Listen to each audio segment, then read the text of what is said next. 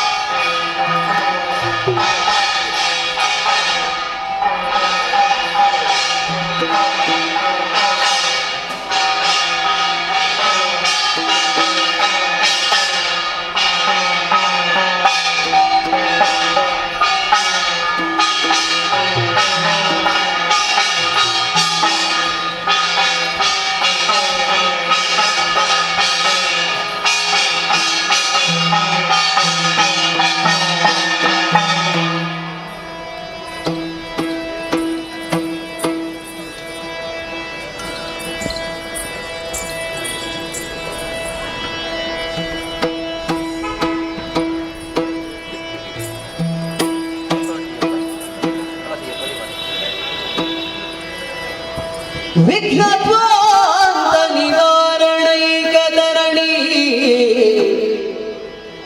ವಿಘ್ನಾಟವಿ ಹವ್ಯವಾನ್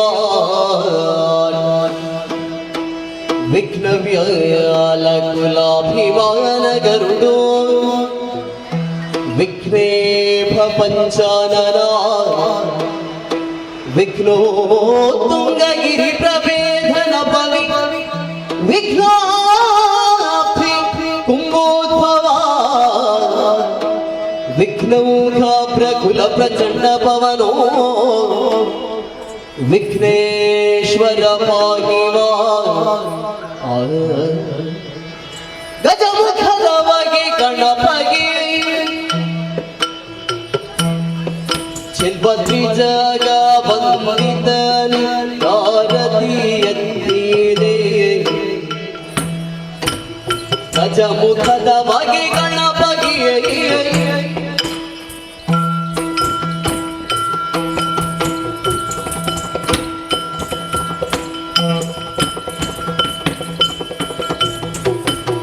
ಕರದೊಡ್ಡು ಪರಶು ಪಾಶಾಂಕುಶಧಾರಿಗೆ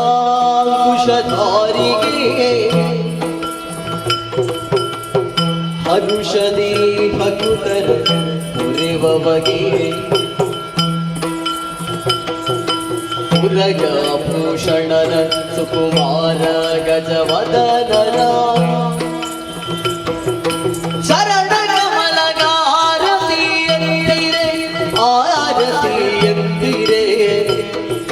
ಗಜಮುಖದ ಬಗೆ ಗಣಪಗೆ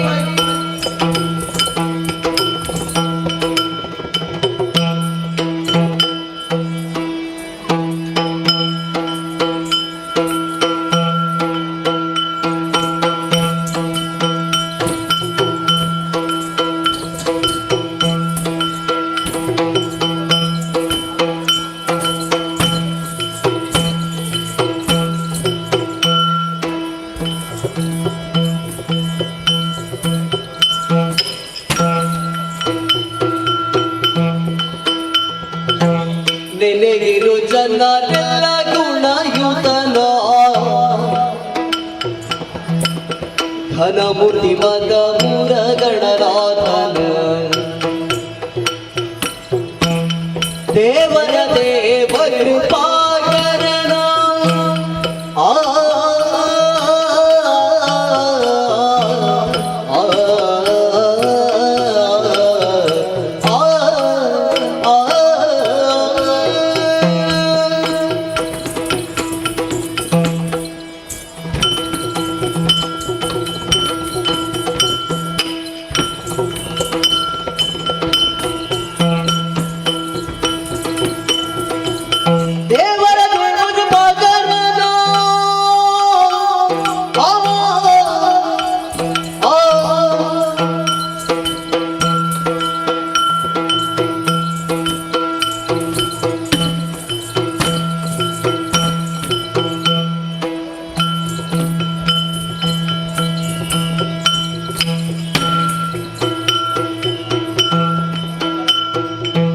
ದೇವರ ದೇವ ಕೃಪಾಕರನ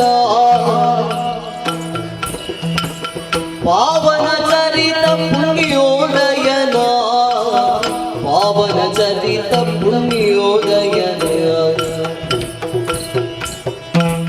ಭಾವದ ವಿಷಯಕ್ಕೆ ಸಿಲುಕದನ ಕೋವಿದೆ ಗಿರಿಜಯವರ ಸುತನ ಕೋವಿದೆ ಗಿರಿಜಯವರ ಸುತನ ಸುರಮುನಿ ನಮಿತ ಸರ್ವೇಶ್ವರನ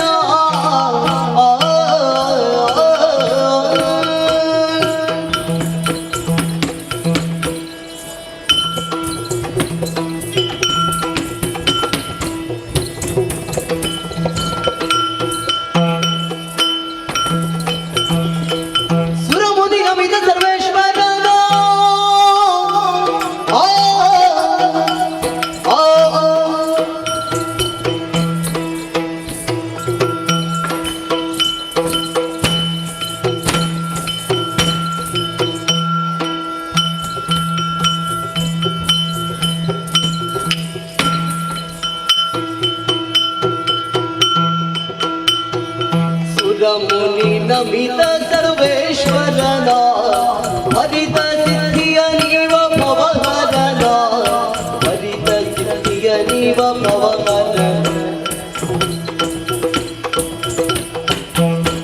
ಪರಮಾತ್ಮ ತುಲಿತ ಭಯಂಕರನ ಪರಮದ ಮೂರ ವಿಘ್ನೇಶ್ವರನ ಪರಮದ ಮೂರ ವಿಘ್ನೇಶ್ವರನ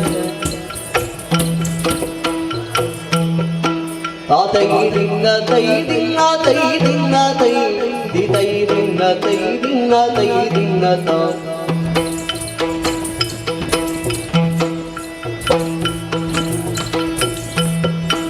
ತೈ ದಿನ ತೈ ತಗ ದಿನ ತೈ ತೈ ದಿನ ತೈ ತೈ ದಿನ ತಾ ದಿನ ತೈ ದಿನ ತಾ ದಿನ ತೈ ತೈ ತೈ ತೈ ತೈ ತತ್ತ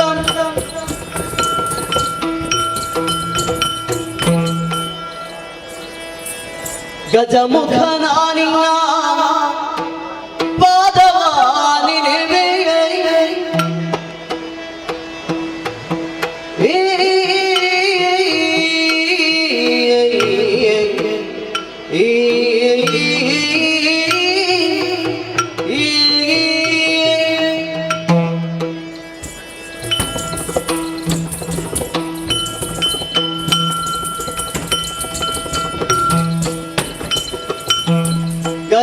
ಗಜಮುಖನಾನಿನ್ನ ಪಾದವನೆನೆ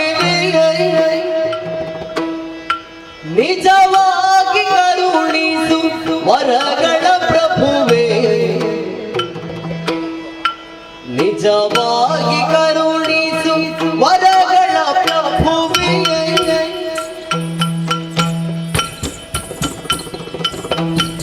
ಗಜಮುಖನಾನಿನ್ನ ಪಾದವನೆನೆ ನಿಜವಾಗಿ ಕರುಣಿಸು ವರಗಳ ಪ್ರಭುವೇ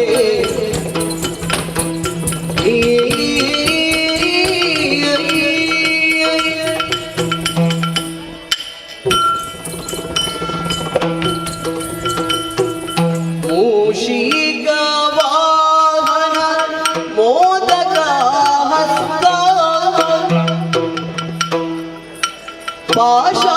ಪಾಶಾಂಕುಶತದ ಕಮಲ ಪ್ರಶಸ್ತ ಮೂಷಿಕ ವಾಹನ ಮೋದಕ ಹಸ್ತ ಪಾಶಾಂಕುಶಧರ ಕಮಲ ಪ್ರಶಸ್ತ ಚಾಮರ ಗಂಧ ವಿಲಂಬಿತ ಸೂತ್ರ ವಾಮನ ರೂಪ ಮಹೇಶ್ವರ ಪುತ್ರ ಚಾಮರಗಣ ವಿಲಂಬಿತ ಸೂತ್ರ ವಾಮನ ರೂಪ ಮಹೇಶ್ವರ ಪುತ್ರ ಗಜಮುಖನಾನಿನ್ನ ಪಾದವನೆನೆ ನಿಜವಾಗಿ ಕರುಣಿಸು ವರಗಳ ಪ್ರಭುವೇ ತೋಂತನ ದಿದ್ದನಂ ಧೀಂತನ ದಿದ್ದನ ಭೀಂತನ ದಿದ್ದನಕ ತೋಂತನ ದಿದ್ದನ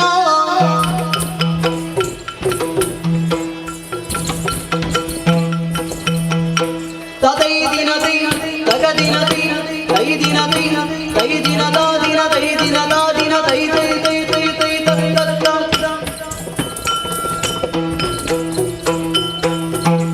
ಪಾಲಿಸು ಗಜವದನ ಸುಗುಣ ವಿಶಾಲ ದಯಾ ಸದನ ಸುಗುಣ ವಿಶಾಲ ದಯಾ ಸದನ ಆ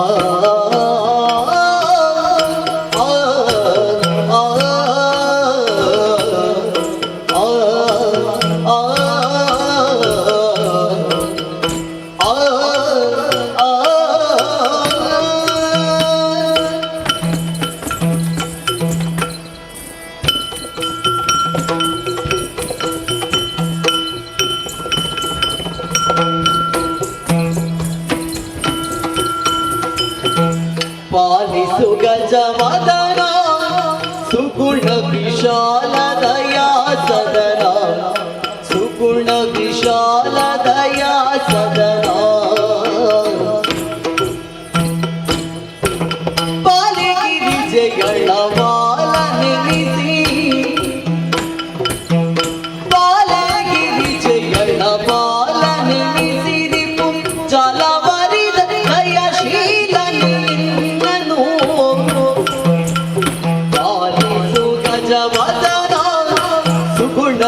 ವಿಶಾಲ ದಯಾ ಸದನ ಸುಗುಣ ವಿಶಾಲ ದಯಾ ಸದನ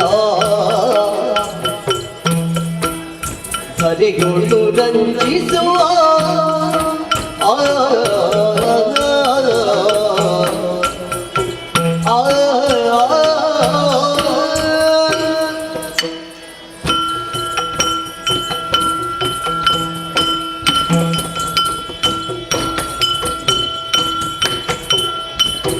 ಹರೆಯೊಳು ರಂಜಿಸುವ ಮದಪುರಪುರದಲ್ಲಿ ನೆಲೆಸಿರುವ ಮದಪುರಪುರದಲ್ಲಿ ನೆಲೆಸಿರುವ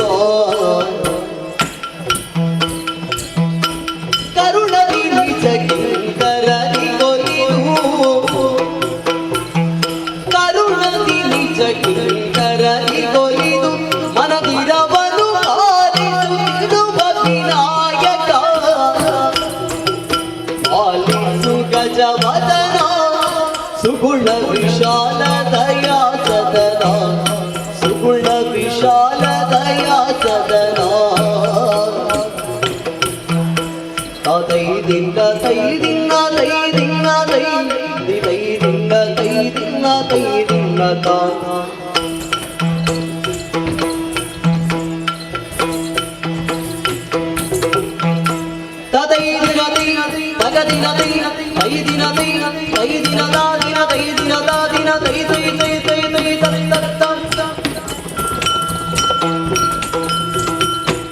ವಂದೇ ದೇವರ ದೇವ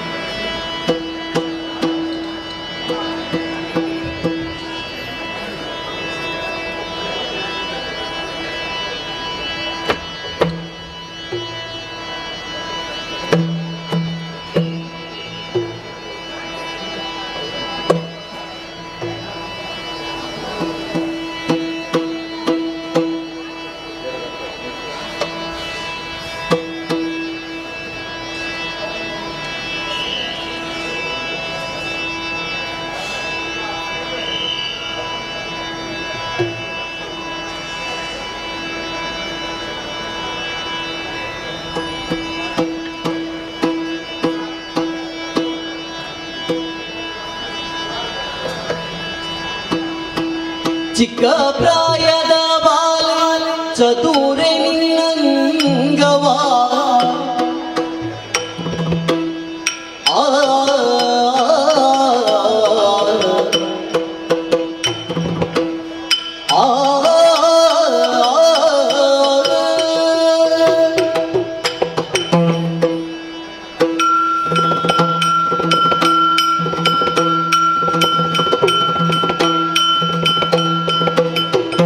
ಚಿಕ್ಕ ಪ್ರಾಯದ ಬಾಲ ಚತುರೆ ನಿನ್ನಂಗವ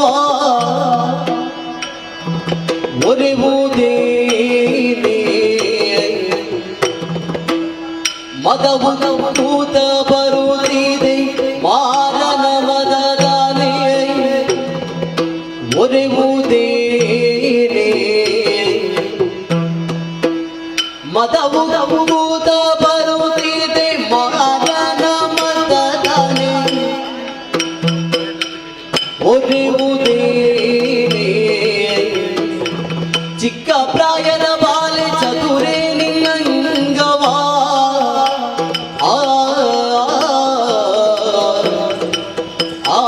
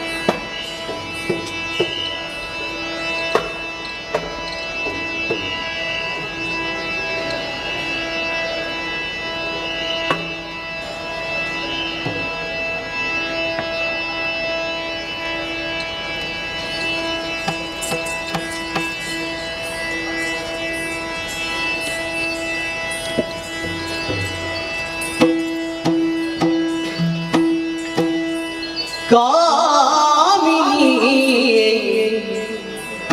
ಕರೆದು ತಾರೆ ಶ್ರೀ ಮಂಜುನಾಥ ಸ್ವಾಮಿಯನ್ನ ಬಿಟ್ಟಿರಲಾರೆ ಶ್ರೀ ಮಂಜುನಾಥ ಸ್ವಾಮಿಯನ್ನ ಬಿಟ್ಟಿರಲಾರೆ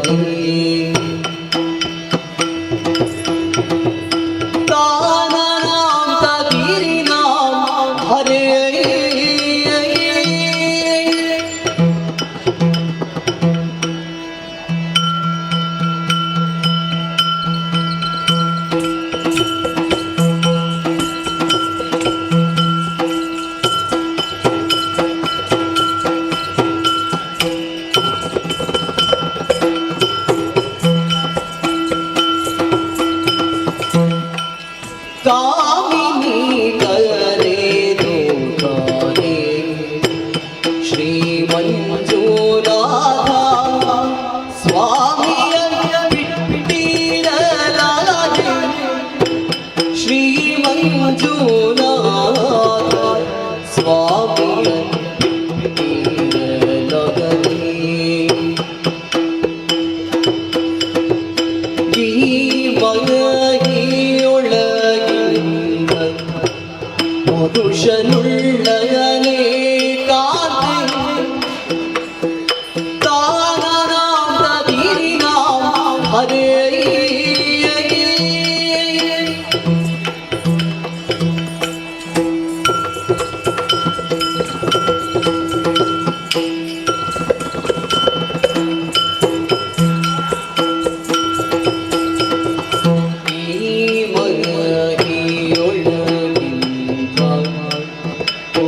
ಪುರುಷನುಳ್ಳನೆ ಕಾಂತೆ ಬಲನು ಬಲ ಸಾಮರ್ಥ್ಯನು ಇವ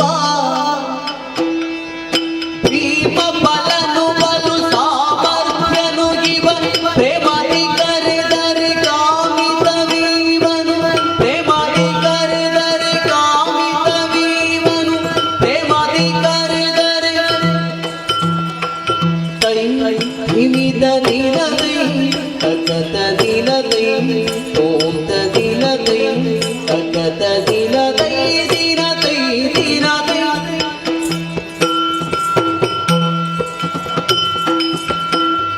ಕೈ ಧಿಮಿತ ದಿನದೈ ತಕತ ದಿನದೈ ಓಂ ತ ದಿನದೈ ತಕತ ದಿನದೈ ದಿನದೈ ದಿನದೈ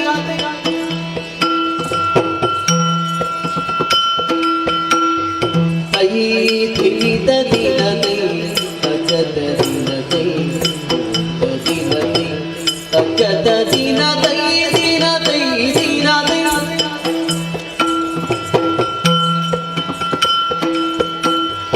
ಕೈ ಧಿಮಿತ ದಿನದೈ ತಕತ ದಿನದೈ ತೋಂತ ದಿನದೈ ತಕತ ದಿನದೈ ದಿನದೈ ದಿನದೈ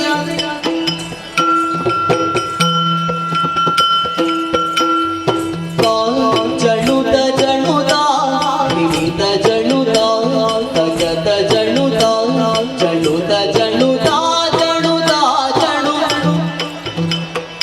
ಕೀರ್ತನ ಧನ ಕೀರ್ತನ ಧನ ಕೀರ್ತನ ಧೀರ್ತನ ಧೀರಿನಾಂ ತೋಂ ತನ ಧೀರಿನಾಂ ಧೀರಿನಾಂ ಧೀರಿನಾಂ ಧೀರಿನಾಂ ಎಡದಗತೈ ಧಿಮಿತ ದಿನದೈ ತಕತ ದಿನದೈ ತೋಂ ತ ದಿನದೈ ತಕತ ದಿನದೈ ದಿನದೈ ದಿನದೈ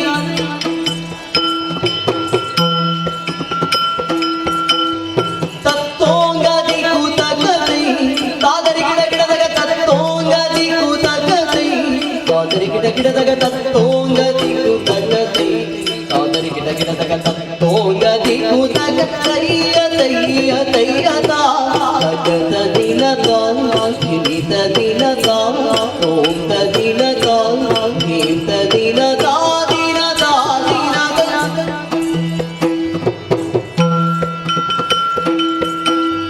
ಧಿತ್ತಾಂ ಧಿಂದರಿ ಗಿಡದಗ ದರಿ ಗಿಡ ಗಿಡದಗ ತಾಂ ಧಿತ್ತಾಂ ಧಿಂದರಿ ಗಿಡದಗ ದರಿ ಗಿಡ ಗಿಡದಗ ತಾಂ ಧಿತ್ತಾಂ ಧಿಂದರಿ ಗಿಡದಗ ದರಿ ಗಿಡ ಗಿಡದಗ ತಾಂ ದರಿ ಗಿಡ ಗಿಡದಗ ತಾಂ ದರಿ ಗಿಡ ಗಿಡದಗ ತಾಂ ದರಿ ಗಿಡ ಗಿಡದಗ ತಾಂ ಗಿಡದಗ ತಾಂ ಗಿಡದಗ ತಾಂ ಗಿಡದಗ ತೈ ಧಿಮಿತ ದಿನದೈ ತಕತ ದಿನದೈ ಓಂ ತ ದಿನದೈ ತಕತ ದಿನದೈ ದಿನದೈ ದಿನದೈ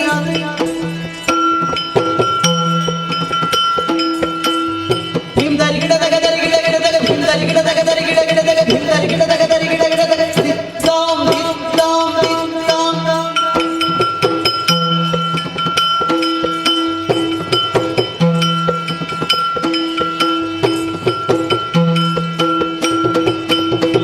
ಕೈ ಧಿಮಿತ ದಿನದೈ ತಕತ ದಿನದೈ ತೋಂ ತ ದಿನದೈ ತಕತ ದಿನದೈ ದಿನದೈ ದಿನದೈ ದಿನದೈ ದಿನದೈ ತೈ ತೈ ತೈ ತೈ ತತ್ತ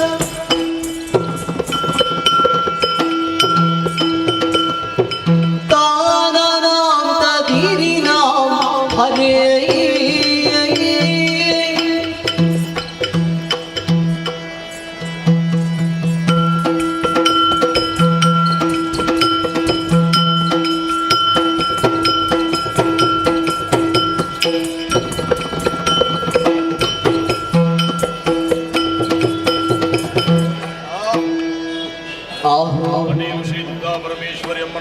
ಕಟೀಲು ಶ್ರೀ ದುರ್ಗಾ ಪರಮೇಶ್ವರಮ್ಮನವರು ಮತ್ತು ಕಟೀಲು ಶ್ರೀ ದುರ್ಗಾ ಪರಮೇಶ್ವರಮ್ಮನವರು ಸರ್ವಮಂಗಳ ಮಾಂಗಲ್ಯೆ ಶಿವೆ ಸರ್ವಾರ್ಥ ಸಾಧಿಕೆ ಶರಣ್ಯೆ ತ್ರಯಂಬಕೆ ಗೌರಿ ನಾರಾಯಣಿ ನಮೋಸ್ತುತೆ ಎಂಬುದಾಗಿ ನಂಬಿದಂಥ ಭಕ್ತರ ಮೇಲೆ ಪ್ರೀತಿ ಇಟ್ಟುಕೊಟ್ಟಿರುವಂತಹ ಸಿರಿಮಣಿಗಂಧ ಪ್ರಸಾದ ಶಿವಾರ್ಪಣಮಸ್ತು.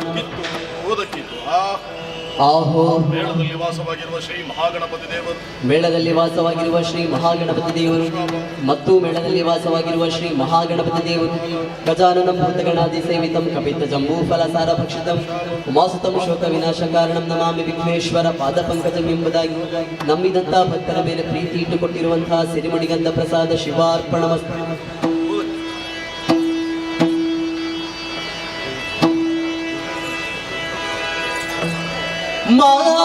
ಮಾಯಗಾರನು ನೀನೇ ಮಹಿಮನು ನೀನೇ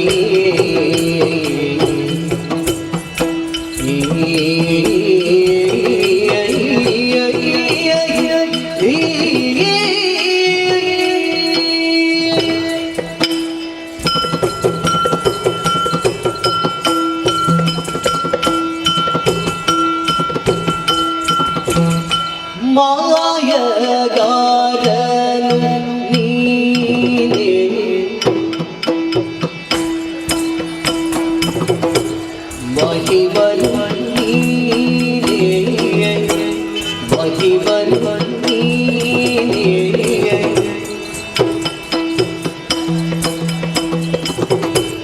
ಸೋಯ ಜನಯನ ಉದಾರಿಯು ನೀನೇ ಸೋಯ ಜನಯನ ಉದಾರಿಯು ನೀನೇ ಕಾಯ ಜಪಿತ ಲೋಟ ನಾಯಕ ಹರಿಯೇ ಕಾಯ ಜಪಿತ ಲೋಕ ನಾಯಕ ಹರಿಯೇ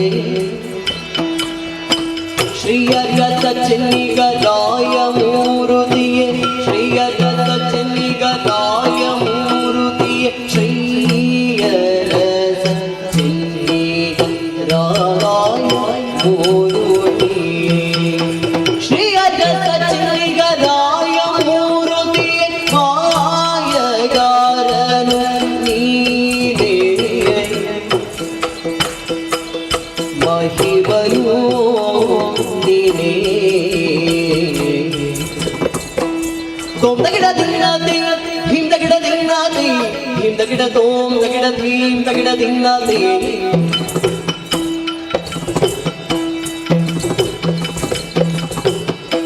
ತೈ ದಿನ ದಿನ ತಗ ದಿನ ತೈ ತೈ ದಿನ ತೈ ತೈ ದಿನ ದಾ ದಿನ ತೈ ದಿನ ದಾ ದಿನ ತೈ ತೈ ತೈ ತೈ ತೈ ತತ್ ತತ್ ತಂ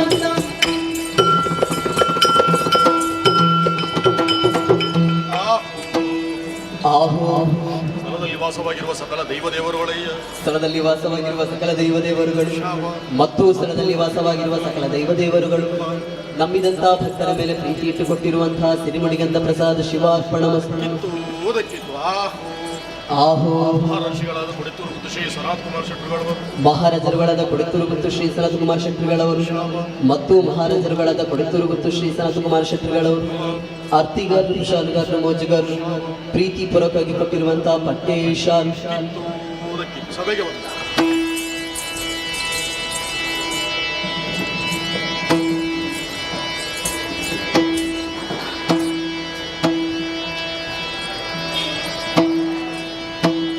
ಕೇಳೆ ಗೋಪಿ ರಂಗನಾಟವಾ ನೀ ಕರುಣದಿಂದ ಕೇಳೆ ಗೋಪಿ ರಂಗನಾಟವ ಕೇಳೆ ಗೋಪಿ ರಂಗನಾಟವಾ ನೀ ಕರುಣದಿಂದ ಕೇಳೆ ಗೋಪಿ ರಂಗನಾಟವಾ ರಂಗನಾಟವಾ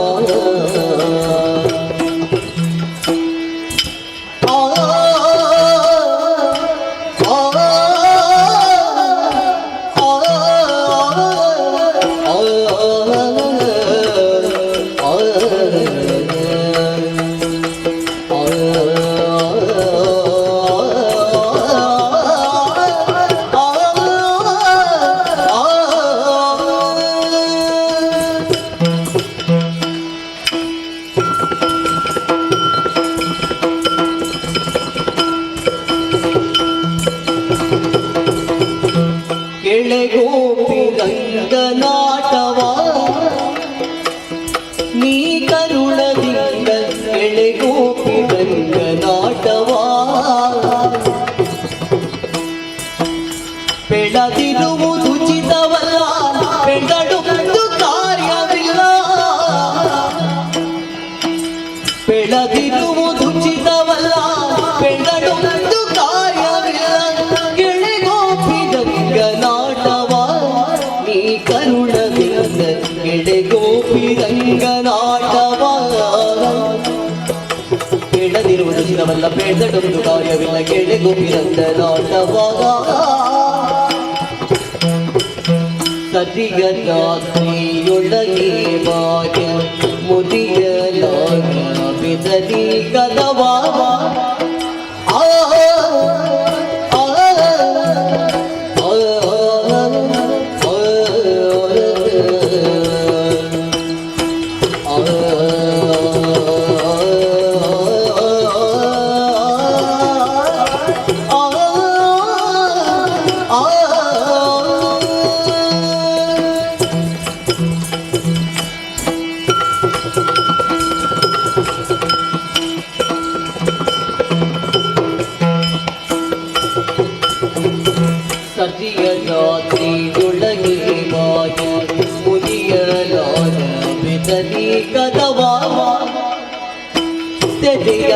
ನಮಗೆ ಬಂತು ನಾವು ಅರಿಯದಂತೆ ಹಾಲು ಮೊಸರು ಸುರಿಯ ನೋಡಿ ಬರುವ ಸುಮ್ಮನೆ ಇರಲು ಸಕ್ಕರೆಯ ಕದ್ದು ಮೆಲುವ ಮನೆ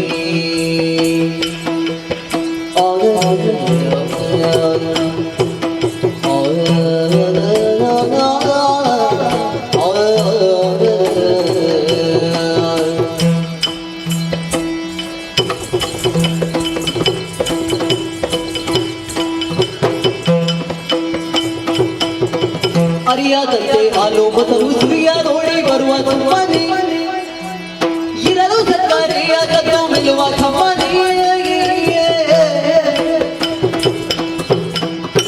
ಕೇಳೆ ಗೋಪಿ ರಂಗನಾಟವ ನೀ ಕರುಣದಿಂದ ಕೇಳೆ ಗೋಪಿ ರಂಗನಾಟವ ರಂಗನಾಟವ ಬೇಡದಿರುವುದು ಚಿತ್ತವಲ್ಲ ಬೇಡಡುವುದು ಕಾರ್ಯವಿಲ್ಲ ಕೇಳೆ ಗೋಪಿ ರಂಗನಾಟವ ರಂಗನಾಟವ ತಾದೈ ದಿನ್ನ ತಗ ದಿನ್ನ ತೈ ದಿನ್ನ ತಗ ದಿನ್ನ ತೈ ದಿನ್ನ ತಗ ದಿನ್ನ ತೈ ದಿನ್ನ ತೈ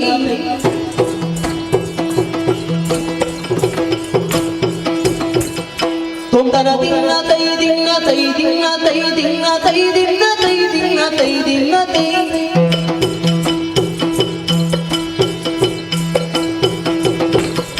ಧಿಂದನ ದಿನ್ನ ತನ್ನೀಂ ತನ ದಿನ್ನ ತತ್ತೋ ತನ್ನೀಂ ತನ ದಿನ್ನ ತನ್ನೀಮ ತೈ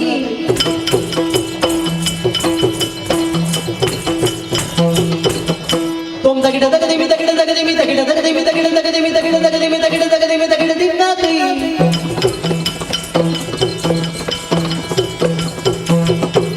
ತಗದಿಮಿ ತಗಿಡ ತಗದಿಮಿ ತಗಿಡ ತಗದಿಮಿ ತಗಿಡ ತಗದಿಮಿ ತಗಿಡ ತಗದಿಮಿ ತಗಿಡ ತಗದಿಮಿ ತಗಿಡ ತಗದಿಮಿ ತಗಿಡ ದಿನ್ನ ತೈ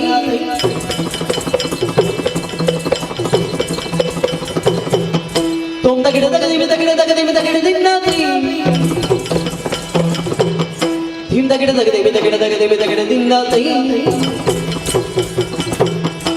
ತೈ ದಿನ ತೈ ತಗದಿನ ತೈ ತೈ ದಿನ ತೈ ತೈ ದಿನ ದಾದಿನ ತೈ ದಿನ ದಾದಿನ ತೈ ತೈ ತೈ ತೈ ತೈ ತತ್ತ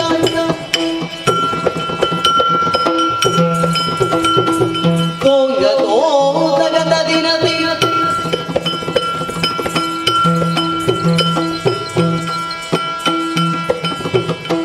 ಹೋಗಿ ಹೇಳಬಹುದು ಓ ಓ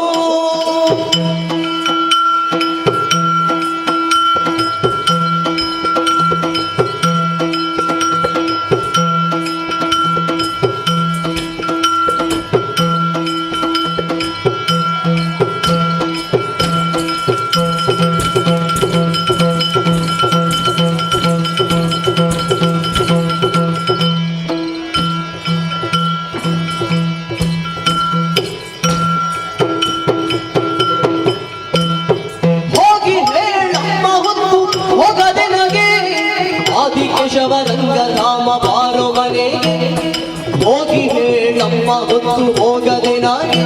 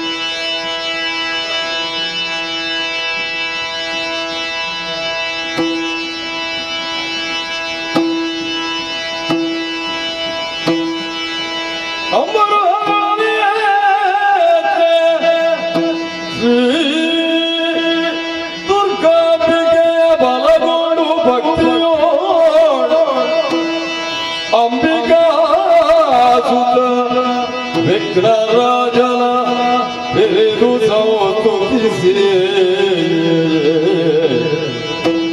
ಅಂಬುನಿಧಿಯಾತ್ಮಜೆಗೆ ಕೈ ಮುಗಿದು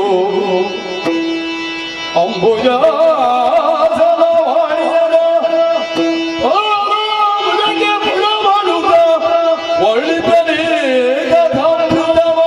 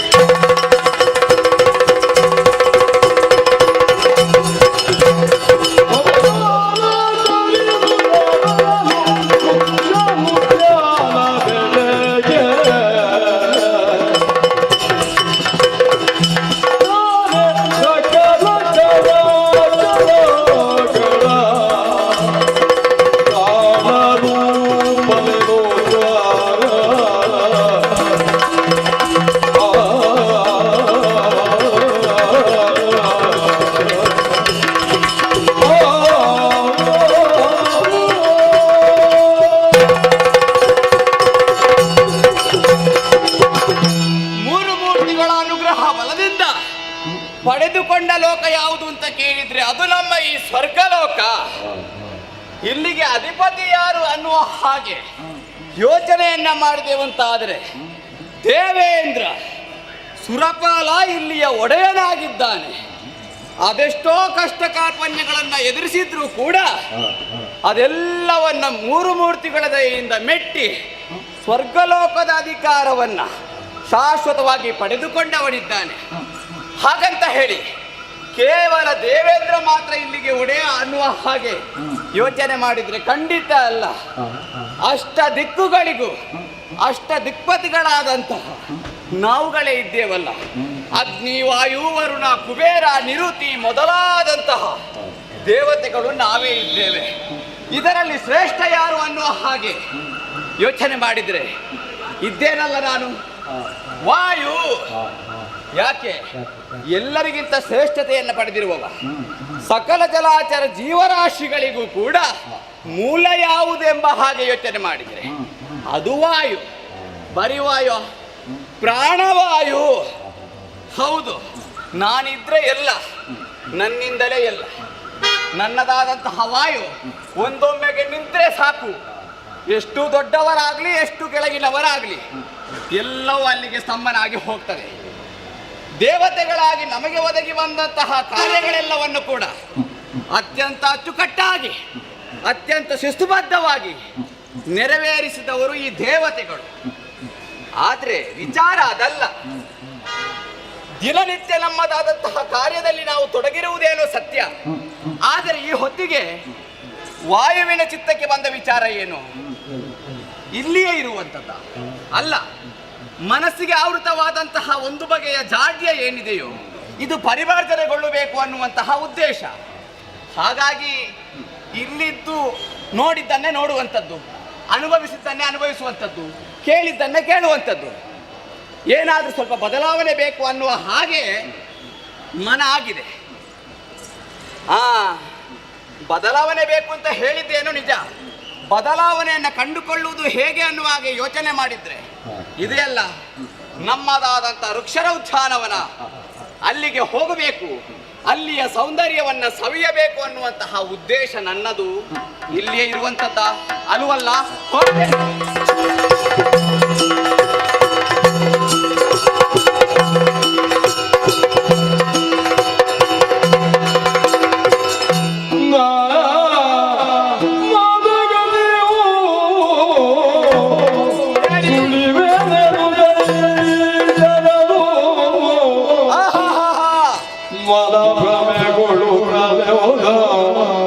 ಆಶ್ಚರ್ಯ ಏನು ಸೊಬಾಗಿ ನೋಡಿರುವುದು ಜೀವನವು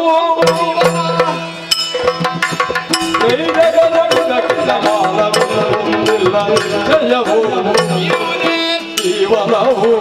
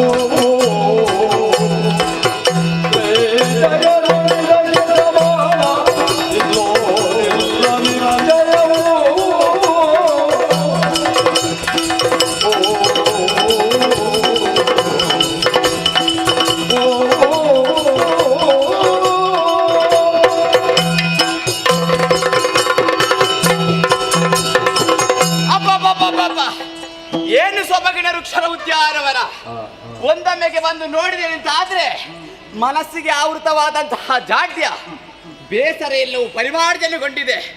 ತ್ರೈಜಗದೊಳಗೆ ಕೂಡ ಇಂತಹ ಉದ್ಯಾನವನ ಇರುವುದಕ್ಕೆ ಸಾಧ್ಯವೇ ಇಲ್ಲ. ಮುಂದುವರೆದು ಬಂದು ನೋಡಿದೆ ಅಂತಾದ್ರೆ ಬಗೆ ಬಗೆಯ ಹೂವುಗಳು, ಬೆಳೆದು ನಿಂತಹ ಮರಗಳು, ಬಳ್ಳಿಗಳು, ಹರಿಯುವ ನೀರು, ಹೋಗುವಂತಹ ಪಕ್ಷಿಗಳ ಜೇಂಕಾರ ಎಲ್ಲವನ್ನ ನೋಡುವಾಗ ಕೇಳುವಾಗ ಮನಸ್ಸಿಗೆ ಒಂದೊಮ್ಮೆಗೆ ಬಹಳಷ್ಟು ಆನಂದ ಆಗ್ತಾ ಇದೆ. ಆಹಾ, ನಮ್ಮದಾದಂತಹ ದೇವಲೋಕದಿಂದ ಮುಂದುವರೆದು ಈ ಉದ್ಯಾನವನಕ್ಕೆ ಬಂದದ್ದಕ್ಕೆ ಏನು ಮೋಸ ಇಲ್ಲ. ಹೌದೌದು.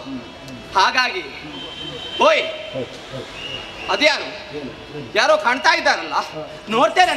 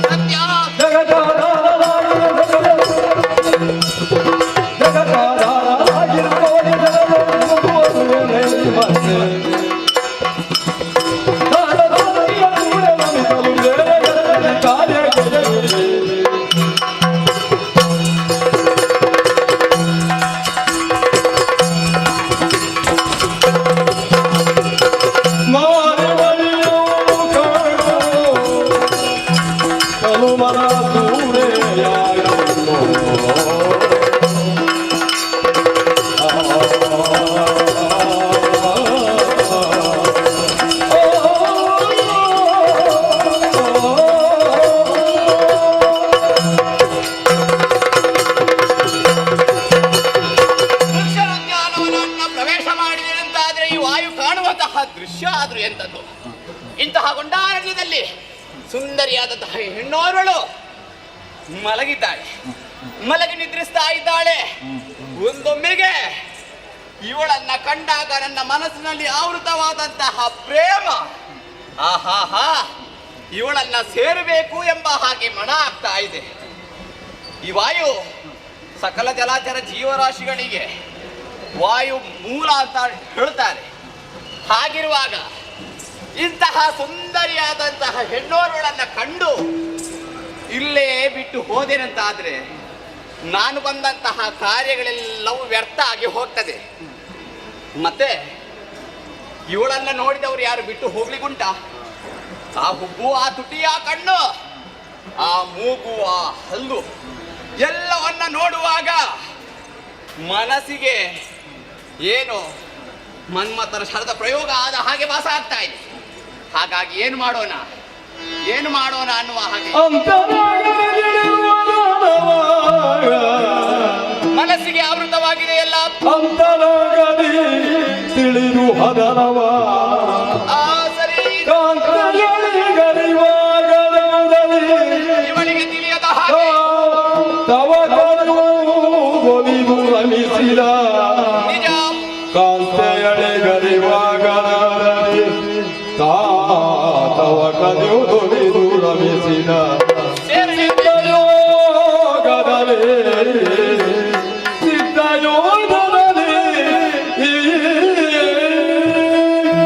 ಇವಳನ್ನ ಕಣ್ಣಂತಹ ನನಗೆ ಸೇರ್ಬೇಕು ಅನ್ನುವ ಹಾಗೆ ಮನ ಆಗ್ತಾ ಇದೆ. ಹಾಗಾದ್ರೆ ಇವಳನ್ನ ಸೇರುವ ಬಗೆ ಹೇಗೆ ಎಂಬ ಹಾಗೆ ಯೋಚನೆಯನ್ನ ಮಾಡಿದ್ರೆ ಇದೆಯಲ್ಲ ಯೋಗ. ಯಾವುದು? ಸಿದ್ಧಯೋಗ.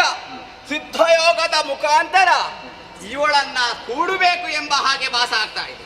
ತಡ ಮಾಡುವಂತದ್ದ ಅಲ್ಲ, ಇವಳನ್ನ ಸೇರ್ತೇನೆ. ಸೇರ್ಬೇಕು, ಮನಸ್ಸು ಬಿಳಬಿಳಲೆ ಒದ್ದಾಡ್ತಾ ಇದೆ, ಸೇರ್ಬೇಕು ಅನ್ನುವ ಹಾಗೆ. ಹಾಗಾಗಿ ತಡ ಮಾಡುವುದಿಲ್ಲ. ಸಿದ್ಧಯೋಗದಿಂದ ಕೂಡಿದೆನಂತೆ.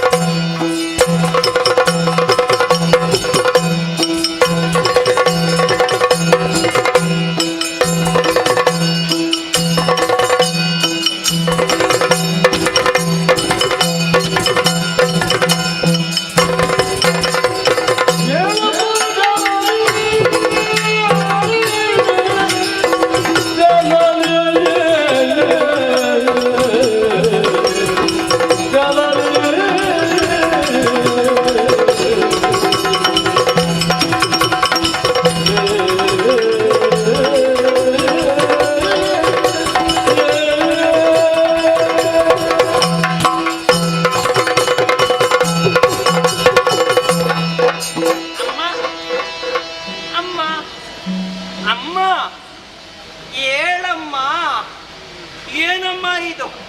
ನಾನು ಯಾವಾಗ ಬಂದಿದ್ದೇನೆ ಎಷ್ಟು ಕುಣಿದೆ, ಎಷ್ಟು ಕರೆದೆ, ನಿನಗೆ ಕೇಳುವುದೇ ಇಲ್ಲ. ಯಾಕಮ್ಮ ಇಷ್ಟು ಮಲಗಿದ್ದಿ? ಅಮ್ಮ ಹೇಳಮ್ಮ. ಏನೋ ಈ ಜಾಗದಲ್ಲಿ ಚುರು ಚುರು ಚುರು ಚುರು ಏನೋ ಅರ್ಥ ಉಂಟು. ಇದರ ಶಮನ ಹೇಗೆ ನನಗೆ ತಿಳಿದಿದೆ. ಇದಕ್ಕೆ ಏನಾದ್ರೂ ತಿನ್ಬೇಕು. ಏನು ತಿನ್ನುವುದು? ಇಲ್ಲಿ ಬಳಿಯಲ್ಲಿ ಎಷ್ಟು ಫಲಗಳಿವೆ. ದ್ರಾಕ್ಷಿ ಹಣ್ಣುಂಟು, ಬಾಳೆಹಣ್ಣುಂಟು. ಅಯ್ಯೋ, ಇದೆಲ್ಲ ತಿನ್ನುವುದು ಹೇಗೆ? ನಾನು ಅಲ್ಲಿಗೆ ಹೇಗೆ ಓ ಅಮ್ಮ ಹೇಳಮ್ಮ, ನಿನ್ನ ಮಗನಿಗೆ ಏನಾದರೂ ಕೊಡಮ್ಮ. ನನಗೆ ಬಾಳೆಹಣ್ಣು ಆದಿದ್ದು ತಿನ್ನಲಿಕ್ಕೆ ಕೊಡಮ್ಮ. ಅಮ್ಮ ಹೇಳಮ್ಮ, ಅಮ್ಮ ಹೇಳಮ್ಮ, ಅಮ್ಮ. ಎತ್ತಿ ಉದಿಸಿ ಉಳಿಸು ನೆರಳೆ ಜಂಬು ಕಿತ್ತಳೆಗಳ ತಿಳಿಸು ಅಮ್ಮ.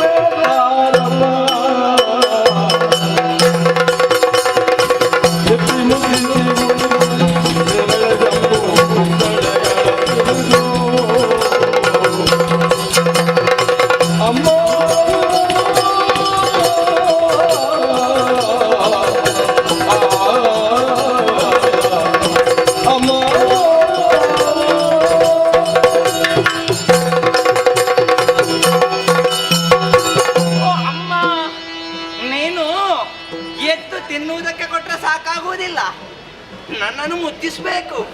ಹೇಗೆ? ನಿನ್ನ ತೊಡೆಯಲ್ಲಿ ಮಲಗಿಸಿ ಆ ಸವಿಯಾದಂತಹ ನುಡಿಗಳಿಂದ ನನ್ನನ್ನು ಮಾತಾಡಿಸಮ್ಮ. ಇಕೋ ಸುತ್ತಮುತ್ತ ನೋಡಂತೆ ಎಷ್ಟು ಫಲಗಳಿವೆ ತಾಯೇ. ಇದೆಲ್ಲ ಇರುವುದು ಯಾಕೆ? ನಿನ್ನ ಮಗನಿಗೆ ತಿನ್ನುವುದಕ್ಕೆ. ತುಂಬ ತಿನ್ಬೇಕು ಅಂತ ಆಸೆ ಆಗಿದೆ. ಹೇಳಮ್ಮ ಅಮ್ಮ, ಅಮ್ಮ ಹೇಳಮ್ಮ.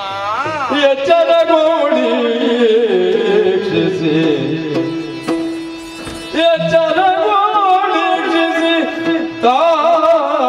ತಾರಚ್ಚರಿಗೋಡಳು ಕುಮಾರ ಪುಟ್ಟಿದರೆ ಹೆಚ್ಚಿನ ತಮುಗಾದಿಯ ಸಚ್ಚರಿದ ಗುಣಿಪೆರೆಂದು ಮುತ್ತಿಸುತ್ತೆಂದಳು. ಕಂದ ಅಳಲದಿರು ಒಂದರೆ ಕ್ಷಣದೆ ಕಂದ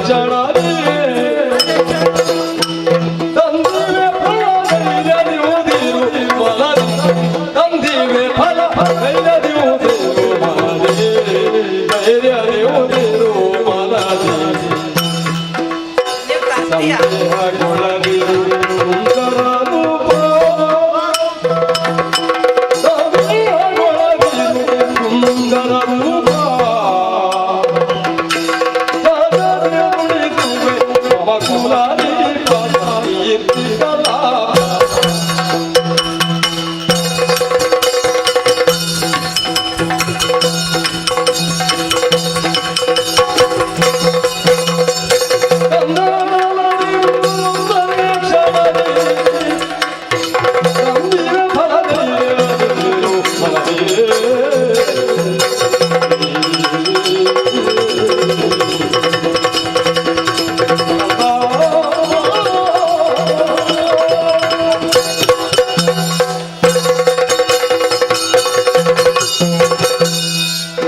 ಆಶ್ಚರ್ಯವನ್ನೇ ಕಾಣುತ್ತಾ ಇದ್ದೇನೆ.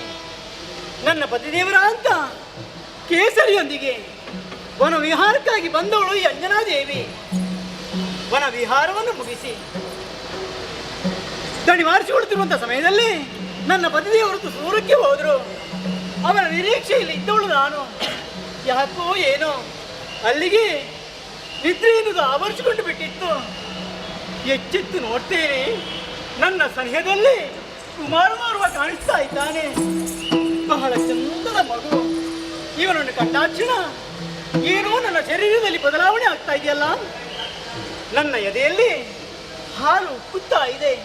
ತಾಯ್ತನ ಎನ್ನುವುದು ಜಾಗೃತವಾಗುತ್ತಾ ಇದೆ. ಹಾಗಾದ್ರೆ ಈತ ಈತ ಓ ಕಂದ, ಅಮ್ಮ ಹಸಿವಾಗ್ತಾ ಇದೆ ಮಗನೇ. ಅಮ್ಮ ಇದು ಇಲ್ಲಿ ಉಂಟಲ್ಲ ಉರಿಯುವುದು, ಅಲ್ಲಿಯ ಏನೋ ಉರಿ ಉರಿ ಉರಿ ಉರಿ ಆಗ್ತದೆ. ಇಲ್ಲಿಯ ಮಗನೇ, ಇಲ್ಲಿ ಅಮ್ಮ ಅದು ಹಸಿವಾಗುವುದು ಕಂದ. ಹಸಿವು ಅಮ್ಮ, ಅಮ್ಮ ತುಂಬಾ ಹಸಿವಾಗ್ತದೆ. ಹೌದಾ ಮಗನೇ? ದಡಿ ಮಾಡ್ಕೊಂಡು ಈ ಬಂಡೆಗಲ್ಲಲ್ಲಿ ಕುಳಿತು ಆಯ್ತಾ? ಇನ್ನು ಹಸಿವಾಗ್ತಿದೆ ತಾನೆ? ತುಂಬಾ ಹಸಿವಾಗ್ತದೆ. ತಿನ್ನೋದಕ್ಕೆ ಬೇಕಾ ಮಗನೇ? ನನಗೆ ತುಂಬಾ ಬೇಕಮ್ಮ. ಹೌದಾ? ನನಗೆ ತಿನ್ನುವುದಕ್ಕೆ ಹಾ. ಕಿತ್ತಾಳೆ ಹಣ್ಣಾದೀತು. ಕಿತ್ತಳೆ ಬೇಕಾ? ಹೌದಮ್ಮ. ಆಮೇಲೆ ಇದು ಜಂಬೋ ಬಲ. ಹೌದಾ? ಹಾ. ಬಾಳೆಹಣ್ಣು. ಹಣ್ಣು ಬೇಕು. ಹೌದಾ? ಮತ್ತೆ ಎಲ್ಲಕ್ಕಿಂತಲೂ ಹೆಚ್ಚಾಗಿ ಹಾ. ಹಾಲು ಬೇಕಮ್ಮ. ಹೌದಾ? ಹಾ. ಎಲ್ಲ ನಿನಗೆ ತಂದು ಕೊಡ್ತೇನೆ ಕಂದ. ಹಾ. ಆದ್ರೆ ಅರೆ ಕ್ಷಣ ನೀನ್ ಇಲ್ಲೇ ಕುಳಿತಿರಬೇಕು. ನಾನು ನಿನ್ನೊಟ್ಟಿಗೆ ಬರ್ತೇನೆ. ಬೇಡ ಮಗನೇ, ಅಲ್ಲ. ನಿನಗೆ ಹೇಗೂ ಹಸಿವಾಗಿದೆ. ನಿನಗೆ ಸುಲಭ ಆಗ್ತದೆ. ಅಲ್ಲಿಂದ ಕೊಯ್ಯುವುದು, ಹಾ. ನನ್ನ ಕೈಗೆ ಕೊಡು, ನಾನು ತಿನ್ನುವುದು. ಬೇಡ ಮಗನೇ, ನಿನ್ನನ್ನು ಕಾಣುವಾಗಲೇ ಬಾಡಿ ಬಸವಳಿದು ಹೋಗಿದ್ದೀಯಾ.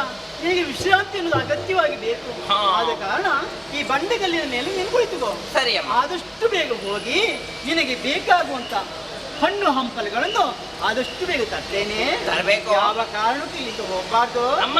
ಜಾಗ್ರತೆ. ಬೇಗ ತರ್ತೀಯಲ್ಲ. ಇದು ಕಂದಲ್ವಾ? ಇಲ್ಲೇ ಕುಳಿತಿರು ಆಯ್ತಾ? ಬರ್ತೇನೆ. ಅಮ್ಮ, ಬೇಗ ಬಾ. ಬೇಗ ಬರ್ತೀನಿ ಮಗ. ಅಮ್ಮ, ಬೇಗ ಬಾ. ನೀನು ಹೋಗ್ಬೇಡ. ಇಲ್ಲಪ್ಪ, ಎಲ್ಲಿಗೆ ಹೋಗುದು ನಿನ್ನ? ಅಮ್ಮ ಹೋಗಿದ್ದಾಳೆ, ಆದ್ರೆ ನನ್ನ ಹಸಿವೆ ಕೇಳುವುದೇ ಇಲ್ಲ. ಏನು? ಹಾ. ಬರಿದೆ ತಣಿಬಳ ಜಾಲಿಸುವ ಗಂಗೆಗಿರಲು ಜಲ ಅರಸಿ ಕುಡಿದೋಡಿ ಒಣಿಬೋದ ಎರವಾಯಿ ಕುದಿರ ಬೀಳೆ ಬಡತತ್ವ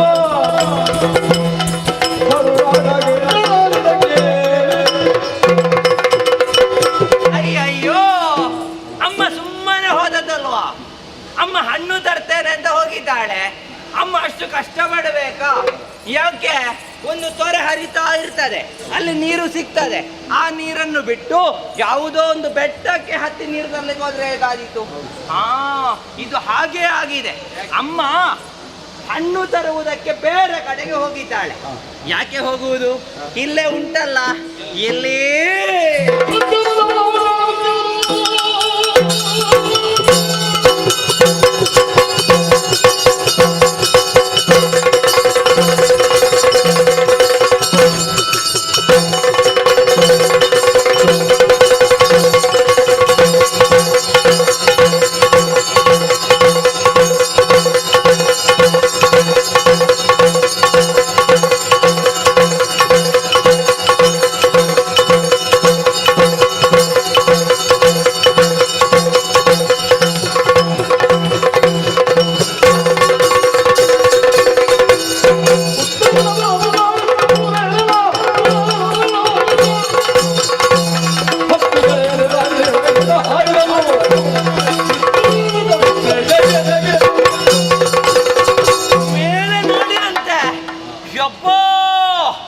ಎಷ್ಟು ದೊಡ್ಡ ಹಣ್ಣು ಇದು! ನನಗೊಬ್ಬನಿಗಲ್ಲ, ನನ್ನ ಅಮ್ಮನಿಗೂ ಸಾಕು. ದೊಡ್ಡ ಹಣ್ಣು ಹೂವಲ್ಲಿ ಕಾಣ್ತಾ ಉಂಟು. ಇನ್ನು ತಡ ಮಾಡುವುದು ಯಾಕೆ? ಅದನ್ನು ತಿನ್ನಬೇಕು. ಹೇಗೆ ಹೇಗೆ? ಹೋ, ಇಲ್ಲಿ ಒಂದು ಬಂಡೆ ಉಂಟು, ಒಂದು ಕರಿ ಬಂಡೆ. ಇದನ್ನು ಹತ್ತಿ ಇಲ್ಲಿಂದ ಮೇಲಕ್ಕೆ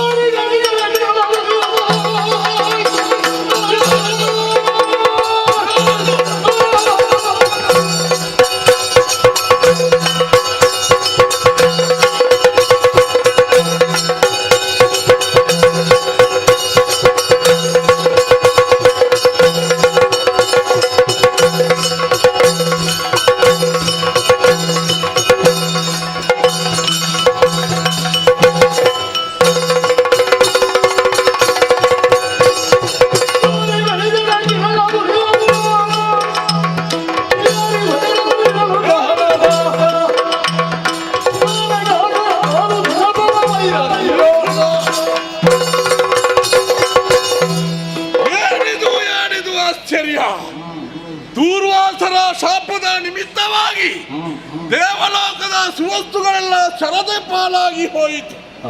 ನಾರಾಯಣನ ನಿರೂಪಣೆಯಂತೆ ರಾಕ್ಷಸರು ದೇವತೆಗಳು ಸೇರಿ ಸಮುದ್ರವನ್ನು ಮತಿಸಿದರೆ ಮತ್ತೆ ಸುವಸ್ತುಗಳು ಸಿಗುತ್ತವೆ ಎನ್ನುವ ಹಾಗೆ ಸೇರಿದೆವಲ್ಲ ನಾವು. ಸೇರಿಕೊಂಡು ಸಮುದ್ರವನ್ನು ಮತಿಸುವುದಕ್ಕೆ ಪ್ರಾರಂಭ ಮಾಡಿದೆವು.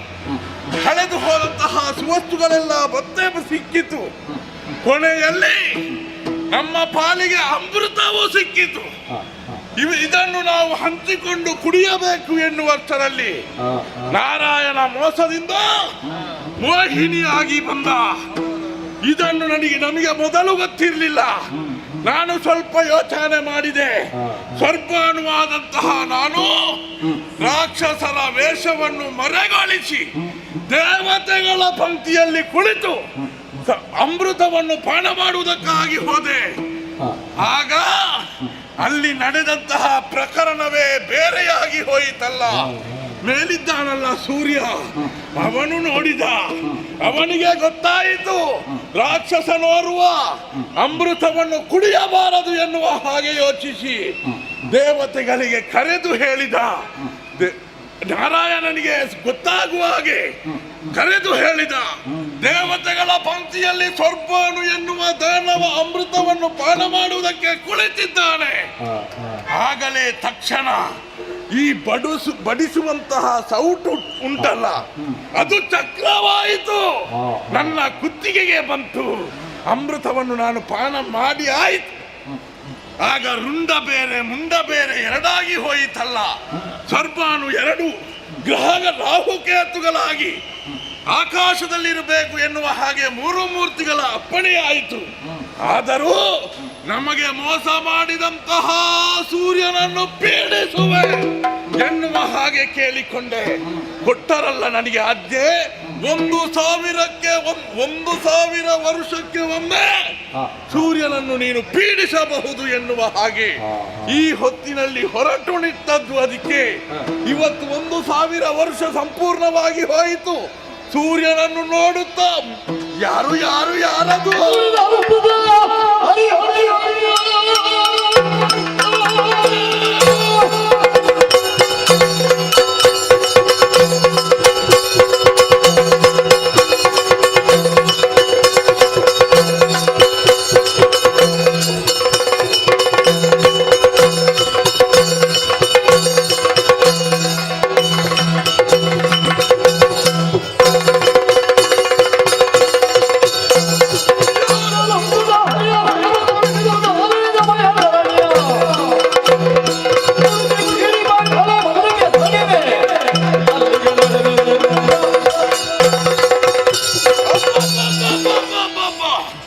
ಸೂರ್ಯನನ್ನು ಪೀಡಿಸುವುದಕ್ಕಾಗಿ ನಾನು ಮುಂದುವರಿಯುತ್ತೇನೆ ಎನ್ನುವ ಹಾಗೆ ಯೋಚನೆ ಮಾಡಿದ್ರೆ ನನ್ನಿಂದ ಮೊದಲಾಗಿ ಬಾಯಿ ತೆರೆದುಕೊಂಡು ಯಾರು ಸೂರ್ಯನ ಹತ್ತಿರ ಹೋಗುವುದು ಕಾಣಿಸ್ತದೆ.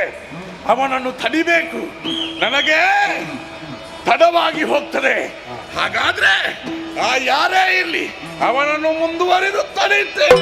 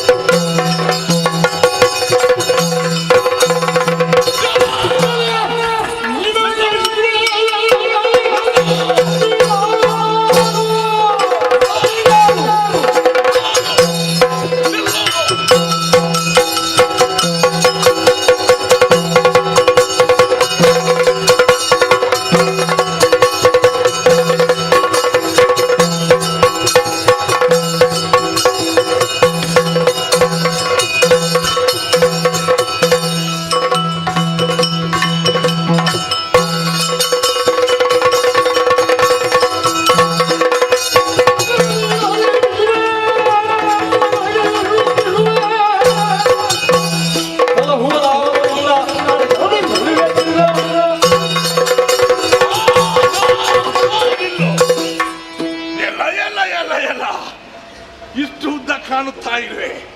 ಸಣ್ಣ ಮಗು ನೀನು. ಏ ಪುಟ್ಟ ಏನು ತಡಿಗ ಮಗು, ನೀನು ಹಾರುತ್ತಾ ಇರುವೆಯಲ್ಲ, ಹೌದು. ಮೇಲೆ ಮೇಲೆ ಹಾರುವ ಹಾಗೆ ಕಾಣಿಸ್ತಾ ಇದೆ. ನಿಲ್ಲು ಎನ್ನುವುದಾಗಿ ತಡೆದಿದ್ದೇನೆ. ಮೇಲೆ ಹಾರಬಾರ್ದ? ಯಾರು ನೀನು? ನಾನು ಬಾ- ಯಾಕೆ ಹಾರುವೆ? ಎಲ್ಲವನ್ನು ನನ್ನಲ್ಲಿ ಅರುಹು.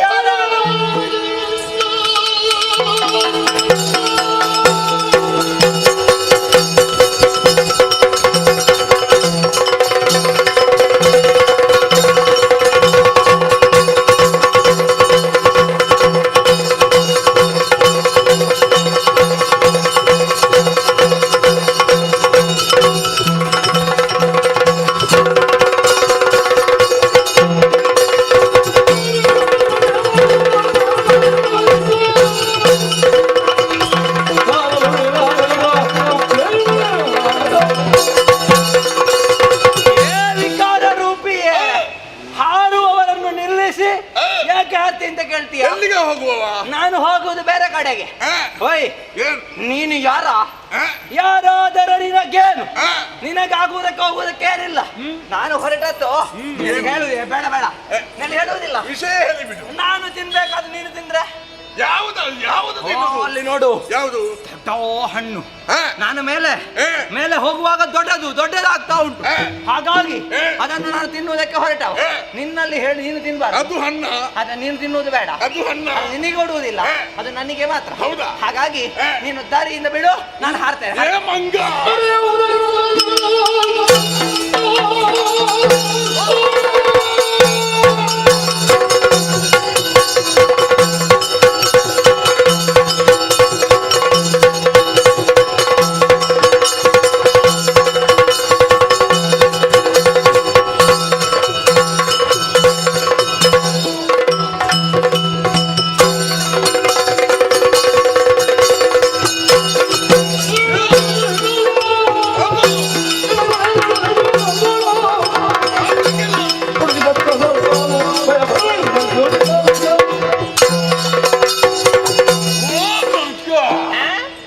ಮಗ ಎಲ್ಲಿಗೆ? ಎಲ್ಲಿ? ಇಲ್ಲಿ ಮೇಲೆ ಹಾರುವೆಯಾ? ಹಾರ್ತೇನೆ. ಮೇಲೆ ಏ, ಅದು ಹಣ್ಣೆಂದು ಭಾವಿಸಿದೆಯಾ? ಅದು ಹಣ್ಣೆ. ಹಣ್ಣಲ್ಲದು. ನಿನಗೇನು? ನೀನು ಮೇಲೆ ಮೇಲೆ ಹೋಗುವಾಗ ಆಹಾ. ಅದರ ಕಿರಣಗಳಿಂದ ಹಾ. ನೀನು ಸುಟ್ಟು ಹೋಗುವೆ. ಕಿರಣ ಆಗ ಹೇಳಿದ್ರೇನು? ಅದು ಬೆಂಕಿಯ ಉಂಡೆ. ಬೆಂಕಿ ಹೇಳಿದ್ರೇನು? ಅದು ಸೂರ್ಯ. ಸೂರ್ಯ ಅಂದ್ರೆ ಯಾರು? ಲೋಕವನ್ನು ಬೆಳಗಿಸುವಂತಹ ಸೂರ್ಯ ದೇವ. ಅವ ಯಾಕೆ ಲೋಕನ ಬೆಳಗಿಸುವ? ಲೋಕ ಅಂದ್ರೆ ದಾರಿ ಕಾಣಬೇಕಲ್ಲ. ಯಾಕೆ ದಾರಿ ಕಾಣುವುದು? ಲೋಕದಲ್ಲಿರುವಂತಹ ಜೀವಿಗಳೆಲ್ಲ ಹಾ. ಬದುಕಬೇಕೆಂದಿದ್ರೆ ಹಾ. ಅವನು ಬೆಳಗಲೇಬೇಕು. ಓ, ಈಗ ಗೊತ್ತಾಯಿತು. ಅದು ಹಣ್ಣಲ್ಲ. ಎಲ್ಲರೂ ಬೆಳೆಯಬೇಕಾದ್ರೆ ಅವನನ್ನೇ ತಿನ್ನಬೇಕು. ಈಗ ಹೋಗು. ಒಮ್ಮೆಲೆ ತಿಂದ್ರೆ ಆಗುದಿಲ್ವಾ? ಅದು ಹಣ್ಣಲ್ಲ. ಅದರ ಕಿರಣದ ಸ್ಪರ್ಶ ಆದ್ರೆ ಮಾತ್ರ ಬೆಳೆಯುವುದು. ಹೌದಾ? ಏ ಹುಡುಗ, ಏನು ತಡಿಗ? ಈಗ ನಾನು ಅಲ್ಲಿಗೆ ಹೊರಟವ. ಹೌದಾ? ನಾನು ಸ್ವರ್ಬಾನು ಎನ್ನುವ ದಾನವ. ಈ ಹಿಂದೆ ಈಗ ರಾಹುವಾಗಿ ಬದಲಾಗಿದ್ದೇನೆ. ಆದುದರಿಂದ ನಾನು ಅವನನ್ನು ಪೀಡಿಸುವುದಕ್ಕೆ ಹೊರಟವ. ನೀನು ಯಾರು? ರಾಹು. ರಾಹು. ರಾಹು ತಿನ್ಲಿಕ್ಕೆ ರಾಹು ಹೊರಟದಲ್ಲ. ಕೇತು ಅಂತ ಉಂಟು. ನೀ ರಾಹು ತಿನ್ಲಿಕ್ಕೆ ಹೊರಟದಲ್ಲ. ನನ್ನ ದೇಹದಲ್ಲಿ ಹೌದೌದು. ಏ ತಡಿಗ, ನನ್ನ ಅನ್ನವನ್ನು ನೀನು ತಿಂದ್ರೆ ನಿನ್ನ ತಲೆಗೆ ಬಡಿ. ನಾನು ತಿನ್ನುವುದಕ್ಕಲ್ಲ, ಅವನಿಗೆ ಶಿಕ್ಷೆ ಕೊಡುವುದಕ್ಕಾಗಿ ಹೊರಟವ. ಶಿಕ್ಷೆ? ಇವತ್ತು ನನ್ನ ದಿನ. ನಿನ್ನ ದಿನ? ಹೌದೌದು. ಇದು ನಿನ್ನ. ನೀನು ನಾಳೆ ಬೇಕಾದ್ರೆ ಹಾರಿ ತಿನ್ನು ಅದನ್ನು. ನೀನು ಹೇಳಲಿಕ್ಕೆ ಕೇಳಲಿಕ್ಕೆ ಜನ ಹಿಂದೆ ಹೋಗು. ನಿನಗೆ ಪಡಿತೇನೆ.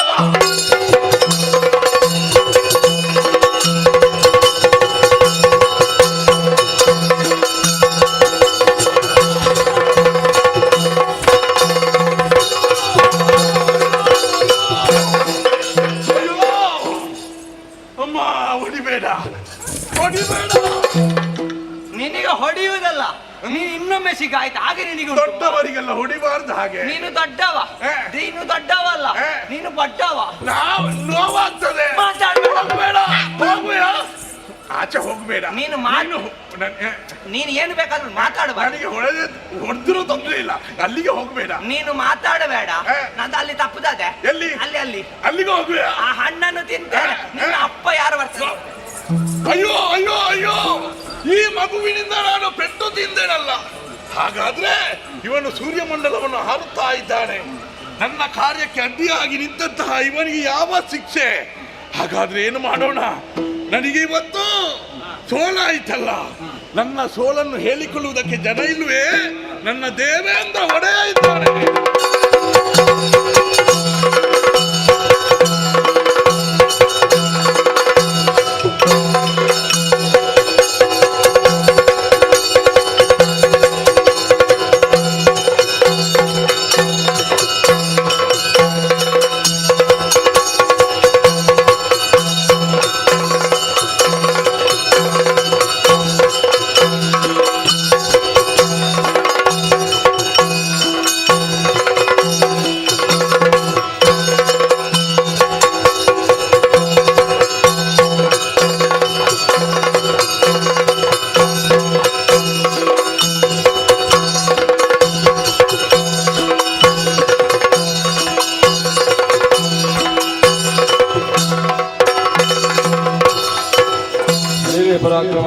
ಅಲ್ಲಿ ನಡೆಯ ಸುರಲೋಕದ ಸುರಾಧಿಕಾರ ಯಾರಿಗೆಂದುಕೊಳ್ಳಬಹುದು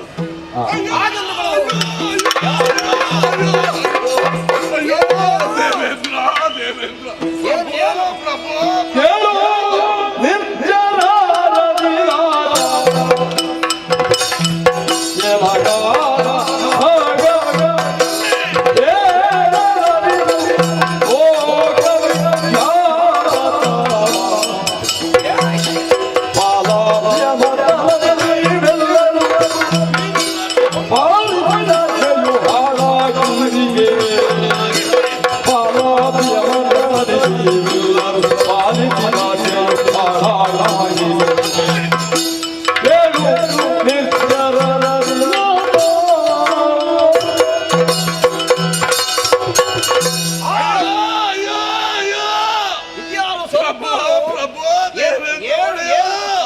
ಎಲ್ಲರನ್ನು ಕಾಪಾಡುವವ ನೀನು ಮೂರು ಲೋಕದ ಅಧ್ಯಕ್ಷ ಎನಿಸಿಕೊಂಡು ಸುರಪೂಟದಲ್ಲಿ ದೇಹಘೋಷವನ್ನು ಪಡೆಯುವವ ನೀನು. ಈಗ ನನ್ನಿಂದ ನಿನಗೇನು ನೋವಾಗಿದೆ? ನನ್ನ ಮೇಲೆ ಭಾಗ ಮಾತ್ರ ಇರುವುದು, ಮತ್ತೆ ಆದ್ರೂ ಬೆಟ್ಟ ಬಿತ್ತಲ್ಲ. ಹೌದಾ? ಯಾರು ಹೌದು, ನೋವಾಗ್ತದೆ. ನಾನಿರುವಾಗ ನಿನಗೆ ಯಾರಿಗೆ ಬಡಿಯುವುದು? ನಾನು ಎಲ್ಲಿಂದ ಬಂದದ್ದು? ಅದು ಎಲ್ಲಿಂದ ಬಂದದ್ದು? ಈಗ ನೆನಪಾಯ್ತು, ಕೇಳಿ ಮರತೆ ಹೋಯಿತು. ಹೌದಾ? ನಾನು ನಿನ್ನಗೆ ಆಜ್ಞೆಯನ್ನು ಮಾಡಿದವಾಗ. ಹೌದು, ನೀವೇ ಆಜ್ಞೆ ಮಾಡಿದಲ್ಲ. ನಾನು ಕೇಳಿಕೊಂಡಾಗ 1000 ವರ್ಷಕ್ಕೊಮ್ಮೆ ಸೂರ್ಯನನ್ನು ಪೀಡಿಸುವುದಕ್ಕಾಗಿ ಅಪ್ಪಣೆ ಕೊಟ್ಟಿದ್ದೀರಿ. ಹೌದು, ಅದೇ 1000 ದಿನ ಇವತ್ತು. 51,000 ಆಯ್ತು. ನಾನು ಹೊರಟದ್ದೀಗ. ಇನ್ನು ಹೋಗ್ಬೇಕಷ್ಟೇ. ಈಗ ಹೋಗುವುದಲ್ಲ, ಮಧ್ಯಕ್ಕೆ ಹೋಗಿ ಬಂದವ. ಹೋಗಿ ಆಯ್ತು, ಕೆಳಗೆ ಬಂದಾಯ್ತು. ಹೌದಾ? ಯಾಕೆ ಗೊತ್ತುಂಟ? ಹೋಗುವುದಕ್ಕೆ ತಡೆಯಾಯ್ತು. ಏನು ತಡೆ? ಹೋಗಬೇಕು ಎನ್ನುವ ಹಾಗೆ ಮೇಲೆ ಏರಿದೆ. ಏರುವಾಗ ಏನು? ಒಬ್ಬ ಸಣ್ಣ ಮಗು ನಿನ್ನ ಕಾಲಡಿಗೆ ಹಾಗೆ ನೀನು ಹೋಗ್ಬೇಕಿತ್ತು. ಪುಟ್ಟ ಕಮ್ಮ. ಆ ಸಣ್ಣ ಮಗುವಿನ ಈ ದೇಹಕ್ಕೆ ಅವನನ್ನು ತಿನ್ನುವುದಕ್ಕಾಗಿ ಹಣ್ಣು ಎಂದು ಭಾವಿಸಿ ಹಾರುತ್ತಾ ಇದ್ದಾನೆ. ತಡೆದು ನಿಲ್ಲಿಸಿದೆ. ನಾನು ಭಾವಿಸಿದ್ದು ಹಾಗೆ, ಏನು? ಕಿರುಬೆರಳಿಗೆ ಸಮ ಎನ್ನುವ ಹಾಗೆ. ಹೌದು. ಆದ್ರೆ ಅವನೊಂದೊಂದು ಮುಟ್ಟಿ ಬಿಗಿದು ನನಗೆ ಹೊಡೆದ. ಬೆನ್ನಿನ ಸಿಪ್ಪೆ ಹೋಯಿತು, ತಲೆಯ ಬುರುಡೆ ಭಾಗವಾಗಿ ಹೋಯಿತು ಎನ್ನುವ ಹಾಗೆ ಬಸವಾಗುತ್ತಾ ಇದೆ. ಹೌದೇ? ಅಯ್ಯೋ, ಇದಕ್ಕೆ ಪರಿಹಾರ ನೀನೇ ಸೂಚಿಸಬೇಕು.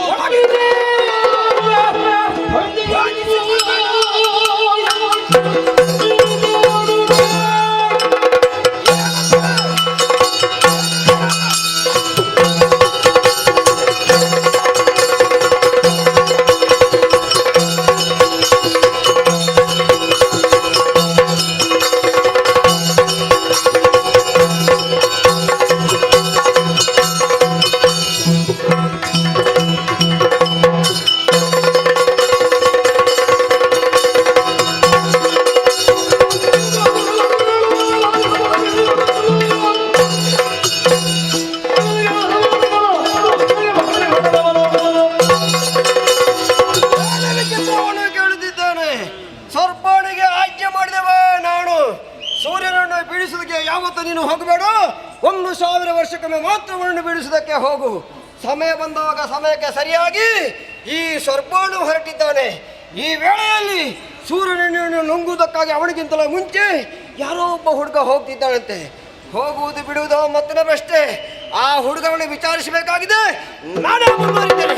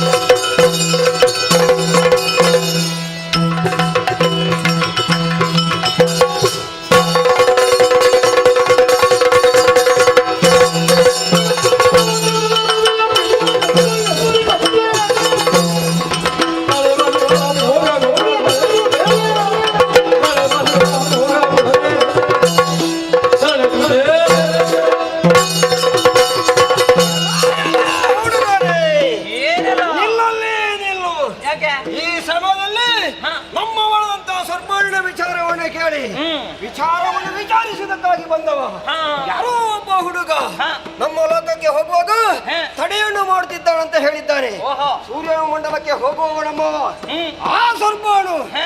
ಅವಳಿಗಿಂತ ಮುಂಚೆ ಯಾರೋ ಒಬ್ಬ ಸಣ್ಣ ಹುಡುಗ ಹೋಗ್ತಿದ್ದಾನೆ. ಹ. ವಿಚಾರವನ್ನು ಕೇಳಿಕೊಂಡಿದ್ದೇನೆ. ಹೌದಾ? ಹಾಗಾಗಿ ನಿನ್ನನ್ನು ಬಂದು ನೋಡುವಾಗ ಹ. ಸಣ್ಣ ಹುಡುಗ, ಹೌದು. ಬಹಳ ಒಂದು ಪುಟ್ಟ ಹುಡುಗ. ಹ, ಏನಾಯ್ತು ಈಗ? ಈ ಸಮಯದಲ್ಲಿ ಹ. ಒಂದು ಮಾತು ಹೇಳ್ತಿದ್ದೇನೆ. ಏನಾ? ನೀನು ಅಲ್ಲಿಗೆ ಹೋಗುವುದಕ್ಕೆ ಏನು ಕಾರಣ? ಹ. ಅಥವಾ ನೀನು ಬಂದವ ಯಾರು? ಹ್ಮ್. ನಿನ್ನ ಹೆಸರೇನು? ಹ. ಅಲ್ಲಿಗೆ ಹೋಗ್ಬೇಕಾದ್ರೆ ಉದ್ದೇಶವೇನು? ಏನೋ?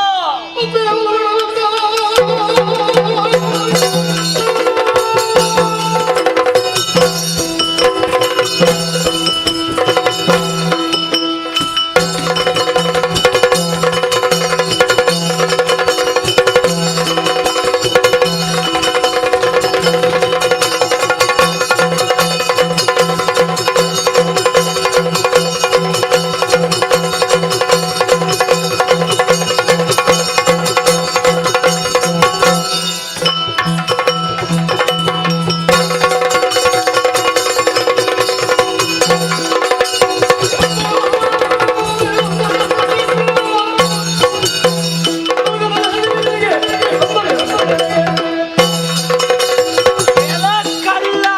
ಏನು ಹೇ, ಈಗ ನನ್ನ ಕಳ್ಳರಾಗೆ ಕಾಣ್ತೇನಾ? ಮತ್ತೆ ಕಾಣದೆ ಏನು? ಆಗೊಬ್ಬ ಬಡ್ಡ ಬಂದ. ಹೌದು. ನೀನು ಹೇಗಿದ್ದಿ? ಪಾಪ ಅವನಿಗೆ ಎಷ್ಟು ಬಡ್ದಿದ್ದೀಯೇನು? ನಾನಾಗಬೇಕಿತ್ತು ಆ ಜಾಗದಲ್ಲಿ. ಹಾ, ನೀನಾಗಬೇಕಿತ್ತು. ಹೌದು. ನಿನ್ನೋಡು ಹೆಚ್ಚು ನಿಂತ ಇದ್ದೆ. ಹೌದು.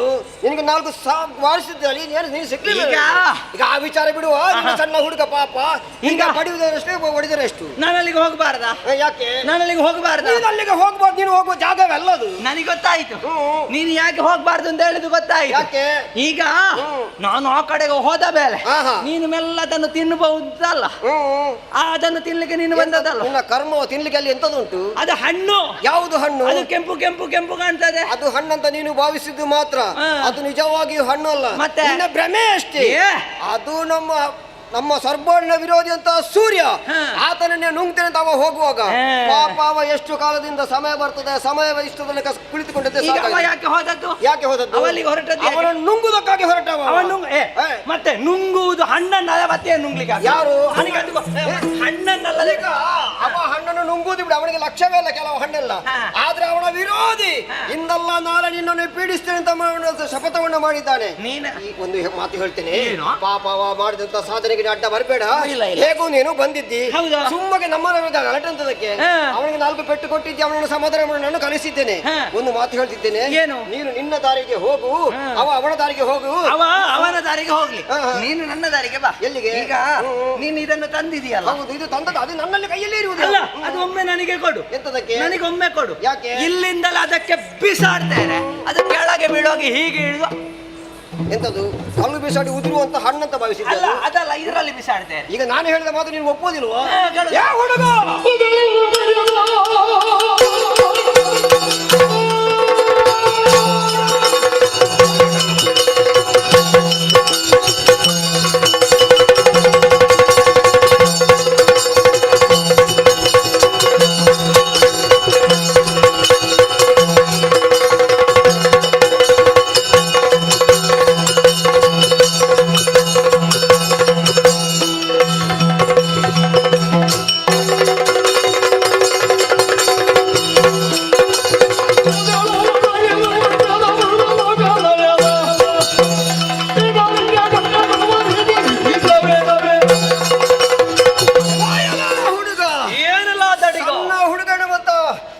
ಮಮಕರ ಪ್ರೀತಿಯಿಂದ ನಿನಗೆ ಸಮಾಧಾನ ಮಾತು ಹೇಳಿದ್ರೆ ನೀನು ತಲೆಯಿಂದ ಮೇಲೆ ಅಂತ ಮಾತನಾಡ್ತಿದ್ದಿ. ನಿನ್ನ ತಲೆಯ ಮೇಲೆ ಹೋಗ್ಬೇಕು. ಯಾಕೆ? ಎಂತದಕ್ಕೆ? ಅಲ್ಲಿಗೆ ತಲುಪಬೇಕಲ್ಲ. ಹೌದು, ಅದಕ್ಕೆ ಮೇಲೆ ಹೋಗು. ಅಲ್ಲಿಗೆ ಹೋಗಕ್ಕೆ ನಾವು ಅವಕಾಶ ಮಾಡಿ ಮಾಡಿಕೊಳ್ತೇವೆ. ಹೇಗೆ? ಸಣ್ಣ ಹುಡುಗನಂತ ಭಾವನೆಯಿಂದ ಪ್ರೀತಿಯಿಂದ ನೀನು ನಾನು ಮಾತಾಡಿದೆ. ನನ್ನ ಮಾತನ್ನು ಧಿಕ್ಕರಿಸಿದ್ದಿ. ಹೌದು. ಯಾರು ಅಂತ ಕೇಳಿದ್ರೆ ಹೇಳುವುದಿಲ್ಲ. ನಿನಗೆ ಸಣ್ಣ ಹುಡುಗ ನನ್ನಲ್ಲಿ ಪ್ರೀತಿ ಉಂಟಾ? ಹೌದು. ನನ್ನಲ್ಲಿ ಕೂತುಕೊಳ್ಳಿಸುವ ಹಣ್ಣು ತಂದು ಕೊಡು. ಎಲ್ಲಿಗೆ? ಹಣ್ಣು ಹಣ್ಣು ತಂದು ಕೊಡಬಹುದಿತ್ತು. ಹಣ್ಣೇ ಹೌದಂತ ಅದನ್ನು ನಿನಗೆ ತಂದು ಕೊಡಬಹುದಿತ್ತು. ಮತ್ತೇನ? ಅದು ನಿಜವಾಗಿ ಹಣ್ಣಲ್ಲ. ಮತ್ತೆ? ಅದು ಬರೇ ನಿನ್ನ ಭ್ರಮೆ. ನಮ್ಮನಂತ ಸ್ವರ್ಪಣಂತ ಅವಳ ಶಪಥಕ್ಕೆ ಅಡ್ಡ ನೀನು ಬರಬೇಡ. ನಿನ್ನ ದಾರಿಗೆ ಹೋದರೆ ನಿನಗೆ ಒಳಿತು, ಇಲ್ಲದಿದ್ದರೆ ದೇವೇಂದ್ರನ ಪೌರುಷ ಎಳೆ ಮೊದಲು ತೋರಿಸ್ತಾನೆ. ನೀನು ದೇವೇಂದ್ರನ ಮತ್ತೊಂದು ನನಗೆ ನಿನಗೆ ಪಡಿದಾದ್ರು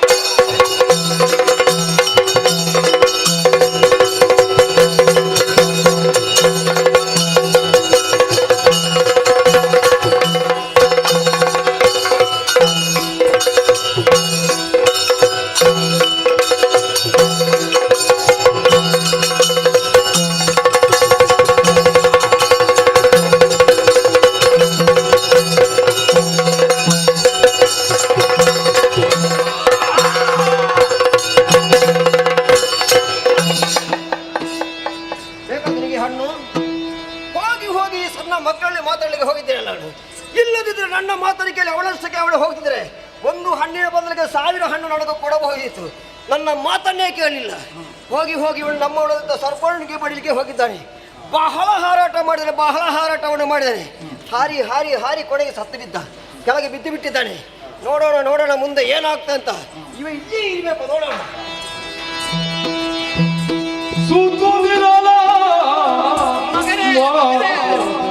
ಏನಿದು ಪುತ್ರನಿಗೊದಗಿದ ವಿಪತ್ತ ಪರಿಗಣಿದಾಗ ಮಗನೇ? ಮಸ್ತಕ ತೊಡೆ ಮೇಲೆ ಮತ್ತಾತನ ಗುಣಗಳೆಲ್ಲ ಎಣಿಸುತ್ತಳಲ್ಲ. ಏನಿದು ದುಸ್ಥಿತಿ? ಇದರ ಮರಣ ಏನಾಯ್ತು? ಸುರನಾಥನು ಯೋಚಿಸಕೊಂಡ ದುರಾತ್ಮನಿಗಾಗಿ ಮಾತೆ ಜನರ ಗಳೆಂದಕ್ಕೆ ಪುಟ್ಟಿದ ದಿನವೇ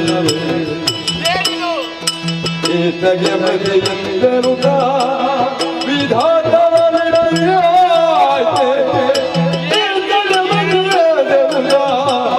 ವಿಧಾತನ ವಿಧಿಯಾಯೇ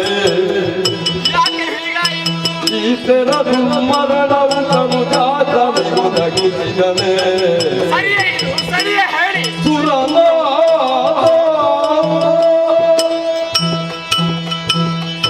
ಮಗನೇ, ನಾನೆಂತಹ ದುಸ್ಥಿತಿಯನ್ನ ಕಾಣುತ್ತಾ ಇದ್ದೇನೆ.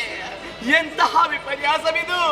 ಹುಟ್ಟಿ ಬೆಳೆದು ಕೆಲವೇ ದಿನಗಳಲ್ಲಿ ನನ್ನ ಮಗ ಇಂತಹ ದುಸ್ಥಿತಿಯನ್ನ ಪಡೆದುಕೊಳ್ತಾನೆ ಎಂಬ ಹಾಗೆ ಯೋಚನೆಯನ್ನು ಮಾಡಿರಲಿಲ್ಲ. ಲೋಕದ ಬೆಳಕನ್ನ ಕಾಣಬೇಕಾದಂತಹ ನನ್ನ ಮಗ ಇದ್ದು ಧರಾಶಾಯಾಗಿ ಹೋಗಿದ್ದಾನೆ. ಏನಿದು ವಿಪರ್ಯಾಸ? ಮಗನೇ ಇಂತಹ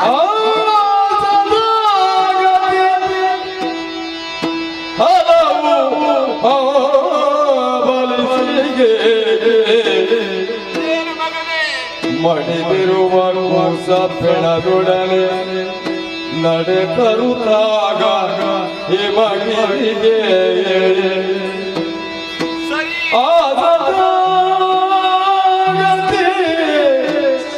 ಹಲವು ಹಂಬಲಿಸಿ ಮಡಿದಿರುವ ಕೂಸ ಪೆಣದೊಡನೆ ನಡೆ ತರುತ್ತಾಗ ಹಿಮಗಿರಿಗೆ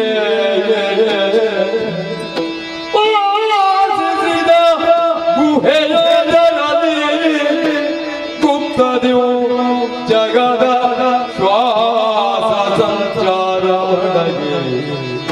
ವಾಸಿಸಿದ ಗುಹೆಯೊಂದರಲ್ಲಿ ಗುಪ್ತದೆಯೋ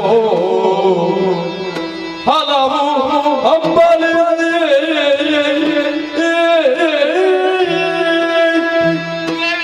ನನ್ನ ಮಗನಿಗೆ ಇಂತಹ ಸ್ಥಿತಿ ಒದಗಿ ಬರ್ತದೆ ಅನ್ನುವ ಹಾಗಿದ್ರೆ ಈ ವಾಯು ಸುಮ್ಮನಿರುವಂಥದ್ದೇ.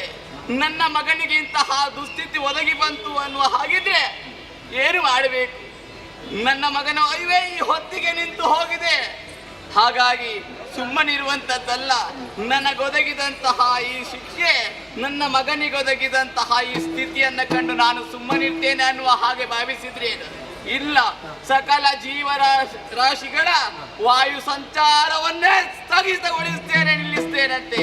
ಇಲ್ಲಿರುವಂತದ್ದ ಅಲ್ಲ, ನನ್ನ ಮಗನ ಜೊತೆಯಾಗಿ ಗುಹೆಯನ್ನ ಸೇರಬೇಕು. ಎಲ್ಲಿ? ಹಿಮಗಿರಿಯನ್ನ ಸೇರುವುದರ ಮುಖಾಂತರ ಮಗನ ಜೊತೆಯಾಗಿ ಗುಹೆಯಲ್ಲಿ ಇರ್ತೇನಂತೆ. ಗುಹೆಯಲ್ಲಿ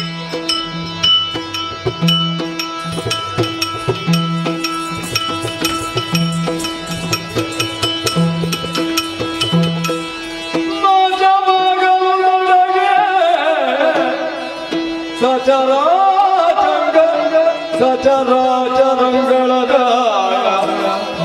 ವಾಸವನ್ನು ತಿಳಿದು ದೋಷವ ಕೈದೆಯರುತ್ತ ವಾಸವನ್ನು ತಿಳಿದು ದೋಷವ ಕೈದೆಯರುತ್ತ ಕಮಲಾಸನ ಕೂಡಿ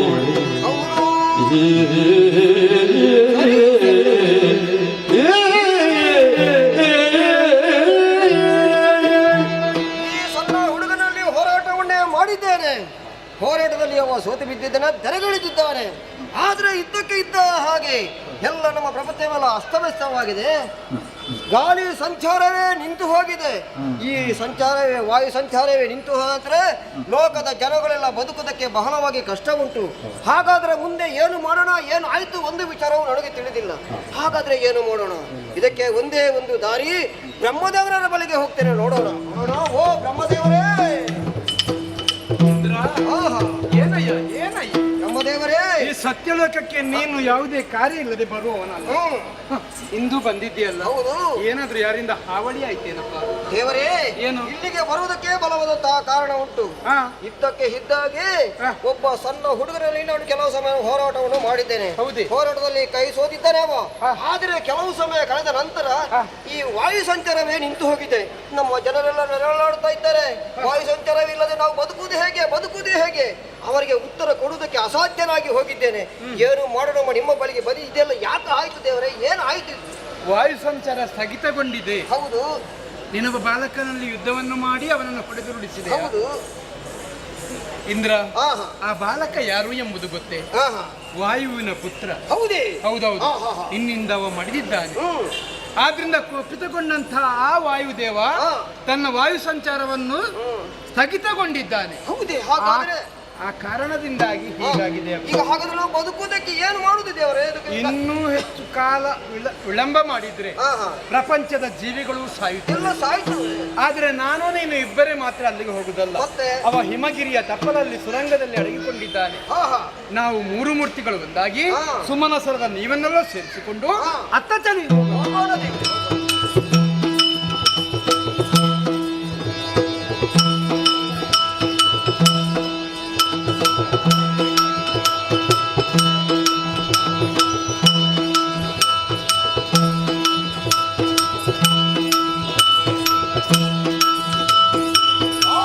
ನಾವೆಲ್ಲರೂ ಒಟ್ಟಾಗಿದ್ದೇವೆ. ಆದ್ರೆ ಗಾಳಿ ಸಂಚಾರ ಇನ್ನೂ ಬರಲಿಲ್ಲ. ಹಿಮಗಿರಿಯ ತಪ್ಪಲಿಗೆ ನಾವು ಬಂದವರಿದ್ದೇವೆ. ಹೌದು. ಗುಹೆಯೊಂದು ಕಾಣುತ್ತಾ ಇದೆ, ಹೌದು. ಅಳುವ ಸದ್ದು ಕೇಳುತ್ತಾ ಇದೆ. ಓಹೋ. ಹಾಗಾದ್ರೆ ವಾಯುದೇವ ಇಲ್ಲೇ ಇದ್ದಾನೆ ಎಂಬುದು ಸತ್ಯ. ಈಗ ಹೊರಗೆ ಅವರನ್ನು ಕರೆಯುವ. ಆಹಾ. ಮಾರುತ ಬಾರೋ ಜನಾರ್ದನ ಬಲಿತ ಮೂರು ಲೋಕಗಳಿಗಾದರದರಿದ ಕಾರುಣ್ಯದಲ್ಲಿ ಸಂಚರಿಸದುಳಿದರೆ ಆರು ಲೋಕಕ್ಕೆ ಕತ್ತಲು ಬೇರೆ ಮಾರುತ ಬಾರೋ.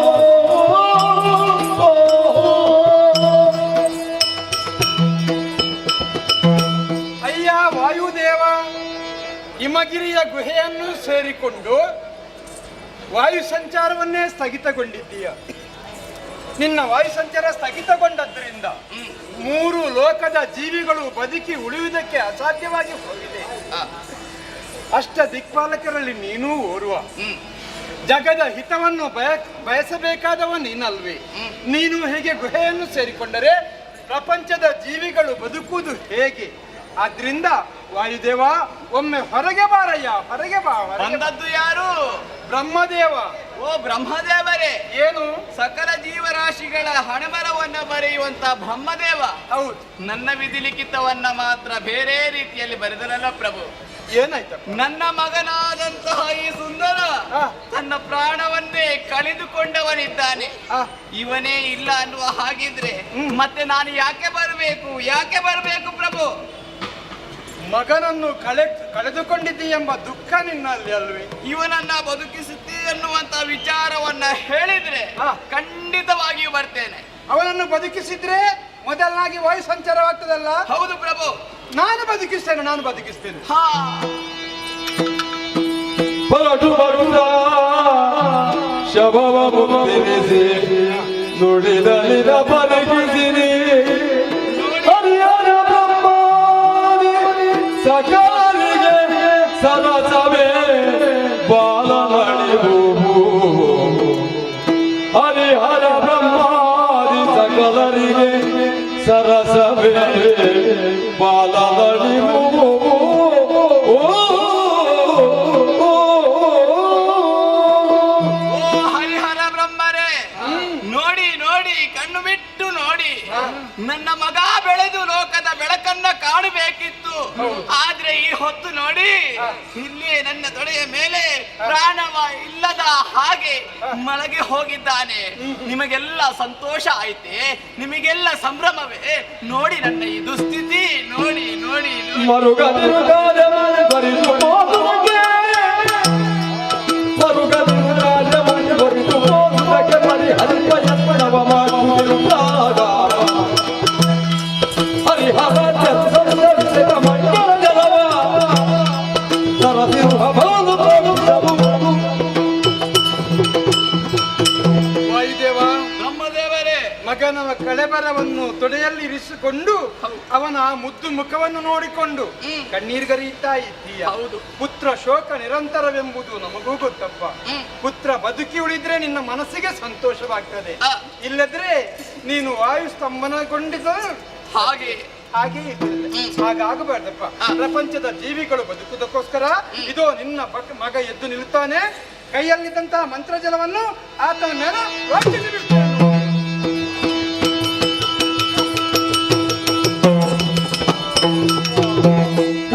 ಕಳೆದನೆಂದಲನೆಯಲವಾಗಿ ಕುಶಲನು ಅಳೆದರು ಜಲಾಂಗಲಾಗಿ ಬೆರಸು ಅಳಿಯದೆ ಹನುಮನೆಂಬ ವಿಧಾನ ತಡೆದೀರನು ತಡೆದು ಬರದೆ. ವಾಯುದೇವ, ಬ್ರಹ್ಮದೇವರೇ, ನಿನ್ನ ಮಗನ ಮೇಲೆ ಮಂತ್ರಜಲವನ್ನು ಪ್ರತಿಸಿದಾಗ ಹೌದು, ಎದ್ದು ಎದ್ದು ನಿಂತಿದ್ದಾನೆ. ನಿಂತವನಿದ್ದೆ. ಅವನ ಮುಖವನ್ನು ನೋಡಬಾರದು, ಹೆದರಿದವನಿದ್ದಾನೆ. ಹೌದು, ಅವನ ವಜ್ರಾಯುಧದ ಪೆಟ್ಟಿನಿಂದ ಖಾತದಿಂದ ಅವನ ಮುಖ ಒಡೆದು ಹೋಗಿದೆ, ಹೌದು, ಉಬ್ಬಿ ಹೋಗಿದೆ. ಉಬ್ಬಿ ಹೋಗಿದೆ. ಇನ್ನು ಮುಂದಕ್ಕೆ ಇವನಿಗೆ ಹನುಮಂತನೆಂದು ಹೆಸರಾಗಲಿ. ಆ ಅಷ್ಟೇ ಅಲ್ಲ, ಇನ್ನೊಮ್ಮೆ ಇಂತಹ ಪ್ರಸಂಗವೇ ಬರಬಾರದು, ಹ, ನೀನು ದುಃಖ ಪಡಲೂಬಾರದು. ಆ, ಆದ್ರಿಂದ ಇನ್ನು ಮುಂದಕ್ಕೆ ಇವ ಚಿರಂಜೀವಿ ಆಗಿರುತ್ತಾನೆ, ಚಿರಂಜೀವಿ ಆಗಿರ್ತಾನೆ. ಹರಲು ಎಲ್ಲೋ ಮರಿದು ಹರಲು ಎಲ್ಲೋ ಸತ್ವ ಪರಿತರಾಗಿರಲಿ ಹೊರಲು ಎಲಗಲು ಯಾಯಿಯಾಗಿ ಇರುವರಿನ ಸ್ವಭಾವ ಭಾಗ್ಯವೋ ಸರಣಿ ತಂದರು ಚಂದನಿಯಾಗಲಿ. ಮಗನೇ ಆಂಜನೇಯ, ಮುಂದಕ್ಕೆ ನೀನು ನನ್ನ ಹಾಗೆ ಸತ್ವಭರಿತನಾಗಿರು. ಮಗು, ಅಷ್ಟು ಮಾತ್ರವಲ್ಲ, ಇನ್ನು ಮುಂದಕ್ಕೆ ನೀನು ನನ್ನ ಭಕ್ತನಾಗಿರು. ಎಲ್ಲರೂ ಕರುಣಿಸಿ ಆಗಿದೆ, ತಂದೆ ಆದಂತಹ ನಾನು ಕರುಣಿಸಬೇಕಲ್ಲ. ತಲೆಯೋ ಪಿಡಿದ ಓ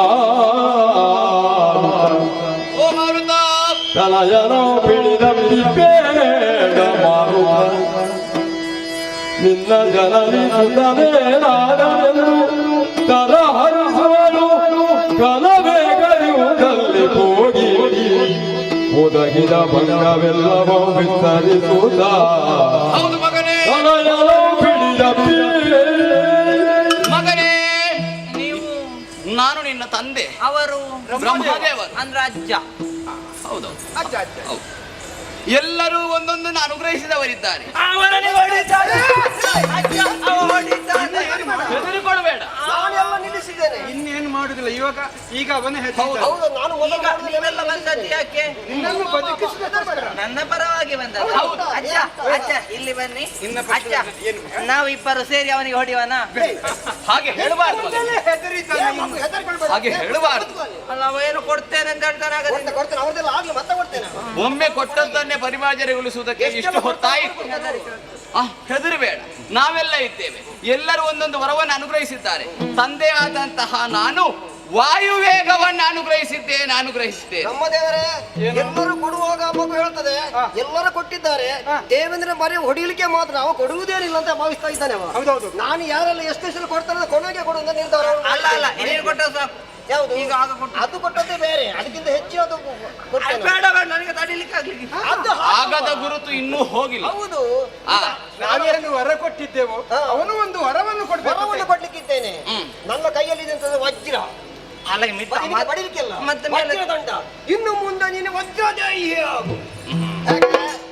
ಆಗ್ಬೋದಲ್ಲ? ಎಲ್ಲ ರದ್ದಾಯ್ತು. ಮತ್ತೆ ಎಲ್ಲರಿಗೂ ಸಂಪತ್ತೆಲ್ಲ ಉಂಟು, ಅವರಿಗೆ ಎಷ್ಟೆಷ್ಟು ಇಷ್ಟಿಷ್ಟೇ ಅಂತ ಉಂಟು. ಈಗ ಹಾಗಲ್ಲ, ಎಲ್ಲರಿಗಂತಲೂ ಹೆಚ್ಚಾದಂತ ಸಂಪತ್ತು ನಿನ್ನ ಮಗ ಆಗಿ ಅನುಗ್ರಹಿಸಿದ್ದೇನೆ. ಅಲ್ಲಿ ಇಬ್ಬರೇನೋ ಹೇಳ್ತಾ ಅಲ್ಲಿ ಇದ್ದೀವಿ. ಸೂರ್ಯಚಂದ್ರರು ಹೇಳ್ತಾ ಇದ್ದಾರೆ ದೂರದಿಂದ ಎಲ್ಲರೂ ಅನುಗ್ರಹಿಸಿದ್ರೆ ಕೊಟ್ಟಿದ್ದಾರೆ, ನಾವು ಕೂಡ ನಿನ್ನನ್ನು ಅನುಗ್ರಹಿಸಲಿಕ್ಕೆ ಇತ್ತು ಅಂತ ಅವರು ಹೇಳ್ತಾ ಇದ್ದಾರೆ. ಅವರ ತೇಜಸ್ಸು ನನಗೆ ಕೊಟ್ಟಿದ್ದಾರೆ. ಹೌದು, ತೇಜಸ್ಸು ನಿನಗೆ ಕೊಟ್ಟಿದ್ದಾರೆ. ಹೇಗೆ ಈಗ ಹುಡುಗ ನಮ್ಮ ಹುಡುಗ ಆದಿತ್ತು ಇನ್ನಾದ್ರೂ ಪ್ರಪಂಚದ ಜೀವಿಗಳು ಬದುಕುತ್ತಾವ. ಹೌದೌದು. ನಿಮ್ಮೆಲ್ಲರ ಆಶೀರ್ವಾದ ಸದಾ ನನ್ನ ಪಾಲಿಗಿರಲಿ. ಆದಿತ್ತು ಶುಭವಾಗಲಿ ಮಗ, ಶುಭವಾಗಲಿ.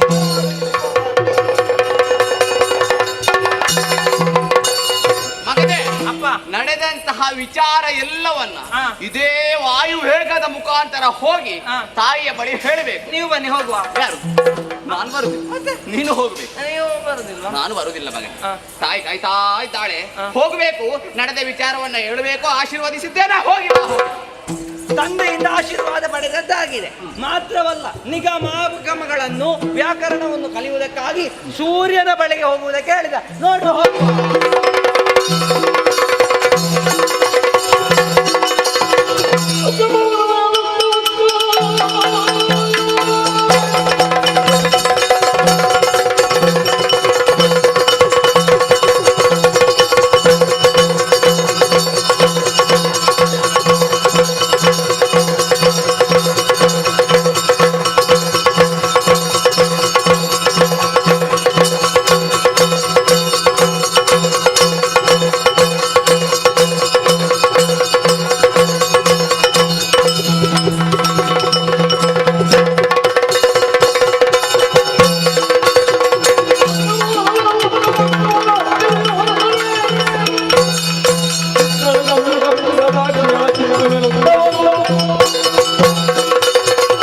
ಎಲ್ಲರೂ ಒಂದೊಂದನ್ನು ಕೊಟ್ರು, ಆದ್ರೆ ಹೊಟ್ಟೆಗೆ ಯಾರು ಕೊಡ್ಲೇ ಇಲ್ಲ. ಹಸಿವೆ ಹೆಚ್ಚಾಗ್ತಾ ಉಂಟು. ಇದನ್ನು ನಿವಾರಿಸುವ ದಾರಿ ಹೇಗೆ ಎನ್ನುವುದನ್ನು ಯೋಚಿಸಿದ್ರೆ, ಕೆಳಭಾಗವನ್ನು ನೋಡಿದೆ ಅಂತಾದ್ರೆ ಉತ್ತಮವಾದ ವನ ನನ್ನ ಕಣ್ಣ ಮುಂದೆ ಕಾಣ್ತಾ ಉಂಟಲ್ಲ. ಆ ವನದ ಒಳ ಹೋಗಿ ಅಲ್ಲಿರೋ ವಸ್ತುಗಳು, ಹಣ್ಣುಗಳು ಎಲ್ಲವನ್ನು ತಿಂತಾರೆ.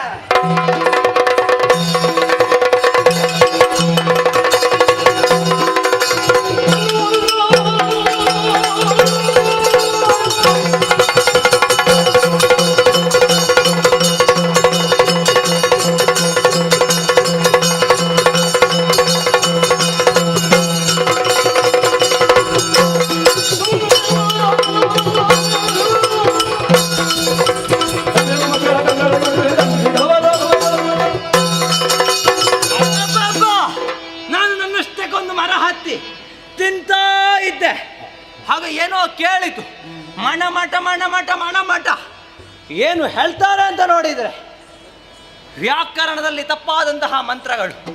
ಇದನ್ನು ಉಚ್ಚರಿಸಬಾರದು. ಅವರಿಗೆ ಬಡಿತಾರೆ ಅಂತ ಮುಂದುವರಿಯುವಾಗ ಕಿರಾತರ ಹಿಂಡೊಂದು ಬಂದು ಅವರನ್ನೇ ಬಡಿಯುವುದಕ್ಕೆ ಮುಂದುವರಿಯಿತಲ್ಲ. ಓಹೋ, ಕಿರಾತರನ್ನು ಬದುಕಕೂಡದು, ಅದಕ್ಕಾಗಿ ಅವರಿಗೆ ಬಡಿದೆ.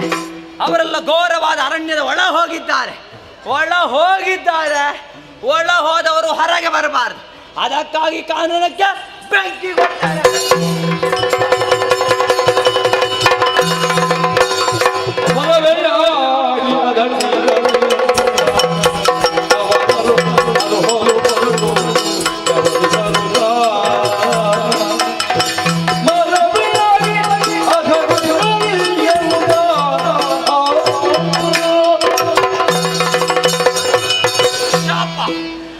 ಕಲಿತದ್ದು ಮರೆತು ಹೋಗಲಿ ಶಾಪ.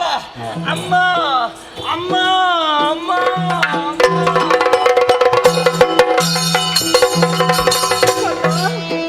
ಶರಣ ಬರಲಿ ಬೇಸರಿಸದಿರನ್ನೋಳು ತಾಯೇ ಕೇಳು.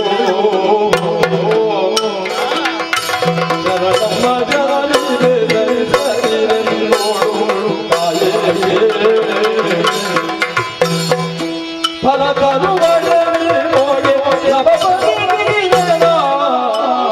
ತಾಯೇ ಕೇಳು.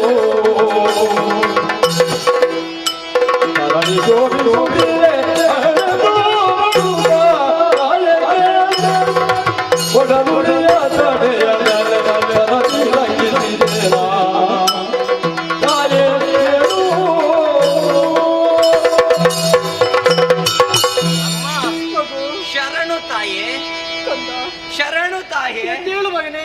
ಹಾ. ಆದ್ರೆ ಹ್ಮ್. ಆಶ್ಚರ್ಯವನ್ನೇ ಕಾಣ್ತಾ ಇದ್ದೇನೆ. ಏನಮ್ಮ? ಹಣ್ಣನ್ನು ತರುವುದಕ್ಕಾಗಿ ದೂರ ಹೋದವಳು ನಾನು. ಹೌದು. ಹಣ್ಣುಗಳನ್ನು ಹಿಡಿದುಕೊಂಡು ಇಲ್ಲಿ ಬರುವಾಗ ಹಾ. ಬಂಡೆ ಮೇಲೆ ನೀನು ಕಾಣಿಸಲಿಲ್ಲ. ಬಹಳಷ್ಟು ಹುಡುಕಾಡಿದೆ. ಹುಡುಕುತ್ತಾ ಬರುತ್ತಿರುವಂತ ಸಮಯದಲ್ಲಿ ಈ ಹೊತ್ತಿನಲ್ಲಿ ನಾನು ಕಾಣ್ತಾ ಇದ್ದೇನೆ. ಆದ್ರೆ ಎಂದಿನಂತಿಲ್ಲ ನೀನು ಇವತ್ತು. ಇಲ್ಲ ತಾಯಿ. ಹಣ್ಣು ಪ್ರದೇಶ ಎನ್ನುವುದು ಹಾ. ಊದಿಕೊಂಡಿದೆ. ಹೌದಾ? ಏನಾಯ್ತು ಕಂದ ನಿನಗೆ? ಅಮ್ಮ, ನನ್ನನ್ನು ಕ್ಷಮಿಸ್ತೀಯಲ್ಲ ತಾಯಿ? ಯಾಕೆ ಮಗನೇ ಕ್ಷಮೆ? ನೀನು ಹಣ್ಣು ತರುವುದಕ್ಕಾಗಿ ಬೇರೆ ಕಡೆಗೆ ಹೋದೆ. ಹೌದು. ಆದ್ರೆ ಹಸಿವೆಯಿಂದ ತಡೆಯುವುದಕ್ಕಾಗ್ಲಿಲ್ಲ ತಾಯಿ. ಹೌದೇ? ಅದಕ್ಕಾಗಿ ನಭವನ್ನು ನೋಡಿದ್ರ ಅಲ್ಲೊಂದು ಹಣ್ಣು ಕಂಡಿತು. ನಭದಲ್ಲಿ ಹಣ್ಣೆಂದು ಭ್ರಮಿಸಿದೆ. ಹೌದೇ? ಹೌದಮ್ಮ. ಹಾ. ಹಣ್ಣೆಂದು ಭ್ರಮಿಸಿ ಅದನ್ನೇ ತಿನ್ನುತ್ತೇನೆ ಎನ್ನುವುದಾಗಿ ಮುಂದುವರಿದಾಗ ಅಡ್ಡಕ್ಕೆ ಬಂದವರನ್ನೆಲ್ಲ ಅಡ್ಡಯಿಸಿ ಹಾ. ದೂರ ಮಾಡಿದೆ. ಹಾ. ಆಮೇಲೆ ಒಬ್ಬಾತ ಬಂದ. ಯಾರು? ಮೂರು ಲೋಕದ ಅಧ್ಯಕ್ಷನಂತೆ, ಹಾ. ದೇವೇಂದ್ರ ನಾಮಕನಂತೆ. ಸರಿ. ಅಮ್ಮ, ಹಾ. ಅವನ ವಜ್ರಾಯುಧದಿಂದ ನನಗೆ ಪಡಿದ. ಹೌದೇ? ಅವನ ಆಘಾತವನ್ನು ತಾಳಲಾದೆ ತರೆಯ ಮೇಲೆ ದೊಪ್ಪನೆ ಬಿದ್ದೆನಮ್ಮ. ಹೌದೇ ಕಂದ? ಅಮ್ಮ, ಓ. ಆಮೇಲೆ ಏನಾಯ್ತೋ ಗೊತ್ತಿಲ್ಲ. ಆಮೇಲೆ ಕಣ್ತೆರೆದು ನೋಡ್ತೇನೆ, ಎಷ್ಟು ಮಂದಿಗಳಿದ್ದಾರೆ ಬಲ್ಲೆಯ. ನಿನ್ನೆದುರುಗಡೆಯಾ? 3 ಮೂರ್ತಿಗಳು. ಅಲ್ಲಿಯಾ? ಬ್ರಹ್ಮದೇವರು, ಹಾ. ಮಹಾವಿಷ್ಣು ದೇವರು, ಹಾ. ಹರ. ಹಾ. ಇವರು 3 ಕಣ್ಣೆದುರಿಗೆ ಕಂಡದ್ದಲ್ಲದೆ ಹಾ. 3 ಅನೇಕ ಬಗೆಯ ಆಶೀರ್ವಾದವನ್ನು ಮಾಡಿದರಮ್ಮ. ನಿನಗ? ಬ್ರಹ್ಮದೇವರು ಆಶೀರ್ವಾದ ಮಾಡಿದ್ದು ಹೇಗೆ ಬಲ್ಲೆಯ? ಹೇಗೆ ಮಗನೇ? ನನಗೆ ನಾಮಕರಣ ಮಾಡಿದ್ದಾರೆ. ಹೇಗೆ ಕಂದ? ಈ ಪ್ರದೇಶ ಉಬ್ಬಿದ ಕಾರಣ ನಾನು ಹನುಮಂತನಂತೆ. ಹೌದೇ? ಮಾತ್ರವಲ್ಲ, ಹಾ. ಮುಂದೆ ನನಗೆ ಸಾವೇ ಬರುವುದಿಲ್ವಂತೆ. ಹೌದೇ? ನಾನು ಚಿರಂಜೀವಿಯಾಗುವಂತೆ ಅನುಗ್ರಹಿಸಿದ್ದಾರೆ. ಸರಿ ಮಗನೇ. ಮಾತ್ರವಲ್ಲ, ಹಾ. ಪರಮೇಶ್ವರ ದೇವರು ಹಾ. ಅವರಂತೆ ಸತ್ವಭರಿತನಾಗಿರುವಂತೆ ನನ್ನನ್ನು ಆಶೀರ್ವಾದಿಸಿದರಮ್ಮ. ಹೌದೇ? ಅಮ್ಮ, ಕಂದ?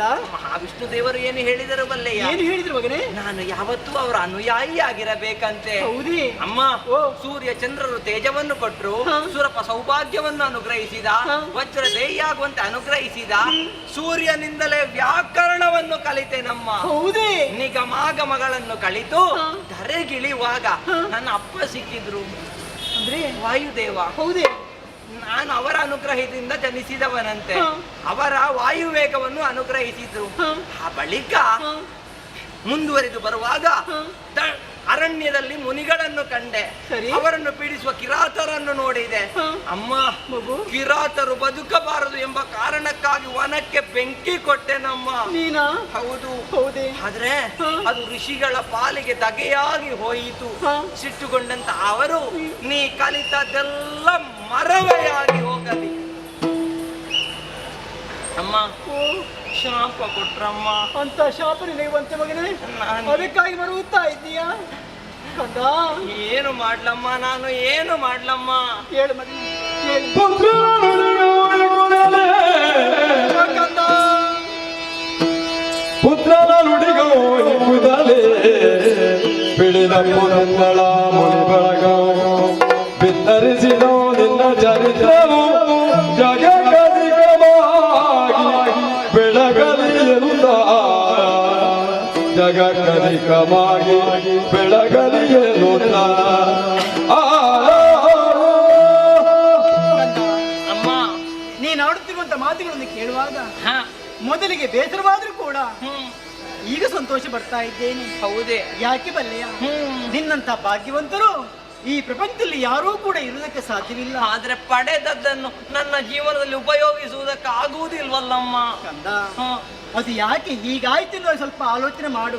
ಏನಮ್ಮ? ಪ್ರಪಂಚ ಮುಖಕ್ಕೆ ನೀನು ಪಾಠವಾಗಬೇಕೆನ್ನೋದು ಉದ್ದೇಶದ ಹಾಗಾಗಿದೆ ಮಗನೇ. ಹೌದೇ? ಪ್ರಪಂಚದಲ್ಲಿ ಯಾವ ವ್ಯಕ್ತಿ ಆಗಲಿ ಹ. ತನ್ನಲ್ಲಿ ವಿದ್ಯೆ ಇದೆ ಅನ್ನುವಂತ ಕಾರಣದಿಂದ ಹ್ಮ್. ಯಾವತ್ತು ಗರ್ವದಿಂದ ಬೀಗಬಾರದು. ಓಹೋ. ವಿದ್ಯೆಗೆ ವಿನಯವೇ ಭೂಷಣವಾಗಿರ್ತದಂತೆ. ಇದನ್ನು ಲೋಕಮುಖಕ್ಕೆ ನಿನ್ನಿಂದ ಪಾಠವಾಯಿತು ಕಂದ. ಸರಿಯಮ್ಮ. ಆದ್ರೆ ಅದನ್ನೆಲ್ಲ ನಾನು ಆಲೋಚನೆ ಮಾಡುವುದು ಮತ್ತೆ ಆ 3 ಮೂರ್ತಿಗಳ ಅನುಗ್ರಹ ನಿನಗಾಗಿದೆ. ಹಾ. ಇಂದ್ರಾದಿ ದೇವತೆಗಳ ಅನುಗ್ರಹ ನಿನಗಾಗಿದೆ. ಎಲ್ಲರೂ ನಿನಗೆ ಅನುಗ್ರಹಿಸಿ ಆಶೀರ್ವದಿಸಿ ವರವನ್ನು ಕೊಟ್ಟು ನಿನ್ನನ್ನು ಕಳುಹಿಸಿದ್ದಾರೆ. ತಾಯಿಯಾಗಿ ನಾನೇನು ಅಂದುಕೊಳ್ಳುತ್ತೇನೆ. ತೊಡಿದುದ ರಂಗದ ಹುಡುಗಾರ ಕೌಪಿಯ ಕೊಡಿಸಿ ಕುಂಡಲವನಿಡುವವೋ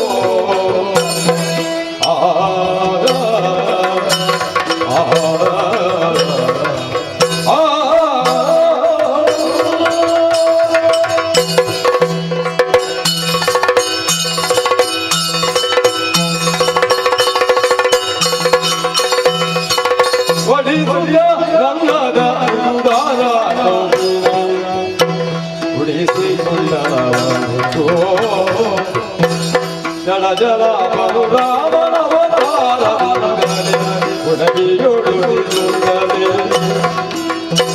ನಿನ್ನ ಗುರು ಅದು ಕರೆಯುವಲಾದ ನಿನ್ನ ಗುರು ಅದು ಕರೆಯುವಲಾದನನ್ನು ಸೇವಿಸುವುದಲ್ಲ ಆತನನ್ನು ಸೇವಿಸುವುದಲ್ಲ ಇನ್ನಾರಿಗದು ಗೋಚರಿಸಲು ಎಂದು ಪರೇಶವನ್ನೆಂದು ಹಲಸೆ ಇನ್ನಾರಿಗದು ಗೋಚರಿಸಲು ಎಂದು ಪರೇಶವನ್ನೆಂದು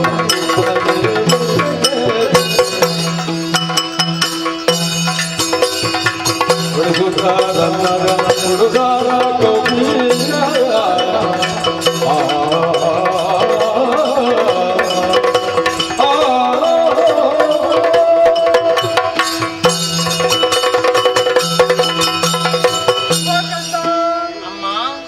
ಎಲ್ಲರೂ ನಿನಗೆ ಅನುಗ್ರಹವನ್ನು ಮಾಡಿದ್ದಾರೆ. ನಿಜ ತಾಯಿ. ತಾಯಿಯಾಗಿ ನಾನೇನಾದ್ರೂ ಕೊಡೋದು ಬೇಡವೇ? ಕೊಡುವುದಕ್ಕಾಗಿ ಮನ ಮಾಡಿದ್ದೇನೆ. ಏನು ತಾಯಿ? ಯಾವ ರೀತಿ? ನೀನಿಗೆ ಹೇಗಿದ್ದೀರು ಸ್ವಲ್ಪ ಆಲೋಚನೆ ಮಾಡು. ನಾನು ಹೀಗಿದ್ದೇನೆ. ಏಕವಸನದಾರಿಯಾಗಿದ್ದೀಯ ಅಲ್ವಾ? ಎಲ್ಲರೂ ನಿನ್ನನ್ನು ನೋಡ್ತಾರೆ. ನೋಡುವಾಗ ಹೇಗಿರ್ಬೇಕು ನೀನು? ಚಂದವಲ್ಲ ಮಗನೇ. ಅದಕ್ಕಾಗಿಯೇ ನಿನಗೆ ರನ್ನದ ಉಡಿದಾರವನ್ನು ತೊಡಿಸಿದ್ದೇನೆ, ಕೌಪೀನವನ್ನು ತೊಡಿಸಿದ್ದೇನೆ.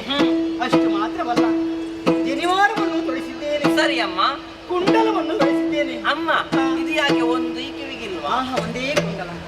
ಆದ ಕಾರಣ ಅದಕ್ಕೂ ಕಾರಣ ಏನಮ್ಮ? ಅದನ್ನು ಈ ನಿನಗೆ ಹಾಕಿದಂತೆ ಈ ವಿಶೇಷತೆಗಳನ್ನು ಎಲ್ಲರಿಗೂ ಕಂಡುಹಿಡಿದಕ್ಕೆ ಸಾಧ್ಯ ಇಲ್ಲ. ಇದು ಯಾರಿಗೂ ಕಾಣುವುದೇ ಇಲ್ಲ, ಕಾಣುವುದಕ್ಕೆ ಸಾಧ್ಯವೇ ಇಲ್ಲ.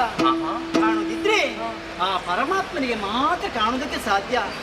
ಅದರ ವಿಷಯವನ್ನು ಹೇಳ್ತೇನೆ ಕೇಳು. ಏನಮ್ಮ? ಇನ್ನು ಮುಂದಕ್ಕೆ ಸರಿಯ ಧರ್ಮದ ನಿರ್ಧಾರವನ್ನು ತಳೆದು ಈ ಹೊತ್ತಿನಲ್ಲಿ ಆ ಶ್ರೀಹರಿ ಮಾನವ ರೂಪದಿಂದ ಮಾನವರಿಗೆ ಮಾನವೀಯತೆ ಮೌಲ್ಯವನ್ನು ತಿಳಿಸುವುದಕ್ಕಾಗಿ ದರಗಿಳಿದು ಬರುವುದಕ್ಕಿದ್ದಾನೆ. ಆ ಹೊತ್ತಿನಲ್ಲಿ ನಿನ್ನನ್ನು ಕಂಡಾಗ ಈ ಎಲ್ಲ ಆಭರಣಗಳು ಅವರಿಗೆ ಮಾತ್ರ ಗೋಚರಿಸಕ್ಕೆ ಸಾಧ್ಯ ಉಂಟು. ಹೌದೇ? ಆವಾಗ ನೀನು ಆಲೋಚನೆ ಮಾಡಬೇಕು.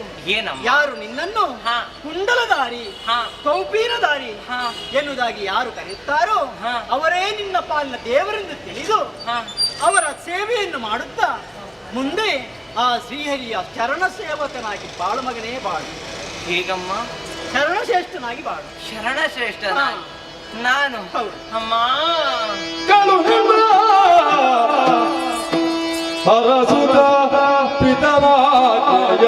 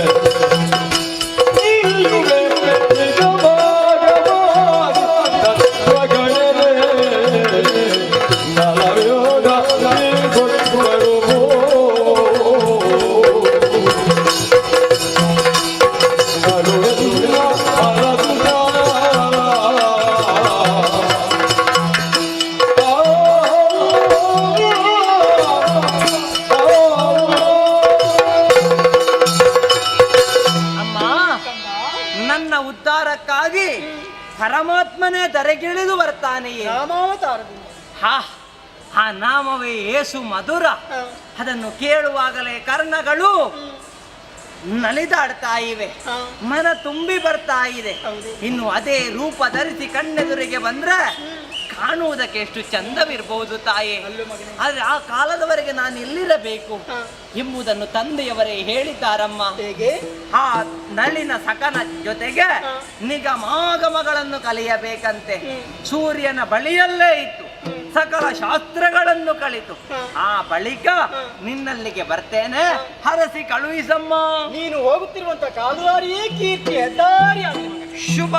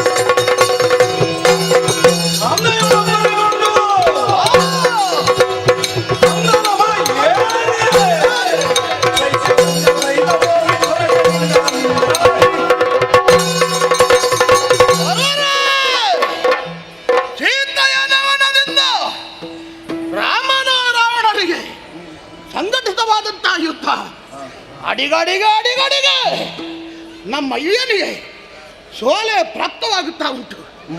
ಮಕರಾಕ್ಷ ಮಾಡಿದ ಎನ್ನುವಂತ ವಾರ್ತೆಯನ್ನು ಕೇಳಿ ನಮ್ಮಪ್ಪಯ್ಯ ರಾವಣೇಶ್ವರ ಪ್ರಭುಗಳು ಚಿಂತಾಕ್ರಾಂತರಾಗಿದ್ದರು. ಆ ಹೊತ್ತಿಗೆ ಸಭೆಯನ್ನು ಪ್ರವೇಶ ಮಾಡಿ ಒಂದು ಮಾತನ್ನು ಹೇಳಿದೆ. ಅಪ್ಪಯ್ಯ ಚಿಂತಿಸದಿರು, ಇಂದಿನ ಯುದ್ಧಕ್ಕೆ ನನ್ನನ್ನು ನೀನು ಕಳುಹಿಸಿಕೊಡುವುದೇ ಹೌದುಂಟಾದ್ರೆ ಇಂದಿನ ಯುದ್ಧದಲ್ಲಿ ರಾಮ ಲಕ್ಷ್ಮಣರನ್ನು ಸೋಲಿಸಿ ಜಯಸಿರಿಯನ್ನು ತರದೇ ಹೋದಂತಾದ್ರೆ ಮಂಡಾದರಿಗೆ ಕನ್ನಡೇ ಅಲ್ಲ ಎನ್ನುವ ಹಾಗೆ ನನ್ನ ಮಾತನ್ನು ಕೇಳಿ ಧೈರ್ಯವನ್ನು ಹೊಂದಿದಂತ ಅಪ್ಪಯ್ಯ ಇದೋ ನನ್ನ ವೀಳೆಯನ್ನು ಕೊಟ್ಟಿದ್ದಾರೆ. ಹೋಗಿ ಬಾ ಮಗನೇ, ಶುಭವಾಗಲಿ ಎನ್ನುವ ಹಾಗೆ ಆಶೀರ್ವಾದವನ್ನು ಮಾಡಿದ್ದಾರೆ. ಆದುದರಿಂದಲೇ ಬಗೆಯ ಶಸ್ತ್ರಾಸ್ತ್ರಗಳನ್ನು ಕೈಗೊಂಡು ಮಣಿಮಯವಾದ ರಥವನ್ನು ಏರಿದ್ದೇನೆ. ತಡ ಮಾಡುವುದಲ್ಲ, ಶತ್ರುಗಳನ್ನು ತುಡುಕಬೇಕು.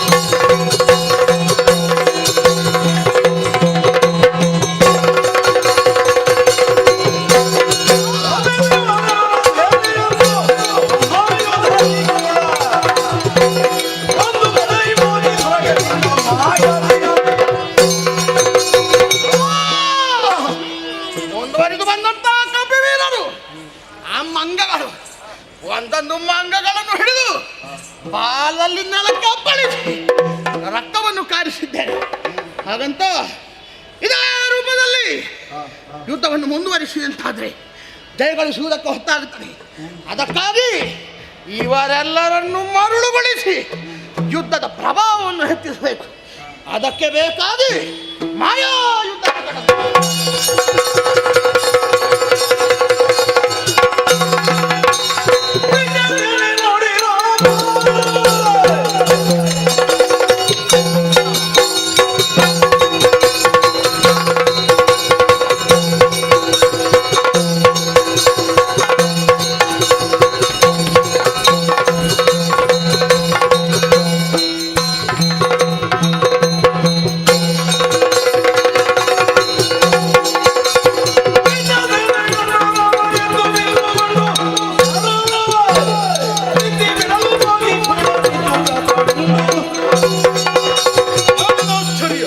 ಕಪಿಸೇನೆಯು ದರಶಾಹಿಯಾಗಿ ಬಿದ್ದಿದೆಯಲ್ಲ.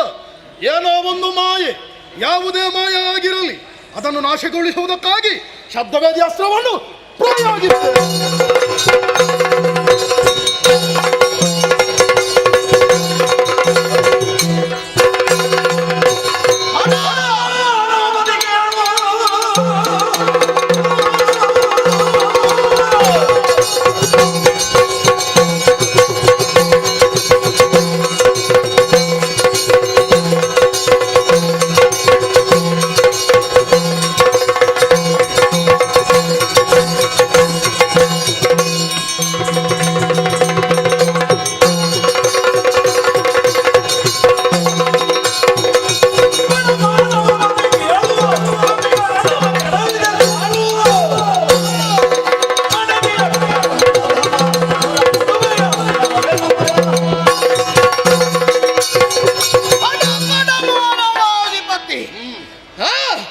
ನಿನ್ನ ಜೀವನ ಹೇಗೆ ಅಂತ ಹೇಳಿದ್ರೆ, ಯೋಗ ಇದ್ದವರಿಗೆ ಭಾಗ್ಯ ಇಲ್ಲ, ಭಾಗ್ಯ ಇದ್ದವರಿಗೆ ಯೋಗ್ಯವೇ ಇರುವುದಿಲ್ಲ ಎನ್ನುವುದಕ್ಕೆ ನೀನೇ ಸಾಕ್ಷಿ. ಅಯೋಧ್ಯೆ ಅರಸನಾಗಿ ಚಕ್ರವರ್ತಿಯಾಗಿ ಮೆರೆಯಬೇಕಾದಂತ ನೀನು ಕಾಡಾಡಿಯಾದಿ. ಕಾಡಿಗೆ ಬಂದ್ರು ನೆಮ್ಮದಿಯ ಜೀವನ ನಿನಗಿಲ್ಲ. ನಿನ್ನ ಸತಿಯಾದಂತ ಸೀತೆಯನ್ನು ಕಳಕೊಂಡು ಈ ಹೊತ್ತಿಗೆ ಮರುಳರ ಹಾಗೆ ಸೀತೆ ಇಲ್ಲದವನಂತೆ ಮುಂದುವರಿಯುತ್ತಾ ಇದ್ದಿ. ಎಲ್ಲವೋ ನಿನ್ನ ಮುಂದೆ ನಿಂತವ ಸಾಮಾನ್ಯ ಎನ್ನುವ ಹಾಗೆ ಭಾವಿಸಬೇಡ. ದೂರ ಕೊಡುವುದಕ್ಕೆ ಸಾಧ್ಯ ಉಂಟಲ್ಲ ಇಂದ್ರಜಿತ್ತು ಎದುರಲ್ಲಿ? ಇಂದ್ರಜಿತು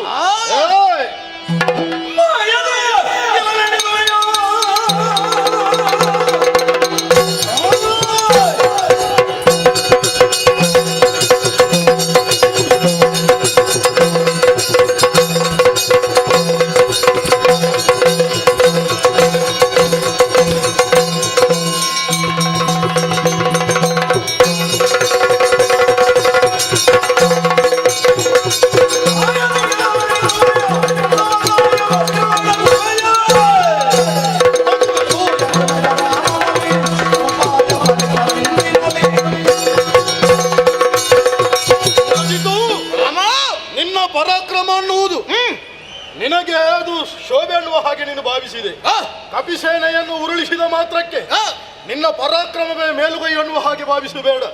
ರಾಮನ ಪರಾಕ್ರಮ ಏನು ಅಂತ ನಿನಗೆ ಇನ್ನೂ ತಿಳಿದಿಲ್ಲ. ಸೂರ್ಯವಂಶದಲ್ಲಿ ಹುಟ್ಟಿದವ ರಾಮಚಂದ್ರ. ಒಂದು ವೇಳೆ ನೀನು ತಾಯಿಯ ಬಸಿರೊಳಗೆ ಇದ್ದರೂ ಕೂಡ ನನ್ನ ಅಸ್ತ್ರ ಅನ್ನುವುದಲ್ಲಿಗೆ ಪ್ರವೇಶ ಮಾಡಿ ನಿನ್ನನ್ನು ಕೊನೆಗೊಳಿಸ್ತದೆ.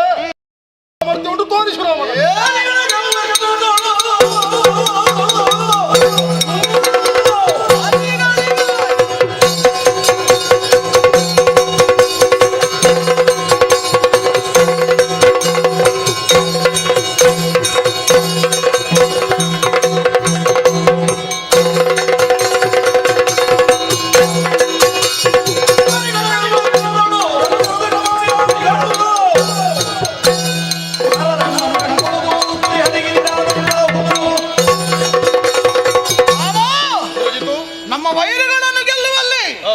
ಯಾವ ಮಾರ್ಗವನ್ನು ಅನುಸರಿಸುತ್ತೇವೆ ಎನ್ನುವುದು ಮುಖ್ಯ ಅಲ್ಲ, ಗುರಿಯನ್ನು ಹೇಗೆ ತಲುಪುತ್ತೇವೆ ಎನ್ನುವುದೇ ಪ್ರಧಾನ.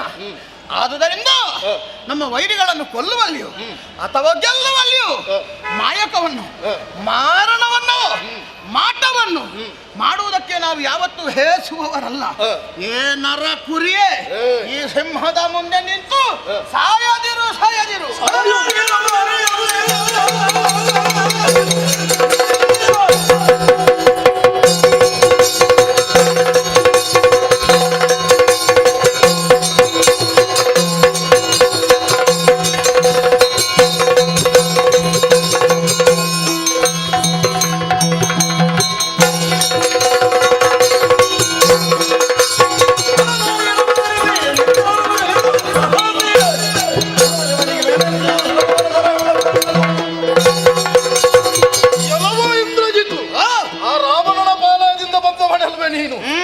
ನನ್ನ ಅರಸಿಯಾದ ಸೀತೆಯನ್ನು ಅಪಹರಿಸಿ ನಿಮ್ಮಲ್ಲಿ ಇರಿಸಿ ಪರಾಕ್ರಮದ ಬಗ್ಗೆ ರಾಮನ ಮುಂದೆ ಮಾತಾಡ್ತೀಯ?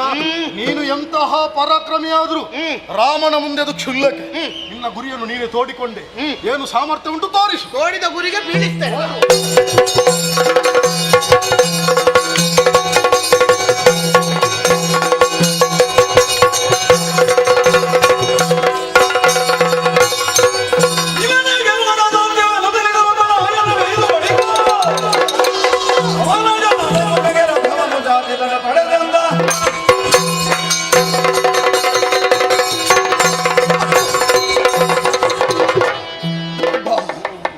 ಎಂಥ ಪರಾಕ್ರಮಿ!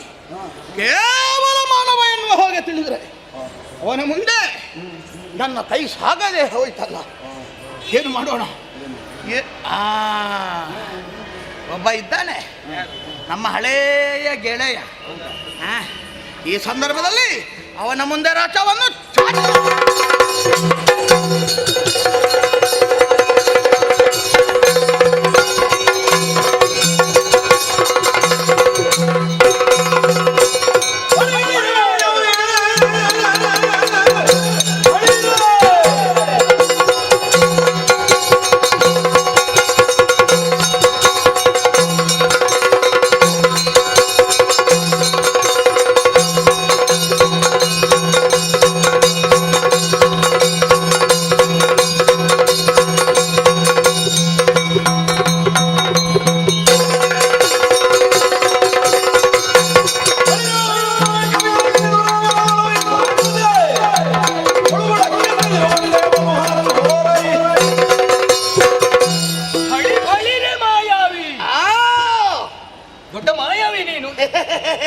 ಅಂಬರ ಮಧ್ಯದಲ್ಲಿ ನಿಂತು ಮೋಟದ ಮರೆಯಾಗಿದ್ದುಕೊಂಡು ಬಾಣಾವಳಿಗಳನ್ನು ಎಸೆದವನು ನೋಡಿದ್ರೆ ನಮ್ಮವರೇ ಆದಂತಹ ಕಪಿವೀರರೆಲ್ಲ ಧರೆಯಲ್ಲಿ ಒರಗಿದವರಿದ್ದಾರೆ. ಇದನ್ನು ತಿಳಿದಂತಹ ನನ್ನ ಪ್ರಭು ಶ್ರೀರಾಮಚಂದ್ರಮ ಒಂದು ಬಾಣವನ್ನು ಎಸೆದದ್ದು ಕೆಳಗೆ ಇಳಿದು ಬಂದೆಯ ರಾಮನ ಜೊತೆ ಯುದ್ಧಕ್ಕಾಗಿ ನಿಂತ ನೀನು ಅವನಲ್ಲಿ ಕೈ ಸೋತು ನನ್ನ ಎದುರಾಗಿ ಬಂದೆಯ. ಒಳ್ಳೆದೇ ಆಯಿತು, ಸಿಕ್ಕಿದೆ ನೀನು. ಇವತ್ತು ಪ್ರಥಮವಾದ ಭೇಟಿ ಅಲ್ಲ ನಮ್ಮದು. ಈ ಹಿಂದಕ್ಕಾದ್ರೆ ನಾನು ಮತ್ತು ನೀನು ಜೊತೆಯಾದವರು, ಆವಾಗ ಏನು ಸಾಧಿಸಿದ್ದಿಲ್ಲ ನಾವು. ಈಗ ಬಂದಿದ್ಯಲ್ಲ, ಕೊನೆಗೊಳಿಸುವೆ. ಅವತ್ತಿನ ಕತೆ ಗೊತ್ತುಂಟ?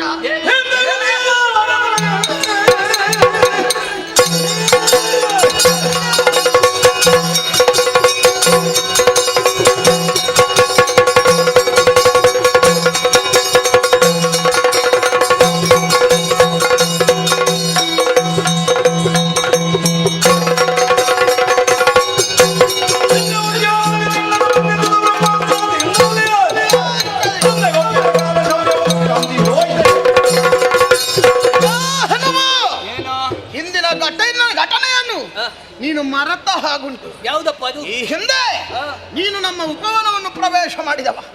ಆ ಹೊತ್ತಿಗೆ ನಿನ್ನನ್ನು ಬಡಿದು ಬ್ರಹ್ಮಾಸ್ತ್ರದಿಂದ ಬಂಧಿಸಿ ನನ್ನ ಚಿಕ್ಕಪ್ಪನ ರಥದಲ್ಲಿ ಹಾಕಿಕೊಂಡು ನೇರವಾಗಿ ನಮ್ಮ ಆಸ್ಥಾನಕ್ಕೆ ಕರೆದುಕೊಂಡು ಹೋಗಿ ನನ್ನ ಅಪ್ಪನು ಮುಂಭಾಗದಲ್ಲಿ ನಿನ್ನನ್ನು ನಿಲ್ಲಿಸಿದವ.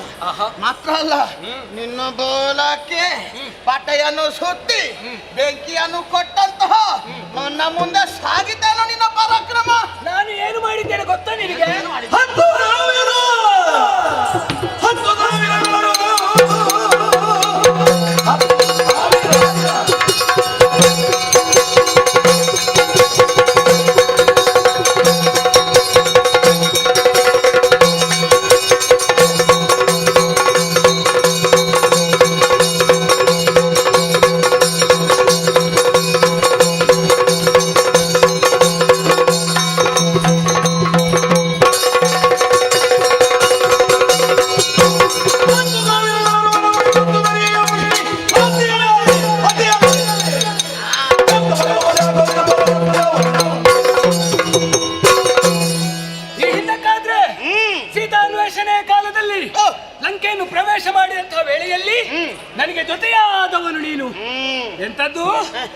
ಬ್ರಹ್ಮಾಸ್ತ್ರದಲ್ಲಿ ನನ್ನನ್ನು ಬಂಧಿಸಿದ್ದಲ್ವಾ? ಸುಮ್ಮನೆ ಭ್ರಮಿಸಿ ಮಾತಾಡಬೇಡುವ ನೀನು. ಅದ್ಯಾಕೆ? ಈ ಹಿಂದಕ್ಕಾದ್ರೆ ಹಾ. ಬ್ರಹ್ಮನಿಂದಲೇ ಯೋಗ್ಯವಾದಂತ ಆಶೀರ್ವಾದವನ್ನು ಹೊಂದಿದವನು ನಾನು. ಆ ಬ್ರಹ್ಮಾಸ್ತ್ರವು ನನ್ನನ್ನು ಮುಟ್ಟುವುದಕ್ಕೆ ಸಾಧ್ಯ ಇಲ್ಲ. ಹಾಗೆಂದು ಅದನ್ನು ನಾನು ಧರಿಸಿಕೊಂಡಿದ್ದೇನೆ. ಯಾಕೆ? ಬ್ರಹ್ಮಾಸ್ತ್ರದ ಯೋಗ್ಯತೆಯನ್ನು ಅರ್ಥ ಮಾಡಿಕೊಂಡಂತ ನಾನು ಅದಕ್ಕೆ ಗೌರವವನ್ನು ಕೊಟ್ಟು ನಾನು ಧರಿಸಿಕೊಂಡಿದ್ದೇನೆ. ನೀನು ಅಡಿಗೆ ಬಿದ್ರು ಮೂಗು ಮೇಲೆ ಅಂತ ಮಾತಾಡೋದು ಬೇಡ. ಒಳ್ಳೆದೇ ಆಗಿದೆ. ನನ್ನನ್ನು ಬಂಧಿಸಿದ ನೀನು ನಿನ್ನ ಚಿಕ್ಕಪ್ಪ ಕುಂಭಶ್ರವಣನ ರಥದಲ್ಲಿ ನನ್ನನ್ನು ಕುಳ್ಳಿರಿಸಿ ಹಾಕಿ ಒಳ್ಳೆಯ ಒಂದು ಭವ್ಯವಾದ ಮೆರವಣಿಗೆ ಮಾಡಿಸಿದವನು. ನಿನ್ನ ಜನ್ಮದಲ್ಲಿ ನಮ್ಮ ಲಂಕೆಯನ್ನು ನೋಡ್ಲಿಕ್ಕೆ ಸಿಗ್ತಾ ಇರಲಿಲ್ಲ. ಒಂದು ಲೆಕ್ಕದಲ್ಲಿ ಒಳ್ಳೆದೇ ಆಯ್ತು. ನನ್ನನ್ನು ಯಾವತ್ತೂ ಸ್ಮರಿಸಬೇಕು ನೀನು. ಖರ್ಚೇ ಇಲ್ಲದೆ ಒಳ್ಳೆಯ ರಥೋತ್ಸವ ಆಗಿದೆ. ಆದ್ರೆ ನಿಮ್ಮ ಹುಂಬತನಕ್ಕೆ ನಾನು ಏನು ಹೇಳಬೇಕು ಗೊತ್ತಾಗುವುದಿಲ್ಲ. ನಿನ್ನ ವೈರ್ಯ ಸ್ಥಾನದಲ್ಲಿರುವವನು ನಾನು. ನನ್ನನ್ನು ರಥದಲ್ಲಿ ಹಾಕಿ ಲಂಕೆಯ ಮೂಲೆ ಮೂಲೆ ಮೂಲೆಗೂ ನನ್ನ ರಥವನ್ನು ಎಳೆದುಕೊಂಡು ಹೋದವರು. ಆವಾಗಲೇ ಗೊತ್ತಾಯ್ತು ಲಂಕೆಯಲ್ಲಿ ಎಲ್ಲಿ ಏನು ಹೇಗೆ ಉಂಟು ಎಲ್ಲವನ್ನು ಮೂಲೆ ಮೂಲೆಯಲ್ಲಿರುವಂತಹ ವಿಷಯವನ್ನು ಗ್ರಹಿಸಿಕೊಂಡವನು ನಾನು. ಆಯುಧಕ್ಕೆ ಮೊದಲಾದ್ರೂ ಒಮ್ಮೆ ಲಂಕೆಯನ್ನು ಸರಿ ನೋಡು ಅಂತ ನಿನಗೊಂದು ಮುಂದೆ ನಾನು ಯಾವ ರೀತಿ ತೊಡಗಿಕೊಳ್ಬೇಕು ಅನ್ನುವ ಹಾಗೆ ಯೋಚನೆ ಮಾಡುವುದಕ್ಕೆ ದಾರಿ ಮಾಡಿಕೊಟ್ಟವರು ನೀವು. ಈ ಹಿಂದಕ್ಕಾದ್ರೆ ಲಂಕಾ ಪ್ರವೇಶವನ್ನು ಮಾಡಿದಾಗ ನನ್ನನ್ನು ಎದುರಾಗಿ ಬಂದಂತಹ ವೀರರು ಒಬ್ಬರಿಬ್ಬರಲ್ಲ 10,000 ಕಳ್ಳರು ನನ್ನನ್ನು ಎದುರಿಸುವುದಕ್ಕೆ ಬಂದ ವೇಳೆಯಲ್ಲಿ ನನ್ನ ಒಂದೇ ಮುಷ್ಟಿಯೇಟಿನಿಂದ ಅವರನ್ನು ಬಡಿದು. ನಮ್ಮಲ್ಲಿ ಇನ್ನೂ 20 ಉಂಟು. ಹೌದಾ? ಅಂತದ್ದೇ ಪೆಟ್ಟುದಿಂದ ಸಾಯ್ಲಿಕ್ಕೆ ಅಂತ ಇರುವುದು. ಅಲ್ಲ, ನಿನ್ನಲ್ಲಿ ನಿಮ್ಮ ಸೇನೆಯಲ್ಲಿ ಅಂತದ್ದು ಇರುವುದು. ಅಲ್ಲ ಕೆಲವು ಅದಕ್ಕೆ ಅಂತ ಇರುವುದು. ಅಂತದ್ದೇ ಇರುವುದು. ಅವರಿಗೆ ಬೇರೆ ಅಂತ ಕೆಲಸ ಇಲ್ಲ, ಪೆಟ್ಟು ತಿನ್ನುವುದು ಮಾತ್ರ. ತಿಂದು ಸಾಯ್ಲಿಕ್ಕೆ ಇದ್ದದ್ದು ಅಷ್ಟಕ್ಕೆ. ಹೇಗೂ ಅವರು ನಾಶ ಹೊಂದಿದ್ದಾರೆ. ಆ ನನ್ನ ಯೋಗ್ಯತೆಯನ್ನು ಅರ್ಥ ಮಾಡಿಕೊಂಡು ನೀನು ಮುಂದೆ ಬಂದಿಂತಾದ್ರೆ ನಿನಗೆ ಒಂದೇ ಪೆಟ್ಟು ನನ್ನದು. ಹೌದಾ? ಹೌದು. ನಿನ್ನ ತಲೆ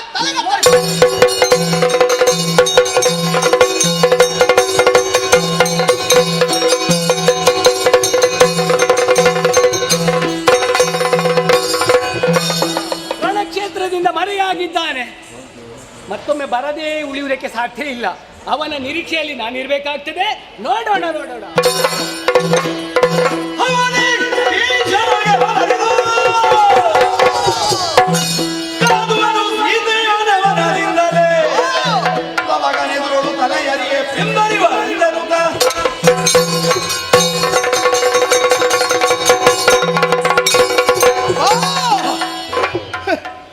ಎಂತ ಪರಾಕ್ರಮಿ! ಕೇವಲ ಮಂಗ ಎನ್ನುವ ಹಾಗೆ ಭ್ರಮಿಸಿದ್ರೆ ಅಲ್ವಪ್ಪ. ಅತುಲ ಪರಾಕ್ರಮಿ ಈತ. ಆದುದರಿಂದಲೇ ಕೈ ಸೋತು ಅಲ್ಲಿಂದ ತಪ್ಪಿಸಿಕೊಂಡು ಬಂದವ. ಏನು ಮಾಡ್ಲಿ, ಅಡಿಗಡಿಗೆ ಸೋಲಾಗುತ್ತಾ ಉಂಟು. ನೇರವಾಗಿ ಮನೆಗೆ ಹೋಗೋಣ. ಅಪ್ಪನಲ್ಲಿ ಹೇಳಿ ಬಂದಿದ್ದೇನೆ. ಹಾಗಾದ್ರೆ ಇದಕ್ಕೊಂದು ವ್ಯವಸ್ಥೆ ಆಗಲೇಬೇಕು. ಇವರೆಲ್ಲ ಇಷ್ಟು ಕಾದಾಡುದು ಯಾರಿಗಾಗಿ? ಸೀತೆಗೆ ಬೇಕಾಗಿ. ಆದ್ದರಿಂದ ಆ ಸೀತೆಯ ತಲೆ ಹೌದು ಅಪ್ಪನಿಗೆ ಆಗಲಿಲ್ಲ. ಅಪ್ಪ ಒಬ್ಬ ಮನೆ ಹೋಗುವ ಕ್ರಮವೇ ಇಲ್ಲ ಸೀತೆಯ ಬಳಿಗೆ ಹೋಗುವ. ಇನ್ನು ನಾನು ಹೋಗಿ ಆ ಕೆಲಸ ಮಾಡಲಿಕ್ಕೆ ಆದ್ರೆ ವಿಷಯ ಹೌದು, ಸೀತೆ ಬೇಕು. ನಿಜ ಸೀತೆ ಅಲ್ಲ. ಅದಕ್ಕೆ ಉಂಟಲ್ಲ ನಮ್ಮಲ್ಲಿ ಮಾಯದ ಯುವತಿಯನ್ನು ನಿರ್ಮಿಸುತ್ತ ಕಡುಗವನುಗಳ ಕಿಡಲ ನಿಲದನ ಮುಂದೆ ಮಾಯೆ ಯೋಚಿಸಿದ್ದಾನೆ, ತರ್ಕಿಸಿದ್ದಾನೆ, ನಿರ್ಮಿಸಿದ್ದಾನೆ.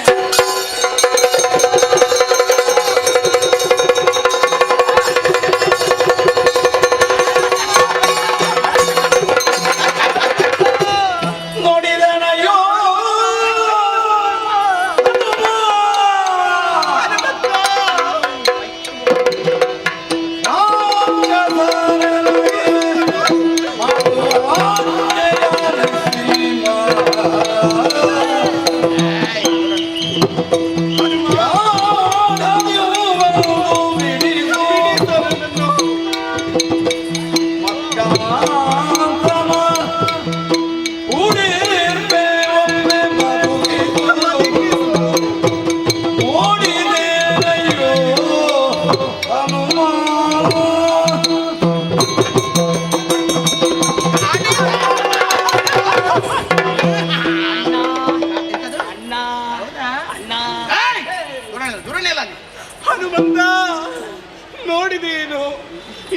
ನೀನು ಮಾಡುವಂತಹ ಹಿಂಸೆಯನ್ನು ಕಣ್ಣಾರೆ ಕಾಣುತ್ತಾ ಇದ್ದೀಯಲ್ಲ. ನೋಡ್ತಾ ಇದ್ದೇನೆ. ಅಶೋಕವನದಲ್ಲಿ ಇರಿಸಿದಂತಹ ನನ್ನನ್ನು ಎಳೆದುಕೊಂಡು ಬಂದು ತನ್ನ ಹರಿತವಾದಂತಹ ಖಡ್ಗವನ್ನು ನನ್ನ ಕೊರಳಲ್ಲಿರಿಸಿಕೊಂಡು ಇನ್ನೇನೋ ನನ್ನನ್ನು ಕಡಿಯುತ್ತಾನೆ. ಹನುಮಂತ, ಸಂತೋಷದಲ್ಲಿರುವಂತಹ ಸಂದರ್ಭದಲ್ಲಿ ಕ್ಷಣವೊಂದು ಯುಗವಾಗಿ ಪರಿಣಮಿಸಿದಂತೆ, ಆದರೆ ಇಲ್ಲಿ ಕ್ಷಣ ಕ್ಷಣವೂ ನಾ ಹಿಂಸೆಯನ್ನೇ ಪಡುತ್ತಾ ಇದ್ದೇನೆ. ಪ್ರಭು ಶ್ರೀರಾಮಚಂದ್ರನ ಸ್ಮರಣೆಯನ್ನು ಮಾಡಿಕೊಂಡಿದ್ದವಳು ನಾನು. ಅವರನ್ನು ಸೇರಬೇಕು, ಅವರೊಂದಿಗೆ ಬದುಕಬೇಕು. ನನ್ನನ್ನು ಬಿಡಿಸು ಹನುಮಂತ, ಬಿಡಿಸು. ಅಯ್ಯ ನೀನು ಸಾಮಾನ್ಯ ಮತಿವಂತ ಕಳನಿ ಕೇಳು, ಮತಿವಂತ ಕಳನೆ ಕೇಳು.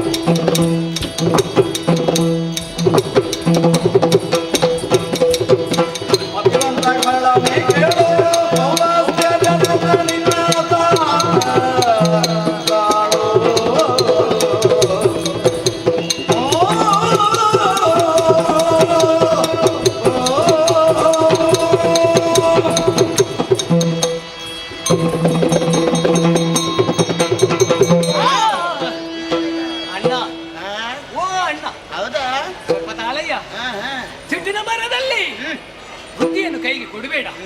ನೋಡಿದೆಯಾ, ತನ್ನ ಕೈಯಲ್ಲಿರುವಂತಹ ಕರವಾಳದಿಂದ ಕಾಣಿಸಿಕೊಂಡಂತ ಸೀತೆಯ ಶಿರವನ್ನು ಕತ್ತರಿಸ್ತೇನೆ ಅನ್ನುವ ಹಾಗೆ ಮುಂದಡಿ ಇಟ್ಟವನು. ನಿನ್ನ ಯೋಗ್ಯತೆ ಏನು, ನಿನ್ನ ಅಂತಸ್ತು ಏನು ಅನ್ನುವುದನ್ನು ನಾನು ಚೆನ್ನಾಗಿ ಅರ್ಥ ಮಾಡಿಕೊಂಡವನು. ಈ ಪ್ರಪಂಚದಲ್ಲಿ ಕಾಣಿಸಿಕೊಂಡಂತಹ ಕಳ್ಳರೆಲ್ಲ ಅವರು ಮತಿವಂತರಾಗುವುದಕ್ಕೆ ಸಾಧ್ಯ ಇಲ್ಲ, ಮತಿವಂತರಾದವರೆಲ್ಲ ಕಳ್ಳರಾಗುವುದಕ್ಕೆ ಸಾಧ್ಯ ಇಲ್ಲ. ಆದ್ರೆ ನೀನು ಹಾಗಲ್ಲ, ಮತಿವಂತ ಕಳ್ಳನಿದ್ದೀಯ, ಒಳ್ಳೆಯ ಜ್ಞಾನವನ್ನು ಹೊಂದಿದವನಿದ್ದೀಯ. ಯಾಕೆ ಈ ಜ್ಞಾನ ನಿನ್ನ ನಾಡಿಸಿಕೊಂಡಿತು? ಅದಕ್ಕೆ ನಿನ್ನ ಪರಂಪರೆಯೇ ಕಾರಣ. ನಿನ್ನ ಅಪ್ಪ ಯಾರು ಅಂತ ಕೇಳಿದ್ರೆ ರಾವಣೇಶ್ವರ, ಅವನಪ್ಪ ಯಾರು ಅಂತ ಕೇಳಿದ್ರೆ ವಿಶ್ವವಸು, ಅವನಪ್ಪ ಯಾರು ಅಂತ ಕೇಳಿದ್ರೆ ಪೌಲಸ್ಯ ಬ್ರಹ್ಮ. ಎಲ್ಲರೂ ಬ್ರಹ್ಮ ವಂಶದಲ್ಲಿ ಕಾಣಿಸಿಕೊಂಡವರು. ಆದ್ದರಿಂದಲೇ ನೀನು ಒಳ್ಳೆಯ ಮತಿ ಉಳ್ಳವನಾಗಿ ಕಾಣಿಸಿಕೊಂಡವನು. ನಿನ್ನ ಅಪ್ಪನ ಯೋಗ್ಯತೆಯ ಬಗ್ಗೆಯೂ ನಾನು ಚೆನ್ನಾಗಿ ಅರ್ಥ ಮಾಡಿಕೊಂಡಿದ್ದೇನೆ. ಕೈಲಾಸವಾಸಿಯಾದಂತಹ ಭೂತಪತಿ ಪರಮೇಶ್ವರನನ್ನು ಒಲಿಸಿಕೊಂಡು ಅವನ ಅನುಗ್ರಹಕ್ಕೆ ಪಾತ್ರನಾದವನು ನಿನ್ನ ಅಯ್ಯ. ಅಂಥವನಿಗೆ ಮಗನಾದಂತಹ ನೀನು ಶ್ರುತಿಶಾಸ್ತ್ರ ಕೋವಿದನಿದ್ದೀಯ. ಆದ್ದರಿಂದ ಇಷ್ಟು ತಿಳಿದಂತ ನೀನು ಇಷ್ಟ ಕೀಳು ಮಟ್ಟಕ್ಕೆ ಇಳಿದೆ ಅಂತಾದ್ರೆ ನಿನ್ನ ಜೀವನದಲ್ಲಿ ಅದು ಅಪವಾದ ಅಪರಾಧ ಅಂತ ಆಗುವುದಿಲ್ಲ. ಆದ್ದರಿಂದ ಉಳಿಸಯ್ಯ ಉಳಿಸಯ್ಯ ಉಳಿಸಯ್ಯ.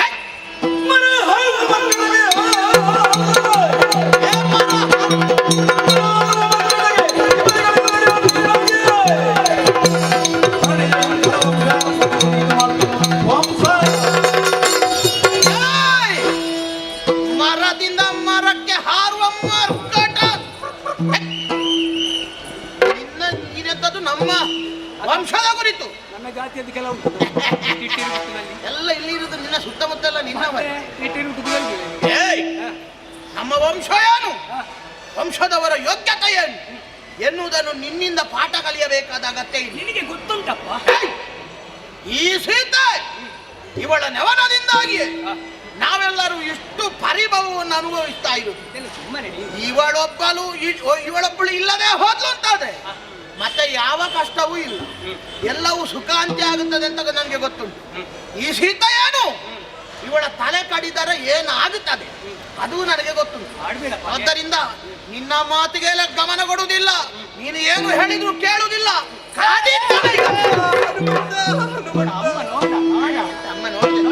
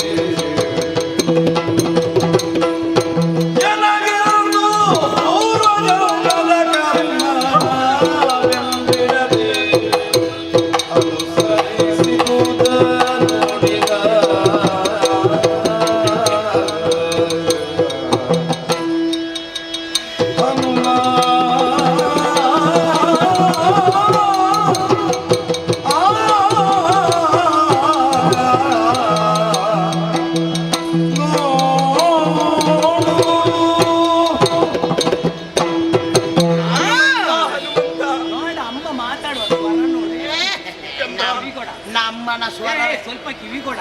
ಮಗನೇ, ನಾನಿಂತಹ ಪುಣ್ಯ ಮಾಡಿದವಳು, ಇಂತಹ ಭಾಗ್ಯವನ್ನು ಹೊಂದಿದವಳು. ಮಿಥಿಲೆಯ ಮಣ್ಣಿನಲ್ಲಿ ಜನಕರಾಗಿ ಮಗಳಾಗಿ ಹುಟ್ಟಿದಳು ಸೀತೆ. ದಶರಥ ಮಹಾರಾಜರಿಗೆ ಸೊಸೆಯಾಗಿ ಅಯೋಧ್ಯೆಯನ್ನು ಪ್ರವೇಶಿಸಿದಳು ಸೀತೆ. ಪ್ರಭು ಶ್ರೀರಾಮಚಂದ್ರನ ಕೈ ಹಿಡಿದ ಪತಿವ್ರತೆಯಂತಹ ಸೀತೆ ನಾನು. ಆದರೆ ಅವರೊಂದಿಗೆ ಬಾಳುವಂತಹ ಯೋಗವನ್ನು ಭಾಗ್ಯವನ್ನು ನಾ ಹೊಂದದವಳಾಗಿ ಹೋದೆ. ಯಾವ ಜನ್ಮದಲ್ಲಿ ಯಾವ ಹೆಣ್ಣಿಗೆ ಯಾವ ಪಾಪ ಮಾಡಿದ್ದೇನೋ ನಾ ತಿಳಿಯೇ ಈ ಸಂದರ್ಭದಲ್ಲಿ ಇಂತಹ ಒಂದು ಸ್ಥಿತಿ ನನಗೆ ಒದಗಿ ಬಂತು. ಮಗನೇ, ನಿನ್ನ ಕಣ್ಣಾರೆ ನೀನು ಕಾಣುತ್ತಾ ಇದ್ದಿ. ಕಣ್ಣಿದ್ದು ಕುರುಡರ ಹಾಗೆ, ಕಿವಿದ್ದು ಕಿವಿಡರ ಹಾಗೆ ಈ ಕಳನು ಮಾಡುವಂತಹ ಹಿಂಸೆಯನ್ನು ನೋಡಿಯೂ ಸುಮ್ಮನಿದ್ದೀಯಲ್ಲ ಮಗನೇ.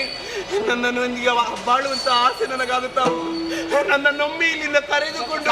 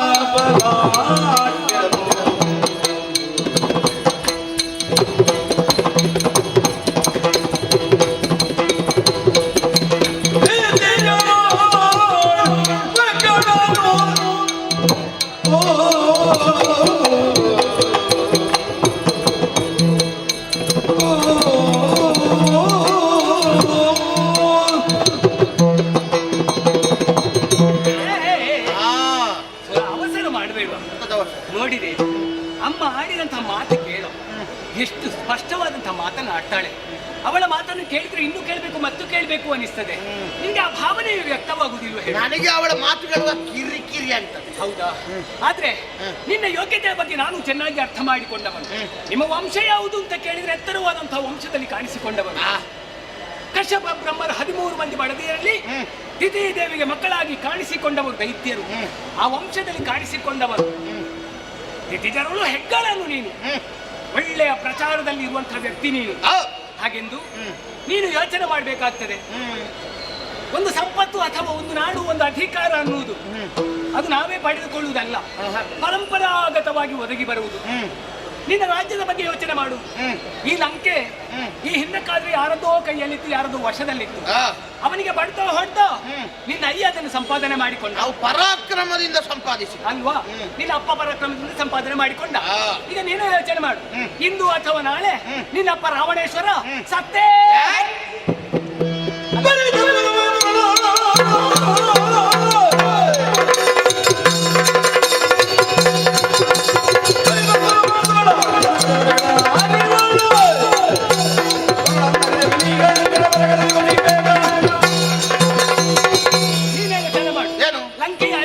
ತಂದೆಯಾದಂತಹ ನಿನ್ನ ಅಯ್ಯ ರಾವಣೇಶ್ವರ ಇಂದು ಅಥವಾ ನಾಳೆ ಸತ್ತು ಮಣ್ಣು ತಿಂದು ಹೋದ.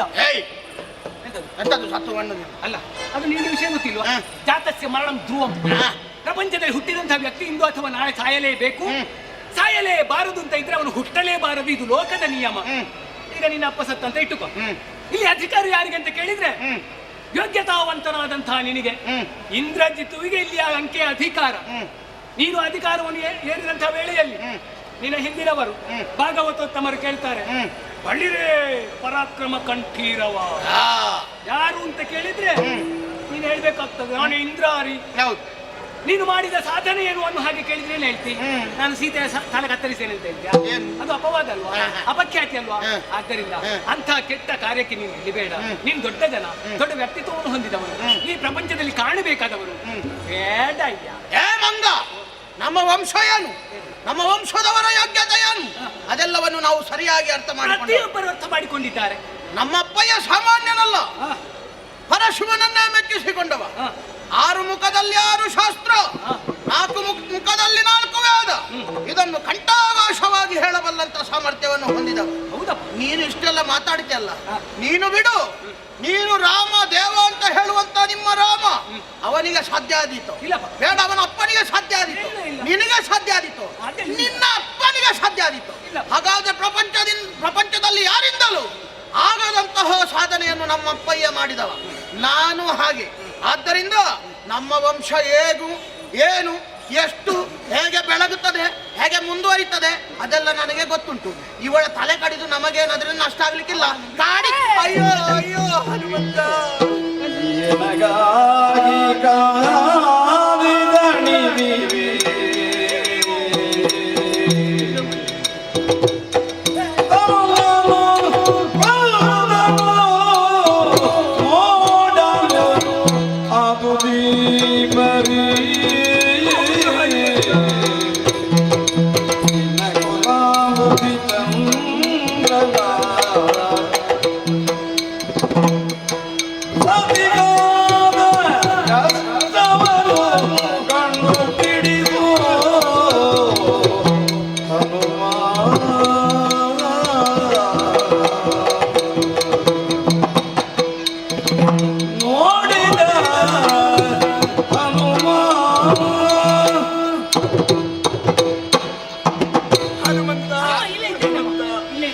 ಪಂಚವಟಿಯಲ್ಲಿರುವಂತಹ ಸಂದರ್ಭದಲ್ಲಿ ಹೊನ್ನ ಜಿಂಕೆಯ ಮೇಲೆ ಆಸೆ ಆಯಿತು.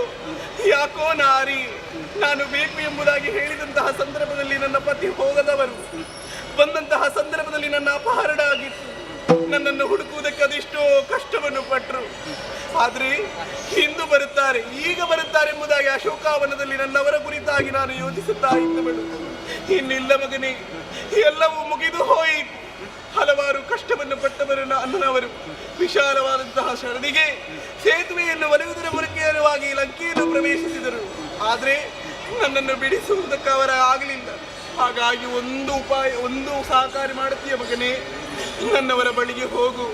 ಸೀತೆ ನಿಮಗೆ ದೊರಕುವುದಿಲ್ಲ, ಪುನರಪಿ ಅಯೋಧ್ಯೆಯನ್ನು ಸೇರು ಎಂಬುದಾಗಿ ಹೇಳು ಹನುಮಂತ, ಹೇಳು. ಪರಿಸ್ಥಿತಿ ಏನಾಗ್ತದೆ ಗೊತ್ತಾ ನಿನಗೆ? ಏನಾಗ್ತದೆ?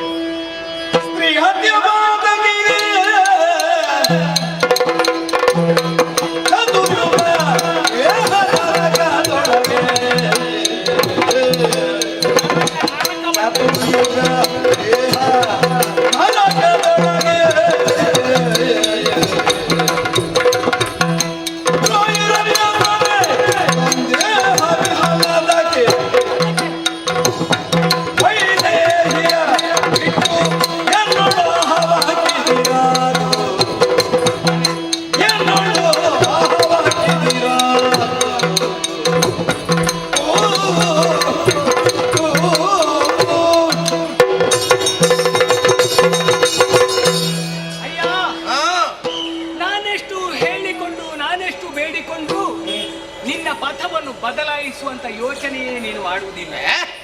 ಯಾಕೆ ಇಷ್ಟು ಮಾತನಾಡಿದೆ ಗೊತ್ತಾ? ಭವಿಷ್ಯತ್ತಿನ ಬಗ್ಗೆ ಚಿಂತನೆ ಮಾಡಿ ನಾನು ಆಡಬೇಕಾಗಿ ಬಂತು. ಮುಂದಕ್ಕೆ ಏನಾಗ್ತದೆ ಯೋಚನೆ ಮಾಡಿದ್ಯಾ ನೀನು? ಏನಾಗ್ತದೆ? ಹೆಣ್ಣಿಗೆ ಲೋಕದಲ್ಲಿ ಎಷ್ಟು ಎತ್ತರವಾದಂತಹ ಸ್ಥಾನಮಾನವನ್ನು ಒದಗಿಸಿಕೊಟ್ಟಿದ್ದಾರೆ ಅನ್ನುವುದನ್ನು ನಿನಗೆ ಪ್ರತ್ಯೇಕವಾಗಿ ಬಿಡಿಸಿ ಹೇಳಬೇಕು ಅಂತ ಏನು ಇಲ್ಲ. ಯಾವುದೇ ಅಪರಾಧವನ್ನು ಮಾಡುವಂತಹ ನನ್ನ ತಾಯಿಯಾದಂತಹ ಸೀತೆಯನ್ನು ನೀನು ಕೊಂದು ಮುಗಿಸುವುದಕ್ಕೆ ಪ್ರಯತ್ನ ಮಾಡಿದೆ ಅಂತ ಆದ್ರೆ ಏನಾಗ್ತದೆ ಮುಂದಕ್ಕೆ? ಸ್ತ್ರೀಹತ್ಯೆಯನ್ನು ಮಾಡಿದ ಹಾಗಾಗ್ತದೆ.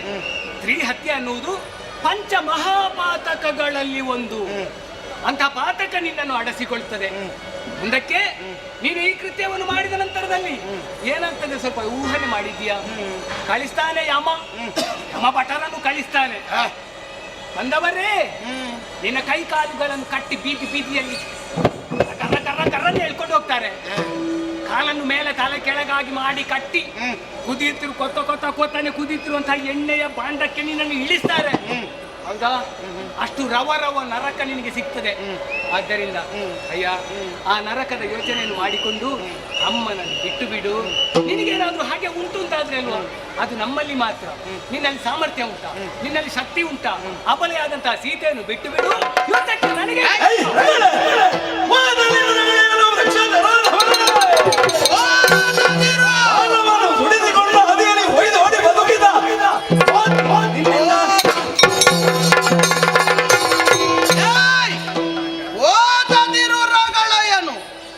ನಮ್ಮಿಂದ ಬಾಲವನ್ನು ಸುಟ್ಟುಕೊಂಡ ಕೋತಿಯೇ. ಲೋಕದಲ್ಲೊಂದು ರೂಢಿಯ ಮಾತುಂಟು, ಏನು? ಓದುವುದು ಶಾಸ್ತ್ರ, ಇಕ್ಕುವುದು ಗಾಳ ಅಂತ. ಅದೆಂತದ್ದು? ನಾವು ಮಾಡಿದ್ರೆ ಶ್ರೀಹತ್ಯೆ ಮಹಾಪಾತಕ. ನೀನು ಮಾಡಿದ್ರೆ ಹತ್ಯೆ ಆಗುದಿಲ್ವಾ? ಲಂಕಿನಿಯನ್ನು ಕೊಂದದ್ಯಾರ? ಲಂಕಿನಿ ಹೆಣ್ಣ? ಮತ್ತಾರು? ನಮ್ಮ ಲಂಕಾ ಸುಂದರಿ. ಸುಂದರಿಯ? ಅವಳನ್ನು ಅದು ವಿಷಯ ಗೊತ್ತು ನನಗೆ. ಏನು? ನಿನ್ಗೆ ಬ್ರಹ್ಮ ಕಪಾಲದ ಕತೆ ಗೊತ್ತುಂಟ? ಏನು ಕತೆ? ಅಲ್ಲಿ ಒಬ್ಬಳು ಯಕ್ಷಿಣಿ ಪರಮೇಶ್ವರ ಭಿಕ್ಷೆ ಬೇಡಿಕೊಂಡು ಬರುವಾಗ ಕಲ್ಲು ಮುಳ್ಳುಗಳನ್ನು ಹಾಕಿದ ನೆನಪುಂಟ ನಿನಗೆ? ಕತೆ ಓದಿದ್ಯಾ? ಅದಕ್ಕೆ ಆವಾಗ ಶಾಪಗ್ರಸ್ತಳಾದದ್ದು. ಅವಳೇ ಶಾಪಗ್ರಸ್ತಳಾಗಿ ಲಂಕಿಣಿಯಾಗಿ ಕಾಣಿಸಿಕೊಂಡದ್ದು. ಅವಳು ಲಂಕಿಣಿ ಅಲ್ಲ, ಮತ್ತೆ ಅವಳು ಅಶ್ವಿನಿ. ನಿನಗೆ ಬೇಕಾದಾಗ ಎಷ್ಟು ಪ್ರಸಂಗ ಬೇಕಾದ್ರೂ ಅದು ಹೀಗೆ ಮುಟ್ಟಿದ್ದೆ ಎಷ್ಟು ಚಂದದ ಹೆಣ್ಣಾಗಿದ್ದಾಳೆ. ಹೌದು, ನಿನಗೆ ಬೇಕಾದಾಗ ಒಂದೊಂದು ಕತೆಗೆ ಅವಳಿಗೆ ಶಾಪ ಇತ್ತು, ಇವಳಿಗೆ ಅಂತ ಶಾಪ ಏನಿಲ್ಲ. ಹೌದಾ? ಇವಳಿಗೆ ಶಾಪ ನನ್ನಿಂದ, ಇವಳೇ ನಮಗೆ ಶಾಪ. ಆದ್ದರಿಂದ ನಿನ್ನ ಮಾತನ್ನು ಕೇಳುವುದಿಲ್ಲ. ಹಿಡಿದ ಕಟಾರಿಯಿಂದ ಇವಳ ತಲೆಯನ್ನು ಕತ್ತರಿಸ್ತಾರೆ.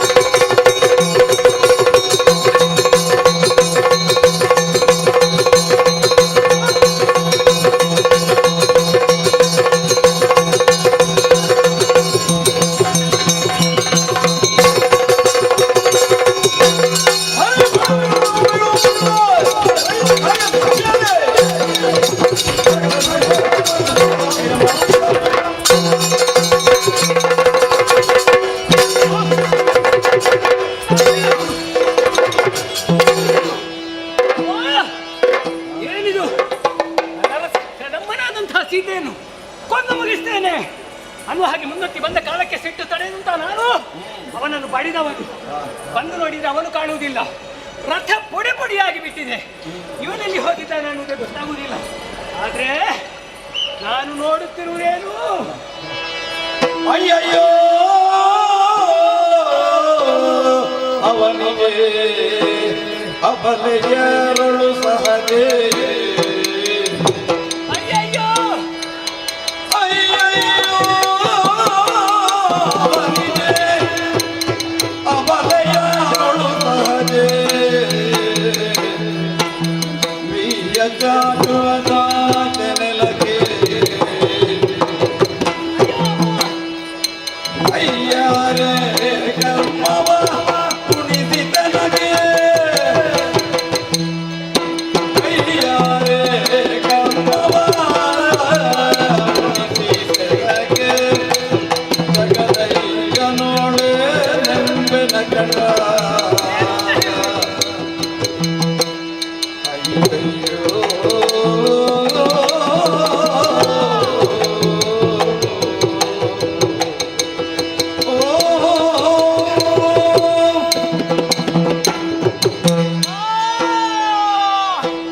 ರಾಮ ರಾಮ ರಾಮ ರಾಮ, ಎಂತಹ ಸ್ಥಿತಿ ನನ್ನ ಜೀವನದಲ್ಲಿ ಎದುರಾಗಿ ಹೋಯಿತು.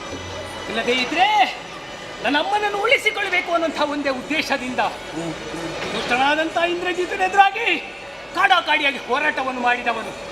ಒಂದೇ ಮುಗಿಸ್ತೇನೆ ಅನ್ನೋ ಹಾಗೆ ಮುಂದಕ್ಕೆ ಬಂದು ಅವನ ರಥಕ್ಕೆ ಬಡಿದಾಗ ರಥ ಎಲ್ಲವೂ ಪುಡಿ ಪುಡಿಯಾಗಿ ಬಿಟ್ಟಿದೆ.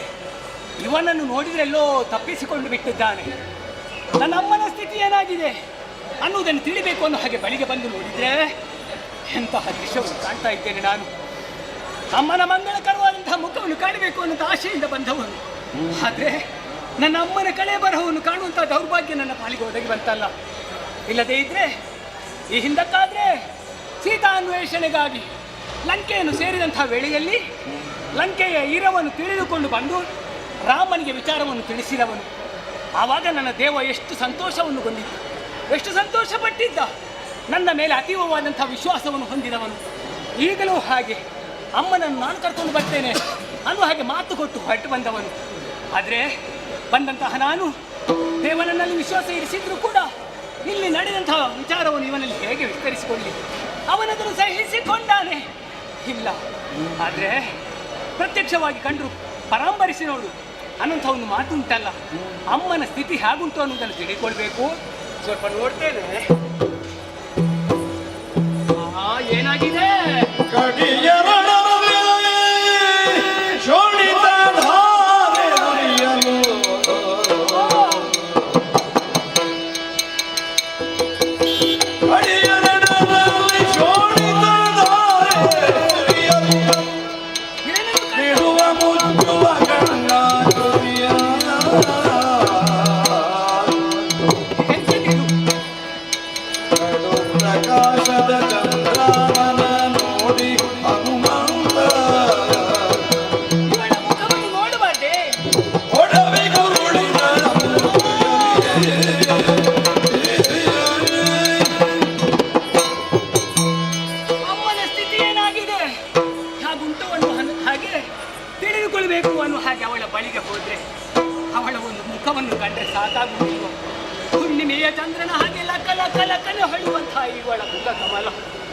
ದೇಹವನ್ನು ನೋಡಿದ್ರೆ ಕಡಿ ಎರಡಾಗಿ ಕತ್ತರಿಸಲ್ಪಟ್ಟಿದೆ.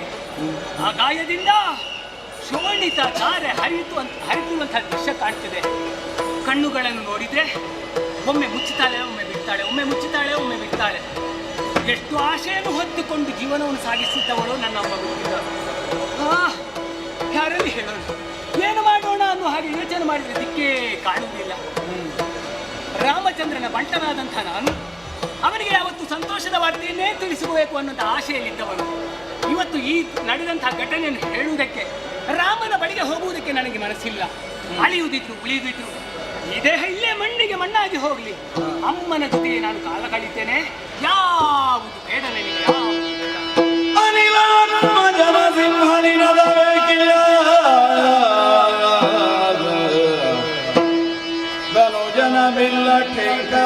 ಕೇಳುತ್ತಿದೆ ಜಾಂಬವರೇ.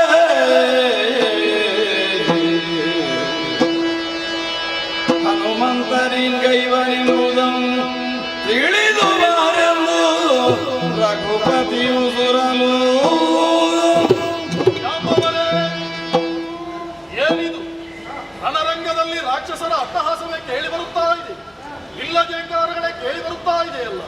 ಹನುಮಂತನ ಸುಳ್ಳು ಅನ್ನುವುದು ಕೇಳುತ್ತಾ ಇಲ್ಲ. ಏನು ಅನ್ನುವ ಹಾಗೆ ಒಮ್ಮೆ ನೋಡಿ ಬನ್ನಿ ಜಾಂಬವರೇ. ಅನುವರದ ಭೂಮಿಯೊಳು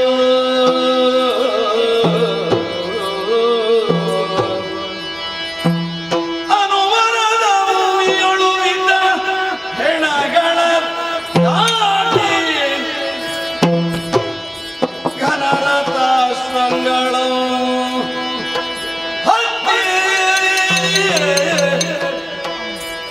ತಿಳಿದು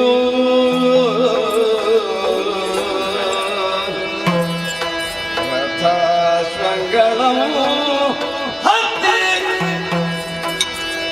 ಇಳಿದು ಬಳಲುತ್ತ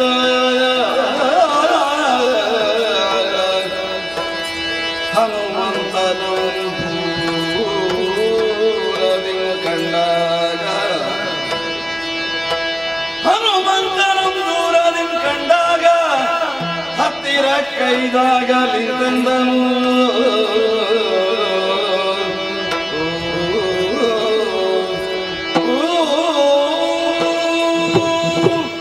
ಪ್ರಭು ರಾಮಚಂದ್ರನ ಆಜ್ಞೆ, ರಕ್ಕಸರ ಅಟ್ಟಹಾಸವೇ ಕೇಳುತ್ತಾ ಇದೆ.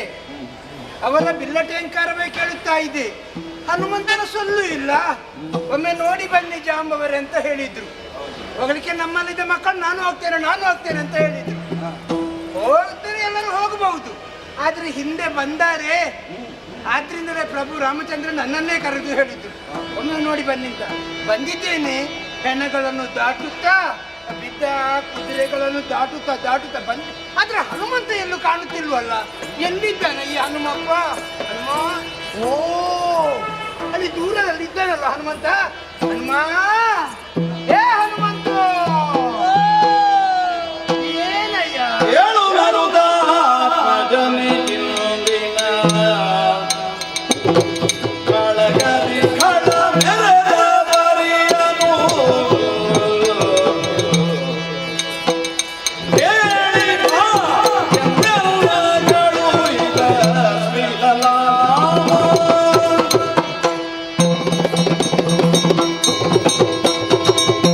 ಹನುಮಂತ, ನಾನು ನಿನ್ನನ್ನೇ ಹುಡುಕಿಕೊಂಡು ಬಂದದ್ದು. ಬೇಡ, ನಾನು ನಿನ್ನನ್ನು ಹುಡುಕಿಕೊಂಡು ಬಂದ್ರೆ ನೀನು ರಣರಂಗದ ಒಂದು ಮೂಲೆಯಲ್ಲಿ ಕೂತ್ಕೊಂಡಿದ್ಯಲ್ಲ. ಎಂತ ರಕ್ಕಸರ ಅಟ್ಟಹಾಸ ಕೇಳ್ತಾ ಉಂಟು. ಅವರು ಯುದ್ಧ ಮಾಡುವುದಕ್ಕೆ ಸನ್ನದ್ಧರಾಗಿದ್ದಾರೆ. ನೀನು ಮಾತ್ರ ಏನು ಅರಿಯದವನಂತೆ ಸುಮ್ಮನೆ ಕೂತ್ಕೊ. ಆದ್ರಿಂದಲೇ ಪ್ರಭು ರಾಮಚಂದ್ರ ನನ್ನಲ್ಲಿ ಕರೆದು ಹೇಳಿದ್ರು, ಅವರ ಸಿಂಹನಾದವೇ ಕೇಳುತ್ತಾ ಇದೆ, ಹನುಮಂತನ ಸುದ್ದಿಯೇ ಇಲ್ಲ, ಒಮ್ಮೆ ನೋಡಿ ಬನ್ನಿ ಜಾಂಬವರೇ ಅಂತ. ಬಂದಿದ್ದೇನೆ. ನೀನು ಸುಮ್ಮನೆ ಕೂತ್ಕೊಂಡಿದ್ಯಲ್ಲ, ಏನಾಯ್ತಪ್ಪ? ಅಜ್ಜಯ್ಯ, ಭವದೇವ ಕೆಳಯ್ಯ ಕೋಳ ಗಂಬಾರಿದು ಕೈಯ ಸಂಭ್ರಮದಲ್ಲಿ ಕಾದಿ ಇಮ್ಮುಗಳೇ ಹೋಗಿ ಕುಂಬಿನಿ ಜಯ ಎಂದು ಕೆಡಕಿ ತಪ್ಪಿಸಿಕೊಂಡ ಭವದೇವ ಕೆಳಯ್ಯ.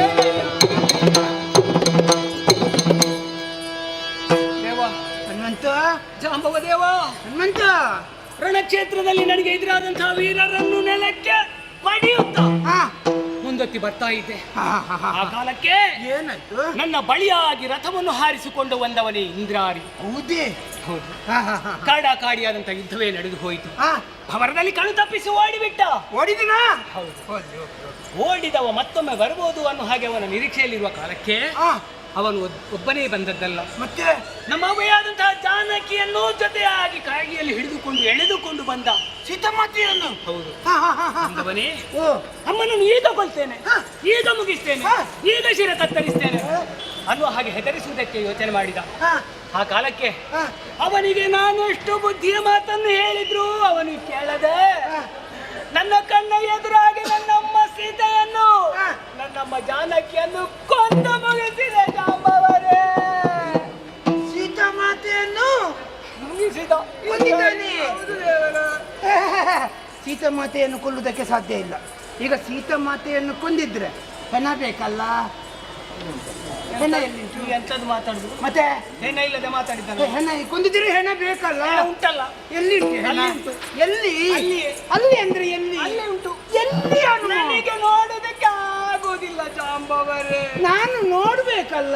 ಒಮ್ಮೆ ತಿರುಗಿ ಜಾಂಬವರೇ ಹೀಗೆ. ನಿಮಗೆ ಸುತ್ತು ಹೆಚ್ಚಾಯ್ತು, ಕಡಿಮೆ ಆಗಬೇಕಾದ್ದಲ್ವಾ? ಹೌದು, ನನಗೆ ಸುತ್ತ ಹೆಚ್ಚಾಯ್ತಾ? ಹೌದು, ಈಗ ಕಡಿಮೆ ಆಗಬೇಕಲ್ಲ ನಿಮಗೆ. ಹೆಣ ಬೇಕು. ನೋಡಿ, ಅರ್ಧ ಸುತ್ತು ತಿರುಗಿ. ಓ, ಅಲ್ಲಿ ನೋಡಿ. ರಾಮ ರಾಮ ರಾಮ. ಹನುಮಂತ, ಹನುಮಂತ, ಮರುದಲು ಜ್ಞಾನಿ ನಿನಗೆ ಮರುಳು ಯಾಕೆ ಸುಮ್ಮನೆ ರಾವಣಿಯ ಮಾಯವಿದು ಸೀತಾದೇವಿಯಲ್ಲ. ಹನುಮಂತ, ಹೇಳಯ್ಯ.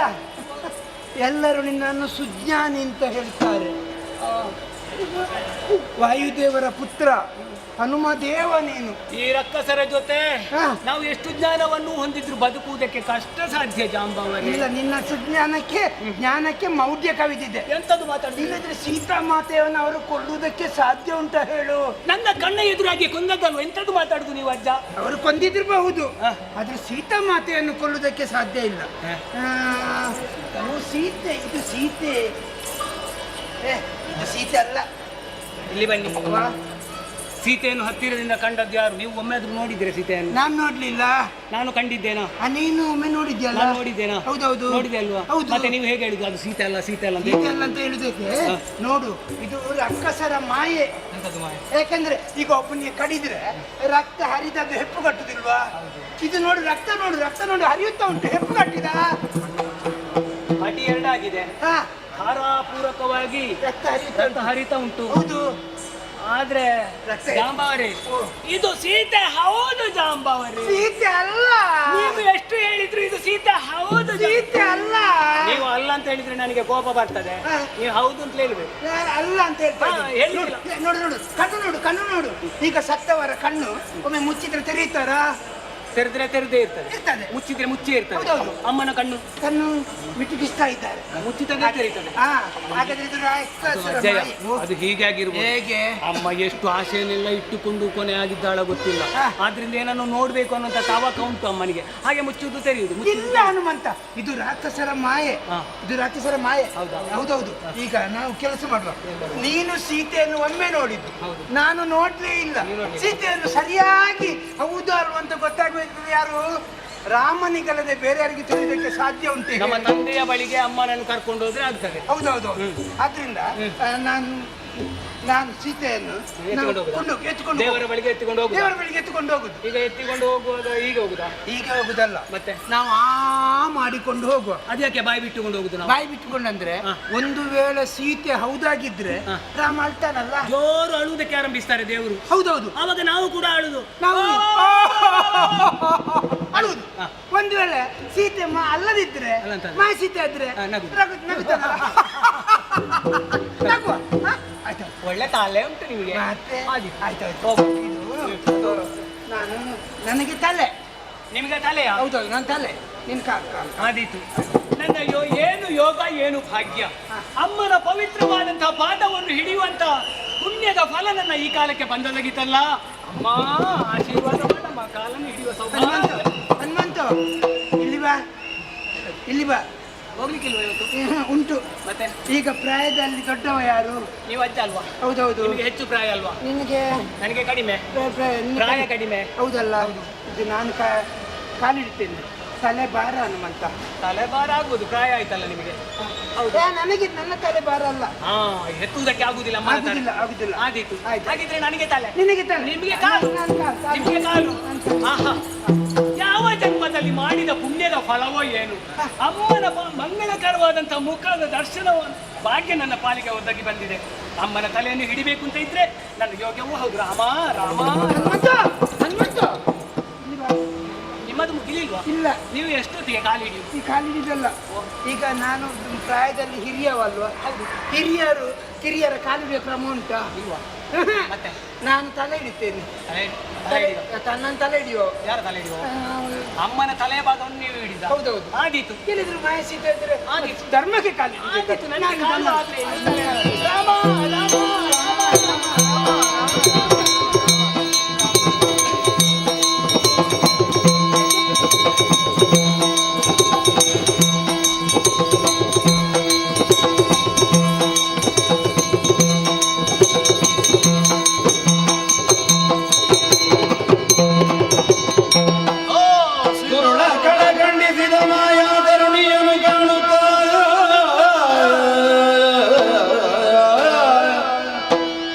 ರಘುಪತಿಯರಸಿ ಜಾನಕಿ ಸತ್ಯವೆಂದೇ ಮನದಿ ನಿಶ್ಚಯಿಸಿ ಸೀತಾ ಸೀತಾ ಜನಕ ಆತ್ಮಜೆ ಜಾನೆಯನ್ನರಸಿ ಮುನಿಸನ್ನಡನ್ಯಾದಗೆಲ್ಲೆನುದ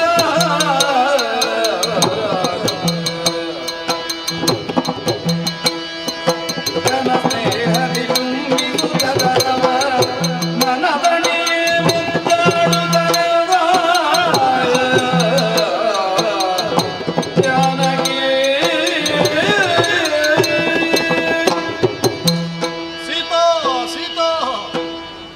ಎಂತಹ ಪರಿಸ್ಥಿತಿ ನಿನ್ನ ಪಾಲಿಗೆ ಒದಗಿ ಬಂತು. 14 ವರ್ಷಗಳ ಕಾಲ ವನವಾಸವನ್ನು ಕೈಯುವುದಕ್ಕಾಗಿ, ಪಿತೃವಾಕ್ಯ ಪರಿಪಾಲನೆಗಾಗಿ ಕಾನನದತ್ತ ಮುಖ ಮಾಡಿದವ ಈ ರಾಮಚಂದ್ರ ಆ ಸಂದರ್ಭದಲ್ಲಿ ಒಂದು ಮಾತನ್ನು ಹೇಳಿದೆ, ಸ್ವಾಮಿ, ಪತಿಯ ಸೇವೆಯನ್ನು ಮಾಡಬೇಕಾದ್ದು ಸತಿಯಾದವಳಾದ್ಯ ಕರ್ತವ್ಯ. ನಿಮ್ಮ ಜೊತೆಯಾಗಿ ನಾನು ಬರ್ತೇನೆ ರಾಮಚಂದ್ರ ಅನ್ನುವ ಹಾಗೆ ಎಷ್ಟೋ ಬಾರಿ ಹೇಳಿದೆ. ಸೀತಾ, ಬರುವುದು ಬೇಡ. ಕಲ್ಲು ಮುಳ್ಳುಗಳನ್ನು ದಾಟುವುದಕ್ಕೆ ಕ್ರಮಿಸುವುದಕ್ಕೆ ನಿನ್ನಿಂದ ಅಸಾಧ್ಯ ಆಗುತ್ತದೆ. ಓರ ರಾಕ್ಷಸರ ವಾಸಸ್ಥಾನ ಅದಾಗಿದೆ. ಬರುವುದು ಬೇಡ ಅಂತ ಹೇಳಿದರೂ ಕೂಡ ಬರುವಂತಹ ಕಷ್ಟ ನಷ್ಟಗಳು ಏನಿದ್ದರೂ ಕೂಡ ಅದು ಮೊದಲು ನನಗೆ ಬರಲಿ ಅನ್ನುವ ಹಾಗೆ ಎನ್ನ ಜೊತೆಯಾಗಿ ಬಂದವಳು ನೀನು. ಈ ಸಾವಿನ ವಿಚಾರದಲ್ಲಿಯೂ ರಾಮನಿಗಿಂತಲೂ ಮೊದಲಾಗಿ ನೀನು ನಿಂತೆಯಲ್ಲ ಸೀತಾ. ಹೇಗೆ ಮನಸ್ಸು ಬಂತು ನಿನಗೆ? ಹೇಗೆ ಮನಸ್ಸು? ಪರಿಮಳ ಇಲ್ಲದ ಹೂವು ಪ್ರಪಂಚದಲ್ಲಿ ಕಾಣಿಸಿಕೊಳ್ಳುವುದಕ್ಕೆ ಸಾಧ್ಯ ಉಂಟು. ಉಸಿರಿಲ್ಲದ ದೇಹ ಪ್ರಪಂಚದಲ್ಲಿ ಬಾಳುವುದಕ್ಕುಂಟು. ಸೀತೆ ಇಲ್ಲದ ರಾಮನು ಹಾಗೆ. ಸೀತೆ ಇಲ್ಲದ ರಾಮ ಇನ್ನು ಇದ್ದು ಏನು ಪ್ರಯೋಜನ ಸೀತಾ? ಏನು ಪ್ರಯೋಜನ?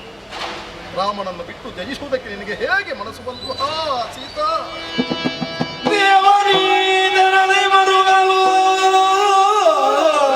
ಹೇಳೆ.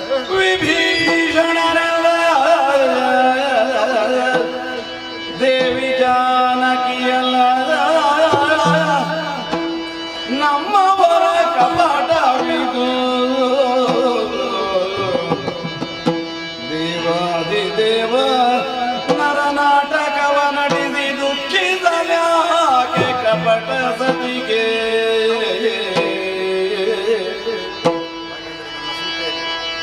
ಹಾಗಾದ್ರೆ ನನ್ನ ಸೀತೆಯಲ್ಲಿ ಪವನಾತ್ಮಕಿಯ ಶೋಕಾವನದೊಳಿಲ್ಲದಿರೆ ಸೇವೆಗಾಗವನಲ್ಲ ಎಂದ ಸುರಪತಿ ನುಡಿಯಲ್ಕೆ.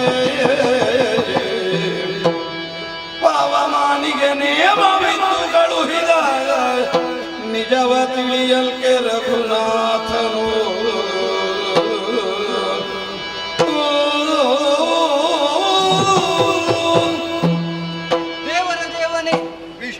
ಏನಿದು ಸ್ವಾಮಿ? ಸಾಮಾನ್ಯ ಮಾನವರಂತೆ ಕ್ರೋಧಾವಶನಾಗಿರುವಿರಲ್ಲ ಸ್ವಾಮಿ. ಸೀತೆ ಈ ರೀತಿಯಾಗಿ ಬಿದ್ದು ನೋಡು ವಿಭೀಷಣ, ಏನಾಗಿ ಹೋಯಿತು ನನ್ನ ಸೀತೆ? ಸ್ವಾಮಿ, ಇದು ನಿಜವಾದ ಸೀತಾಮಾತೆ ಅಲ್ಲ ಸ್ವಾಮಿ. ಮತ್ತೆ ನಮ್ಮವರಾದಂತಹ ಇಂದ್ರಜೀತು ಹೇಗಾದರೂ ನಿಮ್ಮನ್ನು ಸೋಲಿಸಬೇಕೆನ್ನುವಂತಹ ಉದ್ದೇಶದಿಂದ ಮಾಯಾರೂಪವನ್ನು ಸೃಷ್ಟಿಸಿದ್ದಾನೆ. ಮಾಯಾ ಸೀತೆ ಅನ್ನುವ ಹಾಗೆ ಹೇಳುತ್ತಾಯಿ. ಸೀತೆ ಇಲ್ಲಿಯೇ ಇದ್ದಾಳೆ. ಮಾಯಾ ಸೀತೆ ಅನ್ನುವ ಹಾಗೆ ಹೇಳಬೇಕು ಅಂತ ಆದ್ರೆ ಹೇಗೆ ಅದು ಸಾಧ್ಯ? ಏನು ವಿಚಾರ? ಸ್ವಾಮಿ, ಒಂದು ವೇಳೆ ಮಾಯಾ ಸೀತೆ ಹೌದಾಗಿದ್ದಲ್ಲಿ ನಾನು ಸ್ಪರ್ಶಿಸಿದ ತಕ್ಷಣ ಮಾಯವಾಗುತ್ತಾಳೆ. ಹೌದೇ? ಹೌದು. ನೋಡೋಣ ಒಮ್ಮೆ.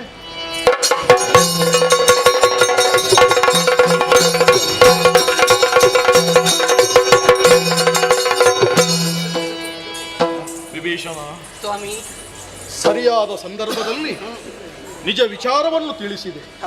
ಮನಸ್ಸಿಗೆ ಬಹಳಷ್ಟು ಆನಂದವಾಯಿತು.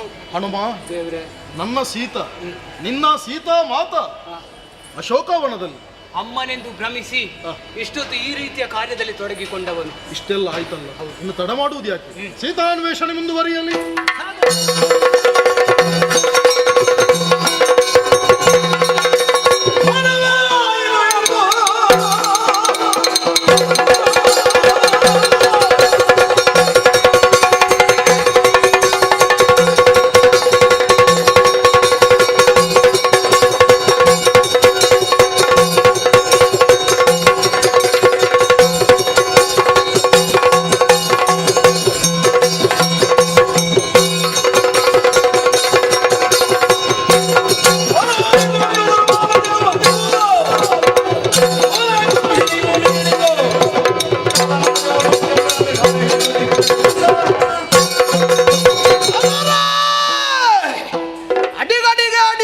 ಸೋಲು ಏನು ಮಾಡಲಿ? ಕೆಲವನ್ನು ಸಂಪಾದಿಸಿಕೊಳ್ಳಬೇಕು ಎನ್ನುವಂಥ ಉದ್ದೇಶದಿಂದ ನನ್ನ ಆರಾಧ್ಯ ದೇವಿಯನ್ನು ಆರಾಧಿಸುವುದಕ್ಕೆ ಮನ ಮಾಡಿದೆ ಅಂತಾದ್ರೆ ಮುಖವನ್ನ ತಿರುಗಿಸಿಬಿಟ್ಟಳಲ್ಲ. ಇವರನ್ನು ಗೆಲ್ಲಬೇಕು. ಹಾಗಾದ್ರೆ ಏನು ಮಾಡುವುದು? ಸರಿ, ನೇರವಾಗಿ ಇಳಿದಿದ್ದೇನೆ. ನೀ ಮೂಲ ನಿಗ್ಗುಮಳೆ ಇಲ್ಲಿ ಒಂದು ಕೆಲಸ ಆಗಬೇಕು. ಗುರುಗಳೇ,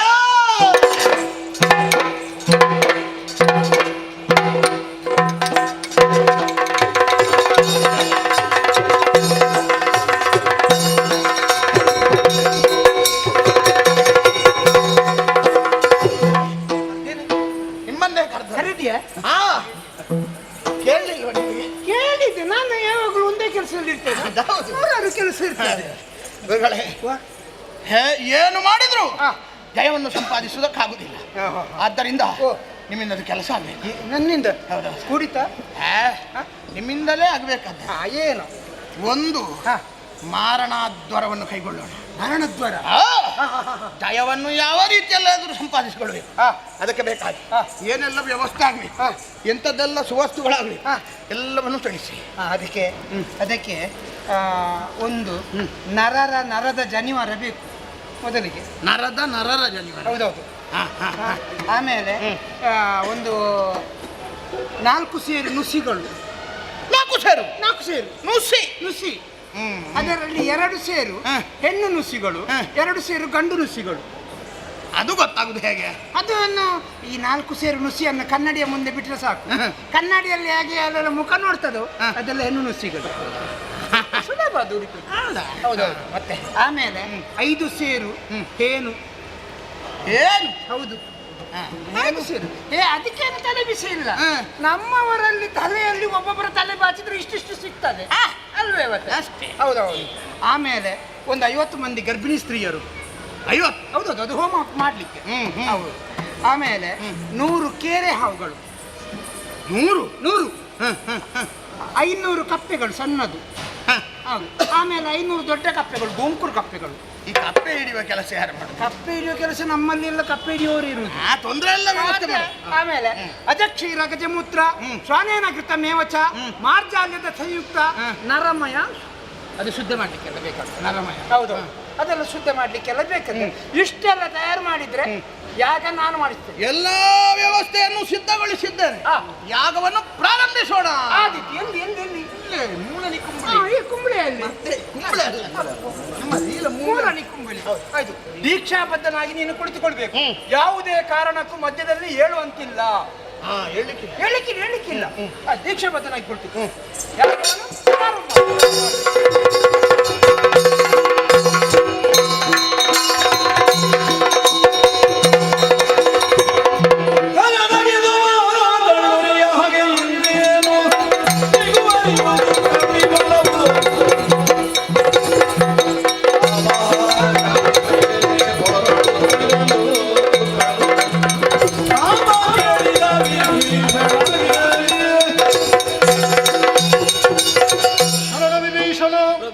ಏನಿದಾಶ್ಚರ್ಯ! ಕಪಿಸೇನೆಯು ಹೋರಾಟವನ್ನು ನಡೆಸಬೇಕಾದವುಗಳು. ಆದರೆ ಧರೆಯಲ್ಲಿ ಧರಾಶಾಯಿಯಾಗಿ ಬೀಳುವಂತಹ ಪ್ರಸಂಗವೊಂದು ಒದಗಿ ಬಂತಲ್ಲ, ಇದು ಹೇಗೆ ಸಾಧ್ಯ? ನೋಡಿದೆಯೋ, ಗಗನ ಮಾರ್ಗಕ್ಕೆ ಏರುತ್ತಾ ಉಂಟು ಹೋಮದ ಧೂಮ. ಅಲ್ಲಿರುವಂತಹ ಕಮಟು ವಾಸನೆಯಿಂದಲಾಗಿ ಈ ಕಪಿಗಳೆಲ್ಲವೂ ಬಿದ್ದಿರಬೇಕು. ಏಕೆ ಹೀಗೆ? ಏನಿದು ವಿಚಾರ? ಹೇಳುವೇನು?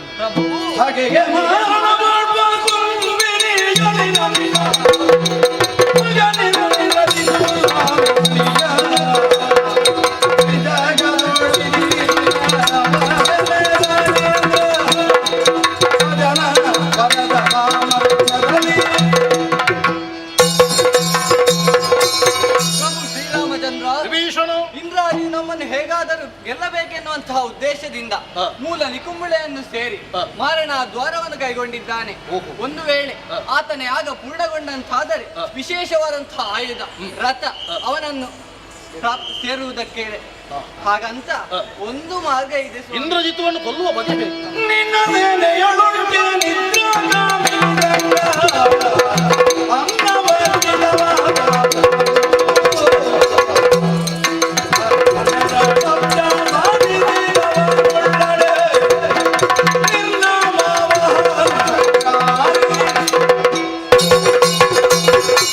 ದೇವರೇ, ಒಂದು ದಾರಿ ಇದೆ. ಹೇಗೆ ಬಲ್ಲಿರ? 12 ವರ್ಷಗಳ ಕಾಲ ನಿದ್ರೆ ಆಹಾರ ಕಾಮಿ ಸಂಘವನ್ನು ಯಾರು ತೊರೆದಿರುತ್ತಾರೋ ಅವನಿಂದಲೇ ಆತನಿಗೆ ಮರಣ. ಅಂತವರು ನಮ್ಮಲ್ಲಿ ಯಾರಿದ್ದಾರೆ ಸ್ವಾಮಿ? ಈ ರೀತಿ ವೃತ್ತಾಚರಣೆಯನ್ನು ಆಚರಿಸುವವರು ಯಾರಿದ್ದಾರೆ? ಯಾರಿದ್ದಾರೆ?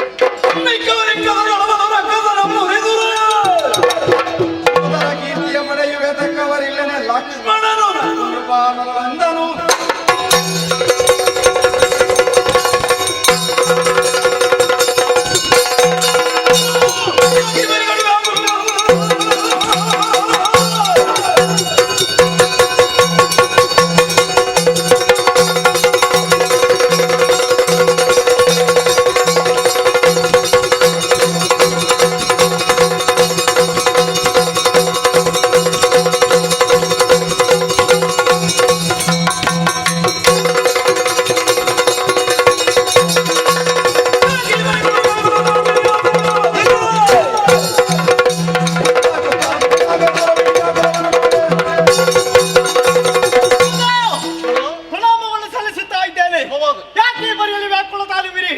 ಆ ಕೋಳನ ಮನೆಗೆ ದುಷ್ಟನಾದ ಇಂದ್ರಾರೇ ದುಷ್ಟತನದಿಂದ ಬರೀತಾ ಇದ್ದಾರೆ.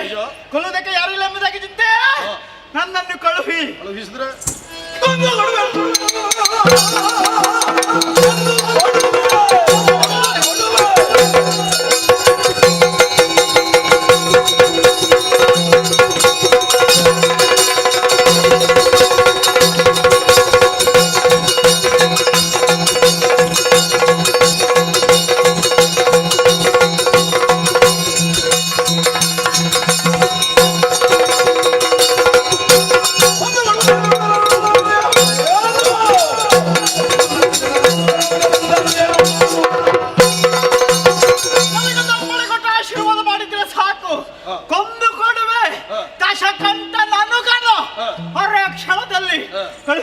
ಇದು ಸಾಮಾನ್ಯರಿಂದ ಸಾಧ್ಯವೇ?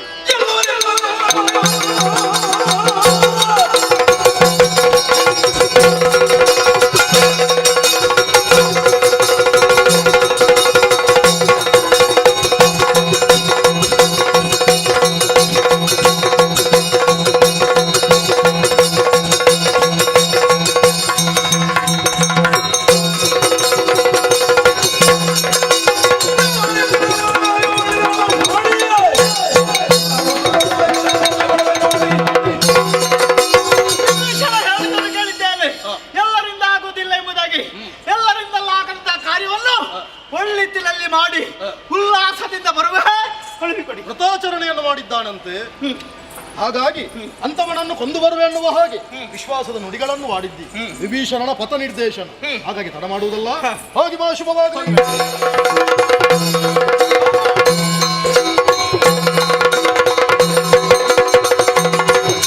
ವಿಭೀಷಣ ಮೂಲಲ್ಲಿ ಕುಂಬೆಲೆಯನ್ನು ಸೇರಿಕೊಂಡಿದ್ದೇವೆ.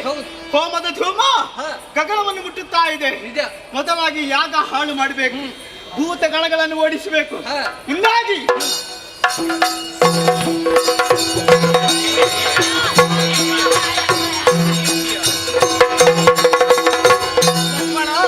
ಇಂದ್ರಾರಿಯು ದೀಕ್ಷೆಯನ್ನು ಬಿಟ್ಟು ಹೇಳುತ್ತಿಲ್ಲ. ಏನು ಹೇಳುತ್ತಿಲ್ಲ? ಹೇಳುವುದಿಲ್ಲ, ಹೇಳುವುದಿಲ್ಲ,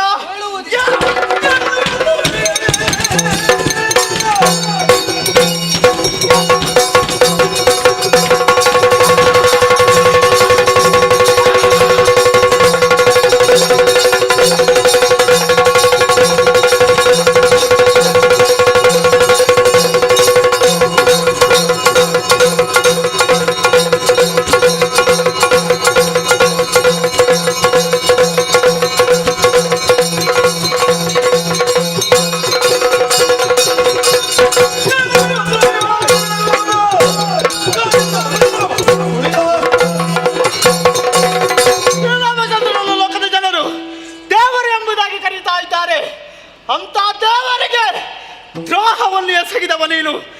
7 ದೈವ ದ್ರೋಹಿ. ಕಾಳಗಕ್ಕೆ ನಿಲ್ಲುದಿಲ್ವೇ? ಯಾವ ರೀತಿ ನಿನ್ನನ್ನು ಎಬ್ಬಿಸಬೇಕೆಂಬುದಾಗಿ ಲಕ್ಷ್ಮಣ ಅರಿತಿದ್ದಾನೆ. ಎಡದ ಪಾದದಿಂದ ನಿನ್ನ ಕಪಾಲಕ್ಕೆ ತುಳಿತಲ್ಲ ಇಲ್ಲ.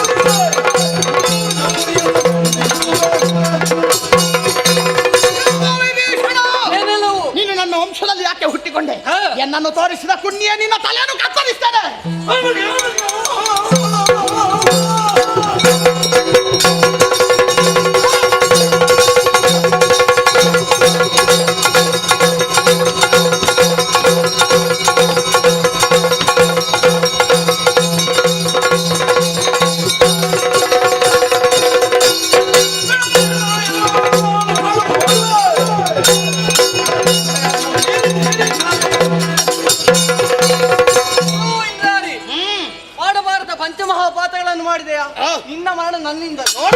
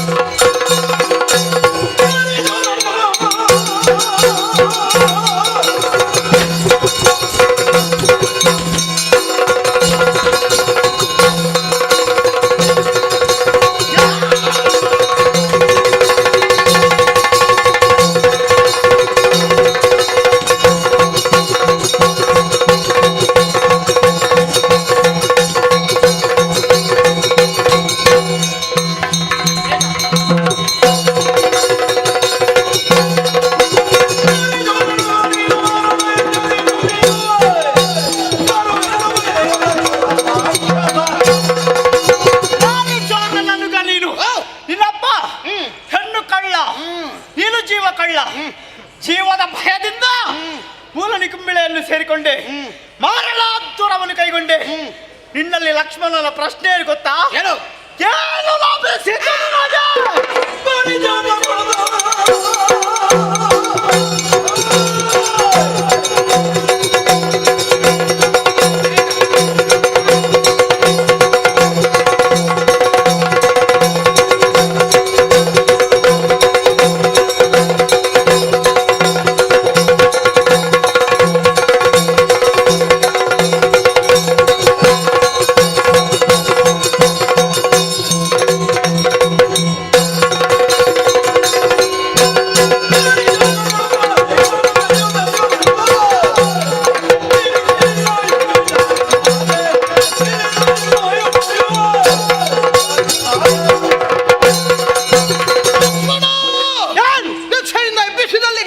ನನಗೆ ಸೋಲಾಯಿತು ಎನ್ನುವ ಹಾಗೆ ಭಾವಿಸಬೇಡ. ಇದೋ ಭಾರಿ ಚಾಪವಗೊಂಡು ಕೈಗೊಂಡಿದ್ದವನ್ನಿಲ್ಲ.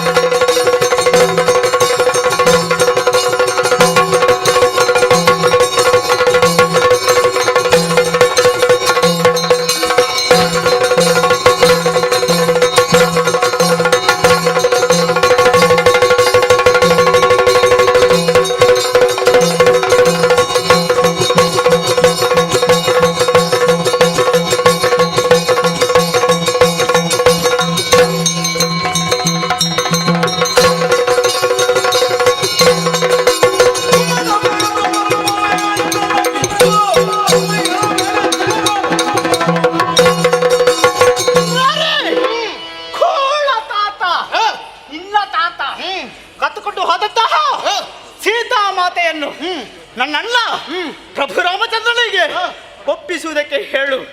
ಕಾಲಿಗೆ ಬೀಳ್ಬೇಕು, ಕ್ಷಮೆ ಉಂಟು.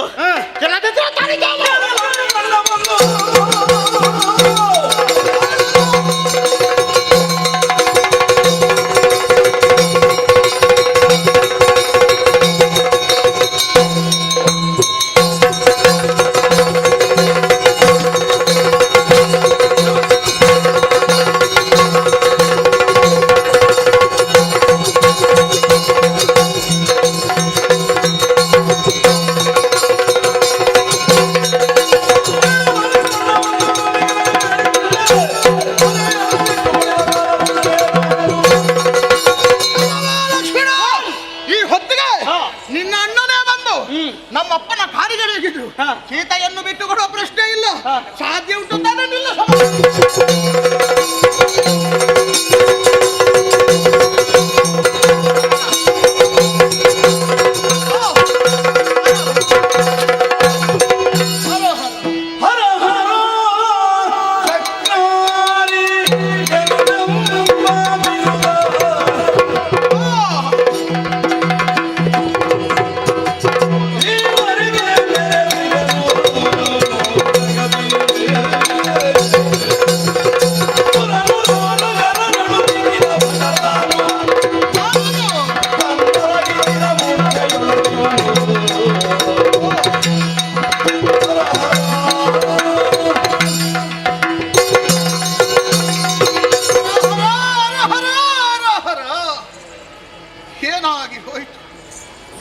ರಣಕ್ಷೇತ್ರದಲ್ಲಿ ಶತ್ರುಗಳನ್ನು ಗೆಲ್ಲುತ್ತೇನೆ, ಕೊಲ್ಲುತ್ತಾನೆ ಎನ್ನುವಂತ ಆತ್ಮವಿಶ್ವಾಸದಿಂದ ಯುದ್ಧವನ್ನು ಮಾಡುವುದಕ್ಕೆ ಮುಂದಾದೆ ಅಂತ ಆದ್ರೆ ಲಕ್ಷ್ಮಣನ ಕಡೆಯಿಂದ ಬಂದಂತ ಒಂದೊಂದು ಬಾಣಗಳು ನನ್ನ ಆತ್ಮವಿಶ್ವಾಸವನ್ನೇ ಕುಗ್ಗಿಸಿ ನನ್ನನ್ನು ಧರೆಗೆ ಒರಗಿಸಿ ಬಿಟ್ಟಿದ್ದಲ್ಲ. ಅಬ್ಬಾ, ಇಷ್ಟರವರೆಗೆ ಇಂದ್ರಾದಿ ದೇವತೆಗಳನ್ನು ಗೆದ್ದಂತಹ ಪರಮ ಪರಾಕ್ರಮಿಯಿಂದಾಗಿತ್ತು ಎನ್ನುವಂತ ನೆಗಳತೆ ಹೊಂದಿದ್ದೆ. ಆದರೆ ಇಂದು ಈ ಮಾನವನಿಂದ ಕೈ ಸೋತು ಹೋದೆನಲ್ಲ. ಹಾಗಾದ್ರೆ ಇವರು ಮಾನವರೇ ಖಂಡಿತ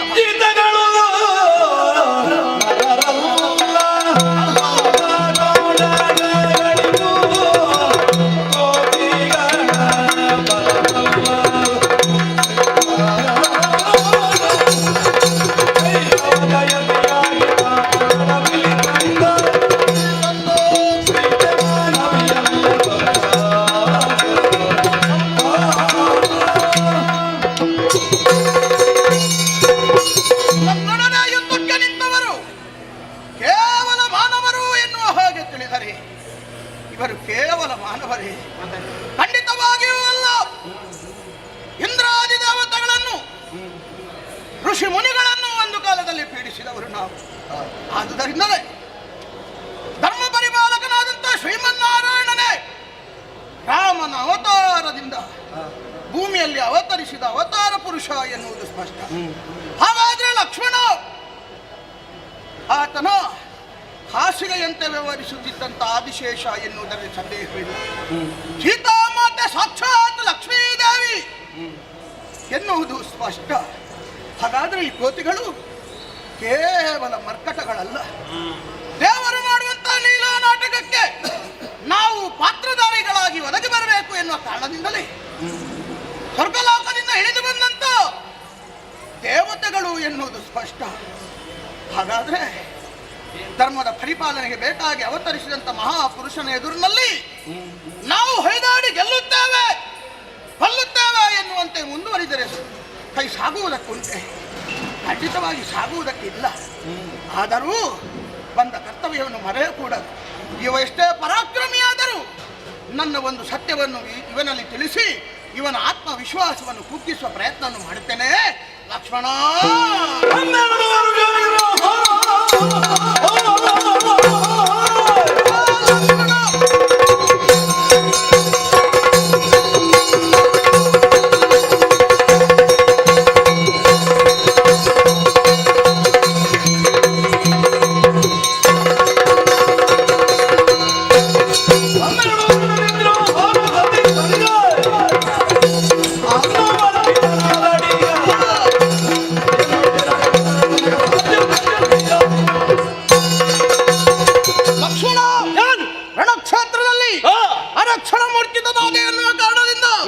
ಜಯ ನಿನ್ನ ಪಾಲಿಗೆ ತೆಗೆದು ಎನ್ನುವ ಹಾಗೆ ಭಾವಿಸಬೇಡ. ಇದೋ ಶಸ್ತ್ರಾಸ್ತ್ರಗಳನ್ನು ಕೈಗೊಂಡು ಮರಳಿ ಬಿದ್ದಲಿಂದ ಎದ್ದು ನಿಂತವನಿದ್ದೇನೆ. ಆದರೆ ಒಂದು ಸ್ಪಷ್ಟವಾದ ವಿಚಾರವನ್ನು ನಿನ್ನಲ್ಲಿ ತಿಳಿಸ್ತಾ ಇದ್ದೇನೆ. ನನ್ನನ್ನು ಕೊಲ್ಲುವುದು ಗೆಲ್ಲುವುದು ಅಷ್ಟು ಸುಲಭ ಉಂಟು ಅಂತ ಭಾವಿಸಬೇಡ. 12 ವರ್ಷ ನಿದ್ರಾಹಾರ ಮೈತ್ರು ಇವುಗಳನ್ನು ಯಾರು ಮಾಡದೇ ಇರುತ್ತಾನೋ ಅದರಿಂದ ವ್ಯರ್ಜನಾಗಿರ್ತಾನೋ ಅವನಿಂದ ಮಾತ್ರ ನನ್ನ ಕೊಲ್ಲುವುದಕ್ಕೂ ಗೆಲ್ಲುವುದಕ್ಕೂ ಸಾಧ್ಯವಾದೀತು. ಉಂಟೇನೋ ಸಾಮರ್ಥ್ಯ?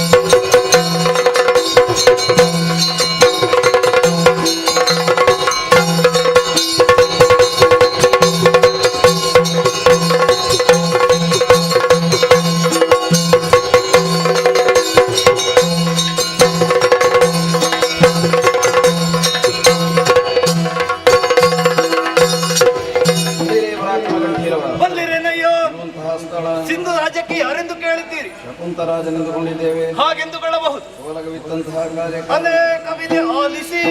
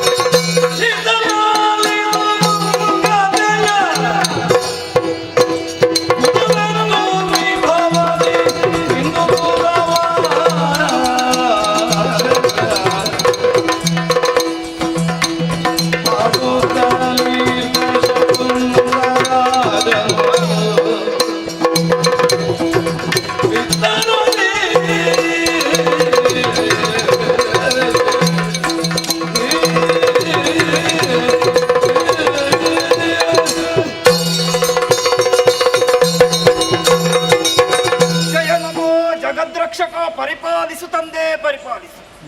ವಸುಧಾವನಿತೆಯ ವದನಾರವಿಂದದ ತಿಲಕದಂತೆ ರಾರಾಜಿಸುತ್ತಿದೆ ನಮ್ಮ ಸಿಂಧೂ ದೇಶ.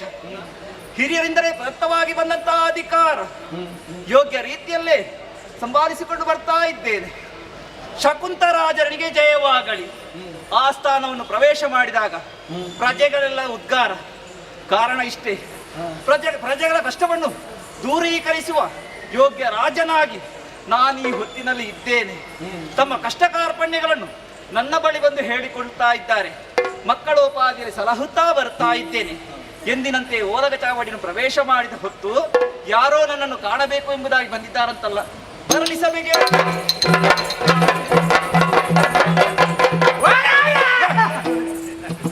ಏನಾಯ್ತಾ? ಅಳು ಬರುದು? ಹೌದು. ಮತ್ತೆ ನೀನು ಬಂದು ಬೊಬ್ಬೆ ಹೊಡಿ. ಅಳುವುದು ಅಳುವುದು ಹೀಗೂ ಅಳ್ಲಿಕ್ಕೆ ಆಗ್ತದ? ಸಾಕುಂಟ ಮಹಾರಾಜರೇ, ನೀನು ಏನು ಕೇಳುವುದೇನು? ನಿಮ್ಮ ಹೆಸರೇ ಕರೆದದ್ದು ಸಾಕುಂಟ. ಸಾಕುಂಟ ಈಗ ಕುಂಟನ ಹಾಗೆ ಕಾಣ್ತೇನೆ ನಾನು. ನೀವು ನಿಮ್ಮ ಹೆಸರು ಹಾಗೆ ಸಕುಂತ. ಸಕುಂತ ಮಹಾರಾಜರೇ, ನಮ್ಮನ್ನ ಕಷ್ಟ ಕೇಳಬೇಕು.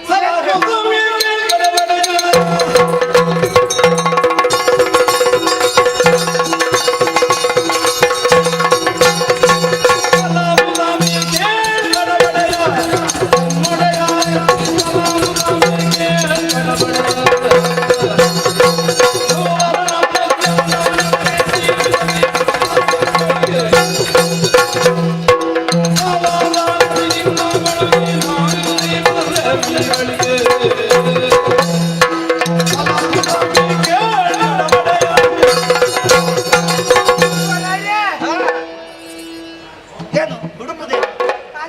ಇದ್ದಲ್ಲೇ ಉಂಟು. ಈಗ ಕಾಲು ಬಿಡು. ಯಾಕೆ ಕಾಲು ಹಿಡಿದು? ಯಾಕೆ ಕಷ್ಟ ಬರುವಾಗ ಒಬ್ಬರ ಕಾಲು ಹಿಡಿಬೇಕಿದ್ರೆ ತಮಗೇನೋ ಕೆಲಸ ಆಗಬೇಕು ಅಂತ ಅರ್ಥ. ಹಿರಿಯರು ಹೇಳಿದ್ದಾರೆ, ಕಾರ್ಯ ಆಗ್ಬೇಕಾದ್ರೆ ಕತ್ತೆ ಕಾಲು ಹಿಡಿ.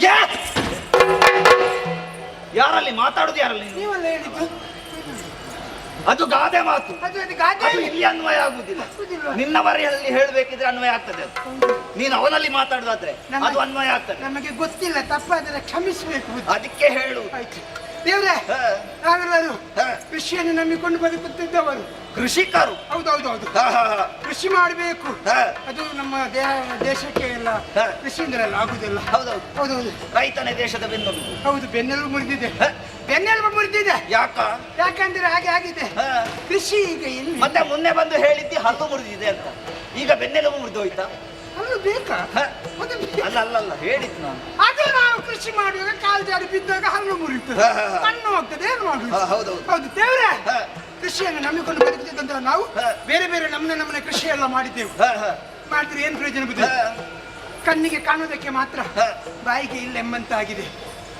ಅಲ್ಲ, ಕೆಲವೊಂದು ಕೃಷಿಯನ್ನು ಮಾಡಿದವರು. ಹೌದೌದು.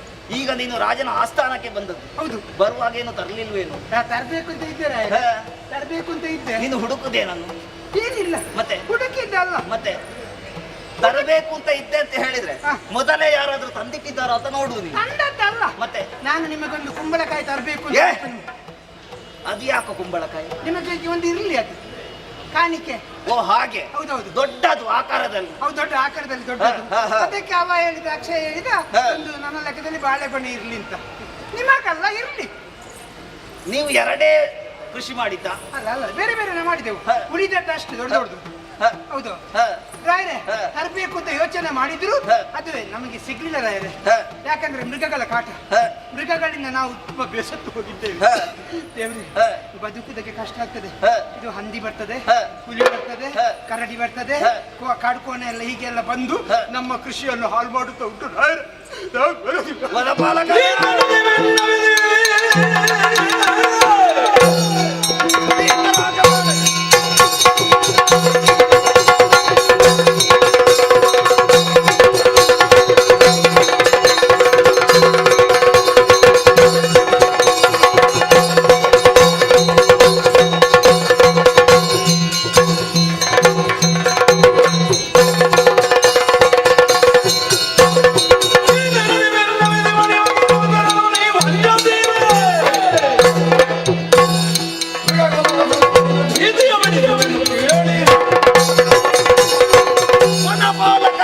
ದೇವ್ರೇ, ಕೃಷಿಯನ್ನೇ ನಂಬಿ ಬದುಕುತ್ತಿದ್ದವರು ನೀವು.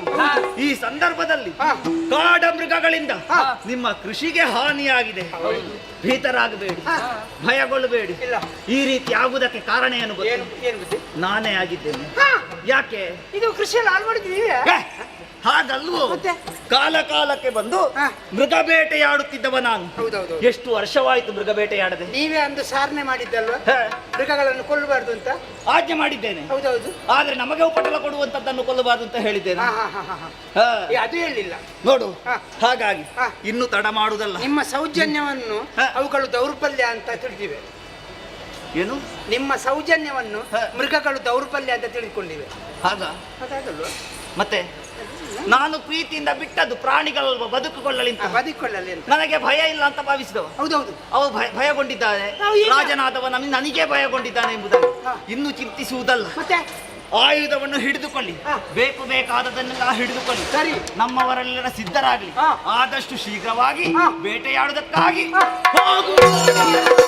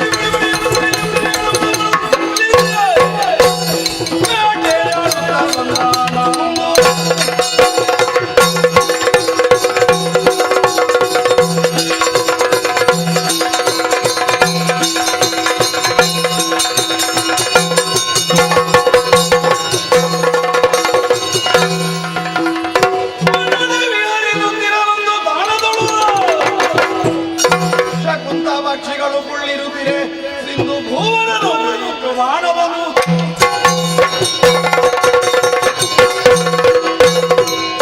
ಬೇಟೆಯಾಡುತ್ತಾ ಕಾಡಿನ ಹೊಲ ಪ್ರವೇಶಿಸಿದ್ದೇನೆ. ಅದೇನು ಕಾಣುತ್ತಾ ಇರುವುದು? ಶಕುಂತ ಪಕ್ಷಿಗಳು ಮರದ ಮೇಲೆ ಕುಳಿತಿದೆ. ತಡ ಮಾಡುತ್ತಲ್ಲ, ಹಿಡಿದಂತ ಶರದಿಂದ ಪ್ರಯೋಗ ಮಾಡುತ್ತೇವೆ.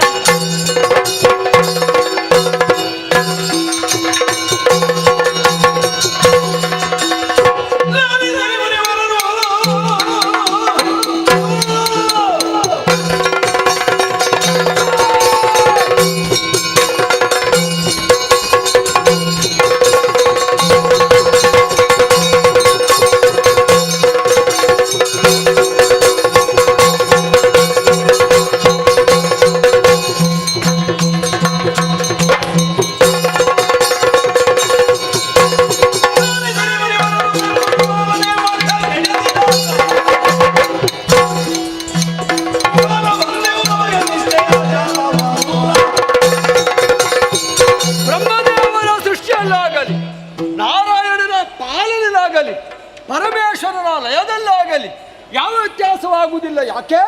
ಅದು ಒಂದು ಕರ್ಮ. ಮಾನವ ಕೋಟಿಯ ಕಲ್ಯಾಣವನ್ನು ಬಯಸಿದ ಋಷಿಮುನಿಗಳಾದ ನಾವೆಲ್ಲ ಕರ್ಮಗಳ ವಿಷಯವಾಗಿ ವಿವರಣೆ ಹೇಳಿದುಂಟು. ಕೊಡುವುದನ್ನೆಲ್ಲ ಭಗವದರ್ಪಣ, ದೊರಕುವುದೆಲ್ಲ ಭಗವತ್ ಪ್ರಸಾದಗಳಿದಾಗ ಕರ್ಮ ಬಂಧಕವಾಗುವುದಿಲ್ಲ. ಕರ್ಮ ಎನ್ನುವುದು ಆತ್ಮನನ್ನು ಬಿಗಿಹಿಡಿಯುವ ಸಂಕಲೆ ಆಗಿರ್ತದೆ.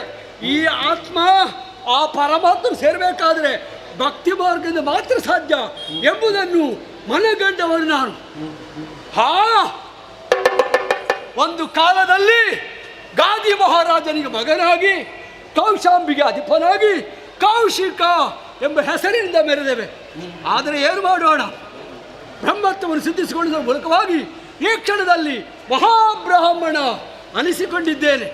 ವಶಿಷ್ಠರ ಶಿಷ್ಯರಾದ ವಾಮದೇವರದ ಪರಿಷ್ಠವಾದ ಗಾಯತ್ರಿ ಮಂತ್ರದ ಬಲುಮೆ ನನ್ನನ್ನು ಎಷ್ಟು ಎತ್ತರಕ್ಕೆ ಏರಿಸಿತ್ತು ಎಂಬ ಸಮಾಧಾನದಲ್ಲಿ ಯೋಗದಲ್ಲಿದ್ರೆ, ತಪಸ್ಸಿನಲ್ಲಿದ್ರೆ ಏನದು ಸತ್ತ ಹಕ್ಕಿ ಹಕ್ಕಿ.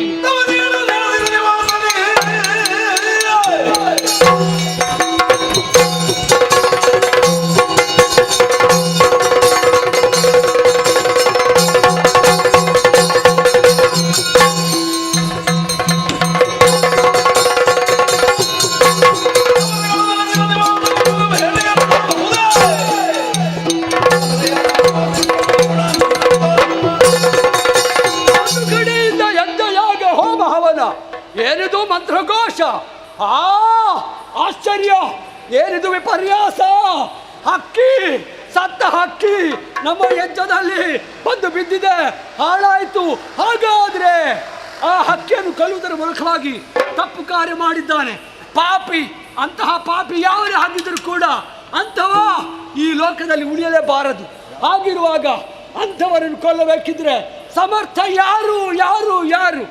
ಒಬ್ಬನೇ ಶ್ರೀರಾಮಚಂದ್ರನೊಬ್ಬನೇ. ಈ ಯಜ್ಞಕುಂಡ, ಅದೇ ನಮ್ಮ ಈ ಆಶ್ರಮ ಹಾಳಾಯಿತು ಎಂದಾದರೆ ಹಕ್ಕಿಗಳ ವಧೆಗೆ ಕಾರಣವಾದಂಥ ಅವನು ಇನ್ನೂ 8 ದಿನದೊಳಗಾಗಿ ಶ್ರೀರಾಮನಿಂದ ಕೊಲ್ಲಲ್ಪಡಲಿ. ಇದು ವಿಶ್ವಾಮಿತ್ರ ಶಾಪ.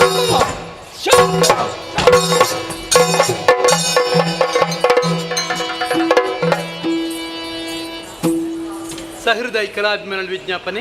ಇಂದಿನ ಈ ಸೇವೆ ಆಟವನ್ನಾದಂತಹ ಸೇವಾದಾರರಿಗೆ ನಮ್ಮ ಮೇಳದ ಪರವಾಗಿ ಹೃತ್ಪೂರ್ವಕವಾದ ಧನ್ಯವಾದಗಳನ್ನು ಅರ್ಪಿಸ್ತಾ ಇದ್ದೇವೆ. ಅಲ್ಲದೆ ಸೌಮ್ಯ ರೀತಿಯಿಂದ ಈ ಕಾರ್ಯಕ್ರಮವನ್ನು ನೋಡಿದರೂ ತಮಗೆಲ್ಲರಿಗೂ ನಮ್ಮ ಮೇಳದ ಪರವಾಗಿ ಅನಂತ ಧನ್ಯವಾದಗಳು. ತಮಗೆಲ್ಲರೂ ಕಟೀಲು ಶ್ರೀ ದುರ್ಗಾಪರಮೇಶ್ವರಿ ಅಮ್ಮನವರು ಆಯುಷ್ಯ ಆರೋಗ್ಯ ಸೌಭಾಗ್ಯವನ್ನು ಕರುಣಿಸಲೆಂದು ಶ್ರೀದೇವಿಯಲ್ಲಿ ಪ್ರಾರ್ಥಿಸ್ತಾ ಇದ್ದೇವೆ. ನಾಳೆ ನಾವು ತುಂಬೆದಲ್ಕೆ ಗುಂಡೂರಿಯಲ್ಲಿ ಸತ್ಯನಾರಾಯಣ ಪೂಜಾ ಸೇವಾ ಸಮಿತಿಯವರ ಬಾಪ್ತು ಮಾನಿಷಾದ ಎಂಬ ಕಥಾಭಾಗವನ್ನು ಆಟ ತೋರಿಸಲಿಕ್ಕಿದ್ದೇವೆ. ಈ ಕಾರ್ಯಕ್ರಮಕ್ಕೆ ಹೆಚ್ಚಿನ ಸಂಖ್ಯೆಯಲ್ಲಿ ಭಾಗ ಚಂದ ಕೊಡಬೇಕಾಗಿ ಕೇಳಿಕೊಡ್ತಿದ್ದೇವೆ. ಅಲ್ಲದೆ ನಮ್ಮ ಮೇಳು ನಿಮ್ಮೂರಿಗೆ ಬಂದಾಗ ಅಥವಾ ಇನ್ನಿತರ ಯಾವುದೇ ಮೇಳು ನಿಮ್ಮೂರಿಗೆ ಬಂದಾಗ ಸಕಲ ವಿಧದ ಸಹಕಾರವನ್ನು ಕೊಟ್ಟು ಸಹಕರಿಸಿ ಕೇಳಿಕೊಳ್ಳುತ್ತಾ ಮುಂದಿನ ಗತಿಗೆ ಅನ್ನೂ ಕೇಳಿಕೊಳ್ತೇನೆ. ಜೈ ಹಿಂದ್. ಯಕ್ಷಗಾನ ಕೀರ್ತಿ.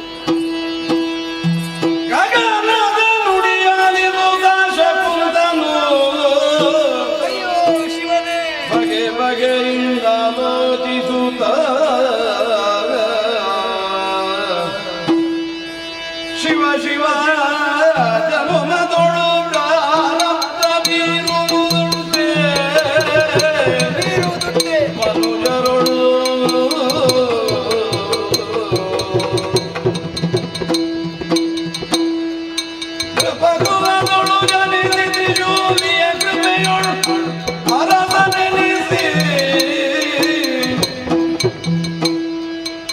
ವಿಪರೀತವಾಯಿತೆ ಕೃಷಿಕರಿಗೆ ರಿಪುವಾದನೆ ಶಿವ ಶಿವ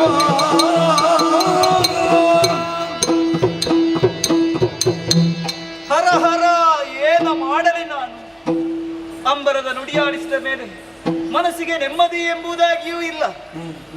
ಕೃಷಿಕರ ಆಡಿದ ಮಾತನ್ನು ಕೇಳಿ ಅವರ ಕಷ್ಟವನ್ನು ಪರಿಹರಿಸಕ್ಕಾಗಿ ಮೃಗ ಬೇಟೆಗೆಂದು ಕಾಡಿನತ್ತ ಹೋದೆ. ಅವರ ಆಪತ್ತನ್ನು ಪರಿಹರಿಸಿದೆ. ಆದರೇನು ಮಾಡೋಣ, ಆ ವಿಶ್ವಾಮಿತ್ರ ಮಹರ್ಷಿಗಳ ಕೋಪಕ್ಕೆ ತುತ್ತಾಗಿ ಹೋದೆನಲ್ಲ. ಪರಿಣಾಮ ನನ್ನ ಪ್ರಾಣಕ್ಕೆ ಆಪತ್ತು ಒದಗಿದ್ದಲ್ಲ. ಅರಸು ಕುಲದಲ್ಲಿ ಹುಟ್ಟಿದವ ಆ ಪರಮೇಶ್ವರನ ದಯೆಯಿಂದ ರಾಜನಾಗಿ ಮೆರೆದೆ. ಪ್ರಜೆಗಳನ್ನು ಮಕ್ಕಳೋಪಾದಿಯಲ್ಲಿ ಸಲಹುತ್ತಾ ಬಂದೆ. ಇಂದಿನ ದಿವಸ ನನಗಿಂತ ಪರಿಸ್ಥಿತಿ ಒದಗಿ ಬಂತಲ್ಲ. ಇದು ನನ್ನ ಪ್ರಾರಬ್ಧವಲ್ವೇ? ಏನ ಮಾಡಲಿ? ಏನು ಏನದು? ಅನಿತರುಳು ಈ ದಿನ ಮುನಿಪ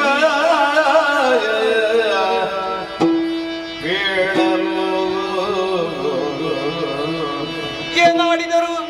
ಹರುಷದಲ್ಲಿ ಅಂಜನೆಯಡೆಗೆ ಐದಂದು ಭರದಿ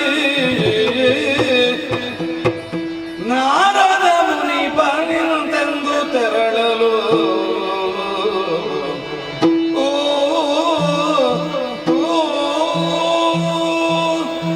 ನನ್ನ ಪ್ರಾಣವನ್ನು ಹೇಗೆ ಉಳಿಸಿಕೊಳ್ಳಲಿ ಎಂಬುದಾಗಿ ಚಿಂತೆಯಲ್ಲಿರುವಂತಹ ಸಂದರ್ಭ ಬಂದರಲ್ಲ ನಾರದ ಮಹರ್ಷಿಗಳು. ಬಂದು ಹೇಳಿದ್ದೇನು? ಅರಸ ನೀನ್ಯಾಕೆ ಚಿಂತಿಸ್ತಾ ಇದ್ದಿ? ಚಿಂತಿಸಬೇಡ. ಯಾವುದೇ ಕಷ್ಟ ಎದುರಾದರೂ ಅದಕ್ಕೊಂದು ಪರಿಹಾರ ಎಂಬುದು ಇದೆ ಎಂಬುದಾಗಿ ನನ್ನ ಪಾಲಿಗೂ ಪರಿಹಾರವನ್ನು ಸೂಚಿಸಿದ್ದಾರೆ. ನೇರವಾಗಿ ಅಂಜನಾದೇವಿಯ ಬಳಿಗೆ ತೆರಳು, ಆಕೆಯಲ್ಲಿ ನಿನಗೆ ಪರಿಹಾರ ಸಿಗುತ್ತದೆ ಎಂಬುದಾಗಿ. ತಡ ಮಾಡುವುದಲ್ಲ, ಆದಷ್ಟು ಬೇಗ ಅಂಜನಾದೇವಿಯೆಡೆಗೆ ತೆರಳುತ್ತೇನೆ.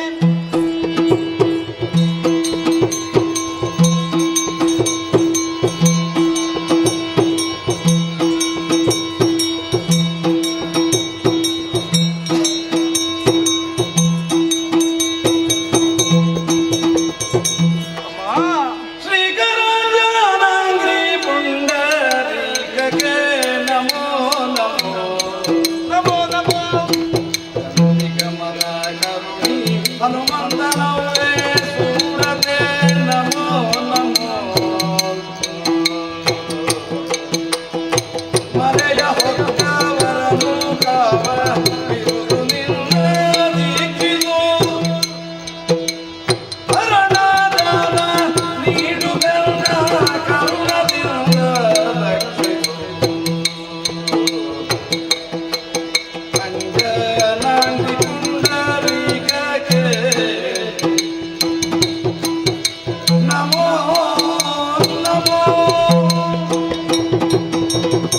ಓ ಅಂಜನಾದೇವಿ, ಜಯ ಜಯ. ನಿನ್ನ ಪಾದಾವಿಂದಕ್ಕೆ ಪುಡಮಟ್ಟಿದ್ದೇನೆ ತಾಯಿ. ಎದ್ದೇಳಪ್ಪ. ದೀನರಾಗಿ ಬಂದವರನ್ನು ಸಲಹುವವರು ನೀನಂತೆ. ಸರಿ, ನನ್ನನ್ನು ರಕ್ಷಿಸಬೇಕಮ್ಮ, ರಕ್ಷಿಸಬೇಕು. ಅಯ್ಯ ಏನಾಯ್ತು? ಮೆಚ್ಚಿದೆನು ನಿನ್ನ ಮನಸ್ತೌತ್ಯಕ್ಕೆ ಬೆಚ್ಚಿದೆ. ಸಚ್ಚರಿತನ ಜೀವದಾನವ ನಿಚ್ಚಟದೆ ನಿನಗಿದ್ದೆ ಹರಿಹರರ ಡಗಟಿಗರು ಉಚ್ಚರಿಸಿರುವುದ ಕೆಡರುಬಾರದು. ಚೊಚ್ಚಲಾತ್ಮಜ ಹನುಮನಾಣೆ ಇಚ್ಛಿತವ ಬೇಳು. ಅಯ್ಯ, ನನ್ನ ಬಳಿಗೆ ಬಂದು ವಿಧ ವಿಧವಾಗಿ ನನ್ನನ್ನು ವಂದಿಸ್ತಾ ಇದ್ದೀಯಾ? ನನ್ನನ್ನು ಕಾಪಾಡಬೇಕೆಂಬುದಾಗಿ ಕೇಳಿಕೊಂಡೆಯ? ಹೌದಮ್ಮ. ಅಷ್ಟೇ ಅಲ್ಲ, ಪ್ರಾಣವನ್ನು ಉಳಿಸಬೇಕೆಂಬುದಾಗಿ ನನ್ನಲ್ಲಿ ಬೇಡಿಕೊಂಡೆಯ ಮಗ. ನನ್ನ ಪ್ರಾಣ ರಕ್ಷಣೆಯನ್ನು ಮಾಡಬೇಕು ನೀನು. ಕಂದ, ನಿನಗೆ ಕಷ್ಟ ಬಂದಂತ ಕಾಲಕ್ಕೆ ಪರಿಹರಿಸಬೇಕಾದ್ದು ನಮ್ಮ ಕರ್ತವ್ಯ ನೋಡು. ನಿನಗೆ ಏನು ಕಷ್ಟ ತೊಂದರೆಗಳು ಬಂದರೂ ಕೂಡ ಸೂರ್ಯ ಚಂದ್ರರ ಆಣೆಯಾಗಿ ಹೇಳುತ್ತಾ ಇದ್ದೇನೆ, ನಿನ್ನ ಕಷ್ಟವನ್ನು ನಾನು ಪರಿಹರಿಸಿಕೊಡ್ತೇನೆ ಮಗನೇ. ಅಮ್ಮ, ಸೂರ್ಯ ಚಂದ್ರರ ಆಣೆಯ ಹೇಳ್ತಾ ಇದ್ದೀನಿ. ಸೂರ್ಯ ಬೆಳಿಗ್ಗೆ ಮೂಡಿದೆ, ಸಂಜೆ ಹೊತ್ತಿನಡಿ ಮುಳುಗುತ್ತಾನೆ. ಸರಿ, ಚಂದ್ರ ಹಾಗಲ್ಲ. ಸಂಜೆ ಹೊತ್ತಿನಡಿ ಮೂಡಿದ್ರೆ ಬೆಳಗಿನ ಜಾವದಲ್ಲಿ ಮುಳುಗುತ್ತಾನೆ. ಸತ್ಯ. ಮುಳುಗು ಅವರೇ ಇರುವಾಗ ನಿಮ್ಮ ಮಾತನ್ನು ನಂಬುವುದು ಹೇಗೆ ತಾಯಿ? ಹಾಗಾಗಿ ನಿಮ್ಮ ಮಾತಿನಲ್ಲಿ ನಂಬಿಕೆ ಇದೆ.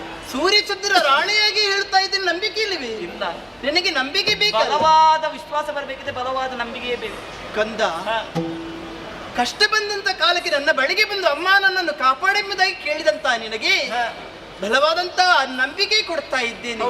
ನನ್ನ ಚೊಚ್ಚಲ ಮಗ ಆಂಜನೇಯ ಇದ್ದಾನಲ್ಲ, ಆತನ ಪಾದದ ಹಣೆಯಾಗಿ ಹೇಳುತ್ತಾ ಇದ್ದೇನೆ, ನಿನ್ನ ಕಷ್ಟವನ್ನು ನಾನು ಪರಿಹರಿಸಿಕೊಡ್ತೇನೆ. ಏನಾಯ್ತು ಎಂಬುದು ಹೇಳು ಮಗನೇ. ಏನ ಪೇಳುವೆ ಎನ್ನಡಲ್ಲ ತಾಯ, ಏನ ಹೇಳಿ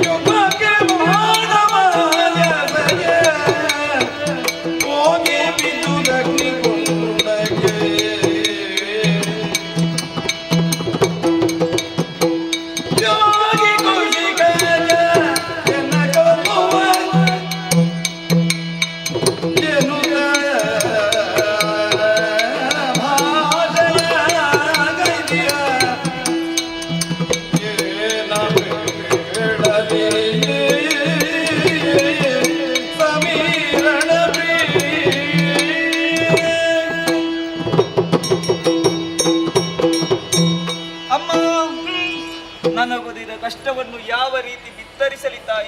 ಏನಾಯ್ತು ಕಂದ? ಪ್ರಜೆಗಳಿಗೆ ಕಷ್ಟ ಬಂದ್ರೆ ರಾಜನ ಬಳಿ ಬಂದು ದೂರ ನಿಂತು ಇಡ್ತಾರೆ. ಸತ್ಯ ತಾನೇ ಅದು. ಆ ರಾಜನೇ ಕಷ್ಟ ಬಂದ್ರೆ ಏನ್ ಮಾಡುದಮ್ಮ? ಅಂತ ಸ್ಥಿತಿ ನನ್ನ ಪಾಲಿಗೆ ಒದಗಿ ಬಂದಿದೆ. ಹೌದಿ? ಸಿಂಧು ದೇಶವನ್ನಾಳುವಂತ ಶಕುಂತ ಮಹಾರಾಜ ಎಂಬುದಾಗಿ ನನ್ನ ಹೆಸರು. ನೀನು ಮಹಾರಾಜನೇ? ಹೌದಮ್ಮ. ಪ್ರಜೆಗಳ ಕಷ್ಟವನ್ನು ಪರಿಹರಿಸ್ತಾ ಇರುವಂತಹ ವೇಳೆಯಲ್ಲಿ ವನ ಬಾಲಕರು ಬಂದು ನನ್ನಲ್ಲಿ ದೂರ ನಿಂತರು.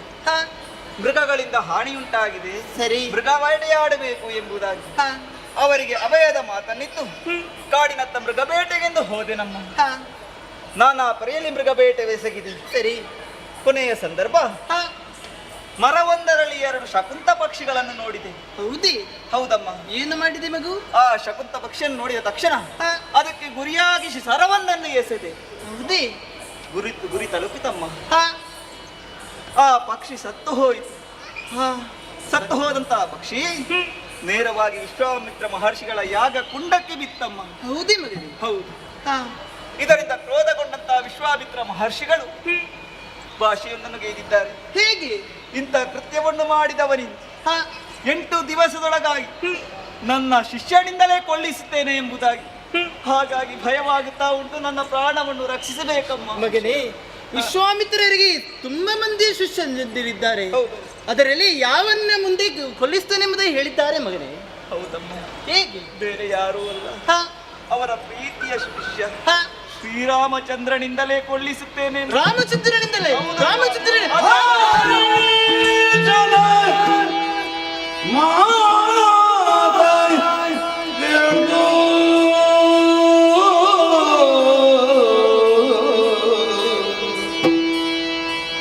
ಅಂಜನಾ ದೇವಿ ಭೂರಿ ವ್ಯಸನದೊಳಲು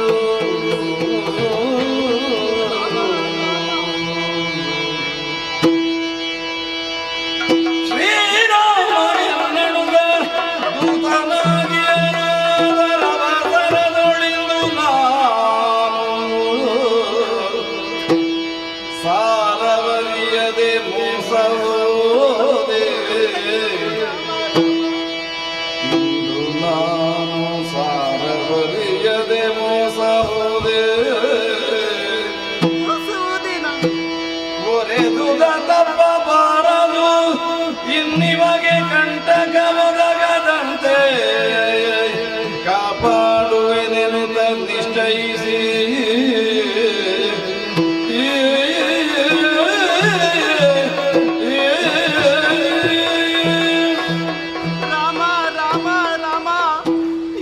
ಮಾತುಗಳು ಈ ರಾಜನ ಮುಂದೆ ಕೇಳುತ್ತಾ ಇದ್ದೇನೆ. ನನ್ನ ಪ್ರಾಣ ಭಿಕ್ಷೆಯನ್ನು ಕೊಡಬೇಕೆಂಬುದಾಗಿ ವಿಧವಾಗಿ ನನ್ನಲ್ಲಿ ಯಾಚಿಸಿದ. ನನ್ನ ಮಗನ ಆಣೆಯಾಗಿ ಈತನಿಗೆ ರಕ್ಷಣೆ ಕೊಡ್ತೇನೆ ಎಂಬುದಾಗಿ ಮಾತು ಕೊಟ್ಟಿದ್ದೇನೆ. ಮಾತು ಕೊಟ್ಟಿದ್ದ ಬಳಿಕ ಇವ ಹೇಳಿದಂತ ಮಾತಾದರೆ ಏನು? ವಿಶ್ವಾಮಿತ್ರನ ಶಿಷ್ಯ ಬೇರೆ ಯಾರು ಅಲ್ಲ, ರಾಮಚಂದ್ರನ ಎಂಬುದಾಗಿ ಹೇಳಿಬಿಟ್ಟನಲ್ಲ. ಸದಾ ಕಾಲ ರಾಮ ಧ್ಯಾನದಲ್ಲಿದ್ದವಳು ನಾನು. ರಾಮನ ದಿವ್ಯ ಮೂರ್ತಿಯನ್ನು ಕಾಣಬೇಕೆಂಬುದಾಗಿ ಈತನ ಮಾತಿಗೆ ಕಟ್ಟು ಬಿದ್ದಿನಲ್ಲ, ಸೋತು ಹೋದೆ. ಏನು ಮಾಡೋಣ? ನನ್ನ ಮಗನನ್ನು ಕರೆಸಿ, ಮಗನೇ ರಾಮನಲ್ಲಿ ಹೋರಾಡು, ಈತನ ಬಂದದ ಕಷ್ಟ ದೂರ ಮಾಡುವುದಾಗಿ ಈ ನಾಳೆಗಿದ್ದ ಹೇಗೆ ಹೇಳಿ?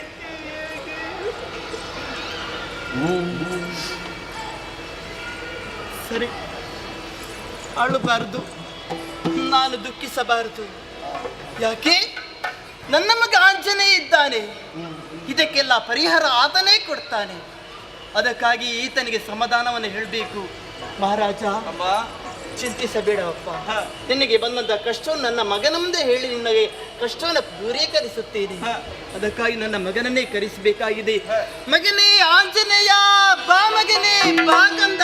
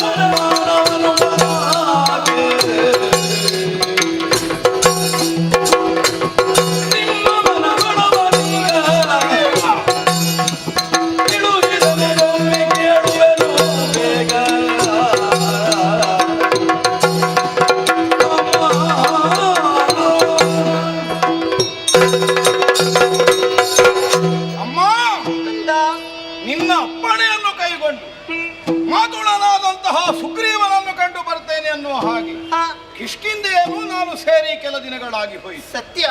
ಆದ್ರೆ ಅಲ್ಲಿದ್ದಂತಹ ನನಗೆ ನಿನ್ನ ಅಂತರಂಗದ ಕರೆ ಕೇಳಿಸಿತು. ಮಗನಾದಂತಹ ಹನುಮಂತನನ್ನು ಕಾಣಬೇಕು. ಈ ಅಂತರಂಗದ ನಿನ್ನ ಭಾವವೇ ನನ್ನ ನೀ ಕಡೆಗೆ ಧಾವಂತದಿಂದ ಬರುವ ಹಾಗೆ ಸೆಳೆದು ತಂದಿತು. ಹೌದೇ ಕಂದ? ಅಮ್ಮ, ಮಗು, ಏನಮ್ಮ ಇದು?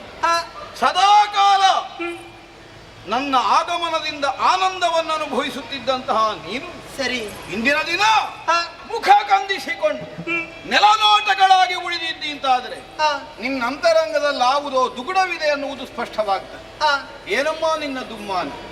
ಯಾಕಮ್ಮ ವ್ಯಾಕುಲ? ನಿನ್ನ ಅಂತರಂಗದಲ್ಲಿರುವಂತಹ ಭಾವ ಏನು? ನನ್ನನ್ನು ನೀನು ಕರೆದದ್ದು ಯಾಕೆ? ನಾನು ಆಗಮಿಸಿದ ಮೇಲೆಯೂ ನಿನ್ನ ಅಂತರಂಗದಲ್ಲಿ ಈ ವಿಧವಾದಂತಹ ಒಂದು ಕಳವಳ ಕಾಣಿಸ್ತದೆ ಅಂತ ಆದ್ರೆ ಅದಕ್ಕೆ ಯಾರಿವ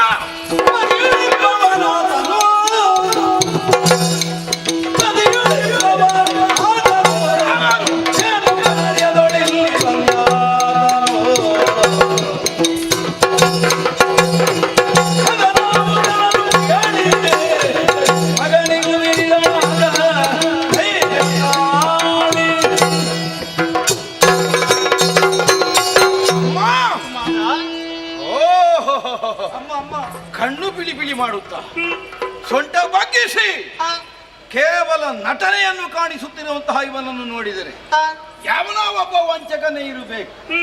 ಇವನ ಕಾರಣದಿಂದಲೇ ನೀನು ದುಃಖಿಸುವಂತಹ ಸನ್ನಿವೇಶವೊಂದು ಬಂದಿದೆಯೋ ಅನ್ನುವಂತಹ ಅನುಮಾನ ನನಗೆ ಬಾಧಿಸುವುದಕ್ಕೆ ಪ್ರಾರಂಭಿಸಿದೆ.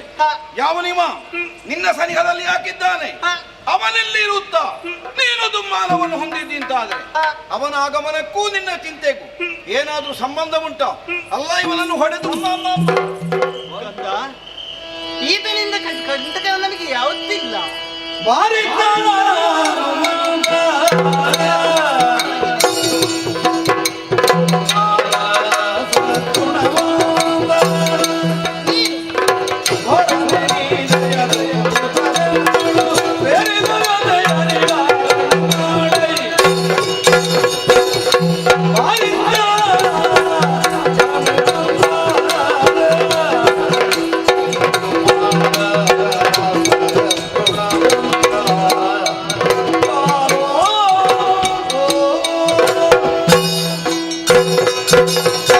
ಕುಮಾರ, ಅಮ್ಮ.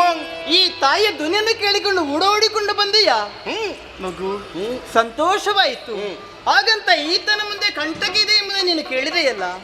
ಈತನಿಂದ ನಮಗೆ ಬಂದಂತ ಕಂಟಕ ಏನಿಲ್ಲ, ಹಾಗಂತ ಇವನಿಗೆ ಬಂದಂತ ಕಂಟಕ ಮಗನೇ. ಅಲ್ಲ, ಪರರ ಸಂಕಟಕ್ಕೂ ಕರಗುವಂತಹ ಮನಸ್ಸನ್ನು ಹೊಂದಿದವಳು ನೀನು. ನಿನ್ನ ಹೃದಯವನ್ನು ನಾನು ಅರಿಯದೇ ಇದ್ದವನಲ್ಲ. ಆದರೆ ಯಾರಿಗೂ ಕಷ್ಟ ಬಂದ್ರೆ ನೀನು ಇಷ್ಟೊಂದು ದುಃಖಿಸಬೇಕಾದ ಅವಶ್ಯಕತೆ ಏನು? ಮಗು, ಕಾರಣವಿದೆ. ಇವ ನನ್ನ ಬಳಿಗೆ ಬಂದು ಕೇಳಿದ, ಅಮ್ಮ ನನಗೆ ಪ್ರಾಣದಾನವನ್ನು ಕೊಡಬೇಕು ಎಂಬುದಾಗಿ ಕೇಳಿಕೊಂಡ. ಹಾಗಿದ್ರೆ ಯಾರಿಂದಲೋ ಇವ ಪ್ರಾಣ ಭೀತಿಯನ್ನು ಹೊಂದಿದ್ದಾನೆ. ಸತ್ಯ. ತನ್ನ ಹಸುವೆ ಹೋಗ್ತದೆ ಅನ್ನುವಂತಹ ಆತಂಕಕ್ಕೆ ಒಳಗಾಗಿದ್ದಾನೆ. ಅದರಿಂದ ರಕ್ಷಣೆಯನ್ನು ಹೊಂದುವುದಕ್ಕಾಗಿ ನಿನ್ನನ್ನು ಆಶ್ರಯಿಸಿದ. ಅಲ್ಲ, ಹೋಗಿ ಹೋಗಿ ನಿನ್ನನ್ನು ಯಾಕೆ ಆಶ್ರಯಿಸಿದ? ಯಾಕೆಂಬುದೇ ಗೊತ್ತಿಲ್ಲ, ಓಡೋಡಿಕೊಂಡು ಬಂದ. ಅಮ್ಮ ನನಗೆ ಪ್ರಾಣದಾನವನ್ನು ಕೊಡಬೇಕು ಎಂಬುದಾಗಿ. ನೀನೇನು ಮಾಡಿ? ನಾನು ಸೂರ್ಯ ಚಂದ್ರ ರಾಣಿಯಾಗಿ ಹೇಳಿದೆ, ನಿನಗೆ ಪ್ರಾಣವನ್ನು ಭಿಕ್ಷೆ ಕೊಡ್ತಾ ಇದ್ದೇನೆ ಎಂಬುದಾಗಿ. ಅದು ಸಾಲದು ಎಂಬುದಾಗಿ ಕೇಳಿದ ಮಗನೇ. ಆಗ ನನ್ನ ಚೊಚ್ಚಲ ಮಗನಂತ ಆಂಜನೇಯನ ಆಣೆಯಾಗಿ ಹೇಳುತ್ತಾ ಇದ್ದೇನೆ, ನಿನಗೆ ಬಂದಂತ ಕಷ್ಟವೇನೆ ಹೇಳು ಮಗನೇ ಎಂಬುದಾಗಿ.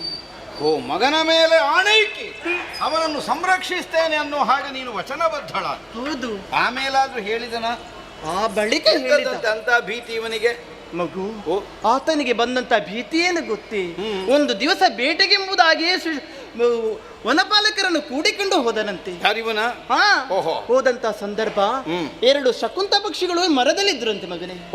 ಆ ಹಕ್ಕಿಗೆ ಇವ ಬಾಣವನ್ನು ಪ್ರಯೋಗಿಸಿದ. ಆ ಒಂದು ಪಕ್ಷಿ ಹಾರಿ ಹೋಗಿ ವಿಶ್ವಾಮಿತ್ರರ ಅಗ್ನಿಗುಂಡಕ್ಕೆ ಹೋಗಿ ಬಿತ್ತಂತೆ ಮಗು. ಯಜ್ಞ ಮಾಡ್ತಾ ಇದ್ದ. ಯಜ್ಞ ಮಾಡ್ತಾ ಅಲ್ಲಿ ಹೋಗಿ ಬಿತ್ತು. ಕುಪಿತರಾದಂತ ವಿಶ್ವಾಮಿತ್ರರು, ಯಾರು ನನ್ನ ಯಾಗಗುಂಡವನ್ನು ಹಾಳು ಮಾಡಿದ್ದಾನೋ ಆತನನ್ನು 8 ದಿವಸದಲ್ಲೇ ಕೊಲ್ಲುತ್ತೇನೆಂಬುದಾಗಿ ಶಪಥವನ್ನು ಹಾಕಿದ್ದಾರಂತೆ ಮಗು.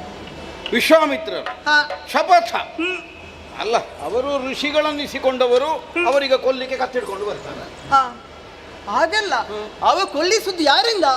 ನನ್ನ ಶಿಷ್ಯನಿಂದಲೇ ಕೊಲ್ಲಿಸ್ತೇನೆ ಎಂಬುದಾಗಿ ಹೇಳಿದಂತ ಮಾತು. ಓ, ಶಿಷ್ಯನಿಂದ ಕೊಲ್ಲಿಸ್ತೇನೆ. ಹೌದು, ಹೀಗಾಡಿದ್ರು. ಅದಕ್ಕೆ ಆತಂಕಿತನಾದ.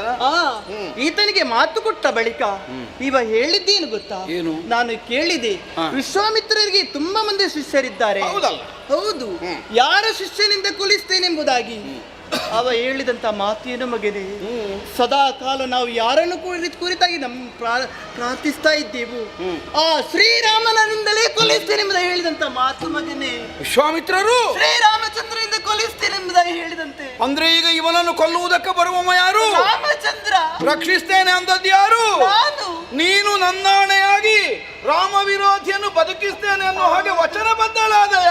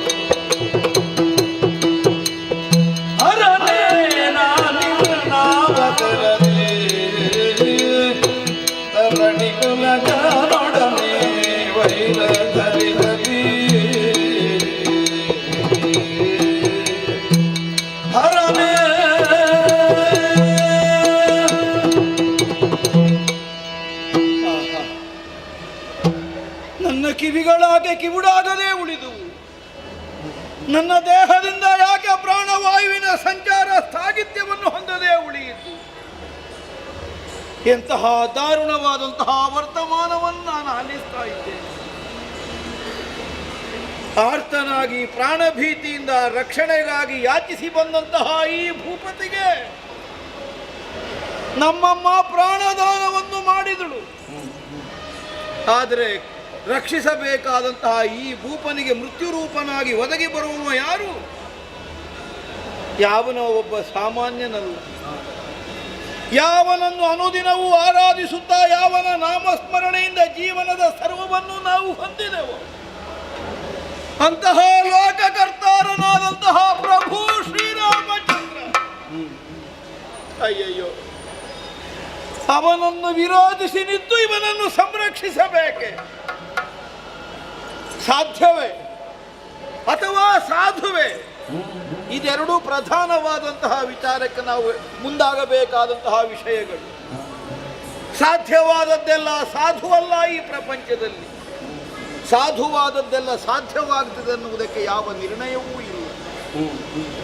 ರಾಮ ವಿರೋಧವನ್ನು ಸಾಧಿಸಿ ತಾನು ಗೆಲ್ಲುತ್ತೇನೆ, ಹೀಗೆ ಯಾವನಾದರೂ ಈ ಪ್ರಪಂಚದಲ್ಲಿ ಒಂದು ನಿರ್ಣಯವನ್ನು ಹೊಂದುತ್ತಾನೆ ಅಂತ ಆದರೆ ಅವ ಮತಿಗೆಡುಕನಲ್ಲದೆ ಮತ್ತೇನಾಗಿ ಉಳಿಯುವುದಕ್ಕೆ ಸಾಧ್ಯವಾದೀತು? ಯಾಕೆ? ಕೊಲ್ಲುವ ಕಾಯುವ ಸರ್ವ ಸಮರ್ಥ ಈ ಪ್ರಪಂಚದಲ್ಲಿ ಒಬ್ಬನೇ, ಅವನಿಗೆ ರಾಮ ಅಂತ ಹೆಸರು. ಅವನನ್ನು ಮೀರಿದಂತಹ ಮತ್ತೊಂದು ಶಕ್ತಿ ಇಲ್ಲ ಈ ಪ್ರಪಂಚದಲ್ಲಿ. ಕಾಣಲಿಲ್ವೇ ಶ್ರೀರಾಮಚಂದ್ರನಂತಾದಂತಹ ಭವ್ಯ ವ್ಯಕ್ತಿತ್ವವನ್ನು ನಾವು? ಯಾರು ಕ್ರಾಂತದರ್ಶಿಗಳು, ಯಾರು ತ್ರಿಕಾಲಜ್ಞಾನಿಗಳು, ಯಾರು ತಮ್ಮದ್ದಾದಂತಹ ಸತತವಾದ ಸಾವಿರಾರು ವರ್ಷಗಳ ಸಾಧನೆಯ ಮೂಲಕವಾಗಿ ಉನ್ನತೋನ್ನತವಾದಂತಹ ಬ್ರಹ್ಮರ್ಷಿ ಸ್ಥಾನವನ್ನು ಅಲಂಕರಿಸಿದರು, ಅಂಥವರೆಲ್ಲ ಪ್ರಭುವೆಂದು ವಿಭುವೆಂದು ಒಪ್ಪಿ ಪುರಸ್ಕರಿಸಿದಂತಹ ದಿವ್ಯ ಯೋಗ್ಯತೆ ಶ್ರೀರಾಮಚಂದ್ರಮನದ್ದು. ಕಾಣಲಿಲ್ವೇ ನಾವು? ದೇವಾನು ದೇವತೆಗಳು ಬಂದು ಶ್ರೀರಾಮಚಂದ್ರನ ಮುಂಭಾಗದಲ್ಲಿ ತಲೆಬಾಗಿ ಕೈ ಮುಗಿದು ನಿಂದಂತಹ ಆ ದೃಶ್ಯವನ್ನು ನಾವು ಮರೆಯುವುದಕ್ಕುಂಟೆ. ದುಷ್ಟನಾದಂತಹ ರಾವಣನ ಮರ್ದನಕ್ಕೆ ಬೇಕಾಗಿ ಅಭೇದ್ಯವಾದಂತಹ ಶರಧಿಗೆ ಅಸಾಧ್ಯವಾದಂತಹ ಸೇತುಬಂಧನವನ್ನು ನಡೆಸಿ ಲಂಕಾರಾಷ್ಟ್ರವನ್ನು ಪ್ರವೇಶಿಸುವಂತಹ ಒಂದು ಸನ್ನಿವೇಶವನ್ನು ಸಾಗರನೇ ತಾನಾಗಿ ಬಂದು ಒಪ್ಪಿ ಸ್ವೀಕರಿಸಿ ಸೀತಾಗ್ನಿ ಪರೀಕ್ಷೆಯ ಸನ್ನಿವೇಶದಲ್ಲಿ ಆಕಾಶ ಮಾರ್ಗದಲ್ಲಿ ನೆರೆದು ನಿಂತ 30 ಕೋಟಿ ದೇವತೆಗಳು, ಅಜಹರರೇ ಮೊದಲಾದಂತಹ ಲೋಕಕರ್ತಾರರು ಪ್ರಭುವಾದಂತಹ ಶ್ರೀರಾಮಚಂದ್ರಮನ ದಿವ್ಯ ಯೋಗ್ಯತೆಯನ್ನೇ ಪ್ರಪಂಚ ಮುಖಕ್ಕೆ ಘೋಷಿಸಿದರು. ಇಷ್ಟೆಲ್ಲವನ್ನು ಸ್ಪಷ್ಟವಾಗಿ ಕಂಡ ಅನುಭವವುಳ್ಳ ನಾವು ರಾಮ ವಿರೋಧ ಸಾಧ್ಯವೇ? ರಾಮನೊಬ್ಬನನ್ನು ಕೊಲ್ಲುತ್ತಾನೆ ಅಂತ ಆದರೆ ಈ ಪ್ರಪಂಚದಲ್ಲಿ ಅವನನ್ನು ಉಳಿಸುವಂತಹ ಸಮರ್ಥನು ಯಾವನಿದ್ದಾನೆ? ಯಾವನಿಂದಲೂ ಆಗುವುದಲ್ಲ. ಆದರೆ ಅಮಾಯಕಳಾದಂತಹ ನಮ್ಮಮ್ಮ ಮೊದಲಾಗಿ ವಚನಬದ್ಧಳಾದಳು. ತನ್ನ ರಕ್ಷಣೆಗಾಗಿ ಮಗನಾದ ಹನುಮನ ಮೇಲೆ ಆಣೆಯನ್ನಿಟ್ಟು ನೀನು ಅಭಯಪ್ರದಳಾಗಬೇಕು ಅನ್ನೋ ಹಾಗೆ ಅವರು ಆಡಿದಂತಹ ಕಾಲಕ್ಕೆ ಸಹಜವಾದಂತಹ ಲೋಕಪ್ರೀತಿಯನ್ನು ಹೊಂದಿದಂತಹ ನನ್ನವ್ವೆ ಪ್ರಾಣ ಭೀತಿಯಿಂದ ಕಣ್ಣೀರಿಳಿಸುತ್ತಾ ಕಾಲಬುಡದಲ್ಲಿ ಕುಸಿದು ಕುಳಿತ ಯಾವನ ಒಬ್ಬ ನೃಪಾಲ ಗುರುತ ಪರಿಚಯ ಇಲ್ಲದೆ ಇದ್ದವ ತಾನು ಹೆತ್ತಂತಹ ತನ್ನ ಚೊಚ್ಚಲ ಕಂದನಾದಂತಹ ಹನುಮಂತನಿಗಿಂತ ಬೇರೆಯಾಗಿ ಕಾಣಲಿಲ್ಲ ಈ ನಿಷ್ಕಪಟಿಯಾದಂತಹ ತಾಯಿಗೆ. ಹೇಗೆ ಕಾಣುವುದಕ್ಕೆ ಸಾಧ್ಯ? ತಾನು ಒಂದು ಮಗುವಿಗೆ ತಾಯಿಯಾಗಿ ಆ ಮಗುವಿನ ಭವಿಷ್ಯತ್ತಿನ ಕುರಿತಾಗಿಯೇ ಸದಾ ಕಾಲ ಚಿಂತಿತಳಾಗಿ ಸರ್ವ ತ್ಯಾಗಕ್ಕೂ ಮುಂದಾದಂತಹ ಮಹಾತಾಯಿಗೆ ಮತ್ತೊಬ್ಬ ತಾಯಿ ಹೆತ್ತಂತಹ ಮಗ ತನ್ನ ಕಣ್ಣ ಮುಂಭಾಗದಲ್ಲಿ ಬಂದು ಸಾವಿನ ಭಯದಿಂದ ವಿಲವಿಲ ಒದ್ದಾಡುತ್ತಿರುವುದನ್ನು ನೋಡಿದಾಗ ಹೇಗೆ ಕಂಡು ಸಹಿಸಿಕೊಳ್ಳುವುದಕ್ಕೆ ಸಾಧ್ಯವಾದೀತು? ಸಂದಿಗ್ಧ ಬಂದದ್ದು ಹನುಮಂತನಿಗೆ. ಯಾವನ ಪುಣ್ಯನಾಮ ಸ್ಮರಣೆಯ ಮೂಲಕವಾಗಿ ನನ್ನ ಬದುಕಿನ ಸರ್ವಸ್ವವನ್ನು ನಾನು ಕಂಡುಕೊಳ್ಳುವೆ, ಯಾವನ ನಾಮವ್ಯಾಹರಣದ ಮೂಲಕವಾಗಿ ನನಗೆ ಬದುಕಿನ ಸರ್ವಸ್ವವು ಅನ್ನುವಂತಹ ನಿರ್ಣಯದಿಂದ ನಾನು ಒಪ್ಪಿಸಿಕೊಂಡನು, ಅಂತಹ ನನ್ನ ಪ್ರಭುವಾದ ಸ್ವಾಮಿಯಾದ ವಿಭುವಾದ ಸರ್ವಸ್ವವಾದಂತಹ ರಾಮಚಂದ್ರನನ್ನು ವಿರೋಧಿಸಿದರೆ ಈ ಹನುಮನಿಗೆ ಹನುಮತನಕ್ಕೆ ಸಾರ್ಥಕ್ಯ ಉಂಟೆ ಪ್ರಪಂಚದಲ್ಲಿ? ಇಲ್ಲವಲ್ಲ. ಏನು ಮಾಡಲಿ? ಅಮ್ಮನ ವಚನವನ್ನು ನಡೆಸದೇ ಉಳಿಯಲು ಆ ತಾಯಿ ವಿಶ್ವಾಸವನ್ನು ಹೊಂದಿದ್ದು ಮಗನಾದ ಹನುಮಂತನ ವಿಕ್ರಮದಲ್ಲಿ. ತಾಯಿಯ ಮಾತನ್ನು ನಡೆಸ್ತೇನೆ ಅನ್ನುವ ಹಾಗೆ ಹೊರಡಲ. ನಾನೀ ತನಕ ಒಪ್ಪಿದಂತಹ ನನ್ನ ಸ್ವಾಮಿಯನ್ನೇ ವಿರೋಧಿಸಿ ನಿಲ್ಲಬೇಕಾಗ್ತದೆ. ಯಾವುದು ಸರಿ, ಯಾವುದು ತಪ್ಪು, ಯಾವುದು ಬೇಕು, ಯಾವುದು ಬೇಡ, ಇದನ್ನು ನಾನು ಹೇಗೆ ನಿರ್ಣಯಿಸಬೇಕು? ರಾಮ, ನನಗೊಂದು ದಾರಿ ತೋರಲಾರೆಯ, ನಾನೇನು ಮಾಡ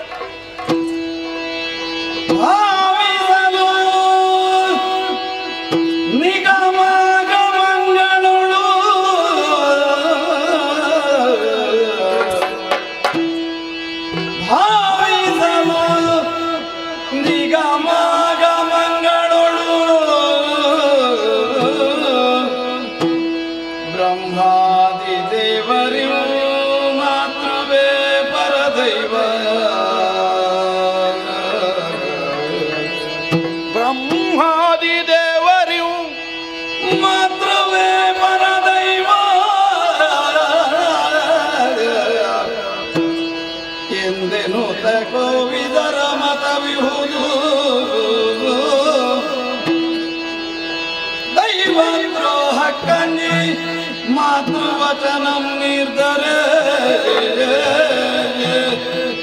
ದೈವದ್ರೋಹ ಕಂಜಿ ಮಾತೃವಚನಂ ನಿರ್ಧರೆ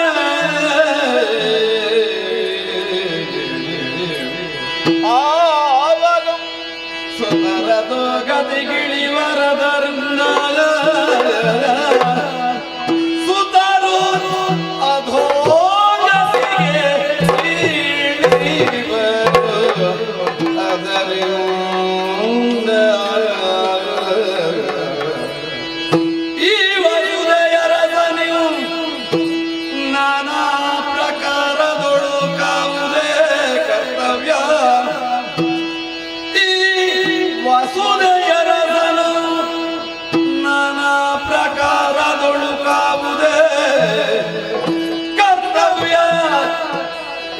ನಿರ್ಧರಿಸಿಕೊಂಡು ಅವ್ವೆಯೊಡನಿಂತೆ ಮುಂದಲು ಭಾವಿಸಲು ನಿಗಮಾಗಮಂಗಳೊಳು ಬ್ರಹ್ಮಾದಿ ದೇವರಿಯು ಮಾತ್ರವೇ ಪರದೈವ ಮಾತ್ರವೇ ಪರದೈವ ಮಾತ್ರವೇ ಪರದೈವ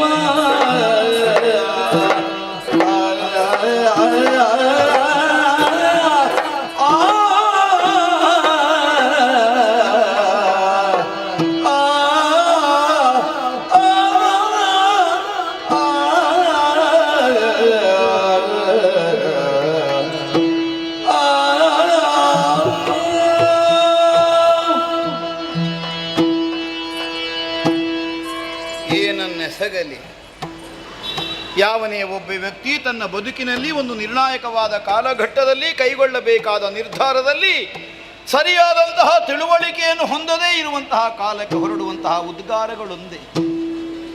ಯಾವನ ಕುರಿತಾಗಿ ಅವನು ಪರಿಪೂರ್ಣವಾದ ವಿಶ್ವಾಸವನ್ನು ಇರಿಸಿದ್ದಾನೆಯೋ ಅವನಲ್ಲೇ ತನ್ನನ್ನು ತಾನು ಶರಣು ಹೊಗಿಸಿಕೊಳ್ಳುವುದು. ರಾಮನನ್ನು ಹೊರತುಪಡಿಸಿದರೆ ಈ ಪ್ರಪಂಚದಲ್ಲಿ ಮತ್ತೊಂದಿದೆ ಹನುಮಂತನ ಬದುಕಿನಲ್ಲಿ. ಆದ್ದರಿಂದಲೇ ರಾಮ ಮುಂದೇನು? ಬಹುಶಃ ನನ್ನ ಅಂತರಂಗದ ಮೊರೆ ಅಳಲು ಸಂದಿಗ್ಧ ಸ್ವಾಮಿಗೆ ಅರ್ಥ ಆಗಿರಬೇಕು, ಅಥವಾ ಅಲ್ಲಿಯ ತನಕ ಅದು ಕೇಳಿಸಿರಬೇಕು. ಆದ್ದರಿಂದಲೇ ಒಂದು ವಿವೇಚನೆಯ ದಾರಿಯನ್ನು ಮುಕ್ತವಾಗಿ ನನಗೆ ತೆರೆದು ತೋರಿಸಿದ ಪ್ರಭು. ಹೌದಲ್ಲ, ಭಾವಿಸಲ್ ನಿಗಮಾಗಮಂಗಳೋಳು ಬ್ರಹ್ಮಾದಿ ದೇವರ್ಕಳಿಂ ಮಾತ್ರವೇ ಪರದೈವ. ತಾಯಿಗಿಂತ ಬಂಧುವಿಲ್ಲ, ತಾಯಿಗಿಂತ ದೇವರಿಲ್ಲ ಈ ಪ್ರಪಂಚದಲ್ಲಿ. ಯಾಕೆ? ತಾಯಿ ಅನ್ನೋಳು ಕೇವಲ ಈ ಪ್ರಪಂಚದ ಬೆಳಕನ್ನು ಕಾಣಿಸಿಕೊಡುವ ಹೆರುವ ಕಾಯಕವನ್ನಷ್ಟೇ ಮಾಡುವುದಲ್ಲ. ಒಂದು ತಾಯ್ತನದ ಹಿರಿಮೆ ಗರಿಮೆ ಯಾಕೆ ಈ ಪ್ರಪಂಚದಲ್ಲಿ ಕೊಂಡಾಡಲ್ಪಡ್ತದೆ? ಸ್ವಾರ್ಥಮಯವಾದಂತಹ ಈ ಪ್ರಪಂಚದಲ್ಲಿ ಬದುಕು ಸಾಗಿಸುತ್ತಿರುವಂತಹ ಎಂತಹ ಒಬ್ಬ ನಿಸ್ವಾರ್ಥಿ ಅನ್ನಿಸಿಕೊಂಡವನಿಗಾದರೂ ಸಕಲ ಭೋಗ ಭಾಗ್ಯಗಳನ್ನು ತ್ಯಜಿಸಿ ಕೇವಲ ವೈರಾಗ್ಯ ಮಾರ್ಗವನ್ನು ಅವಲಂಬಿಸಿದಂತಹ ಋಷಿ ಮಹರ್ಷಿಗಳಿಗಾದರೂ ಪರರಿಗೆ ಕೇಡಾಗದ ಕಿಂಚಿನ ಮಾತ್ರದ ಸ್ವಾರ್ಥವಾದರೂ ಅಂತರಂಗದಲ್ಲಿ ಇದ್ದೇ ಇರ್ತದೆ. ತನ್ನ ಆತ್ಮೋದ್ಧಾರ, ತನಗೆ ಒದಗಬೇಕಾದ ಮೋಕ್ಷ, ಈ ಸ್ವಾರ್ಥವಾದರೂ ಇರ್ತದೆ. ಆದರೆ ತಾಯಿ ಅನ್ನಿಸಿಕೊಂಡವಳಿಗೆ ಅದೂ ಇಲ್ಲ. ತನ್ನ ಮಗನಿಗಾಗಿ, ತನ್ನ ಸಂತಾನಕ್ಕಾಗಿ ತನ್ನ ಸರ್ವಸ್ವವನ್ನು ತ್ಯಾಗ ಮಾಡಬಲ್ಲ ನಿಸ್ವಾರ್ಥವಾದ, ನಿರ್ಮಮತ್ವದ, ವಾತ್ಸಲ್ಯದ ಮೂರ್ತಿಯಾದಂತಹ ಒಂದು ಸ್ವರೂಪಕ್ಕೆ ಅಮ್ಮನೆಂದು ಹೆಸರು. ಆದ್ದರಿಂದಲೇ ಅದು ಬ್ರಹ್ಮಾದಿ ದೇವತೆಗಳಿಗಿಂತಲೂ ಮಿಗಿಲಾದ ಸ್ಥಾನ.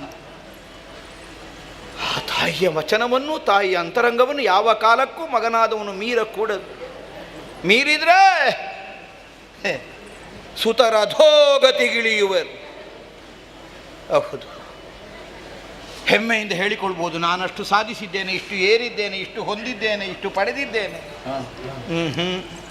ಇದೆಲ್ಲಕ್ಕೆ ಕಾರಣ ಸ್ಥಾನದಲ್ಲಿದ್ದು ತಾಯಿಯ ಆಶೀರ್ವಾದ, ತಾಯಿಯ ಕೊಡುಗೆ, ತಾಯಿಯ ಹಾರೈಕೆ. ಅದಕ್ಕೆ ಹೊರತಾಗಿ ನಾನು ಈ ಪ್ರಪಂಚದಲ್ಲಿ ಉಳಿದರೆ ನನ್ನ ಅಸ್ತಿತ್ವಕ್ಕೆ ಮೌಲ್ಯ ಇಲ್ಲ ಅಂತ ಅಂತಾರೆ. ಸರಿ ಸರಿ, ನಾನಾ ಪ್ರಯತ್ನದಿಂದಲಾದರೂ ಈ ವಸುಂಧರಾಧಿಪನನ್ನು ಉಳಿಸಿಕೊಳ್ಳಲೇಬೇಕು. ಅಮ್ಮ ಅಂಜದಿರಮ್ಮ ನೀನು, ಅಂಜದಿರಮ್ಮ ನೀನು.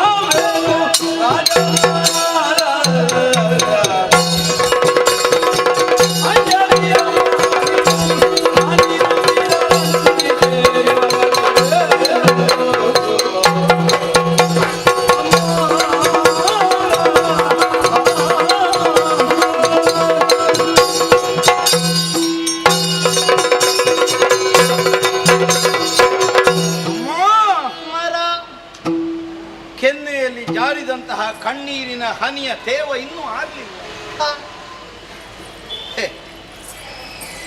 ಈ ತನಕ ಸುಖ ಸಂತೋಷ ಮಗನ ಏಳ್ಗೆಯಲ್ಲಿ ಅನ್ನುವುದನ್ನು ನಿರ್ಣಯಿಸಿ ಒಪ್ಪಿಕೊಂಡು ಸ್ವೀಕರಿಸಿ, ಒಂದು ದಿನವೂ ಒಂದು ಹನಿ ಕಣ್ಣೀರನ್ನು ನಿನ್ನ ಕೆನ್ನೆಯಲ್ಲಿ ಇಳಿಸದೇ ಬದುಕನ್ನು ಸಾಗಿಸಿದಂತಹ ತಾಯಿ ನೀನು.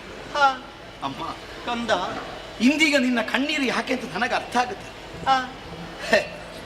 ಸಂರಕ್ಷಿಸ್ತೇನೆ ಅನ್ನೋ ಹಾಗೆ ವಚನಬದ್ಧನಾದ ಈ ಭೂಪನನ್ನು ಸಂರಕ್ಷಿಸುವುದಕ್ಕೆ ಅಸಮರ್ಥನಾದ್ರೆ ತಾನು ಸುಳ್ಳು ಹೇಳಿದ ಹಾಗಾಗ್ತದೆ ಅನ್ನುವುದಕ್ಕಾಗಿ ನೀನು ಕಣ್ಣೀರು ಹಾಕುವುದಲ್ಲ ತಾಯಿ. ಸರಿ, ಅರಿಯದೆ ಮಗನಾದ ಹನುಮಂತನನ್ನು ಎಂತಹ ಸಂದಿಗ್ಧಕ್ಕೆ ತಂದು ಹಾಕಿದೆ ಅನ್ನುವುದಕ್ಕಾಗಿ ನೀನು ಕಣ್ಣೀರು ಗರೆಯುತ್ತಾ ಇದ್ದೀನಿ. ನನಗದು ಅರ್ಥ ಆಗ್ತದೆ. ಹೆದರಬೇಡ, ಕಣ್ಣೀರಿಳಿಸಬೇಡ. ನಿನ್ನ ದುಃಖ ಈ ಕ್ಷಣಕ್ಕೆ ಮುಗಿದು ಹೋಗಬೇಕು.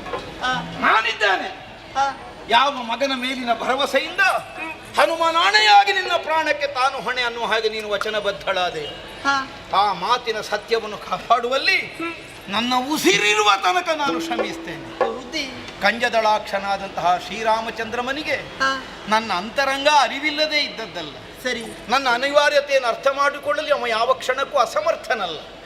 ಆದ್ದರಿಂದ ಕೊಟ್ಟ ವಚನವನ್ನು ಪಾಲಿಸುವುದಕ್ಕಾಗಿ ನಾನು ಕೈಗೊಂಡಂತಹ ನನ್ನ ನಿರ್ಣಯವನ್ನು ದಿಟ್ಟತನದ ತೀರ್ಮಾನವೆಂದು ಅವ ಯಾವ ಕಾಲಕ್ಕೂ ಆಕ್ಷೇಪಿಸುವುದಕ್ಕಿಲ್ಲ ಅಂತ ನನಗೆ ವಿಶ್ವಾಸ ಇದೆ. ಆದ್ದರಿಂದಲೇ ಅನುಮಾನಿಸಬೇಡ. ಈ ಭೂಪನನ್ನು ಸಂರಕ್ಷಿಸುವ ಹೊಣೆಯನ್ನು ನಾನು ಸಂತೋಷವಾಯಿತು. ರಾಮನ ಅನುಗ್ರಹ ಸದಾ ಕಾಲ ನಿನ್ನಲ್ಲಿ ಇರಲಿ. ಯಾಕೆ ಮಗನೇ, ಇವನ ಹತ್ರ ಸ್ವಲ್ಪ ಮಾತಾಡಿಕೊಂಡು. ಸರಿ ಅಯ್ಯ, ಹೀಗೆ ಬಾರಿ.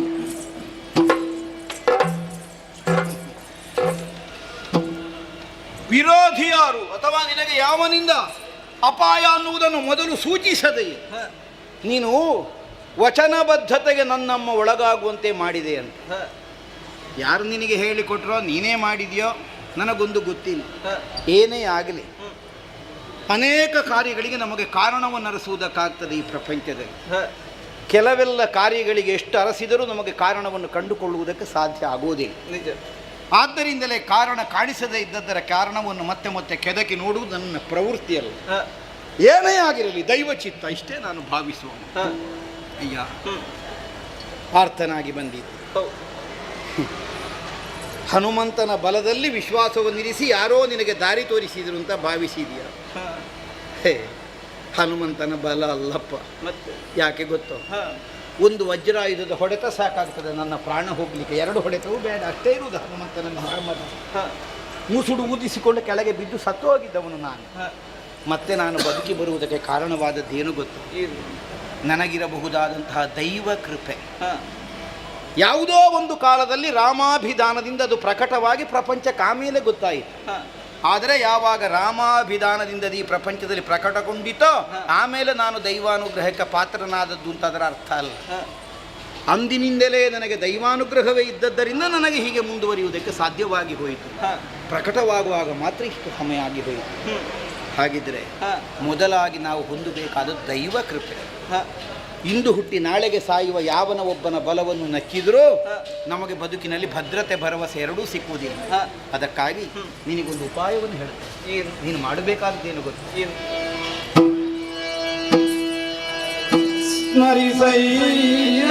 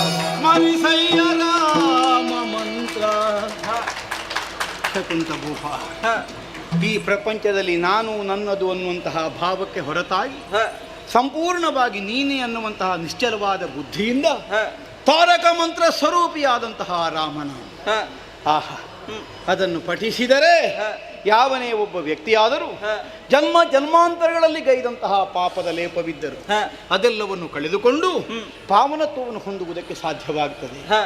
ವಾಲ್ಮೀಕಿಯನ್ನು ಉದ್ಧರಿಸಿದ ಮಂತ್ರ, ಶರಣ ವಿಭೀಷಣನಿಗೆ ಸ್ವರ್ಣಲಂಕೆಯ ಅಧಿಕಾರವನ್ನೇ ಒದಗಿಸಿಕೊಟ್ಟ ಮಂತ್ರ, ಸಾವಿರಾರು ಮಂದಿ ಋಷಿ ಮಹರ್ಷಿಗಳ ಅಂತರಂಗದ ಗುಹೆಯಲ್ಲಿ ಸದಾಕಾಲ ವಾಸವಿರುವಂತಹ ರಾಮ ಸ್ವರೂಪದ ಪ್ರತೀಕವಾದಂತಹ ಮಂತ್ರ, ರಮಂತೆ ಯೋಗಿನೋನಂತೆ ಸತ್ಯಾನಂದ ಚಿದಾತ್ಮ. ಇದು ರಾಮ ಶಬ್ದದ ನಿಷ್ಪತ್ತಿಯಂತೆ ಯೋಗಿಗಳಿಗೆ ಆತ್ಯಂತಿಕವಾದ ಕಾಲಘಟ್ಟದಲ್ಲಿ ಯಾವನು ಹೃದಯಾನಂದವನ್ನು ಒದಗಿಸಿಕೊಡ್ತಾನೆಯೋ ಅಂತಹ ಸತ್ಯ ಧರ್ಮ ಚಿದಾನಂದ ಸ್ವರೂಪನಾದವನು ರಾಮ. ಋಷಿ ಮಹರ್ಷಿಗಳು ನಿನ್ನ ಹಾಗೂ ನನ್ನ ಹಾಗೂ ಅಲ್ಲ. ಬದುಕಿನಲ್ಲಿ ಸಂಸಾರದಲ್ಲಿ ಅಪೇಕ್ಷೆಯನ್ನು ಇಟ್ಟುಕೊಂಡು ಭೋಗಲಾಲಸೆಯ ಜೀವನವನ್ನು ಮುನ್ನಡೆಸುವವರಲ್ಲ. ಪರಾರ್ಥಕ್ಕಾಗಿ ಹಂಬಲಿಸಿ ಆತ್ಮೋದ್ಧಾರವನ್ನು ಎಸಗುತ್ತಾ ಪ್ರಪಂಚ ಕ್ಷೇಮವನ್ನು ಸಾಧಿಸಿ ಆ ಮೂಲಕವಾಗಿ ಕೊನೆಗೆ ಮೋಕ್ಷವನ್ನಲ್ಲೇ ಆನಂದವನ್ನು ಕಂಡುಕೊಳ್ಳುವವರು. ಹಾಗಿದ್ರೆ ಋಷಿ ಮಹರ್ಷಿಗಳ ಹೃದಯಕ್ಕೆ ಆನಂದ ಕಾರಣನು ಅಂದ್ರೆ ಅರ್ಥ ಏನು? ಮೋಕ್ಷಪ್ರದನು ಅಂತ ಅರ್ಥ. ಯಾವನು ಮೋಕ್ಷಪ್ರದನು? ತಾನು ತನ್ನದನ್ನುವ ಬಂಧನದಿಂದ ಕಳಚಿಕೊಳ್ಳುವುದಕ್ಕೆ ಯಾವನಿಗೂ ಸರ್ವ ಸಾಮರ್ಥ್ಯ ಇಲ್ಲ ಈ ಪ್ರಪಂಚದಲ್ಲಿ. ಪ್ರಯತ್ನ ಮಾಡಬಹುದು, ಆದರೆ ಭಗವತ್ ಕೃಪೆ ಇಲ್ಲದೆ ಇದರಿಂದ ಕಳಚಿಕೊಳ್ಳುವುದಕ್ಕಾಗುವುದಿಲ್ಲ. ಹಣ್ಣಾದ ಪಕ್ವಗೊಂಡಂತಹ ಫಲವೊಂದು ತೊಟ್ಟು ಕಳಚಿ ತಾನಾಗಿ ಕೆಳಗೆ ಬೀಳಬೇಕು ಅಂತಾದರೆ ಪ್ರಕೃತಿಯಲ್ಲಿ ಹುಟ್ಟಿಕೊಂಡಂತಹ ಮಿಡಿಯೊಂದು ಎಳೆಗಾಯಿ ಆಗಬೇಕು, ಬಲಿಯಬೇಕು, ಹಣ್ಣಾಗಬೇಕು, ಪಕ್ವವಾಗಬೇಕು. ಇಷ್ಟೆಲ್ಲ ಒದಗಬೇಕು ಅಂತಾರೆ ಅದಕ್ಕೆ ಭಗವಂತನ ಕೃಪೆ ಬೇಕು. ನಮ್ಮ ಜೀವನವು ಅದಕ್ಕಿಂತ ಹೊರತಾದದ್ದಲ್ಲ. ಹಾಗಿದ್ರೆ ನಮಗೊಂದು ಬದುಕಿನ ಪಕ್ವತೆ, ನಮಗೊಂದು ಸಂಸಾರದ ಬಂಧನದ ತೊಟ್ಟಿನಿಂದ ಕಳಚಿಕೊಳ್ಳುವ ಅವಕಾಶ ಒದಗಿಸಿಕೊಡುವುದು ಯಾವುದು ಕೇಳಿದರೆ ರಾಮನಾಮ. ತಾರಕ ಮಂತ್ರ ಅಂತ ಅದಕ್ಕೆ ಹೆಸರು. ತಾರಕ ಅಂದ್ರೆ ಎತ್ತರ ಅಂತ ಅರ್ಥ, ಅದಕ್ಕಿಂತ ಮೇಲೆ ಮತ್ತೊಂದಿಲ್ಲ ಅಂತ ಅರ್ಥ. ಯಾವುದೇ ಒಂದು ಮಂತ್ರವನ್ನಾದರೂ ಪ್ರಣವಾಕ್ಷರ ಸಹಿತವಾಗಿ ಉಚ್ಚರಿಸುವುದು ಈ ಪ್ರಪಂಚದಲ್ಲಿ ಕ್ರಮ. ಓಂ ನಮಃ ಶಿವಾಯ, ಓಂ ನಮೋ ನಾರಾಯಣಾಯ, ಓಂ ನಮೋ ಭಗವತೆ ವಾಸುದೇವಾಯ. ಪ್ರಣವಾಕ್ಷರ ಇಲ್ಲದೆ ದೇವರ ನಾಮಸ್ಮರಣೆ ಇಲ್ಲ. ಅಂತಹ ನಾಮಸ್ಮರಣೆ ಇರುವುದೊಂದು ಪ್ರಪಂಚದಲ್ಲಿ ತಾರಕ ಮಂತ್ರ ಮಾತ್ರ. ಓಂ ರಾಮ ಅಂತ ಇಲ್ಲ, ರಾಮ ರಾಮ ಎರಡಕ್ಷರದ ಮಂತ್ರ. ಆದರೆ ಇಹ ಪರಗಳನ್ನುವಂತಹ ಗತಿಯನ್ನು ಒದಗಿಸಿಕೊಡಬಹುದಾದ ಮಂತ್ರ. ಎರಡಕ್ಷರ ಅಂತದನ್ನು ನಾವು ಸಣ್ಣದು ನೋಡುವುದಕ್ಕಿಲ್ಲ. ಇಹದ ಸುಖಕ್ಕೂ ಪರದ ಗತಿಗೂ ಕಾರಣವಾಗಬಹುದಾದಂತಹ ಮಂತ್ರ. ಅಂತಹ ರಾಮತಾರಕ ಮಂತ್ರವನ್ನು ನೀನು ಸದಾಕಾಲ ಪಠಿಸ್ತಾ ಇರು. ಇನ್ನಿರುವ ದಿವಸದಲ್ಲಿ ಅದರ ಅನುಸಂಧಾನದ ಮೂಲಕವಾಗಿ ನಿನಗೆ ಒದಗಬಹುದಾದ ಆತಂಕ, ಭೀತಿ, ಭಯ ಎಲ್ಲವೂ ದೂರವಾಗುತ್ತೆ. ಸರಿ, ಹೇಳು ರಾಮ. ಈಗಿಂದಲೇ ರಾಮ ರಾಮ ರಾಮ ರಾಮ ರಾಮ ರಾಮ ರಾಮ. ನಿನ್ನ ಸಂರಕ್ಷಣೆಗಾಗಿ ನನ್ನ ಬಾಲದ ಕೋಟೆಯಲ್ಲಿ ನಿನ್ನನ್ನು ಕುಳ್ಳಿರಿಸಿಕೊಳ್ತೇನೆ. ರಾಮ ರಾಮ ರಾಮ ರಾಮ ರಾಮ. ಅಮ್ಮ ಮರುತದು ದನಿದನದಿ ಭೂವರಗನು ಜನನಿಯೊಳರೆದ ನಲವಿನಲಿ ಮಾತನಾಡೆನು ಚೆನ್ನಾಗಿ ಈಗಲೇ ಸೀತೆಯ ಬಳಿಗೆ ಈಗಲೇ ಸೀತೆಯ ಬಳಿಗೆ ಆತುರದಲ್ಲಿ ನಿನ್ನೊಳಿ ಕಾಣದೊರೆಯುವ ಪ್ರೀತಿಯೊಳೆ ಭಯ ಪಡೆಯಬೇಕ ಮಾತನಾಡಿದು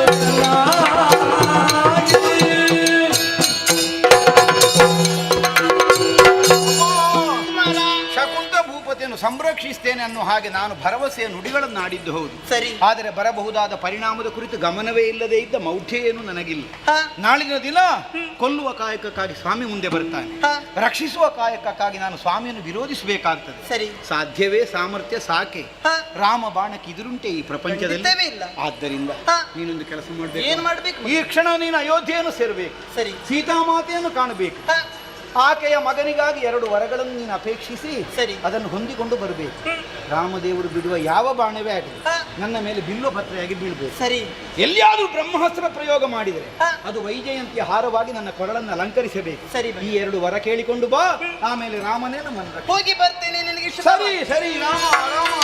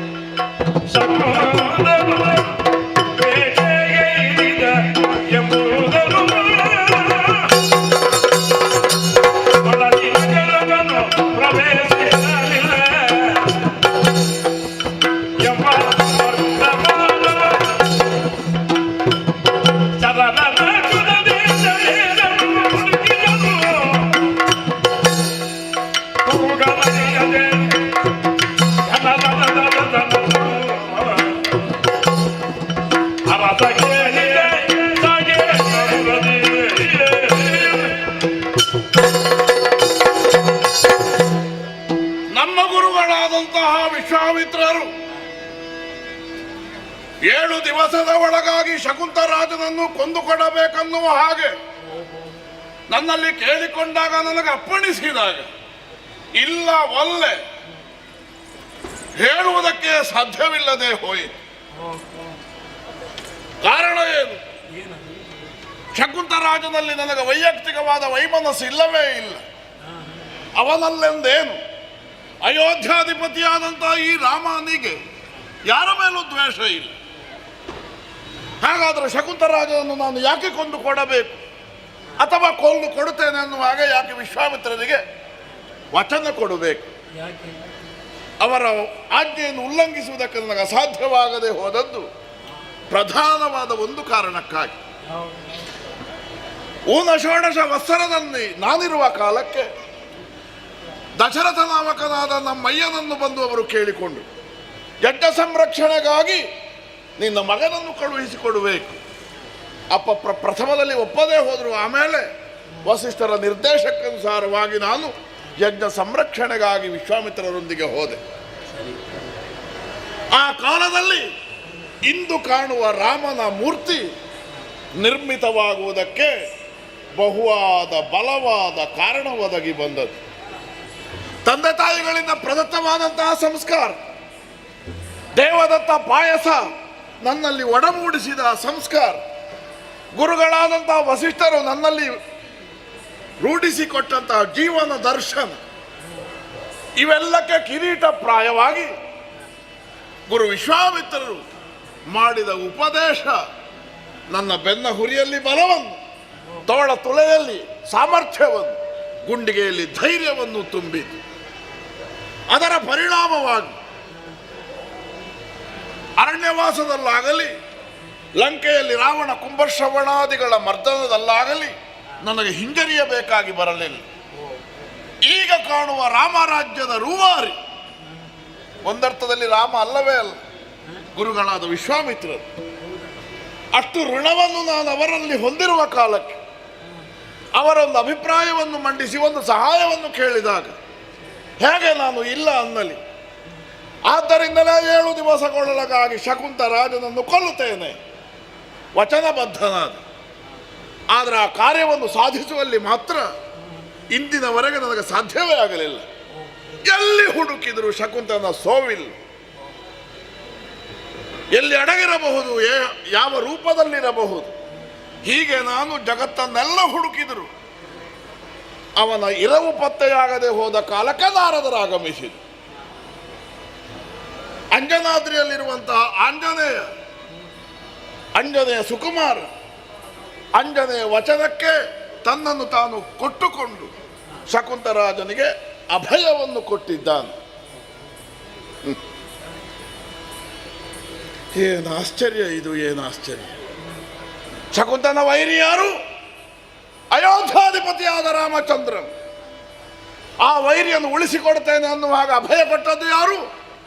ರಾಮದಾಸ ತಾನು ಅನ್ನುವಾಗ ಘಂಟಾಘೋಷವಾಗಿ ಯಾವನು ಉದ್ಘೋಷಿಸುತ್ತಾ ಸಾಗಿದನೋ ಆ ಹನುಮಂತ. ಏನಿದರ ಅರ್ಥ? ಏನು ಈ ಧೈರ್ಯದ ಹಿನ್ನೆಲೆ? ಆ ಹನುಮಂತ ವೀರ ಹೌದು, ವೀರ ಹೌದು.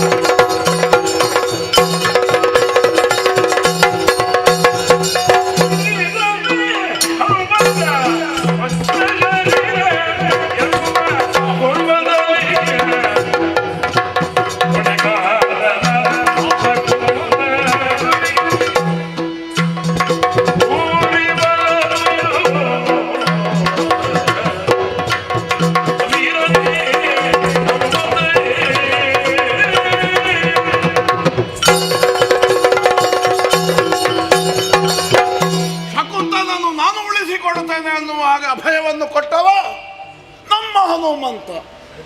ಕೊಡಬಹುದವ, ಯಾಕೆ ಕೊಡಬಾರದು? ಅವ ವೀರನಲ್ವೇ, ಧೀರನಲ್ವೇ, ಶೂರನಲ್ವೇ? ಅಂತಃತತ್ವ ಇಲ್ಲವೇ? ಒಂದು ಕಾಲದಲ್ಲಿ ದೇವೇಂದ್ರನ ವಜ್ರಾಘಾತಕ್ಕೆ ತುತ್ತಾಗಿ ಮೃತಿಯನ್ನೈದಿದವನು ಆ ಆಂಜನೇಯ. ಆಮೇಲೆ ದೇವಾನುದೇವತೆಗಳು ತ್ರಿಮೂರ್ತಿಗಳು ಆಗಮಿಸಿ ಅವನಿಗೆ ಜೀವದಾನವನ್ನು ಕೊಟ್ಟರು.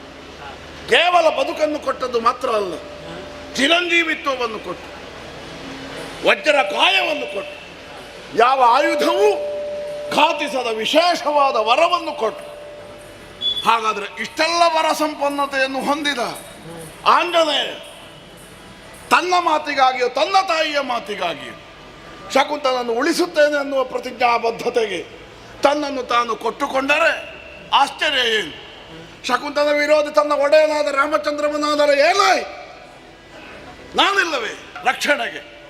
ಈ ದಾರ್ಷ್ಟ್ಯ, ಈ ಅಧಟ್ಟು ಆ ಹನುಮಂತನಲ್ಲಿ ಕಾಣುತ್ತದೆ ಅನ್ನುವುದು ಸ್ಪಷ್ಟ, ಹೌದೋ ಅಲ್ವೋ? ಛ, ರಾಮನ ದಾಸರ ದಾಸರ ದಾಸರ ದಾಸ ನಾನು ಅನ್ನುವಾಗ ಹೇಳಿಕೊಳ್ಳುತ್ತಿದ್ದ ಅವನ ಕುರಿತಾಗಿ ನಾನು ಅತಿ ಮಮತೆಯನ್ನು ತಳೆದಿದ್ದೆ. ಸೇವಕನೆಂದೋ ಭೃತ್ಯನೆಂದೋ ಅವನನ್ನು ನೋಡದೆ ಅವನನ್ನು ನನ್ನವನು ಅನ್ನುವ ಹಾಗೆ ಭಾವಿಸಿ ಒಂದು ಕಾಲದಲ್ಲಿ ನಿಡಿ ದೋಳುಗಳನ್ನು ಚಾಚಿ ನನ್ನ ಎದೆಗವನ ಎದೆಯನ್ನು ಹಿಡಿದು ಅಪ್ಪಿಕೊಂಡಿದ್ದೆ ಬಿಗಿಯಾಗಿ. ಇದಕ್ಕಿಂತ ದೊಡ್ಡ ಕೊಡುಗೆ ಅಯೋಧ್ಯಾಧಿಪತಿಯಾದಂತಹ ರಾಘವ ಏನನ್ನು ಕೊಡುವುದಕ್ಕುಂಟು ಪ್ರಪಂಚದಲ್ಲಿ?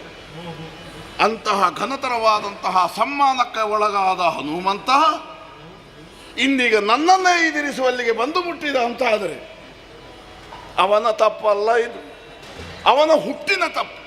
ಯಾರವ? ಮಗನಿಗೆ ಮಾಣಿಕ್ಯ ಕೊಡಲಿ, ಮಗನಿಗೆ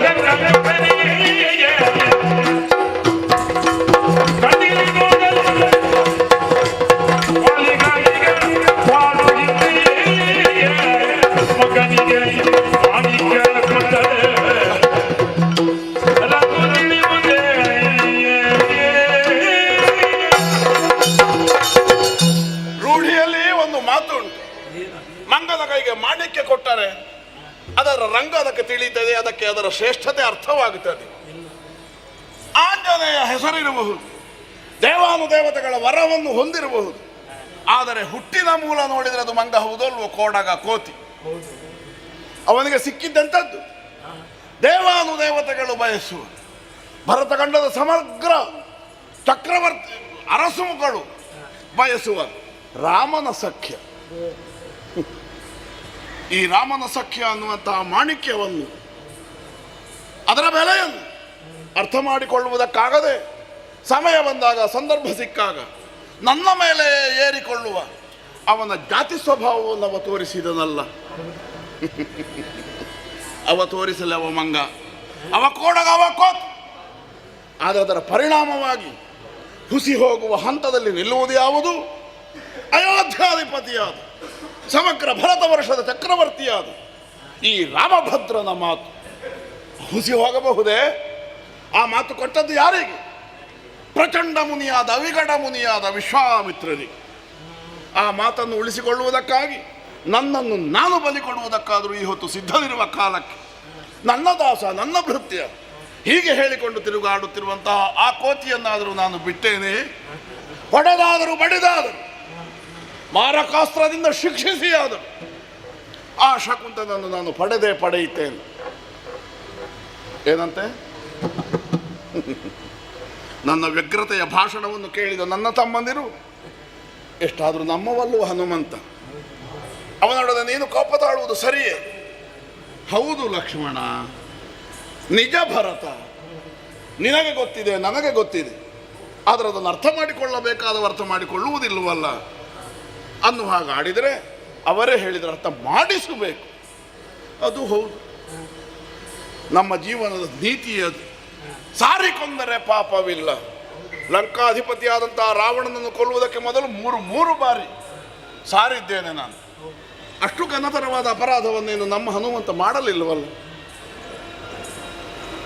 ತಾಯಿಯ ಎದೆಯಲ್ಲಿ ಹೇಸಿಗೆ ಮಾಡ್ತದೆ ಮಗು. ತಾಯಿ ಮಗುವನ್ನು ಶಿಕ್ಷಿಸುತ್ತಾಳೆಯೇ? ಬುದ್ಧಿ ಹೇಳಬಹುದು ಹೆಚ್ಚಾದ. ಹಾಗಾದರೆ ಬುದ್ಧಿ ಹೇಳಿದ ಮೇಲೂ ತನ್ನನ್ನು ತಾನು ತಿದ್ದಿಕೊಳ್ಳದ ಮಗುವನ್ನು ಮತ್ತೇನು ಮಾಡಬೇಕು, ಮತ್ತೆ ಪರ್ಯಾಲೋಚಿಸುವುದಾಗ್ತದೆ. ಹೇಗೆ ಬುದ್ಧಿ ಹೇಳೋಣ ಅನ್ನುವಾಗ ಆಲೋಚಿಸಿದರೆ ನಮ್ಮ ಲಕ್ಷ್ಮಣನೇ ಕಂಡು ಬಂದು, ಹೋಗು ಲಕ್ಷ್ಮಣ, ಈ ಪ್ರಸಂಗದ ನಿಗೂಢತೆಯನ್ನು, ಈ ಪ್ರಸಂಗದ ಭಯಾನಕತೆಯನ್ನು, ಈ ಪ್ರಸಂಗ ಹೀಗೆ ಮುಂದುವರಿದರೆ ಲೋಕಕ್ಕಾಗಬಹುದಾದ ಮಾರಕ ಪರಿಣಾಮವನ್ನು ಆ ಹನುಮಂತನಿಗೆ ಹೇಳು. ಅದನ್ನು ಅರ್ಥ ಮಾಡಿಸಿ ಶಕುಂತನನ್ನು ತಂದು ರಾಮನ ಕಾಲಬುಡದಲ್ಲಿ ಇರಿಸುವುದಕ್ಕೆ ಉಪದೇಶಿಸಿ. ಸಂಧಾನಕ್ಕಾಗಿ ಲಕ್ಷ್ಮಣ ಹನುಮಂತನಲ್ಲಿಗೆ ನೀನೇ ಹೋಗು, ನೀನೇ ಹೋಗು.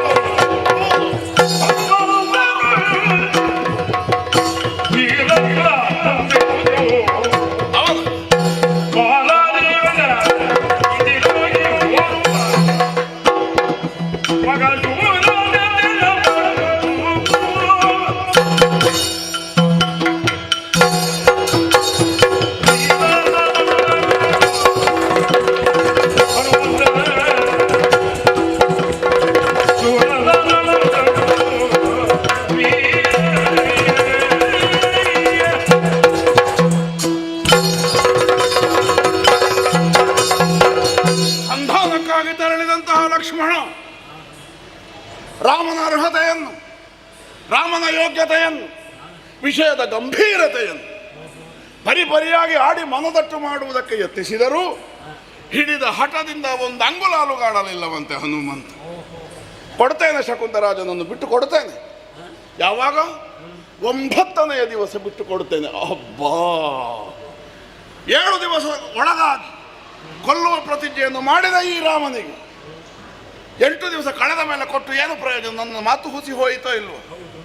ಹಾಗಾದರೆ ಈ ಮಾತನ್ನಾಡುವುದಕ್ಕೆ ಅವನಲ್ಲಿ ಇರಬಹುದಾದ ದಾರ್ಷ್ಟ್ಯ ಇಟ್ಟು ಅನ್ನುವಾಗ ನಾನು ಆಲೋಚನೆ ಮಾಡು.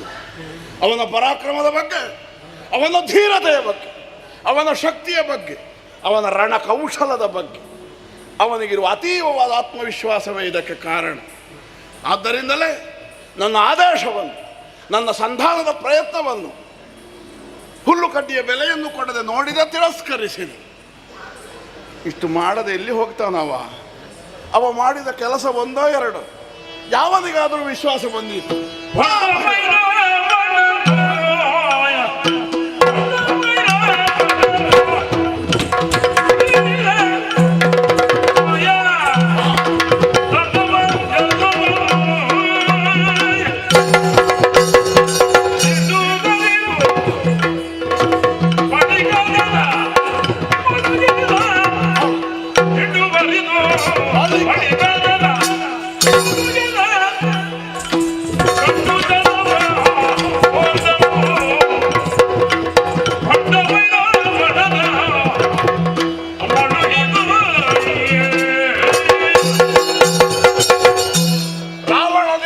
ಬಲಶಾಲಿಯಾದ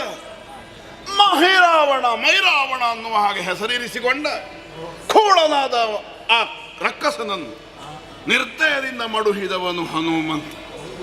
ಮತ್ತಿನ್ನು ಲಂಕೆಯಲ್ಲಿ ರಾವಣಾರಿಯಾಗಿ ನಾನು ವಿಜೃಂಭಿಸಿದ ಕಾಲಕ್ಕೋ, ಇಂದ್ರಾರಿಯಾಗಿ ನನ್ನ ತಮ್ಮ ವಿಜೃಂಭಿಸಿದ ಕಾಲಕ್ಕೋ ಅವ ಮಾಡಿದ ಸಹಾಯ 1 2 ಅಲ್ಲ, ಸಂಜೀವಿನಿ ಪರ್ವತವನ್ನೇ ಎತ್ತಿ ತರಬಹುದಾದ ಸಾಮರ್ಥ್ಯ, ಲಂಕೆಯ 100 ಯೋಜನವನ್ನೇ ಹಾರಿ ಅಲ್ಲಿಗೆ ತಲುಪಬಹುದಾದಂತಹ ಸಾಮರ್ಥ್ಯ, ಇವೆಲ್ಲವನ್ನೂ ಹೊಂದಿರುವ ಹನುಮಂತ ಇಂದೀಗ ತನ್ನ ಕುರಿತಾಗಿ ಅತೀವವಾದ ವಿಶ್ವಾಸವನ್ನು ತಳೆದು ನನ್ನನ್ನೇ ವಿರೋಧಿಸುವುದಕ್ಕೆ ಮುಂದಾಗಿದ್ದಾನೆ ಅನ್ನೋದು ಸ್ಪಷ್ಟ. ಮಾಡಲಿ ಕೆಲವರಿಗೆಲ್ಲ ಹೇಗೆ ಗೊತ್ತುಂಟು, ಅಪಾಯ ತನ್ನಲ್ಲಿವರೆಗೆ ಬರುವಾಗ ಎಚ್ಚರ ಆಗುವುದು, ಬಂದ ಮೇಲೆ ತಲೆ ಹೊಡ್ಕೊಳ್ಳೋದು. ದೂರದಿಂದ ದೊಡ್ಡವರು ಹೇಳಿದರೆ ಬುದ್ಧಿ ಬರುವುದಿಲ್ಲ. ಮಕ್ಕಳಲ್ಲಿ ಮಗುವದು ಬೆಂಕಿ ಮುಟ್ಟಬೇಡ ಕೇಳ್ತಾವ ಮಕ್ಕಳು, ಮತ್ತೆ ಮತ್ತೆ ಹೋಗಿ ದೀಪಕ್ಕೆ ಕೈ ಹಾಕುತ್ತಾವೆ, ಬಿಸಿ ಆಗುತ್ತದೆ, ಬರ್ತವೆ ಹಿಂಗೆ. ಹಾಗಾದರೆ ಈ ಜಗತ್ತು ಸಾರ್ವಕಾಲಿಕವಾದ ಒಂದು ಸತ್ಯವನ್ನು ಅಂಗೀಕರಿಸಿದೆ. ಅಪಾಯದ ಅರಿವು ಇಲ್ಲದೆ ಹೋದವರಿಗೆ ಅಪಾಯದ ಬಿಸಿ ಮುಟ್ಟಿದಾಗ ಯಾರೂ ಹೇಳದೆ ಅರ್ಥ ಆಗುತ್ತದೆ. ಹಾಗಾದರೆ ನಮ್ಮ ಹನುಮಂತ ನೀವು ಆಗಬೇಕಾದದ್ದು ಅಷ್ಟೇ. ನಾನಿದುವರೆಗೆ ಹನುಮ, ಓ ನನ್ನ ಪ್ರಿಯನೇ, ಓ ನನ್ನ ಭೃತ್ಯನೇ, ಹೀಗೆ ಅತೀವವಾದ ಮಮತೆಯಿಂದ ವಾತ್ಸಲ್ಯದಿಂದ ಅವನನ್ನು ನಡೆಸಿಕೊಂಡು ಅದೇ ಅವನಿಗೆ ಗರ್ವವಾಗಿ, ಅದೇ ಅವನಿಗೆ ಮದವಾಗಿ ಇಂದೀಗ ಈ ಧೃತಿಯಿಂದ ನಿರ್ಣಯವನ್ನು ಕೈಗೊಳ್ಳುವುದಕ್ಕೆ ಕಾರಣವಾಗಿದೆ. ಶಕುಂತರಾಜನು ಕೊಡುವುದಿಲ್ಲ ಅಲ್ವಾ? ಕೊಡದೆ ಎಲ್ಲಿ ಹೋಗ್ತಾನೆ? ತಾನು ಮಾರುತನ ಮಗ. ಯಾರು ಮಾರುತ? ಜಗತ್ತಿನ ಸಕಲ ಜೀವರಾಶಿಗಳ ಉಸಿರು. ಈ ಮಾರುತನ ಮಗ, ಈ ಮಾರುತಿಯ ಉಸಿರು ನಿಲ್ಲಿಸದೆ ಹೋದರೆ ನಾನು ರಾಘವನ, ನಾನು ಹನುಮಂತನ ಯಜಮಾನನು ತೋರಿಸಿಕೊಡ್ತೇನೆ. ಯುದ್ಧರಂಗದಲ್ಲಿ ಅವನಿಗೆ ಬುದ್ಧಿ ಕಲಿಸದೇ ಇರಲಿಕ್ಕಿಲ್ಲ. ಈಗ ಹೋಗುವುದಕ್ಕೆ ಹೇಗೂ ಆಗುವುದಿಲ್ವಲ್ಲ. ರಾತ್ರಿ ಆಯಿತು. ಇಂದಿನ ರಾತ್ರಿ ಅಂತಃಪುರದಲ್ಲಿ ಸುಖವಾಗಿ ನಿದ್ದೆಯನ್ನು ಮಾಡಿ ನಾಳೆಯ ಪ್ರಾತಃ ಕಾಲ ಅವನನ್ನು ನಿದ್ರಿಸುವ ವ್ಯವಸ್ಥೆ ಮಾಡ್ತೇನೆ. ಸಜ್ಜೆ ಮನೆಯನ್ನು ಸೇರಿಕೊಳ್ತೇನೆ.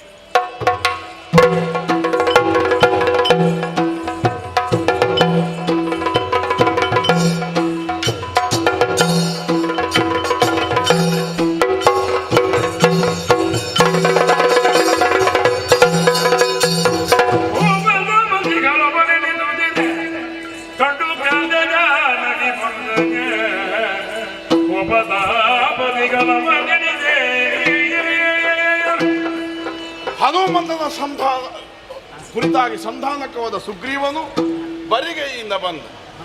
ಯಾರ ಸಂಧಾನಕ್ಕೂ ಒಡಂಬಡುವುದಿಲ್ಲ. ಇವನಿಗೆ ಉಂಟಲ್ಲ, ಈ ರಾತ್ರಿ ಒಂದು ಕಳೆಯಲ್ಲಿ ನಿದ್ದೆ ಆದರೂ ಮಾಡುವ, ಎಲ್ಲಿ ಪಲ್ಲಂಗ ಒಂದು ಸ್ವಲ್ಪ ವಿಶ್ರಾಂತಿ ಪಡ್ಕೊಳ್ತಾರೆ.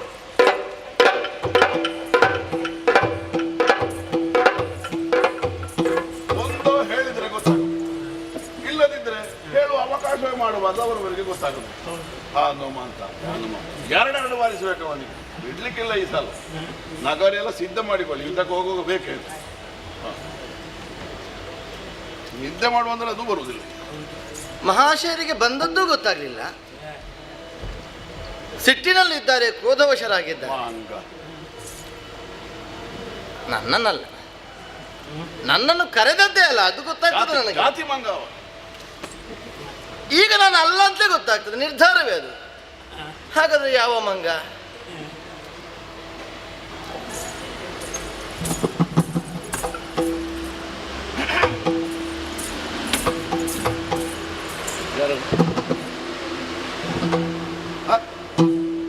ಸೀತಮ್ಮ. ಹೌದು, ನಾನೇ. ನೀನು ನಿದ್ದೆ ಮಾಡಲಿಲ್ವ? ನಿದ್ದೆ ಎಲ್ಲಿಗೆ ಬರ್ತದೆ? ನಿದ್ದೆ ರಾತ್ರಿ ನಿದ್ದೆ ಬರದೆ ಮಂಗ ಮಂಗ ಮಂಗ ಅಂತ ಗುಣಕ್ತೀರಿ, ಬೈತೀರಿ, ಜೋರು ಮಾಡ್ತೀರಿ, ಸ್ವರ ಏರಿಸ್ತೀರಿ, ನಿದ್ದೆ ಬಂದಿತ್ತು. ನಾನು ನಿನ್ನನ್ನು ಹೇಳುದಿದ್ರೆ ಮಂಗ ಹೇಳ್ತೇನೆ. ನಾನು ಅದು ಗೊತ್ತಾಯ್ತು ನನಗೆ. ನನ್ನ ಹೇಳುದಿದ್ರೆ ಏನು ಹೇಳಬೇಕು? ಏನು ನಾನು ಹೇಳಿಸಿಕೊಳ್ಬೇಕಾ? ಅಲ್ಲ, ನಾನು ನಿಮ್ಗೆ ಹೇಳಿಕೊಡುದಾ? ಮಂಗಿ ಹೇಳಬೇಕು. ಅದೇ ನೀವು ಶಬ್ದ ಬಳಸುವಾಗಲೇ ಗೊತ್ತಾಯ್ತು ನನ್ನನ್ನು ಉದ್ದೇಶಿಸಿ ಆಡಿದ್ದಲ್ಲ ಅಂತ. ಮತ್ತೆ ನಾನೇ ಹೌದು ಅಂತಾದ್ರೆ ಈ ಹೊತ್ತೆ ಆಗಬೇಕಲ್ಲ. ಮತ್ತೊಂದುಂಟು, ನೀನು ಹೌದಾದ್ರೆ ಮತ್ತೆ ನಾನೆಂತದ್ದು ಒಪ್ಪಿಕೊಂಡಾಗ ಆಗ್ತದೆ. ಮತ್ತೆ ಒಂದು ಯಾವ ಬುದ್ಧಿವಂತನಾದ್ರೆ ಹಾಗೆ ಮಾತಾಡ್ತಾನೆ. ಈ ದಾಂಪತ್ಯದಲ್ಲಿ ಗಂಡನ ಅಂತರಂಗವನ್ನು ತಿಳಿಯುವುದಕ್ಕೆ ಹೆಣ್ಣಾದವಳಿಗೆ ಅಂದ್ರೆ ಹೆಂಡತಿಯಾದವಳಿಗೆ ಸುಲಭ ಆಗುವುದು ಯಾವಾಗ? ಗಂಡ ನಿದ್ದೆಗೆ ಜಾರಿದ ಮೇಲೆ. ಹೌದೌದೌದು. ಹೇಗದು ಸುಲಭ ಉಂಟು? ಹೇಳಿಕೊಡು ಅಲ್ಲ, ಹೇಳಿದೆ ನಾನು. ಹೇಳಿಕೊಡುದು ಬೇಡ, ಹೇಳುದು ನಾನು. ಸಹಜವಾಗಿ ಹೇಗಿರ್ತದೆ, ಗಂಡಂದಿರು ಎಲ್ಲವನ್ನು ಹೆಂಡತಿಯರಲ್ಲಿ ತೆರೆದಿಟ್ಟ ಪುಸ್ತಕದ ಹಾಗೆ ವಿವರಣೆ ಮಾಡಲಿಕ್ಕಿಲ್ಲ. ನಾನು ಇಲ್ಲಿಗೆ ಹೋಗಿ ಬರ್ಲಿಕ್ಕೆ ಉಂಟು, ನನಗೆ ಇಂಥ ಕೆಲಸ ಉಂಟು, ನನಗೆ ಇಂಥದನ್ನು ಪೂರೈಸಿ ಬರ್ಲಿಕ್ಕೆ ಉಂಟು. ಕೆಲವೊಂದನ್ನ ಮರೆಯಲ್ಲಿ ಇರಿಸಿ ಕೆಲಸ ಸಾಧನೆ ಮಾಡಬೇಕಾಗ್ತದೆ. ಎಲ್ಲ ವಿಸ್ತರಿಸಲು ಬಾರದು ಅಲ್ಲವೇ? ಒಂದು ಕೆಲವು ಸಲ ಏನಾಗ್ತದೆ, ನಾನು ಹಾಗೆ ಹೋಗಿ ಬರ್ತೇನೆ, ಅಲ್ಲಿ ಅದು ಮಾಡಿ ಬರ್ತೇನೆ, ಇದು ಮಾಡಿ ಬರ್ತೇನೆ. ಒಮ್ಮೆ ಹೋಗಿ ಪುಣ್ಯಾತ್ಮ ಅದನ್ನೆಲ್ಲ ನನ್ನ ಹತ್ರ ಹೇಳುದಂತದಕ್ಕೆ ನನ್ನ ತಲೆ ತಿನ್ನುವುದು ಯಾಕೆ? ಹೆಂಡತಿ ಹೇಳಿದ್ರೆ ಕೇಳಿಸಿಕೊಳ್ಳಬೇಡ. ಹಾಗಂತ ಕೆಲವರು ಹೆಂಡತಿಯರು ಹೇಗೆ ಹೇಳದ ಗಂಡಂದಿರು ಹಾಗೆ ಹೋಗ್ಲಿಕ್ಕಿಲ್ಲ, ಹೇಳಿಯೇ ಹೋಗಬೇಕಾಗ್ತದೆ. ಅಲ್ಲ, ಹೇಳಿ ಹೋದದ್ದನ್ನೆಲ್ಲ ಅಷ್ಟೇ ಮಾಡಿ ಬರ್ತಾರೆ ಅನ್ನೋದಕ್ಕೂ ವಿಶ್ವಾಸವೂ ಇಲ್ಲ. ಯಾಕಾಡಿದೆ ದಾಂಪತ್ಯ ಜೀವನದಲ್ಲಿ ಎಲ್ಲವನ್ನು ಬಿಚ್ಚು ಪುಸ್ತಕದಾಗಿ ತೆರೆದಿಡ್ಲಿಕ್ಕಿಲ್ಲ. ಕೆಲವೊಂದನ್ನ ಗೌಪ್ಯವಾಗಿರಿಸಿಕೊಳ್ಬೇಕಾಗ್ತದೆ. ಇದೀಗ ಗಂಡಸರ ವಿಷಯ ಮಾತ್ರವಲ್ಲ, ಹೆಣ್ಣು ಮಕ್ಕಳು ಹೀಗೆ. ಎಲ್ಲ ಹೆಣ್ಮಕ್ಕಳಲ್ಲ, ಹೇಳಿದ್ದು ನಾನು ಕೆಲವರು. ನಿದ್ದೆಗೆ ಜಾರಿದ ಮೇಲೆ ಎಲ್ಲ ಗೊತ್ತಾಗ್ತದೆ. ಈ ಅರೆ ಮಂಪರು ಸ್ಥಿತಿಯಲ್ಲಿ, ಅರೆ ನಿದ್ದೆಯ ಸ್ಥಿತಿಯಲ್ಲಿ ಹೆಂಡತಿಯನ್ನ ಬೈಕೊಡುವುದಿದ್ರೆ, ತನ್ನ ನೆರೆಕೆರೆಯವರನ್ನ ಗೋಳಿಡಿಕೊಳ್ಳುವುದಿದ್ರೆ, ಅಥವಾ ತನಗೆ ಆಗದೇ ಇರುವವರ ಕುರಿತು ಆಡುವುದಕ್ಕಿದ್ರೆ ಈ ಅರೆ ನಿದ್ರೆ ಅರೆ ಎಚ್ಚರದ ಸ್ಥಿತಿಯಲ್ಲಿ ಹೇಳಿಬಿಡ್ತಾರೆ, ಎಲ್ಲ ಬಂದು ಹೋಗ್ತದೆ. ಇದು ಅರೆ ನಿದ್ದೆಯ ಸ್ಥಿತಿ ಅಲ್ಲ, ಎಚ್ಚರದಲ್ಲಿಯೇ ಇದ್ದೀನಿ, ಪೂರ್ತಿ ಎಚ್ಚರ ಉಂಟು. ಹಾಗೆ ನನಗೆ ಸುಲಭ ಆಯಿತು ನಿಮ್ಮನ್ನು ಪ್ರಶ್ನೆ ಮಾಡುವುದಕ್ಕೆ. ಎಂತದಿದು ಸಿಟ್ಟ ನಿಮಗೆ? ಏನಿದೇನೋ ಸಿಟ್ಟು, ಏನಿದೇನೋ ಸಿಟ್ಟು ಪ್ರಭುವೇ, ಮಗ ಸ್ವಾಮಿ, ಏನಿದೇನೋ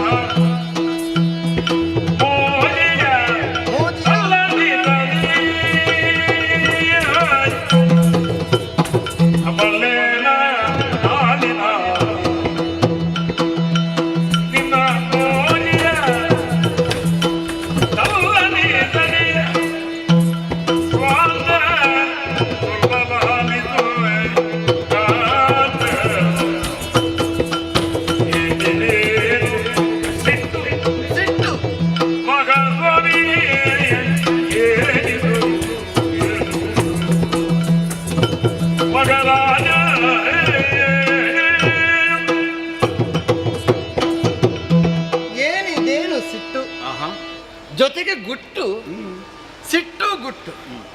ಹೆಂಡತಿಯಲ್ಲಿ ರಟ್ಟಾಗದೆ ಮತ್ತೆ ಯಾರಲ್ಲಿ ರಟ್ಟು ಮಾಡ್ಲಿಕ್ಕೆ ಉಂಟು ಅಲ್ಲವೇ?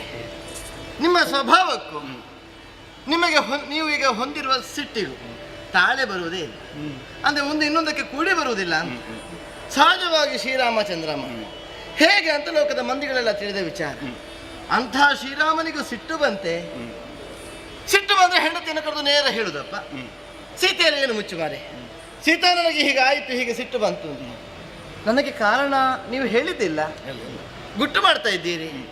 ಏನು ಅಂತ ನಾನು ಕೇಳಿದ ಬಳಿಕವಷ್ಟೇ ಇನ್ನು ನಮಗೆ ಉತ್ತರ ಸಿಕ್ಕಿದ್ರೆ ಸಿಕ್ಕೀತು. ಬಲ್ಲೆ ನಾಳಿ ನಾಜಿಯ, ಬಲ್ಲೆ ನಾಳಿ ನಾಜಿಯ. ನೀವು ಮಂಗ ಅಂತ ಗೊಣಗುವಾಗಲೇ ಗೊತ್ತಾಯ್ತು ನನಗೆ, ಕಥೆಯ ಪ್ರಕರಣ ಏನು ಅಂತ ಗೊತ್ತಾಯ್ತು ನನಗೆ. ಅಲ್ಲ ಪ್ರಭುವೇ, ಒಂದು ಕೇಳ್ತೇನೆ, ನಾಳೆ ಏನೋ ಒಂದು ಸಾಧಿಸಬೇಕು ಅಂತ ನೀವು ಹೊರಟು ನಿಂತಿದ್ದೀರಲ್ಲ, ಹೌದು, ಹನುಮಂತನ ಕುರಿತಾಗಿ. ಹೌದು, ಅನ್ಯನೇ ಅವನು ಯಾರು? ನೋಡಲಾತ ಯಾರು? ಹನುಮಂತ.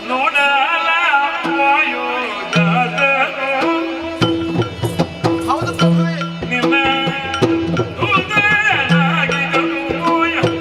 ಹೌದಲ್ವೇ?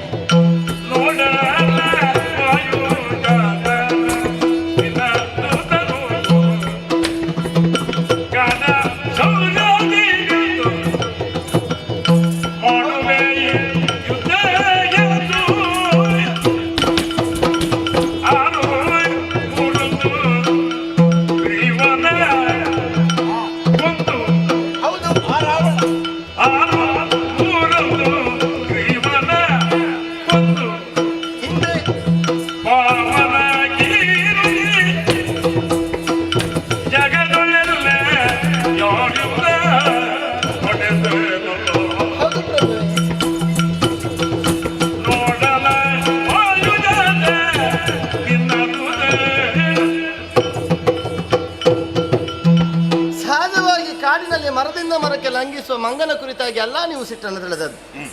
ಅದೇ ಹೌದು ಅಂತ ಆದರೆ ಅಲ್ಲ, ಲೋಕದಲ್ಲಿ ಒಂದು ಮಾತುಂಟು, ಮಂಗನನ್ನು ಕಂಡ್ರೆ ಚೇಷ್ಟೆ ಮಾಡುವುದು ಸಹಜವಾಗಿ ಸಾಮಾನ್ಯರಿಗಿರುವ ಗುಣ. ಅಂತಹ ಗುಣ ಸ್ವಭಾವದವರು ತಾವಲ್ಲ. ಮತ್ತೆ ಇನ್ನೂ ಒಂದುಂಟು, ಬುದ್ಧಿ ಇದ್ದವರು ಮಂಗನನ್ನು ಕಂಡು ಅಣಕಿಸುವುದಿಲ್ಲ, ವಿನೋದ ಮಾಡುವುದಿಲ್ಲ ಅಥವಾ ಚೇಷ್ಟೆ ಮಾಡುವುದಕ್ಕೆ ಮುಂದಾಗುವುದಿಲ್ಲ. ನಾವು ಏನನ್ನು ತೋರಿಸ್ತೇವೆಯೋ ಅದು ಹಾಗೆಯೇ ವರ್ತಿಸ್ತದೆ, ವ್ಯವಹರಿಸ್ತದೆ. ಅದು ಇನ್ನೂ ಒಂದು. ಮತ್ತೆ ಸಹಜವಾಗಿ ನಿದ್ದೆಗೆ ಜಾರಿದಾಗ ಮಂಗನ ಕುರಿತಾಗಿ ಕನಸೊಂದು ಬಿದ್ದು ಹೋಯಿತು ಅಂತ ಅದು ಅಶುಭ ಫಲ ಕೊಡ್ತದೆ ಅಂತ ಲೋಕದಲ್ಲಿ ಆಡುವುದು ಉಂಟು. ಅಲ್ಲ, ನಮಗೆಂಥದ್ದು ಅಶುಭ ಫಲ? ಮತ್ತೆ ನಮಗಂತ ಅಶುಭ ಫಲ ಅನ್ನೋದಕ್ಕೆ ಮತ್ತೊಂದು ಕಾರಣವೂ ಉಂಟು. ನಮ್ಮ ಜೀವನದಲ್ಲಿ ಕೋಡಗಗಳು ವಹಿಸಿದ ಪಾತ್ರ ಎಷ್ಟು ಅಲ್ವೇ? ಅದರಲ್ಲಿಯೂ ಮಹತ್ತರವಾಗಿ ಒಬ್ಬನ ಕೊಡುಗೆಯನ್ನು ನಾವು ಯಾವ ಕಾಲಕ್ಕೂ ಮರೆಯುವುದಕ್ಕಿಲ್ಲವಲ್ಲ. ಅದ್ಯಾರು? ಈ ಯುಗದಲ್ಲಿ ಮರ್ಯಾದ ಪುರುಷೋತ್ತಮನ ನೆನೆಸಿದ ತಮಗೆ ದಾಸನಾಗಿ ವೀರಬಂಟನಾಗಿ ಒದಗಿ ಬಂದಂತಹ ಹನುಮಂತ ಪ್ರಭುವೇ, ಸೀತಾನ್ವೇಷಣೆ ಇರಲಿ ಅಥವಾ ನಿಮಗೆ ತನ್ನನ್ನು ತಾನು ಒದಗಿಸಿಕೊಟ್ಟ ಬಗೆ ಇರಲಿ, ನಿಸ್ಪೃಹತೆಯಿಂದ ನಿಸ್ವಾರ್ಥ ಭಾವದಿಂದ ಲಂಕೆಯಲ್ಲಿ ಬಂಧನಕ್ಕೊಳಪಟ್ಟಂತಹ ನನ್ನನ್ನು ಬಿಡಿಸಿ ತರುವಲ್ಲಿಯವರೆಗೆ ಅವನ ಸೇವೆ, ನಿಮ್ಮ ಕುರಿತಾಗಿ ಅವನು ನಿಲ್ಲಿಸಿದ ಶ್ರದ್ಧೆ, ಅವನ ಕಾರ್ಯದಲ್ಲಿ ಬದ್ಧತೆ ಏನನ್ನುವುದನ್ನು ಪ್ರತಿಬಿಂಬ ರೂಪದಲ್ಲಿ ಇನ್ನೊಬ್ಬರು ಆಡಿ ತೋರಿಸಬೇಕು ಅಂತ ಇಲ್ಲವಲ್ಲ ಪ್ರಭುವೇ? ಹೆಚ್ಚೇಕೆ ಒಂದು ಪ್ರಕರಣ ಸಾಕಾಗ್ತದೆ. 631 ಗ್ರೀವನ 10 ತಲೆಯ ದಶಕಂಠನನ ವಧಿಸುವಲ್ಲಿ ಹನುಮಂತನ ಪಾತ್ರ ಜೊತೆಗೆ ನಿಮ್ಮ ತೊಡಗಿಸಿಕೊಳ್ಳುವಿಕೆ, ನಿಮಗೆ ಒದಗಿ ಬಂದಂತಹ ಕೀರ್ತಿ ಯಾರಿಂದ ಅಂತ ಕೇಳಿದರೆ ನೇರವಾಗಿ ಹೇಳುವುದಕ್ಕೆ ಬರ್ತದೆ, ರಾಮಬಂಟನಾದಂತಹ ಹನುಮಂತನಿಂದ.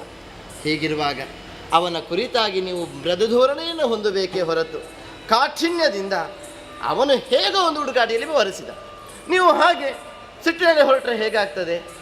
ಸರಿ ಹೊಂದುವುದಿಲ್ಲ ಪ್ರಭುವೆ.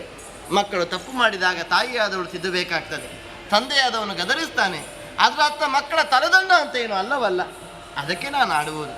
ಅವನಿಂದ ಉಪಕಾರವನ್ನು ಪಡೆದಂತಹ ನಾವು ಉಪಕಾರ ಸ್ಮರಣೆ ನಿಲ್ಲಿಸಬೇಕೇ ಹೊರತು ಅವನನ್ನು ಘಾಸಿಗೊಳಿಸುವುದು ಎಷ್ಟರ ಮಾತು ಸರಿಯಾಗ್ತದೆ? ಉಪಕಾರವ? ಮತ್ತೆ ಆಗ ಸಾಲ ಉಂಟಾ? ಚಾರು ಕೀರ್ತಿಗಳ ಪ್ರತಿ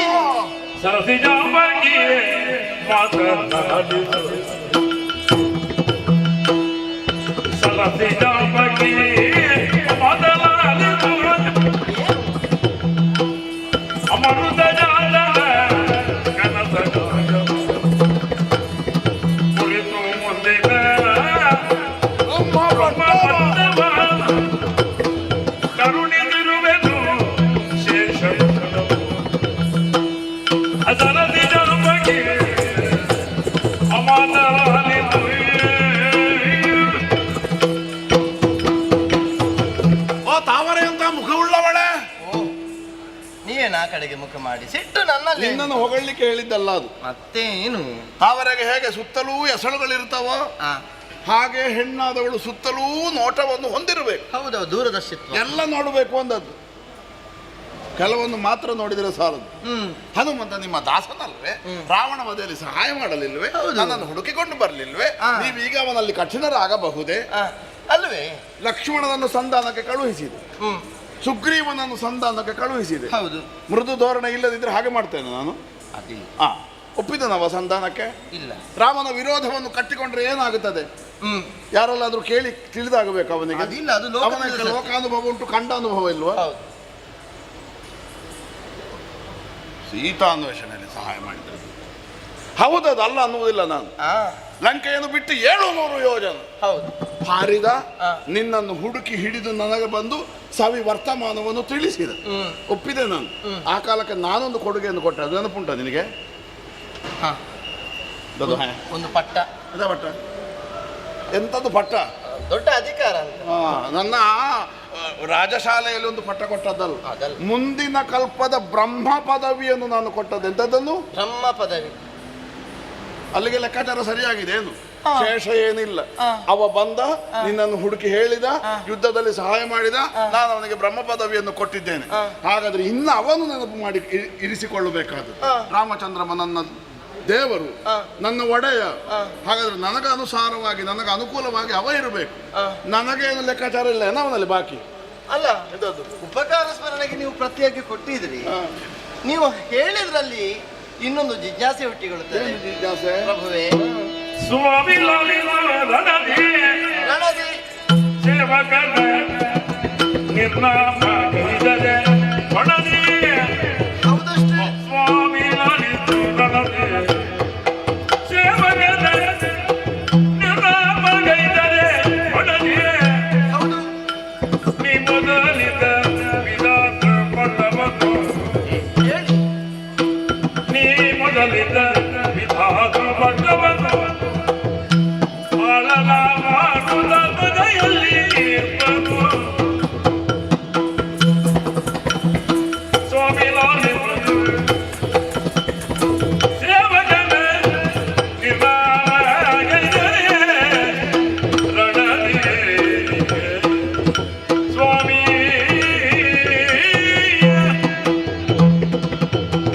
ವಿಧಾತೃ ಪಟ್ಟವನ್ನು ಅನುಗ್ರಹಿಸಿದ್ದೇನೆ ಅಂತ ನೀವು ಆಡಿದ್ರು. ಹಾಗಾದ್ರೆ ಆ ಪದವಿಯ ಅಧಿಕಾರ ಯಾವನದಾಗ್ತದೆ? ಅವನದಾಗ್ತದೆ. ನೀವೀಗ ಹೊರಟು ನಿಂತ ಕಾರ್ಯಭರದಲ್ಲಿ ನನಗೆ ಶಕುಂತನ ನಾವು ಬಿಟ್ಟುಕೊಡದೆ ಹೋಗೋದಾರೆ ರಣರಂಗದಲ್ಲಿ ಅವನನ್ನು ಬಡಿದು ಹಾಕುದು. ಮತ್ತೆ ಆ ಪದವಿಗೆ ಯಾರಿದ್ದಾರೆ? ಹೇಗೆ ಆ ಪದವಿಗೆ ಮತ್ತೆ ಜನ ಯಾರು ಅಂತ ಕೇಳುದು ನಾನು ನಿಮ್ಮಲ್ಲಿ. ಇಲ್ಲ, ಈ ಹನುಮಂತನ ಇಲ್ಲ ಇದ್ರೆ ಮತ್ತೆ ಇಲ್ಲ. ಹಾಗಾದ್ರೆ ಇದು ಸಾಧುವೆ? ನೀವು ಕೈಗೊಂಡ ತೀರ್ಮಾನ ಭೂಷಣವೇ? ಕೊಟ್ಟದನ್ನು ಉಳಿಸಿಕೊಳ್ಳಬೇಕವ. ಏನು ಮಾಡುದು? ಮಕ್ಕಳು ಅಲ್ಲಿಗೆ ಒಂದು ನಾವು ಸರಿ ಮಾಡಿಕೊಳ್ಳುವುದಾ? ಯಾರವ? ಅವನನ್ನ ಭೃತ್ಯ. ಹೌದು, ದಾಸರಿದ್ದಾನೆ. ಹಾಗಾದ್ರೆ ಹೇಗಿರ್ಬೇಕು? ಹೇಗೆ? ಮೊದಲ ಸ್ವಾಮಿಗೆ ಮೊದಲ ಸ್ವಾಮಿ ಬಂದರ ಪ್ರೀತಿಯಿಂದ ಸಕಟ ಪ್ರೀತಿ ತೊಗೆದಮ ಶರಣನೆ ಮತ ಮಾತನಾಡದೆ ಬಲಕು ಸುಮ್ಮನೆ ನೀ ಮಾತನಾಡದೆ ಬಲಕು ಮನೆ ಉದರ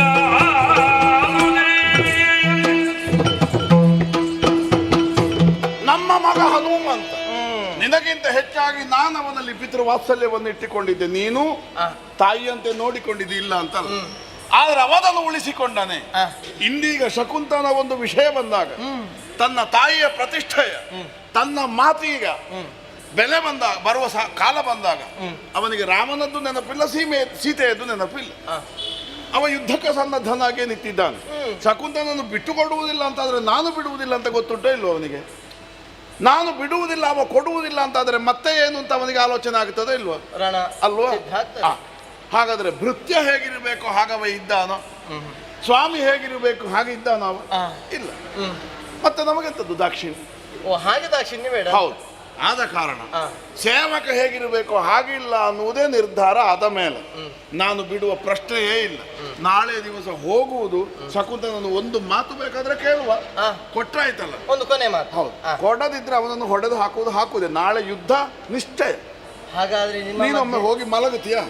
ನನಗೆ ನಾಳೆ ಕೆಲಸ ಉಂಟು, ಒಂದು ಸ್ವಲ್ಪ ಆದ್ರೂ ನಿದ್ದೆ ಆಗಬೇಕು. ಅಯ್ಯೋ, ನಿನಗೆ ಹೋಗು, ಗೊತ್ತಾಗ್ತದೆ. ಮತ್ತೆ ನಿದ್ದೆ ಅನಿವಾರ್ಯ. ನಿದ್ದೆ ತಪ್ಪಿತು ಅಂತಾದ್ರೆ ನಾಳೆ ಉತ್ಸಾಹ ಕಡಿಮೆ ಆಗ್ತದೆ. ಉತ್ಸಾಹ ಕುಗ್ಗಿತು ಅಂತಾದ್ರೆ ಹೋರಾಟದಲ್ಲಿ ಹಿಮ್ಮುಖವನ್ನು ಅನುಭವಿಸಬೇಕಾಗ್ತದೆ. ನಾನೇನು ಊರು ತಿರುಗಲಿಕ್ಕೆ ಹೋಗುದಲ್ಲ, ನೋಡ್ಲಿಕ್ಕೆ. ಯುದ್ಧ ಒಬ್ಬರೇ ಹೋಗುದ ನೀವು? ಅಲ್ಲ, ಸೇನೆ ಉಂಟು. ಸೇನೆ ಮಾತ್ರ ಸಾಕಾದೀತ? ಮತ್ತೆ ಯುದ್ಧಕ್ಕೆ ಹೋಗುವಾಗ ಹನುಮಂತನ ತಂದೆ ಹೋಗುವಾಗ ತಾಯಿ ಬರುದು ಬೇಡವಾ? ಎಂತದ್ದು?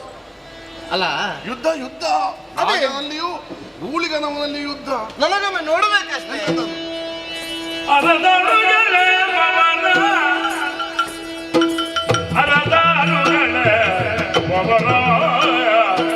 ಹೌದು ಪ್ರಭುವೇ.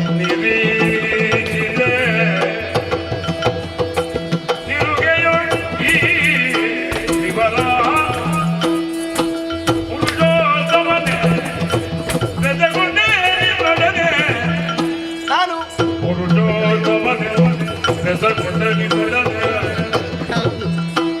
ನಾ ಬರುವೆ.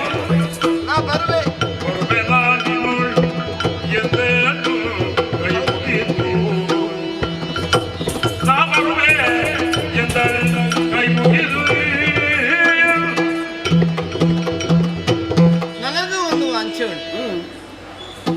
ನೋಡಬೇಕೆನಗೆ ಅರಸಾಳುಗಳ ಭವರ.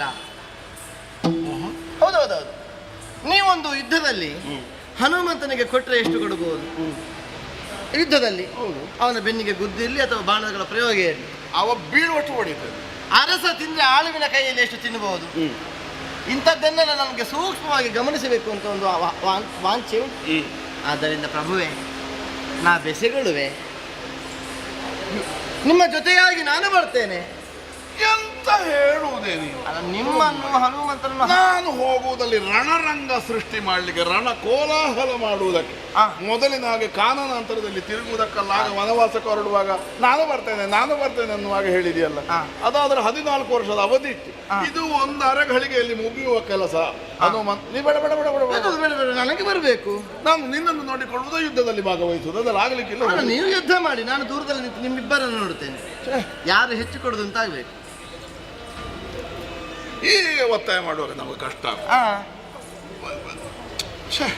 ಎಂತದ್ದು, ನಾನು ಬರ್ತೇನೆ. ಆಯ್ತು, ಬರುದಿದ್ರೆ ಬಾ. ಮತ್ತಿನ್ನೊಂದು ಈಗಲೇ ಹೇಳಿಬಿಡ್ತೇನೆ, ಏನು? ಅಲ್ಲಿ ಆಗಾಗ ಎಡೆಯಲ್ಲಿ ಮಾತಾಡ್ಲಿಕ್ಕಿಲ್ಲ. ಈ ಹೋದಲ್ಲಿ ತುಂಬಗೆ ಮಾತಾಡಿದ್ರೆ ಉಂಟಲ್ಲ, ಅದು ಅವರಿಗೂ ಕಷ್ಟ, ಇನ್ನೊಬ್ಬರಿಗೂ ಕಷ್ಟ ಆಗ್ತದೆ. ಹಾಗೆ ನಾನು ಅಲ್ಲಿ ಯುದ್ಧದಲ್ಲಿ ವ್ಯಸ್ತನಾಗಿರ್ತೇನೆ, ಅಲ್ಲಿ ನೀನಲ್ಲಿ ಮತ್ತೆ ಹಾಗೆ ಹನುಮಂತ ಹೀಗೆ ಆಂಜನೆ ಹೀಗೆಲ್ಲ ಮಾತಾಡಿದ್ರೆ ಆಗಲಿಲ್ಲ. ಮಾತಾಡ್ಲಿಕ್ಕಿರುವುದನ್ನೆಲ್ಲ ಹೋಗುವಾಗೆ ಮಾತಾಡಿ ಮತ್ತೆ ಬಂದು ಮಾತಾಡುವ, ಅಲ್ಲಿ ಮಾತಾಡುದಿಲ್ಲ, ನಾನು ಬಾಯ್ ಬಿಡುದಿಲ್ಲ. ನಿರ್ಣಯ ಅಲ್ವಾ? ಹಾಗಾದ್ರೆ ರಾತ್ರಿ ಇನ್ನೂ ಉಳಿದಿದೆ, ಪಲ್ಲಂಗದಲ್ಲಿ ಹೋಗಿ ಸುಖವಾಗಿ ಮಲಗಿ ಒಂದು ನಿದ್ದೆ ಮಾಡಿ ಬೆಳಗಿನ ಜಾವ ಹೊರಟು. ಸರಿ ಪ್ರಭುವೇ.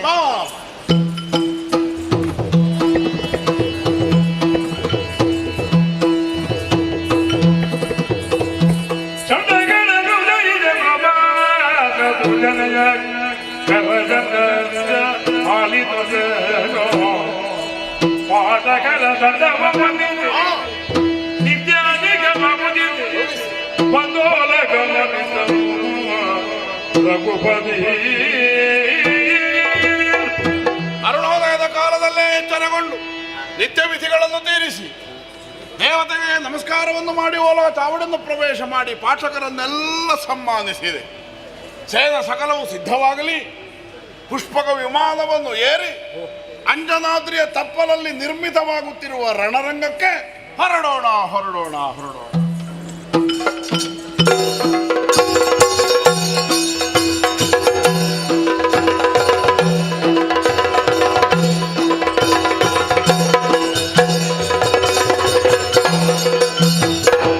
ಅಂಜನಾದ್ರಿಯ ತಪ್ಪಲನ್ನು ಸೇರಿ ಆಗಿ ಹೋಯಿ, ಇನ್ನೇನು ಹನುಮಂತನೊಡನೆ ಮುಖಾಮುಖಿಯಾಗಬಹುದಾದಂತಹ ಸನ್ನಿವೇಶ ಅತಿ ಹತ್ತಿರದಲ್ಲಿದೆ.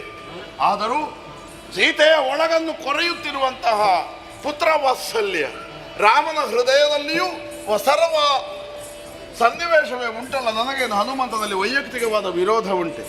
ಇನ್ನೊಂದು ಬಾರಿ ಸಂಧಾನದ ಪ್ರಯತ್ನವನ್ನು ಮಾಡೋಣ ಅನ್ನುವಾಗ ನನ್ನ ಒಳಗೆ ಹೇಳ್ತಾ ಇದೆ, ಯಾರ ಮೂಲಕ ಮಾಡೋಣ? ಅದೇ ಸರಿ, ಸುಗ್ರೀವ ಸಂಧಾನ ವಿಫಲವಾಗಿದೆ, ಆ ಅಂಗದ ವಾಲಿ ಸುಕುಮಾರ ಹೀಗೆ ಬರಲಿ, ಹೀಗೆ ಬರಲಿ.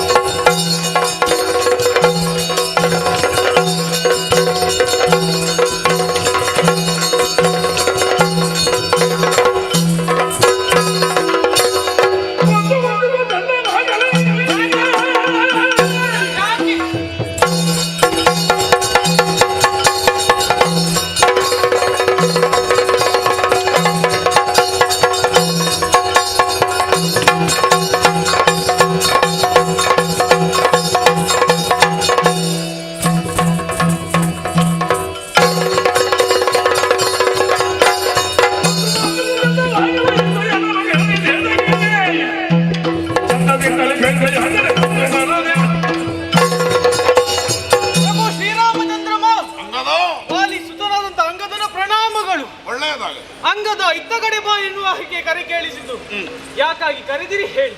ವಿಷಯ ನಿನಗೆ ತಿಳಿಯದೇ ಇದ್ದದ್ದಲ್ಲ. ಹನುಮಂತನಲ್ಲಿ ವಿಷಯದ ಗಂಭೀರತೆಯನ್ನು ತಿಳಿಸಿ ಶಕುಂತರಾಜನನ್ನು ವಿಮೋಚಿಸಿಕೊಂಡು ಇಲ್ಲಿಗೆ ಬರಬೇಕು. ಸಂಧಾನಕ್ಕಾಗಿ ಕರೆಸಿದ್ದೇನೆ. ಹೋಗಿ ಬಾ, ಹೋಗಿ. ಹಾಗೆ ಆಗಲಿ ಪ್ರಭು.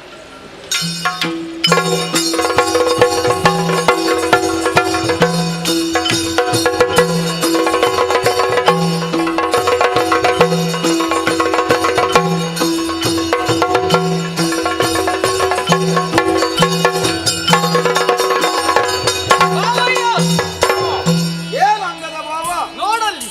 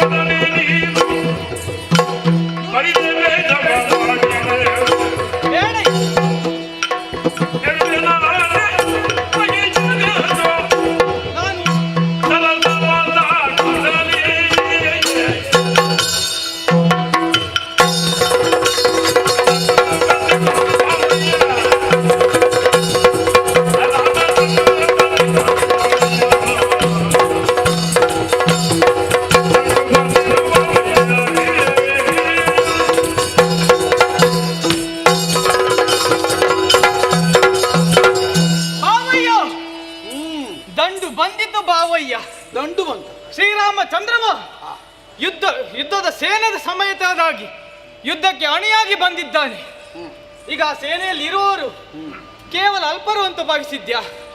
ಅತಿರಥರು ಅದೆಷ್ಟೋ ಕೋಟಿ ಸಂಖ್ಯೆಯಲ್ಲಿ ಕಪಿವೀರರು ಇದ್ದಾರೆ. ಈಗ ದಾರಿಯಲ್ಲಿ ಹೋಗುವನೊಬ್ಬ ಜೇನುಗೂಡಿಗೆ ಕಲ್ಲೆಸೆದ್ರೆ ಏನಾಗ್ತದೆ? ಜೇನುಗೂಡಿಗೆ ಕಲ್ಲು ಬಿದ್ದಿತ್ತು. ಜೇನುಗೂಡಿಗೆ ಕಲ್ಲು ಬಿದ್ದಿತ್ತು. ಆದರೆ ಎಸೆದವನ ಪರಿಣಾಮ ಏನಾದೀತು ಹೇಳು? ಜೇನು ಕೆಳಗೆ ತೊಟ್ಟಿಕ್ಕೀತು. ಹಾಗೆಲ್ಲ ಎಸೆದವನ ಪರಿಣಾಮ ಏನಾದೀತು? ಎಸೆದವನಿಗೆ ಏನಾದೀತು? ಆ ಜೇನುಗಳು ಬಂದು ಕಚ್ಚಿಯವು.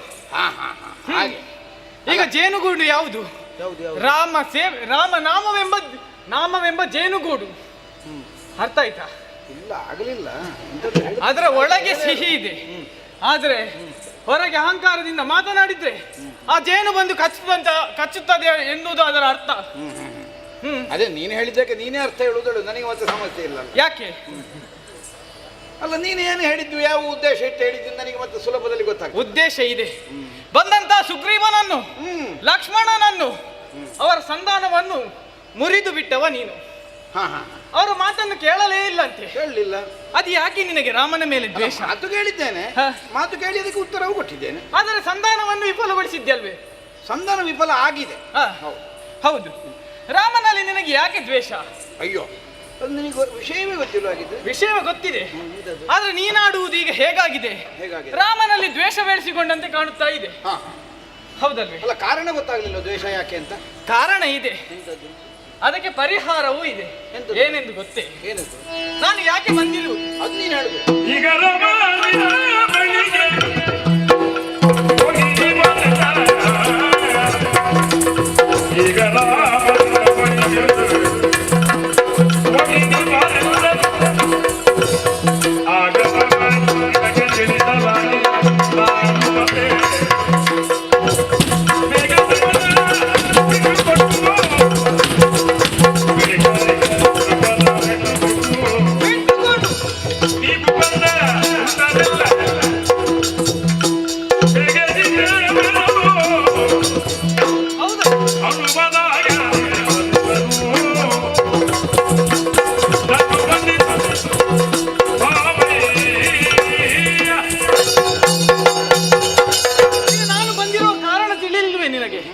ಶ್ರೀರಾಮಚಂದ್ರ ಪ್ರಭುವೇ ನನ್ನನ್ನು ಕಳುಹಿಸಿಕೊಟ್ಟಿದ್ದಾರೆ. ಯಾಕಂತೆ? ಸಂಧಾನವನ್ನು ಮಾಡಿ ಬಾ ಅಂಗಾನ. ಸಂಧಾನ ಏನು ವಿಷಯ? ಏನು ಸಂಧಾನ?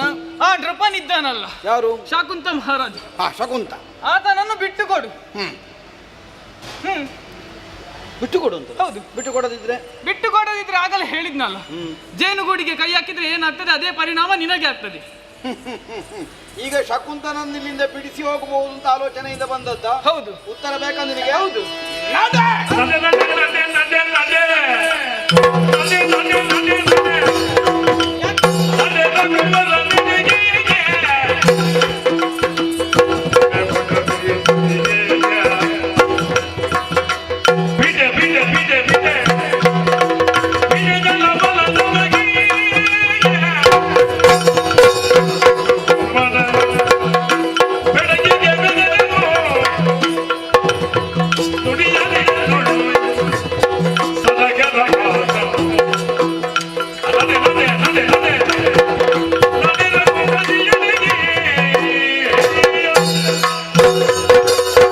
ಗುಡುಗುಡುಗುಮ್ಮನ ಹೆದರಿಕೆಯನ್ನು ತೋರಿಸಿ ಒಬ್ಬಾತನನ್ನು ಭಯಪಡಿಸಬಹುದು ಅನ್ನುವ ಯೋಚನೆ ಇದ್ರೆ ಬಿಟ್ಟು ಬಿಡೋದು ಸಣ್ಣ ಮಕ್ಕಳಿಗಾದೀತು. ಭಯಪಡಿಸಿದ್ದ ನಟ ನಟ ನಟ ನಟ ನಟ ಬಿಟ್ಟು ಹೋಗುವುದೇ ಇಲ್ಲ. ಹೋಗದಿದ್ರೆ ಇನ್ನ ಕಿವಿಗೆ ಕೈ ಹಾಕಿ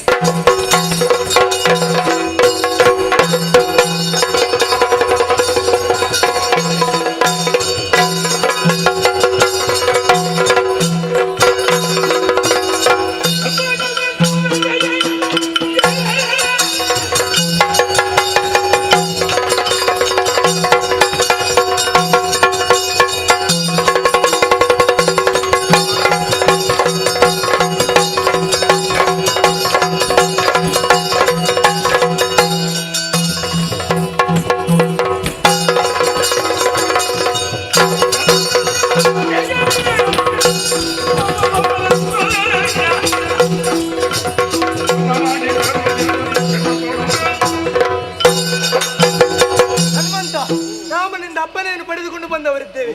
ಇನ್ನು ಬಲಿರುವಂತಹ ರಾಜನನ್ನು ಬಿಟ್ಟುಕೊಡು. ಬಿಟ್ಟಲ್ಲ ಪೆಟ್ಟು.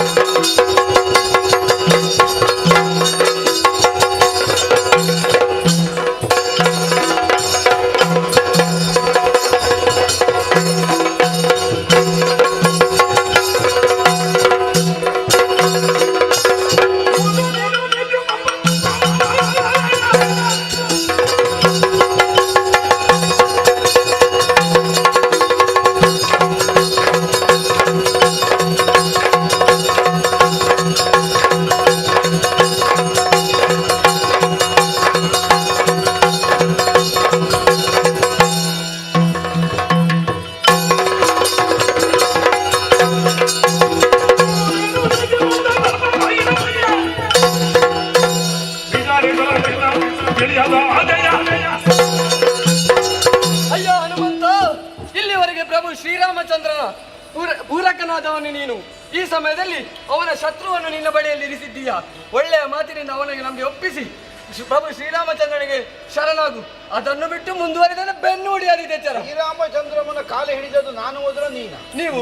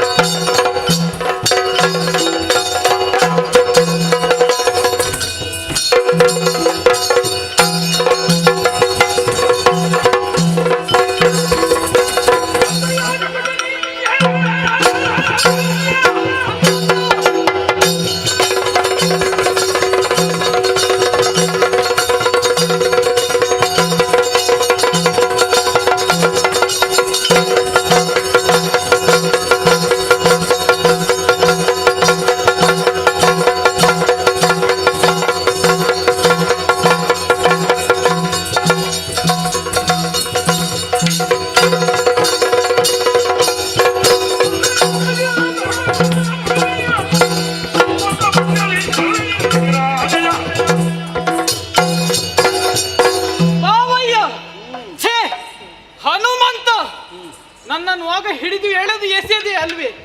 ಅಂಗದ ಸಂಧಾನಕ್ಕೆ ಬಂದರೆ ಅದನ್ನು ಮುರಿದೆ, ಏನೂ ಅರ್ಥವಾಗುವುದಿಲ್ಲ ಅಂತ ಹೇಳಿದೆ. ಈಗ ನಾನು ಬಂದಿರೋದು ಯಾಕೆ ತಿಳಿಯಿತಾ? ನೀನು ಎಲ್ಲಿಯಾದ್ರೂ ಹೋದಲ್ಲಿ ಒಂದು ಒಳ್ಳೆ ಸಂಧಾನ ಮಾಡಿದ್ದೆ ಇದಕ್ಕಿಂತ ಮೊದಲು. ಒಳ್ಳೆ ಸಂಧಾನ ಮಾಡ್ಲಿಕ್ಕೆ ಹೋಗುವುದು, ಒಳ್ಳೆಯವರು ಒಪ್ಪದಿದ್ರೆ ಏನು ಮಾಡುವುದು? ಅಲ್ಲ, ಈಗ ಹೋಗುವಾಗಲೇ ಆಲೋಚನೆ ಮಾಡ್ಬೇಕಲ್ಲ ನೀನು, ಆಗ್ತದ ಇಲ್ವೋ ಅಂತ.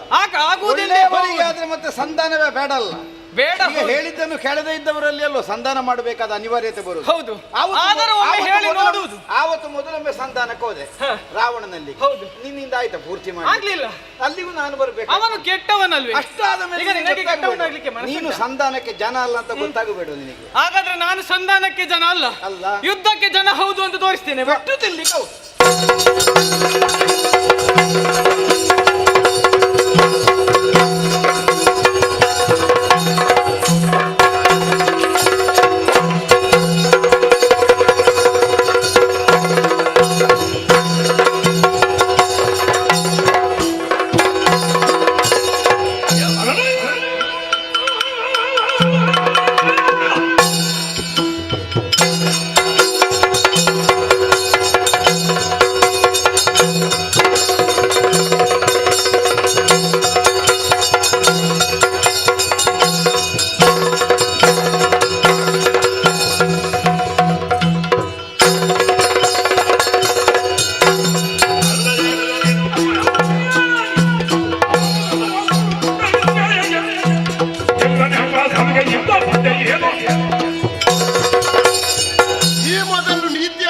ಹೇಳಿದ್ದು ಕೇಳಲಿಲ್ಲ.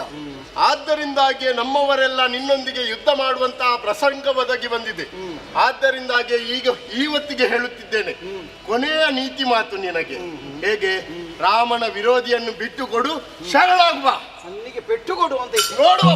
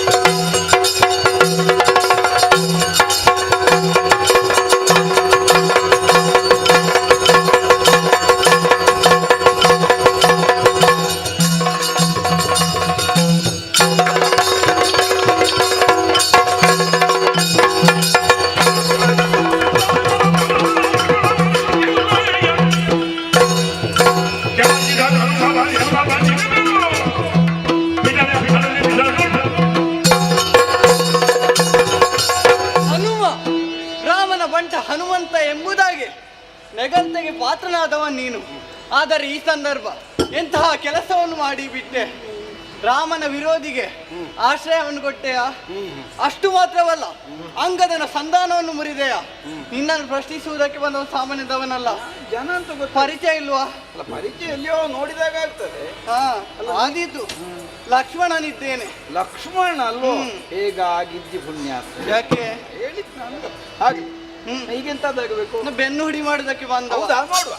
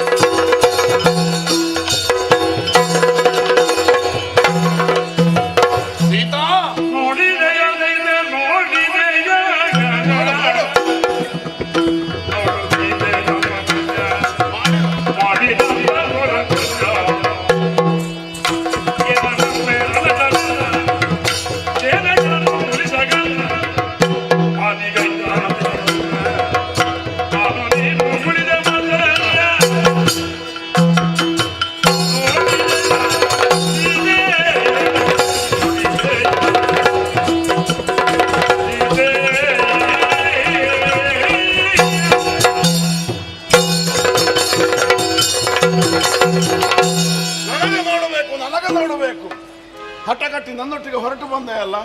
ನೋಡು ನೋಡು, ಇದದ್ದು ಊಟಕ್ಕಾಯ್ತು ಅಂತ ಮಾತಾಡಬಹುದಾ? ಮಾತಾಡುವುದಕ್ಕೆ ನಿನಗೆ ಅನುಮತಿಯೇ ಇಲ್ಲ, ನೋಡ್ಲಿಕ್ಕೆ ಮಾತ್ರ ಅನುಮತಿ. ಆರಂಭ ಆಗುವಾಗ ಇದ್ದವರೆಲ್ಲ ಇದ್ದಾರೆ, ಈಗ ಇದ್ದಾರೆ. ಕೆಲವರು ಮಲಗಿದ್ರು, ಕೆಲವರು ನಿದ್ದೆಯೇ ಹೋದ್ರು. ಯಾಕೆ ಹೀಗಾಯಿತು? ನಮ್ಮ ಭೃತ್ಯ ಹನುಮಂತ ಹೇಳಿಕೊಂಡು ಬಂದಿಯಲ್ಲ, ಅವ ಮಾಡಿದ ಕೆಲಸ ಇದು. ನೋಡಿದರೆ ಮಂಗ ಮಾಡಿದ್ದು ಮಾರಾಂಗ ಮಾಡುವ ಕೆಲಸ. ರಣರಂಗ ಕಬಾವ ನೋಡ್ಬೇಕು ಅವಳು. ಇನ್ನೇನು ಮಾಡುವುದು? ಇನ್ನು ಉಳಿದದ್ದು ಯಾರು? ಆ ಮಂಗನ ಅಮ್ಮ ನೀನು, ನಿನ್ನ ಗಂಡ ನಾನು. ಖಂಡಿತ ಬಾಬಾ ಹೋಗುವ ಬಾ. ನಲವಿನಲ್ಲಿ ಪುರುಷ ಪ್ರಕೃತಿಗಳ ಹನುಮ ನಿಧಿಗಳು ಒಂದು ನಿಲದಲ್ಲಿ ಕಂಡು ಮರುತ ಸಂಪವನ್ನು ಹೊಂದಿದ ಮನೆಗೆ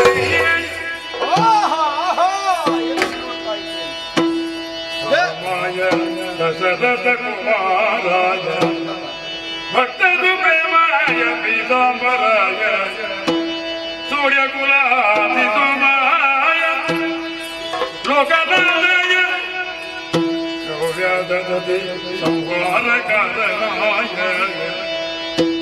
ರಾಮಾಯ ದಶರಥ ಕುಮಾರಾಯ. ಓ ಪ್ರಕೃತಿ ಪುರುಷರಂತೆಯೇ ನನ್ನ ಕಣ್ಣ ಮುಂಭಾಗದಲ್ಲಿ ಕಾಣಿಸಿದವರಾರು? ಜಗದಾದಿ ವಂದ್ಯರೆಂದೇ ಮಾನಿತರಾದಂತಹ ಸೀತಾರಾಮರು. ಆಹಾ, ನೋಡಿದ ಕ್ಷಣದಲ್ಲೇ ಏನೋ ಒಂದು ವಿವರಿಸಲಾರದೆ ಇದ್ದಂತಹ ಆನಂದಾನುಭೂತಿ ನನ್ನ ಅಂತರಂಗವನ್ನು ಸೇರಿದ್ದಲ್ಲ. ರಾಮಾಯ ದಶರಥ ಸುಕುಮಾರಾಯ ಸೀತಾಪತೆ ನಮೋ ನಮಃ ನಮೋ ನಮಃ ನಮೋ ನಮಃ. ಹನುಮಂತ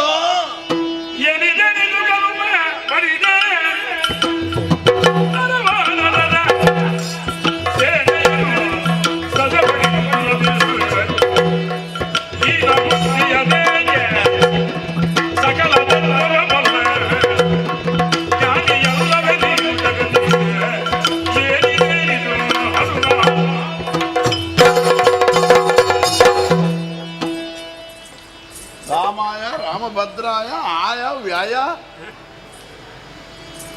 ಆಯ ಈಯ ಎಲ್ಲ ವ್ಯಯ ಮಾಡಿದೆಯಲ್ಲ. ಇದದ್ದು ಕೈ ಭಾಷೆ. ಈಗ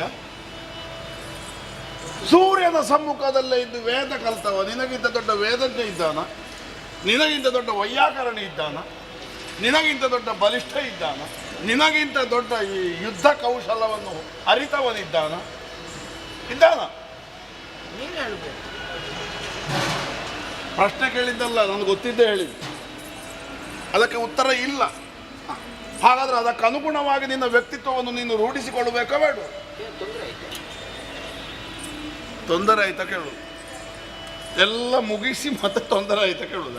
ಅದೆಲ್ಲ ಮುಗಿದ ಮೇಲೆ ತೊಂದರೆ ಇಲ್ಲಲ್ಲ. ಅಲ್ಲ, ಉಳಿದವರಿಗೆ ಉಂಟಲ್ಲ. ಹಾಗಿದ್ರೆ ಎಲ್ಲ ಮುಗಿಲಿಲ್ಲ ಅಂತ ಆಯ್ತಲ್ಲ. ಎಲ್ಲ ಮುಗಿಸೋದಕ್ಕೆ ನೀನು ಹೊರಟಿದ್ಯಲ್ಲ, ಅದೇ ನನಗೆ ಖೇದ. ಅಯ್ಯೋ, ನಾನು ಮುಗಿಯುವುದನ್ನು ಉಳಿಸಲಿಕ್ಕೆ ಹೊರಟದ್ದು, ದೇವರು ಹೇಳ್ತೀರಿ ಮುಗಿಸಲಿಕ್ಕೆ ಹೊರಟದ್ದು. ನೀನು ನನ್ನನ್ನೇ ಮುಗಿಸುವುದಕ್ಕೆ ಹೊರಟದ್ದಲ್ಲ. ಅಯ್ಯೋ, ನಿನಗೆ ಲೋಕದಲ್ಲಿ ಇದ್ದವರೆಲ್ಲ ಮುಗಿಯುವ ಹಾಗೆ ಮಾಡ್ಲಿಕ್ಕೆ ಹೊರಟದ್ದು. ಎಂತದ್ದು ಹಾಗೆ ಹೇಳಿದ್ರು? ಹಾಗೆ ಹೇಳಿದ್ರೆ ಎಂತದ್ದು? ಕೈ ಮುಗಿಯುವಾಗ ನೀನು ಕಲ್ತದ್ದಕ್ಕೆ ಕಣ್ಣಿಲ್ಲ, ನನಗೆ ಗೊತ್ತುಂಟು. ಆದ್ರೆ ನನಗೆ ಅರ್ಥ ಆಗುವಾಗ ಮಾತಾಡ್ಬೇಕು. ನೀನು ಊರಿನವರಿಗೆ ಅರ್ಥ ಆಗೋದಿದ್ರು ತೊಂದರೆ ಇಲ್ಲ. ಅಲ್ಲ, ಅರ್ಥ ಆಗ್ಲಿಲ್ಲ ಈಗ. ಎಂತದ್ದು? ನನಗೆ ಅರ್ಥ ಆಗಲಿಲ್ಲ. ಲೋಕದಲ್ಲಿದ್ದ ಮಂದಿಗಳು ನಿನಗೆ ಕೈ ಮುಗಿಯುವಾಗ ಮಾಡ್ಲಿಕ್ಕೆ ಹೊರಟದ್ದು ಅಂತ. ಇದರ ಅರ್ಥ ವಿಪರೀತ ಆಗ್ತದೆ, ಗೊತ್ತುಂಟ? ನನಗೆ ಕೈ ಮುಗಿಯುವಂತೆ ಮಾಡುವುದಕ್ಕೆ ನಾನು ಊಳಿಗದ ಆಳುಗಳನ್ನು ಇಟ್ಟುಕೊಂಡಿದ್ದೇನೆ ಅಂತ ಹೇಳಿದಾಗ ಆಗ್ತದೆ. ಹೊಡೆದೋ ಬಡಿದೋ ರಾಮ ಸೇನೆಯನ್ನು ಸೃಷ್ಟಿ ಮಾಡಬೇಕಾದ ಅನಿವಾರ್ಯತೆ ಈ ರಾಮನಿಗಿಲ್ಲ. ಅಲ್ವೇ ಅಲ್ಲ. ಮತ್ತೆ ನೀನು ನನ್ನ ಮೂಲಕವಾಗಿ ಮಾಡಿಸಲಿಕ್ಕೆ ಹೊರಟದ್ದು ಅಂತ ನಾನು ಹೇಳಿದ್ದಲ್ಲ. ನನ್ನ ಬದ್ಧತೆ, ನನ್ನ ಹೊಣೆ ಅದು, ಅದಕ್ಕೆ ಮಾಡ್ಲಿಕ್ಕೆ. ನಿನ್ನ ಬದ್ಧತೆ ಅದು ರಾಮ ಭಕ್ತರನ್ನು ಹೆಚ್ಚು ಮಾಡುವುದು. ನಿನ್ನ ಬದ್ಧತೆ ಸ್ವತಃ ರಾಮ ವಿರೋಧಿಯಾಗಿ ರಾಮ ಭಕ್ತರನ್ನು ಹೆಚ್ಚು ಬಾಯಿಗೆ ಬಂದಾಗ ಮಾತಾಡುದು. ರಾಮ ವಿರೋಧಿ? ಮತ್ತೆ ನೀನೇನು ರಾಮನ ಸಹಾಯಕನ ಈಗ? ಮತ್ತೆ ರಾಮ ವಿರೋಧಿಯ? ರಾಮನ ಸೇನೆಯೊಡನೆ ಹೋರಾಟ ಮಾಡುತ್ತಾ ಇದ್ದಿ, ರಾಮನ ಸೇನೆಗೆಲ್ಲ ಕ್ಷಯ ಹಿಡಿದಿದೆ. ಈಗ ನಾನು ರಾಮ ಭಕ್ತ, ರಾಮ ಸೇವಕ ಅನ್ನೋ ಹಾಗೆ ಆಡ್ತೀಯಲ್ಲ ನೀನು. ಈಗ ನಾನು ಯಾಕೆ ರಾಮ ಸೇನೆಯೊಂದಿಗೆ ಹೋರಾಟ ಮಾಡಬಾರ್ದು? ಯಾಕೆ ಮಾಡಬೇಕು? ಅಲ್ಲ, ಯಾಕೆ ಮಾಡಬಾರ್ದು? ನೀನು ರಾಮ ಸೇವಕನಾದ್ದರಿಂದ. ಹೌದಲ್ಲ? ಹಾಗಿದ್ರೆ ರಾಮ ಸೇವಕನೇ ನಾನು ಹೌದಾದ್ರೆ ಮತ್ತೆ ರಾಮ ಸೇನೆಯಲ್ಲಿ ಹೋರಾಟ ಅಂತ ಏನು ಪ್ರಯೋಗ ಅದು? ನಾನು ಸೇನೆಗೆ ಸಂಬಂಧಪಟ್ಟವನೇ ಅಲ್ವಾ? ಸೇನೆಯಲ್ಲಿ ಸಂಘರ್ಷ ಬಾರದಾಗ ದೇವರು ನೋಡಬೇಡ್ವಾ? ದೇವರು ನೋಡಬೇಡ, ದೇವರು ನೋಡಬೇಡ, ಆ ಬುದ್ಧಿವಂತಿಕೆಲ್ಲ ಬೇಡ ನನ್ನ ಹತ್ರ. ದೇವರು ಅನ್ನುವಾಗ ಆಡಿ ದೇವರು ನೋಡಬೇಡ ಅನ್ನುವ ಹೊಣೆ ನನ್ನ ಹೆಗಲಿಗೆ ಜಾರಿಸುವುದು ಬೇಡ. ಅಲ್ಲ, ನಾನು ದೇವರಾದರೆ ಒಬ್ಬ ಮಾನವಾಧಿಪನಾಗಿ ಅದು ನಿನ್ನ ಸೇನೆಯ ಒಳಗೆ ಒಂದು ಸಂಘರ್ಷ ಬರದಾಗ ನೀನೇ ನೋಡಬೇಡ. ಅಲ್ಲ, ನೋಡಬೇಕು. ಅದಕ್ಕೆ ನಾನು ಮಾನವಾಧಿಪ ಅಥವಾ ನಾನು ನಿನ್ನ ದೇವರು ಅನ್ನುವುದನ್ನು ನೀನು ತಿಳಿದಿರಬೇಕು. ಅದು ತಿಳಿಯದೇ ವ್ಯವಹರಿಸಿ. ಈಗ ಶಕುಂತರಾಜನೊಂದು ವಿಷಯ ಬಂತು, ವ್ಯಾಜ ಬಂತು. ಈಗ ನೀನು ಬಂದ ಕಾಲಕ್ಕೆ ಯಾರಾದ್ರೂ ನನ್ನ ಹತ್ರ ಹೇಳಿದ್ರ ರಾಮನ ಕಾಲಿಗೆ ಬೀಳು ಅಂತ? ನಾನೇ ಬೀಳಿಲ್ವಾ? ಈಗ ನಿನ್ನನ್ನು ದೇವರು ಅಂತ ಒಪ್ಪದಿದ್ರೆ ನಾನು ಬೀಳ್ತೇನೆ? ದೊಣ್ಣೆ ಹಿಡಿದು ಬಡದ ಮೇಲೆ ಕಾಲಿಗೆ ಬಿದ್ದರೆ ಏನು ಪ್ರಯೋಜನ ಹುಡುಗ? ಕೆಲವು ಸಲ ಹಾಗಾಗ್ತದೆ. ಹೇಗಾಗ್ತದೆ? ಬೆನ್ನು ತುರಿಕೆ ಪ್ರಾರಂಭ ಆದ್ರೆ ಮನೆ ಮಕ್ಕಳ ಹತ್ರ ಹೇಳುದು ಬೆನ್ನು ತುರಿಸು ಮಗ. ಈಗ ಮನೆ ಮಗ ನನ್ನ ಬೆನ್ನು ತುರಿಸುವುದನ್ನು ಇಲ್ಲದೆ ಮಾಡ್ಲಿಕ್ಕೆ ಹೊರಟದ್ದ. ಬಹುಶಃ ಆಗಿರ್ಬೇಕು. ಒಂದು ವ್ಯಾಜ ಬಂತು ಶಕುಂತರಾಜನದ್ದು, ಅವನನ್ನು ಕೊಂದು ಕೊಡುವುದು ನನಗ ಅನಿವಾರ್ಯ ಆಯ್ತು. ನೀನು ಅವನಿಗೆ ಆಶ್ರಯ ಕೊಟ್ಟೆ, ನಾನು ಅವನ ವಿರೋಧಿ ಅನ್ನುವುದನ್ನು ತಿಳಿದುಕೊಟ್ಟದ್ದೋ ಅಲ್ಲವೋ ನನಗದು ವಿಷಯ ಅಲ್ಲ. ನನ್ನ ವಿರೋಧಿ ಅವ ಅನ್ನುವುದು ಆಮೇಲೆ ಆದರೂ ನಿನಗೆ ಗೊತ್ತಾಯ್ತೋ ಇಲ್ವೋ? ಆಗ ನೀನೇನು ಮಾಡಬೇಕಾಗಿತ್ತು? ಶಕುಂತರಾಜನನ್ನು ತಂದು ನನಗೆ ಒಪ್ಪಿಸಬೇಕಾಗಿತ್ತು. ಸ್ವಾಮಿ, ನಾನು ಆಡುವುದನ್ನು ಅವತರಿಸಿ ಕೇಳುವ, ರಕ್ಷಿಸಬೇಕಾದ ಅನಿವಾರ್ಯತೆ ಬಂದ ಅಂತ ಹೇಳ್ತೇನೆ.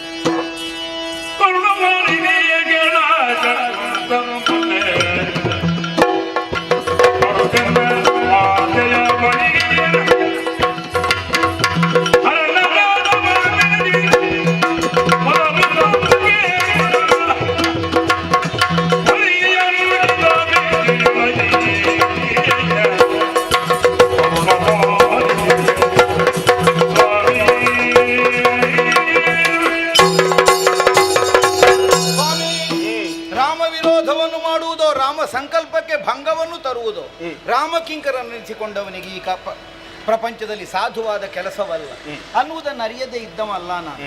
ನನ್ನ ಅನಿವಾರ್ಯತೆಯನ್ನು ಅರ್ಥ ಮಾಡಿಕೊಳ್ಳಬೇಕು. ನಾನಿಲ್ಲದೆ ಇದ್ದ ಸಮಯದಲ್ಲಿ ನನ್ನಮ್ಮನ ಬಳಿಗೆ ದೊರೆಶಕುಂತ ಮೊನ್ನೆಯ ದಿವಸ ಬಂದು ಮೊದಲು ಪ್ರಾಣದಾನವನ್ನು ಬೇಡಿ ಆಮೇಲೆ ಅಪಾಯವನ್ನು ಅರುಹಿದು.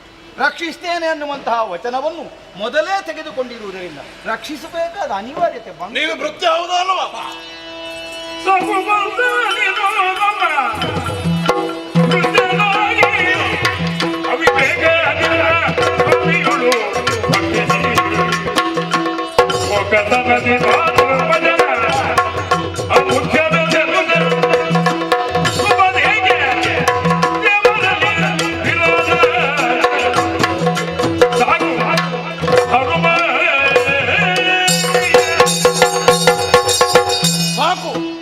ಮಾತೃವಚನವನ್ನು ಉಳಿಸಿಕೊಳ್ಳುವುದಕ್ಕಾಗಿ ನನ್ನ ವಿರೋಧವನ್ನು ಕಟ್ಟಿಕೊಳ್ಳಬೇಕಾಯಿತು ಅನ್ನುವ ಹಾಗೆ ಆಡ್ತಾ ಇದ್ದೆ.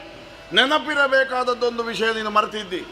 ನಾನು ನಿನ್ನ ನಾಥ, ನೀನು ನನ್ನ ಭೃತ್ಯ. ಇದು ನಾನು ಹೇಳಿದ ಮಾತಲ್ಲ. ದಾಸೋಹಂ ಕೋಸಲೇಂದ್ರಾಯ, ನಾನು ರಾಮನ ದಾಸರ ದಾಸರ ದಾಸರ ದಾಸ ಉದ್ಘೋಷಿಸಿದ್ದು ನೀನೇ ಹೌದಲ್ವ? ಹಾಗಾದ್ರೆ ದೇವರಿಗೆ ನಾಥನಿಗೆ ಸರಿಯಾಗಿ ನಡೆಯುವವ ಆ ಶಕುಂತರಾಜನ್ನು ನನಗೆ ಬಿಟ್ಟು ಕೊಡಬೇಕಾಗಿತ್ತು. ಇಂದೀಗ ತಾಯಿಯ ಮಾತೆ ಪ್ರಬಲವಾಗಿ ಪರಿಣಮಿಸಿತು ಅನ್ನುವಾಗ ನೀನು ಆಡ್ತೀಯಲ್ಲ, ಅದೇ ನಿನ್ನ ತಾಯಿ ಅಂಜನಾದೇವಿ. ನಿನಗೊದಗಿದ ಮೌಢ್ಯ ದೂರ ಮಾಡಬೇಕಾದ್ರೆ, ದೂರ ಆಗಬೇಕಾದ್ರೆ ಯಾವನ ನಾಮವನ್ನು ಉಚ್ಚರಿಸಬೇಕನ್ನುವಾಗ ಆಡಿದರು ಅನ್ನೋದು ನಿನಗೆ ನೆನಪಿದೆಯೇ ಇಲ್ಲವೋ? ಹಾಗಾದ್ರೆ ರಾಮ ಸಂದರ್ಶನದಿಂದ ನೀನು ನಿನ್ನನ್ನು ಈ ಪ್ರಪಂಚಕ್ಕೆ ಉದ್ಘಾಟಿಸಿಕೊಂಡು ಅಂತಹ ರಾಮನ ಸಮ್ಮುಖದಲ್ಲಿ ವಿರೋಧಿಯಾಗಿ ನಿಂತಿದ್ದೀಯಲ್ಲ, ಯಾಕೆ ಹೀಗೆ ಮಾಡಿ? ಸ್ವಾಮಿ, ಮಾತೃವಚನ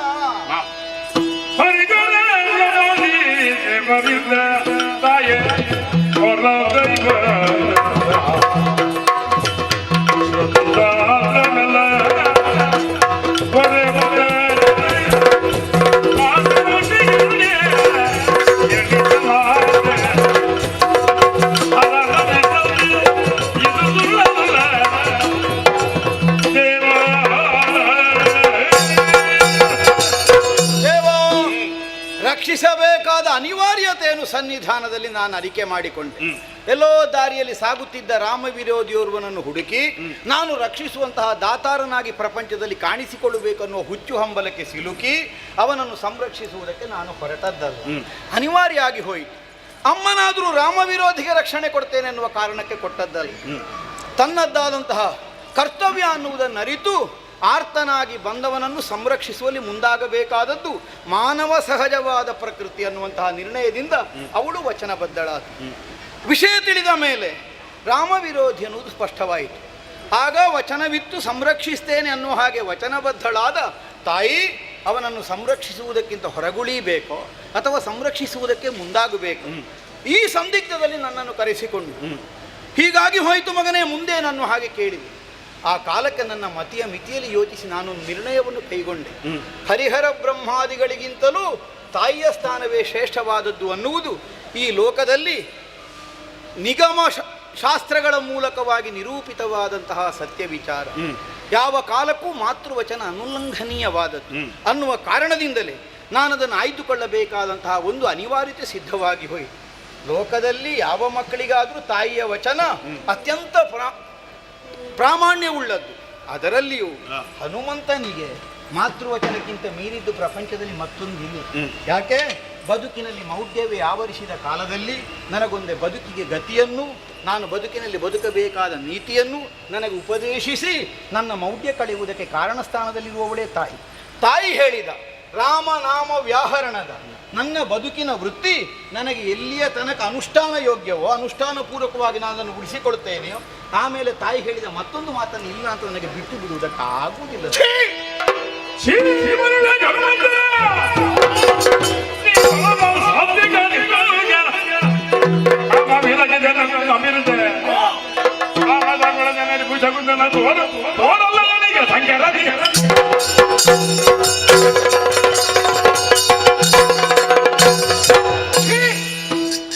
ನೀನು ಪರಮ ಸಾತ್ವಿಕ, ಕಾಮ ಕ್ರೋಧಾದಿ ಷಡ್ವೈರಿಗಳನ್ನು ಗೆದ್ದವ ಅನ್ನುವ ಹಾಗೆ ಭಾವಿಸಿದೆ.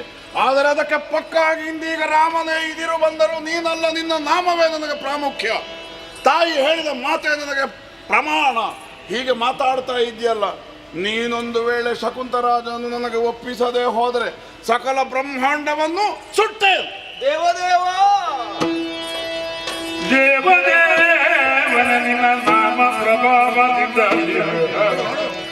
ನೀನು ದಗಿಸುವ ಲಾಲದಲ್ಲಿ ನೆಲೆಗೊಳಿಸಿ ಆಪದಂ ತಲುಪುವೆನು ಸಿದ್ದು ಮಗೀಶನ ಮಗೆತನವ ಬಿಟ್ಟು ಸಮಾಧಾನದಿಂದೆದಳು ಪೌರುಷ ಕಲ್ಯ ನಿಶ್ಚಯವು ದೇವ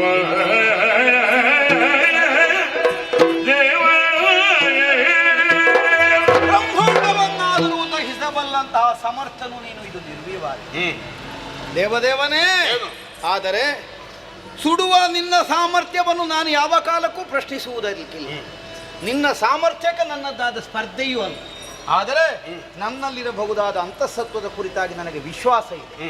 ನಿನ್ನ ನಾಮ ಪ್ರಭಾವದಿ ನೀನು ದಹಿಸುವ ತಾವರೆ ಭವಾಂಡವನ್ನು ನನ್ನ ಲಾಂಗೂಲದಲ್ಲಿ ಸ್ಥಾಪನೆಗೊಳಿಸಿ ನಾನು ಮಾತು ಕೊಟ್ಟ ಹಾಗೆ ಶಕುಂತರಾಜನನ್ನು ನಾನು ಸಂರಕ್ಷಣೆ ಮಾಡಿಕೊಂಡು ವೈರ ಬಿಟ್ಟು ಹೋಗುವುದೊಳ್ಳೆದು. ನನ್ನ ಮುಂದೆ ನೀನು ಬಾಲ ಬಿಚ್ಚಿದ್ರೆ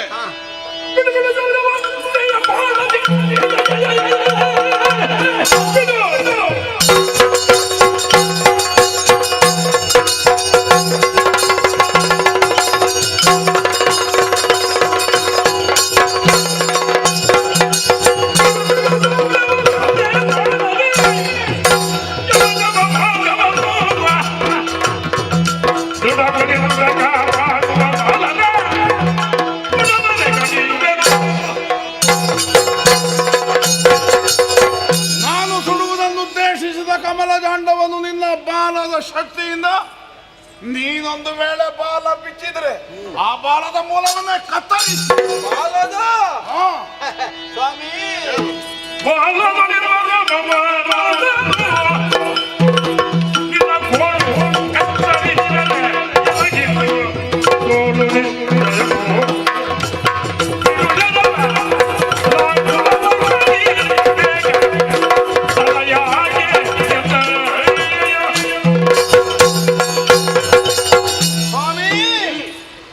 ಬೇಡ, ಬಾಲ ಕಡಿಯುವುದು ಬೇಡ.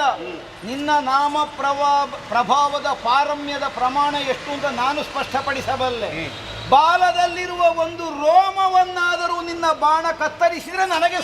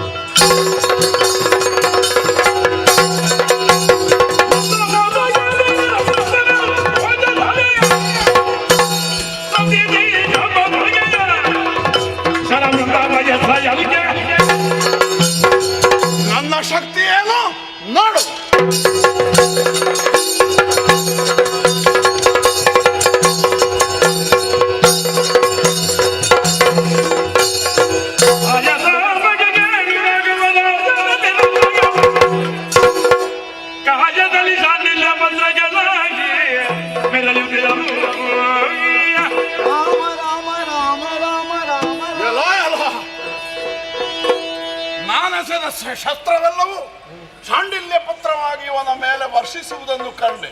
ಇನ್ನೊಂದು ಬಾಣ ತೆಗೆದು ಪ್ರಯೋಗಿಸುತ್ತೇನೆ.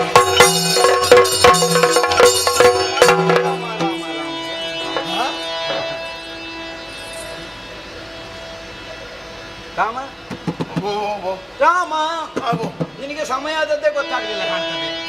ಹೋಯಿತು ಹೊತ್ತು ನೋಡುವುದಿಲ್ಲ ಆಯಿತವರೇ ಬಿಡುವುದರ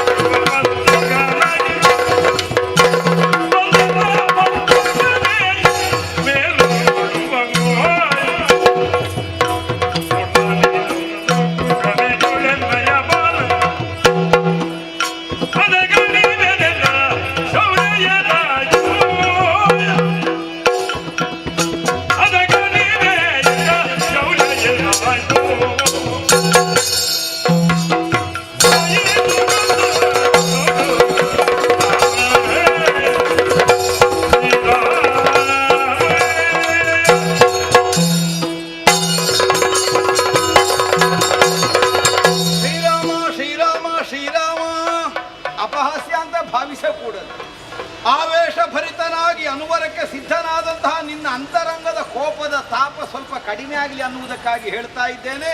ಹೋಯಿತು ಹೊತ್ತದೋ ನೋಡು ಶ್ರೀರಾಮ. ಯಾಕೆ ಸಮಯ ಕಳೆಯುತ್ತಿ? ಬಿಡು ಶರಸ್ತೋಮ. ನೋಡು, ನೀನು ಪ್ರಯೋಗಿಸಿದಂತಹ ಶರಗಳೆಲ್ಲ ನನ್ನ ಮೇಲೆ ಶಾಂಡಿಲ್ಯ ಪತ್ರಗಳಾಗಿ ಬಂದು ಅನುಗ್ರಹವನ್ನು ಮಾಡ್ತಾ ಇದೆ. ರಾಮನಾಮದ ಮಹಿಮೆ ಎಷ್ಟು ದೊಡ್ಡದು! ರಾಮ ರಾಮ ರಾಮ ರಾಮ ರಾಮಚಂದ್ರ ಹೋಗಲಿಲ್ಲವಯ್ಯ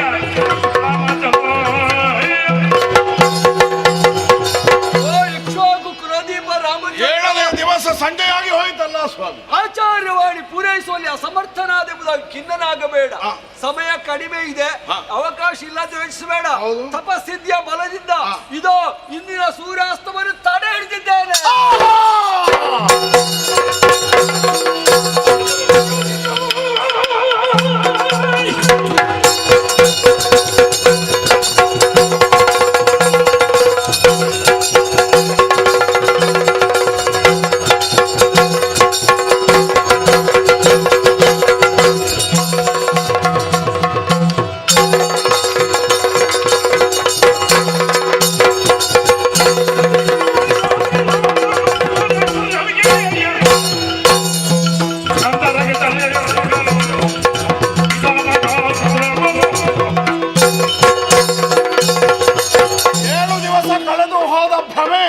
ಹರಿದು ಹೋಗಿದೆ. ಬ್ರಹ್ಮಾಸ್ತ್ರ ಪ್ರಯೋಗಿಸುತ್ತದೆ.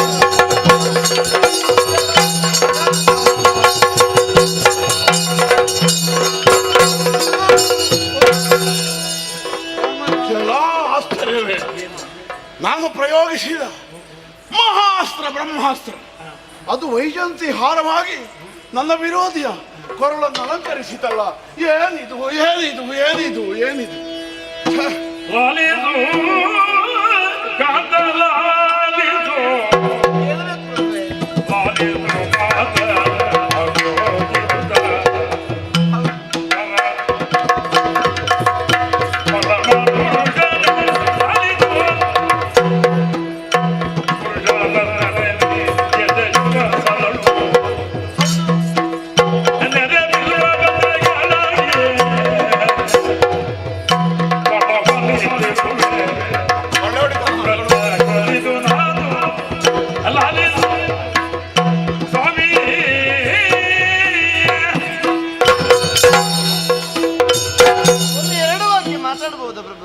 ಬೇಡ ಅಂತ ಇತ್ತು ನನಗೆ.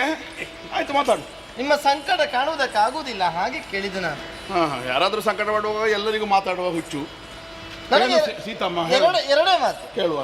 ಪ್ರಭುವೇ, ಇದು ನೀವು ಬಿಟ್ಟ ಬಾಣಗಳೆಲ್ಲ ಶಾಂಡಿಲ್ಯ ಪತ್ರವಾಯಿತು. ಅದನ್ನಾದರೂ ಸಹಿಸಿ ಈಗ ಬಿಟ್ಟದ್ದು ವೈಜಯಂತಿ ಹಾರ ಆಯಿತು. ಯಾಕೆ ಆಯಿತು? ಅದು ಮಾಡಿದ್ದು ಯಾರು? ನಾನು. ಅಂದರೆ ಸಿಟ್ಟು ಮಾಡಬೇಡಿ. ಅಂಜನಾದೇವಿ ನಿಮ್ಮ ಅನುಪಸ್ಥಿತಿಯಲ್ಲಿ ಬಂದು ನನ್ನನ್ನು ಸಂಧಿಸಿದ್ರು. 2 ವರ ಬೇಕು ಅಂತ ಕೇಳಿದ್ರು.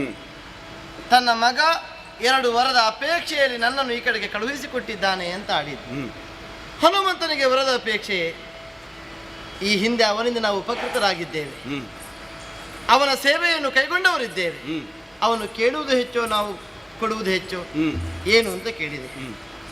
ಶ್ರೀರಾಮಚಂದ್ರಮ ಪ್ರಯೋಗಿಸಬಹುದಾದ ಸಾಮಾನ್ಯವಾದ ಬಾಣಗಳೆಲ್ಲ ಬಿಲ್ವಪತ್ರೆಯಂತೆ ಪರಿಣಾಮವನ್ನು ಬೀರಲಿ ಮತ್ತೂ ಮುಂದುವರೆದು ಕುಪಿತನಾಗಿ ಬ್ರಹ್ಮಾಸ್ತ್ರ ಪ್ರಯೋಗಕ್ಕೆ ಮುಂದಾದನೆಂದಾದರೆ ಅದು ವೈಜಯಂತಿ ಮಾಲೆಯಾಗಲಿ. ಹೀಗೆ ಎರಡೇ 2 ವರ ಕೇಳಿದೆ. ತದಾಸ್ತು ಅಂತ ಹೇಳಿದೆ.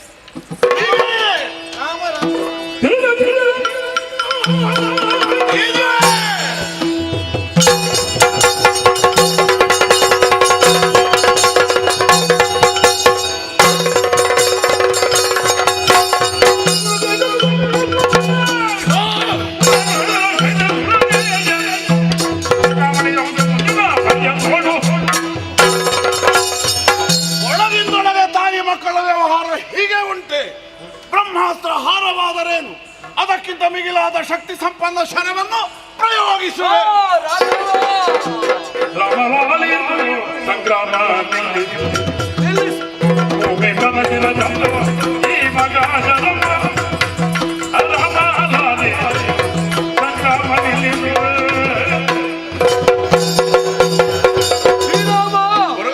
ಸಂಗ್ರಾಮ ನಿಲ್ಲಿಸು. ನನ್ನ ಮಾತು ಪೂರ್ಣವಾಯಿತು. ಅದ ಶಕುಂತರಾಜನ ತಲೆ. ಹಾಗಾದ್ರೆ ಅವನ ಅಳಿವಾಗಿದೆ. ಅಳಿವಾಗಿದೆ. ಹನುಮಂತ ಎರಡು ಗರುಮ ಶಕುಂತರಾಜಿನವ ನೋಡು ಶಕುಂತರಾಜಿನವ ನೋಡು ಗರುಮ ಆದ ಮಂಜರು ಕಾದ ಮಂಜರು ಆಗಿದ ನುಡಿಯನು ಈಗ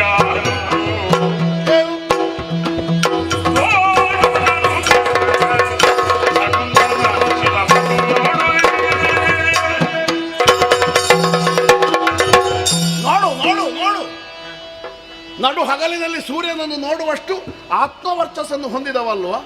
ರಕ್ತಸಿಕ್ತವಾಗಿ ಬಿದ್ದ ಶಕುಂತ ರಾಜನ ತಲೆ ನಿನಗೆ ಕಾಣುವುದಿಲ್ವ? ಅವನ ವಧೆಯಾಗಿದೆ, ನಿನ್ನ ಮಾತು ಬಂಡೆ ಆಗಿದೆ, ರಾಮನ ಮಾತು ಉಳಿದದೆ. ನೋಡು ನೋಡು ನೋಡು ಶಕುಂತಲ ತಲೆ. ಹೌದು, ಸಾಧ್ಯವೇ ಇದು? ಉಂಟು. ಹಾಗಿದ್ರೇನು ಆಗಿರ್ಬೇಕು. ಬಾರದ ಕೋಟೆಯೊಳಗೆ ಬಂಧಿಸಿಯೇ ನಾನು ಇಷ್ಟರ ತನಕ ಶಕುಂತನನ್ನು ಸಂರಕ್ಷಿಸುತ್ತಾ ಇದ್ದದ್ದು. ಈಗ ಶಕುಂತನ ತಲೆ ಇಲ್ಲಿ ಕತ್ತರಿಸಿದ ಸ್ಥಿತಿಯಲ್ಲಿ ಕಾಣ್ತದೆ ಅಂತ ಆದ್ರೆ, ಹಾಗಿದ್ರೆ ಕೋಟೆಯೊಳಗಿದ್ದ ಶಕುಂತ ಇಲ್ಲಿ. ಒಮ್ಮೆ ಬಾಲ ಬಿಚ್ಚಿ ನೋಡ್ತೇನೆ.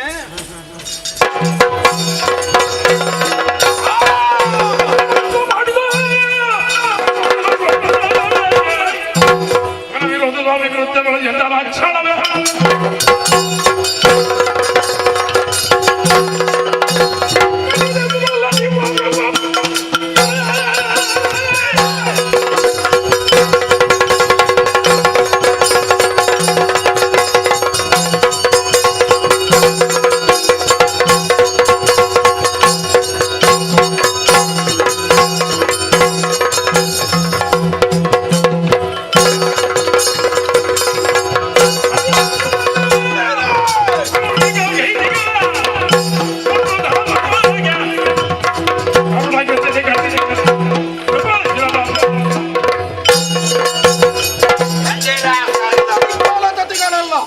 ಈ ಪುಂಡರಾದಂತಹ ವಿಶ್ವಾಮಿತ್ರ ಬಂಡ ಮುನಿ ಮಾಡಿದ ಮೋಸಗಾರ.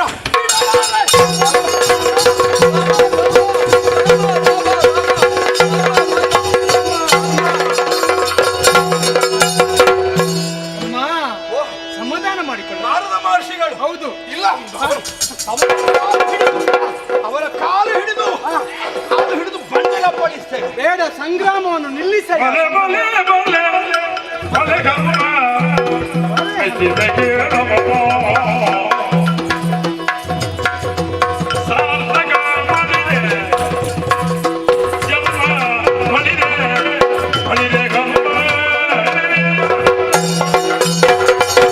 ಹನುಮಂತ, ನಾರದ ಮಹರ್ಷಿಗಳು ಮೊದಲೇ ವಜ್ರಕಾಯ ನೀನು. ಆ ಋಷಿಗಳನ್ನೊಮ್ಮೆ ನೋಡು. ಆ ಬಡ ಋಷಿ, ಅವನ ಎಲುಬು ಚರ್ಮ ಬೇರೆ ಬೇರೆ ಬರುತ್ತೆ. ನಿನ್ನ ಕೈಯಿಂದ ಹೊಡೆಯುವುದು ಇರುವುದಷ್ಟೇ, ಅದರಲ್ಲಿ ಎಲುಬು ಮತ್ತು ಚರ್ಮ ಮಾತ್ರ. ಆಚಾರ್ಯ ವರ. ಆಚಾರ್ಯ, ನೀನು ಹೊಡೆಯುವುದು ಬಿಡು, ಕೇವಲ ಊದಿದ್ರೆ ಅವರು ತರಗೆಲೆ ಅಂತ ಗಾಳಿಯಲ್ಲಿ ಹಾರಿ ಹೋದ್ರು ಅಲ್ವೇ? ಅಂತವರನ್ನು ಬಡಿಯುವುದಕ್ಕೆ ಮುಂದಾಗಿ ಹಾಗೆಲ್ಲ ಹಾರುವ ಜನ ಅಲ್ಲ. ಆದ್ರೂ ಯುದ್ಧವನ್ನು ನಿಲ್ಲಿಸಿದೆ. ಮೆಚ್ಚಿದನೆಯ ಮೆಚ್ಚಿದೆ. ಮೇಲಿಂದ ಕಾಣುವುದಕ್ಕಿಂತ ಹೆಚ್ಚು ಕೆಳಗೆ ಉಂಟು. ಇದಲ್ಲ, ಆದ್ರೂ ಯುದ್ಧ ಬೇಡ, ಸಮಾಧಾನ ಮಾಡಿಕೊಳ್ಬೇಕು. ಇಷ್ಟರವರೆಗೆ ನೀನು ಅವನೊಂದಿಗೆ ಗೆದ್ದದ್ದು ನಿನ್ನ ಶಕ್ತಿಯಿಂದ ಅಲ್ಲ, ರಾಮನಾಮದ ಪ್ರಭಾವದಿಂದ ನೀನು ಗೆದ್ದವ. ಪ್ರತ್ಯಕ್ಷವಾಗಿ ರಾಮದೇವನೇ ಸಂಗರದ ಕಣದಲ್ಲಿ ಇದಿರಾದರು ಅವನ ಭೃತ್ಯನಾಗಿಯೇ ಗುರುತಿಸಲ್ಪಟ್ಟಂತಹ ಹನುಮಂತ ಯುದ್ಧದಲ್ಲಿ ಗೆಲುವನ್ನು ಕಾಣುವುದಕ್ಕೆ ಸಾಧ್ಯವಾಗ್ತದೆ. ಆದ್ರೆ ನಾಮದ ಆದ್ರೆ ಒಂದುಂಟು, ಶಕುಂತ ಸತ್ತಲ್ಲ, ಮತ್ತೆ ಗೆದ್ದದಂತ. ಶಕುಂತ ಸಾಯಲಿಲ್ಲ. ಓ, ಅಲ್ಲಿ ತಲೆಯೊಂದು ಕಾಣ್ತಿದ್ದೆ ಅಲ್ಲ, ಅದು ಶಕುಂತನ ತಲೆ ಎಂದು ಭಾವಿಸಿದೆ. ಅದು ವಿಭೀಷಣನ ಮಾಯೆ. ಇದೀಗ ಶಕುಂತಲ ತಲೆ ಅಲ್ವಾ? ಶಕುಂತನ ತಲೆ ಅಲ್ಲ. ಅವನು ವಿಭೀಷಣ ಬಂದು ಆಯ್ತು, ಅವನು ಯುದ್ಧ ನಿಲ್ಲಿಸಲಿಕ್ಕೆ ಈಗ ಶಕುಂತ ಬದುಕಿದ. ಓ, ಅಲ್ಲಿ ನೋಡು, ತಲೆಗೆ ಕೈ ಇಟ್ಟು ಹೋಗ್ತಾ ಇದ್ದಾನಲ್ಲ. ಅಲ್ಲ, ನಾನಾಗ ಬಾಲದ ಕೋಟೆ ಬಿಚ್ಚೋಗಿ ಇವ ಕಾಣಲೇ ಇಲ್ಲ. ಈಗ ಎಲ್ಲಿದ್ದ ಇವ ಈ ಕೋಟೆ? ಈಗ ಇದ್ದ, ಅಲ್ಲಿ ಇದ್ದಾನೆ. ಶಕುಂತ ಬದುಕಿದ್ದ. ಏನೋ ಅಲ್ಲಿಯೂ ವಿಭೀಷಣನ ಮೋಸ ನಡೆದಿರ್ಬೇಕು, ನನ್ನ ಕಣ್ಣಿಗೆ ಕಾಣದಾಗ ಮಾಡಿರ್ಬೇಕು. ಇದ್ದಿರಬಹುದು. ಈಗ ಕಾಣ್ತಾ ಇದ್ದೆ. ಹೌದೌದು. ಹಾಗಿದ್ರೆ ನಾನು ಆಡಿದ ವಚನದಂತೆ 8ನೆಯ ದಿನದ ಸೂರ್ಯಾಸ್ತಮಾನವಾಗುವ ತನಕ ಶಕುಂತನನ್ನು ಸಂರಕ್ಷಿಸುವಂತಹ ಕಾರ್ಯದಲ್ಲಿ ನಾನು ಸೋಲಿಲ್ಲ. ನಾನು ಸೋತೆ ಅಂತ ಹೇಳುದು ದೇವರೇ? ನೀನು ಸೋಲಿಲ್ಲ, ನೀನು ಗೆದ್ದೆ, ಅವನೂ ಗೆದ್ದೆ. ನಾನು ಗೆದ್ದೆ ಅನ್ನುವಾಗ ನಿರ್ಣಯಿಸಬೇಕಾದದ್ದು ಯಾರು? ಯಾಕಂದ್ರೆ ರಾಮ ಸೋಲುವುದಕ್ಕುಂಟೆ, ಯಾಕಿಲ್ಲ?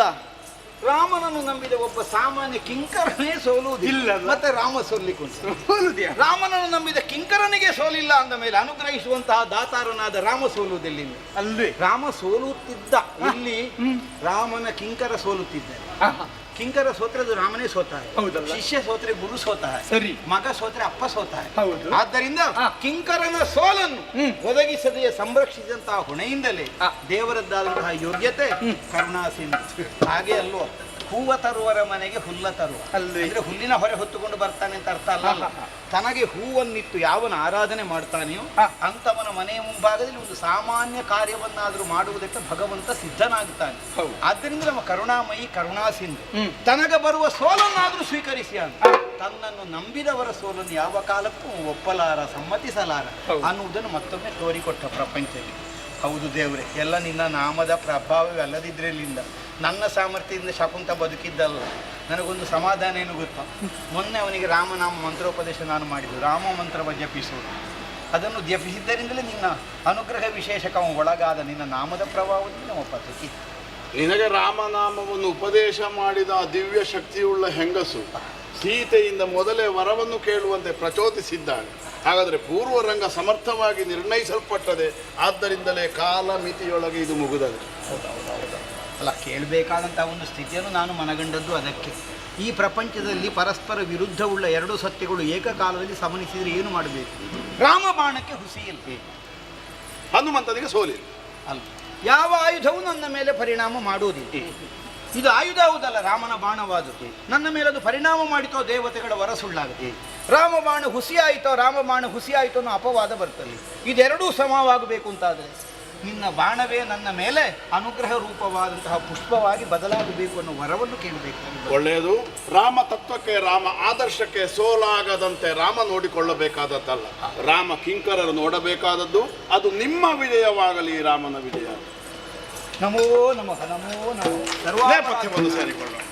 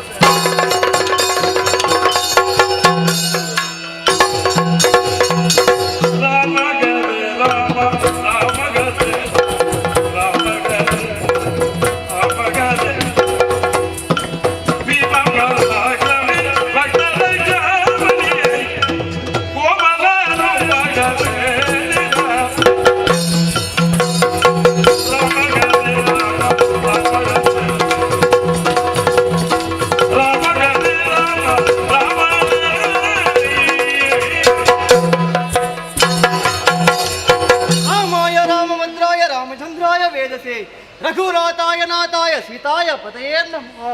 ರಾಮ ರಾಮ ರಾಮ ರಾಮ ರಾಮ ಕಿಂಕರನಾಗಿ ಅದೆಷ್ಟೋ ವರ್ಷಗಳ ಕಾಲ ರಾಮನ ಸೇವೆಯಲ್ಲೇ ಬದುಕಿದವ ಈ ಹನುಮಂತ.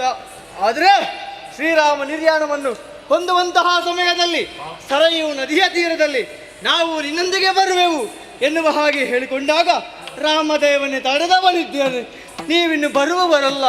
ಈ ಪ್ರಪಂಚದಲ್ಲಿ ಅದೆಷ್ಟೋ ಕೆಲಸಗಳನ್ನು ಮಾಡುವುದಕ್ಕೆ ಇವೆ ಹಾಗೆ ಹೇಳಿದಂತಹ ಸಮಯದಲ್ಲಿ ನಾವೇ ಕೇಳಿದೆವು, ಈ ರಾಮನಿಲ್ಲದ ಈ ಜೀವನ ಹೇಗೆ ಬದುಕುವುದು ಸ್ವಾಮಿ ಎನ್ನುವ ಹಾಗೆ. ಆಗ ರಾಮನೇ ಆಡಿದವನಿದ್ದಾನೆ, ಯುಗ ಯುಗದಲ್ಲಿ ಕೂಡ ನಿಮಗೆ ದರ್ಶನವೀಯುತ್ತೇನೆ ಎನ್ನುವ ಹಾಗೆ. ರಾಮನ ದರ್ಶನಕ್ಕಾಗಿ ಅದೆಷ್ಟೋ ವರ್ಷಗಳ ಕಾಲದಿಂದ ಯುಗ ಯುಗಗಳಿಂದ ಕಾಯುತ್ತಾ ಬರುತ್ತಾ ಇದ್ದೇನೆ.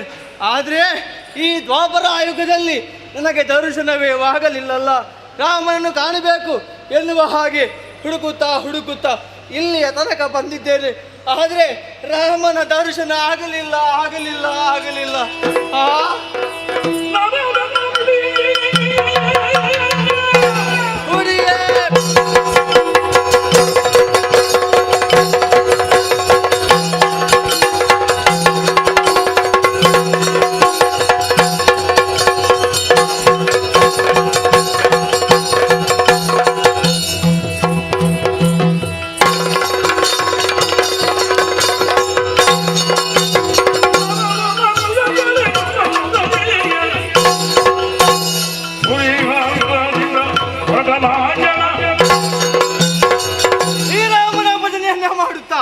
ಧ್ಯಾನಾಸಕ್ತನಾಗಿ ಯಾವುದು ಬೇಡ ಎನ್ನುವ ಹಾಗೆ ಇಲ್ಲಿಯೇ ಬದಿಯಲ್ಲಿ ಕುಳಿತಿದ್ದೆ. ಆ ಸಮಯದಲ್ಲಿ ದೇವ ಋಷಿಗಳು ಬಂದರಲ್ಲ, ನಾರದರು ಬಂದು ಹಾಡಿತಾದರೂ ಏನು, ನೀನು ಬಂದು ಸೇರಿದ್ದು ಸರಿಯಾದಂತಹ ಸ್ಥಳಕ್ಕೆ. ಆದರೆ ಇಲ್ಲೇ ಕುಳಿತೆ ಅಂತಾದ್ರೆ ರಾಮ ದರ್ಶನ ಆಗ್ಲಿಕ್ಕಿಲ್ಲಪ್ಪ, ತಿರುಗಾಟ ಮಾಡಿ ಎನ್ನುವ ಹಾಗೆ ತೀರ್ಥಯಾಟನೆ ಕೈಗೊಂಡವನಿದ್ದೇನೆ. ಆದರೆ ರಾಮ ಎಲ್ಲಿಯೂ ಕಾಣ ಸಿಗಲಿಲ್ಲ. ಇಲ್ಲಿ ನಿಲ್ಲುವುದಲ್ಲ, ಕಾಣಿಸುತ್ತಾ ಇದೆ ದ್ವೀಪ. ಏನು ದ್ವೀಪ? ಓಹೋ ಹೋ ಹೋ ಹೋ ಹೋ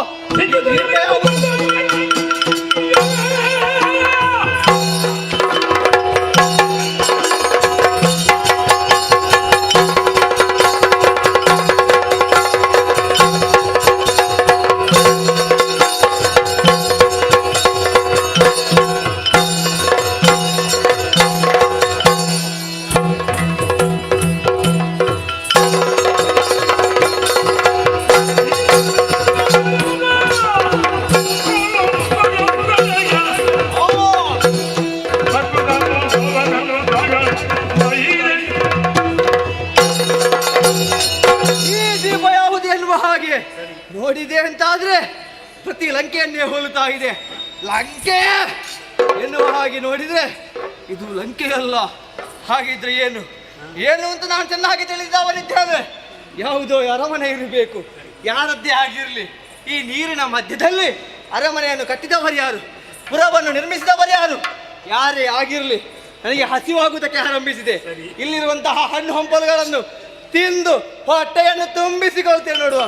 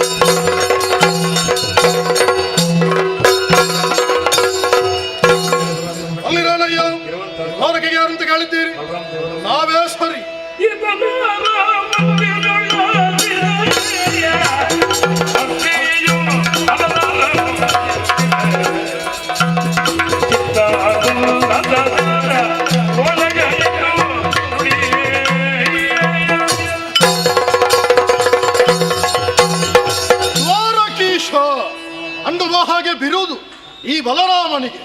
ಕೃಷ್ಣನಿಗೆ ಅಧಿಕಾರ ಲಭಿಸುವ ಕಾಲದಲ್ಲಿ ಹಿರಿಯಣ್ಣನಿಗೆ ಅಧಿಕಾರ ಲಭಿಸಬೇಕನ್ನುವ ಹಾಗೆ ನನ್ನನ್ನು ಅಧಿಕಾರದಲ್ಲಿ ಕುಳ್ಳಿರಿಸಿದವ ನನ್ನ ತಮ್ಮ ಕೃಷ್ಣ.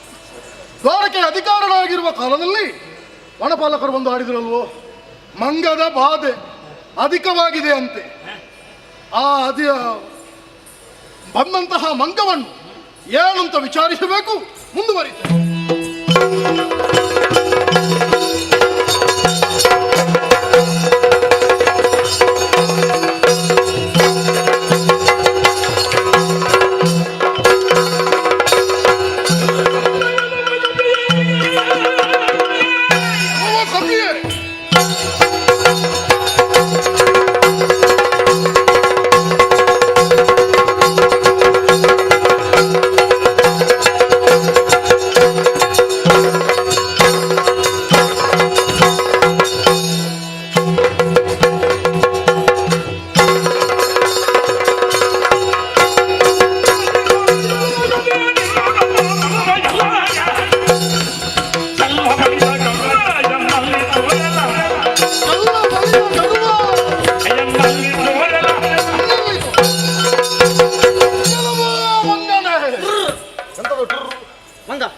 ಮಂಗ ಗೊತ್ತಾಯ್ತು ನೋಡುವಾಗಲೇ.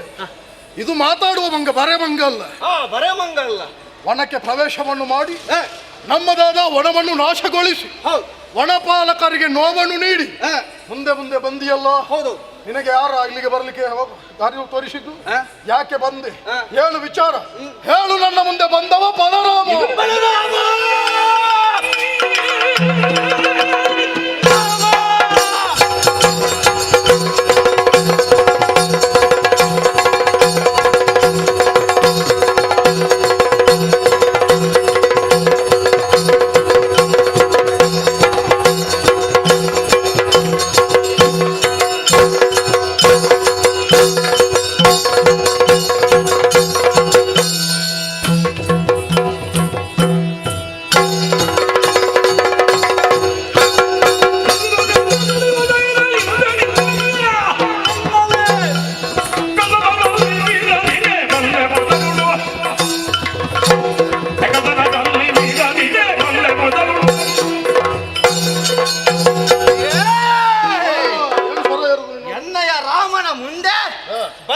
ಸೇರಿಸಿದ ಕ್ಷಣ ಬಲರಾಮನೇನು?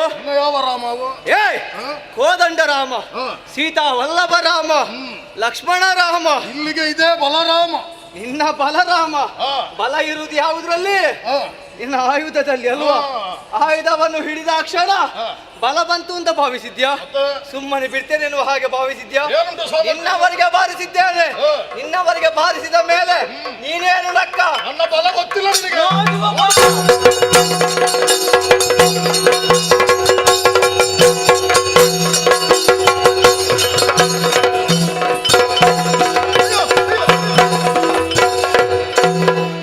ಆಯುಧ ಕೊಡು ಪುಣ್ಯಾತ್ಮ.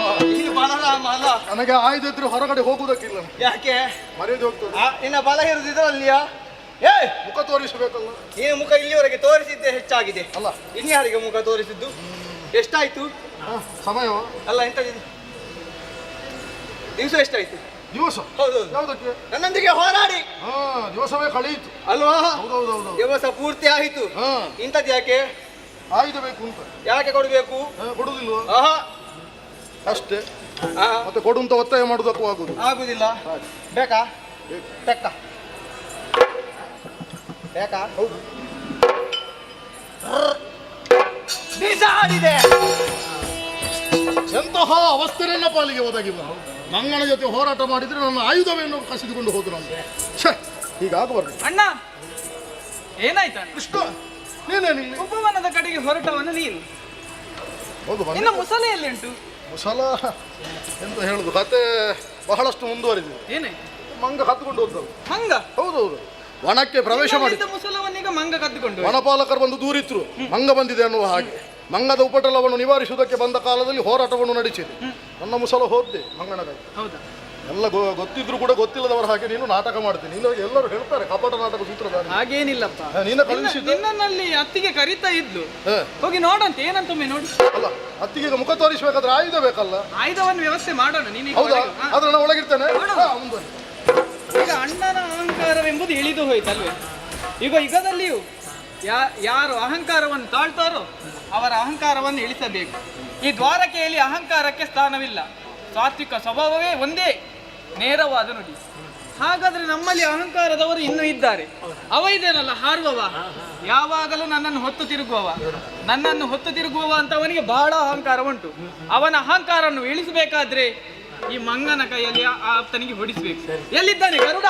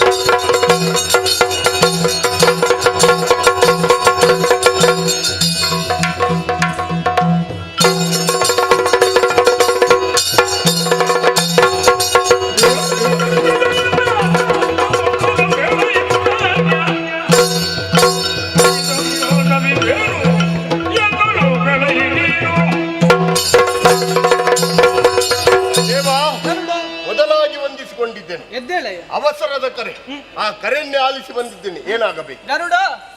ಓಹೋ, ನೀನು ಗರುಡನಲ್ಲ, ಮತ್ತೆ ಗರುಡ ದೇವ. ನಾನು ಹೊತ್ತು ತಿರುಗುವವನಲ್ವೇ? ಇಷ್ಟರವರೆಗೆ ಈ ರೀತಿಯಾಗಿ ಹೊಗಳಿದವನಲ್ಲ. ಬೇಕಾದ್ರೆ ನಿನ್ನ ಕೆಲಸವು ಏನೆಂಬುದಂದ್ರೆ ಅದು ಪ್ರಶಂಸಿಸಬೇಕಾದದ್ದೇ. ಯಾಕೆ? ದೇವರನ್ನು ಹೊತ್ತು ತಿರುಗುವವ ನೀನು, ಗರುಡ ದೇವ. ಗರುಡ ದೇವ.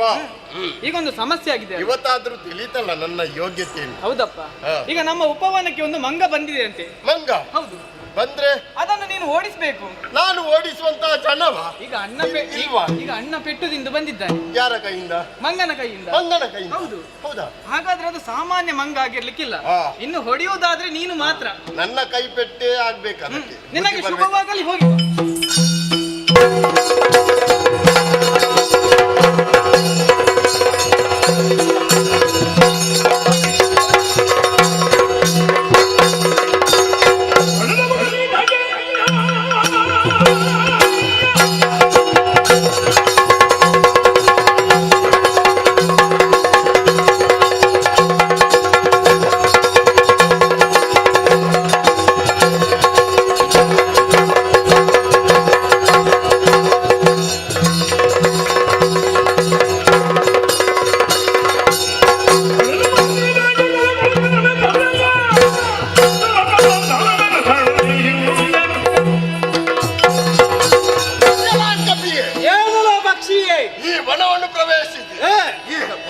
ಸೌಂದರ್ಯವನ್ನೇ ಹಾಳುಗೆಡವಿದ್ಯಾ? ಆದ್ದರಿಂದಾಗಿ ಬಂದಿದ್ದೇನೆ ಪಕ್ಷಿ ವಾಹನ. ಹೌದಾ? ಈಗ ನಿನಗೆ ಬುದ್ಧಿ ಕಲಿಸ್ತೇನೆ.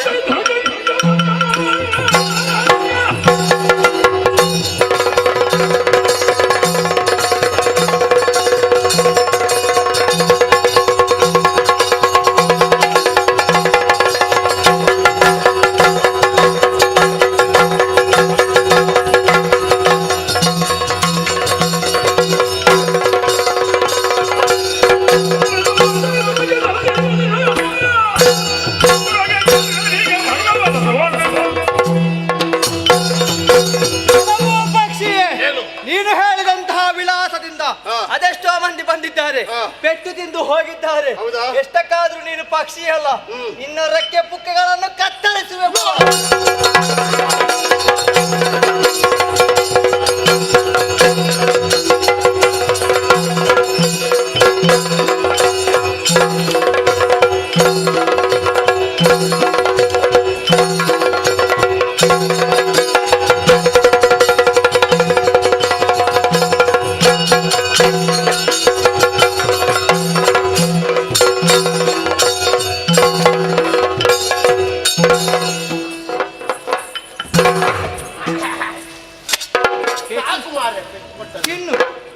ನಿನಗೆ ಜೋಗುಳ ಹಾಡಬೇಕಾ? ಜೋಗುಳ? ನಿನ್ನನ್ನು ಕಾಣುತ್ತಿರುವಂತಹ ಸಮುದ್ರಕ್ಕೆ ಹೋಗು, ಮುಳುಗಿಸಿ ತೆಗಿತೇನೆ.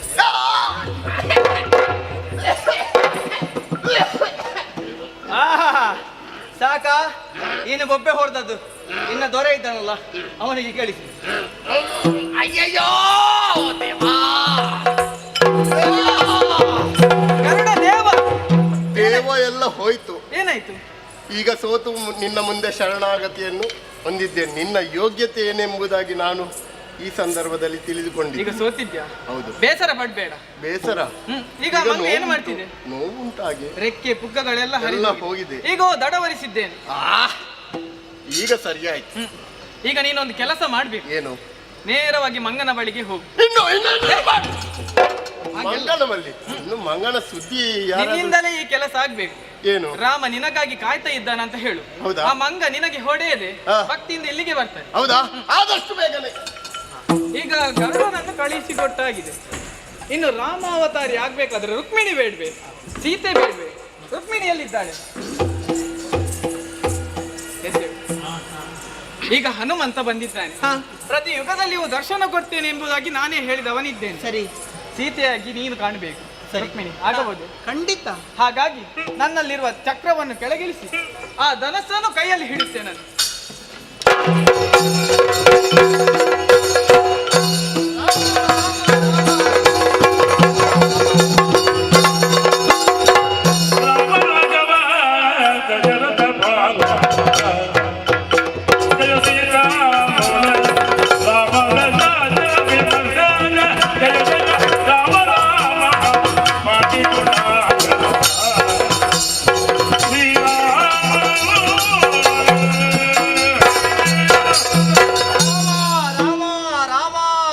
ದರ್ಶನವನ್ನು ತೋರಿದೆಯಾ?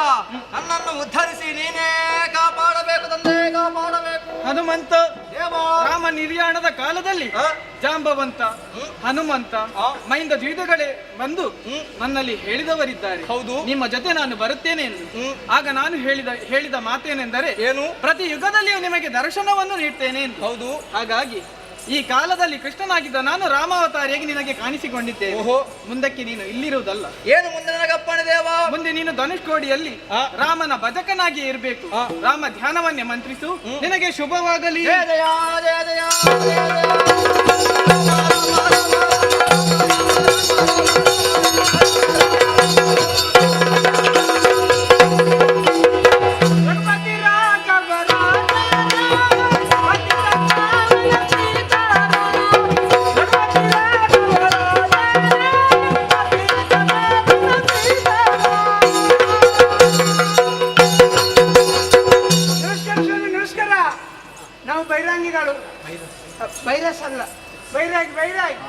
ವೈರಾಗಿಗಳು ಲೋಕ ಸಂಚಾರವನ್ನು ಮಾಡುತ್ತಾ ಇದ್ದೇವೆ. ಪುಣ್ಯಕ್ಷೇತ್ರಗಳನ್ನು ಸಂದರ್ಶನ ಮಾಡುತ್ತಾ ಇದ್ದೇವೆ. ಪುಣ್ಯ ತೀರ್ಥದಲ್ಲಿ ಮಿಂದು ತೀರ್ಥವನ್ನು ಸ್ವೀಕರಿಸಿ ಹಲವು ಕ್ಷೇತ್ರಗಳಿಗೆಲ್ಲ ಹೋಗಿ ತಿರುಗಾಟ ಮಾಡಿ ಬಂದಾಯ್ತು. ಯಾವ ಕ್ಷೇತ್ರಕ್ಕೆ ಹೋದ್ರೂ ಸುಖ ಇಲ್ಲ ಸ್ವಾಮಿ. ಹೌದೌದು.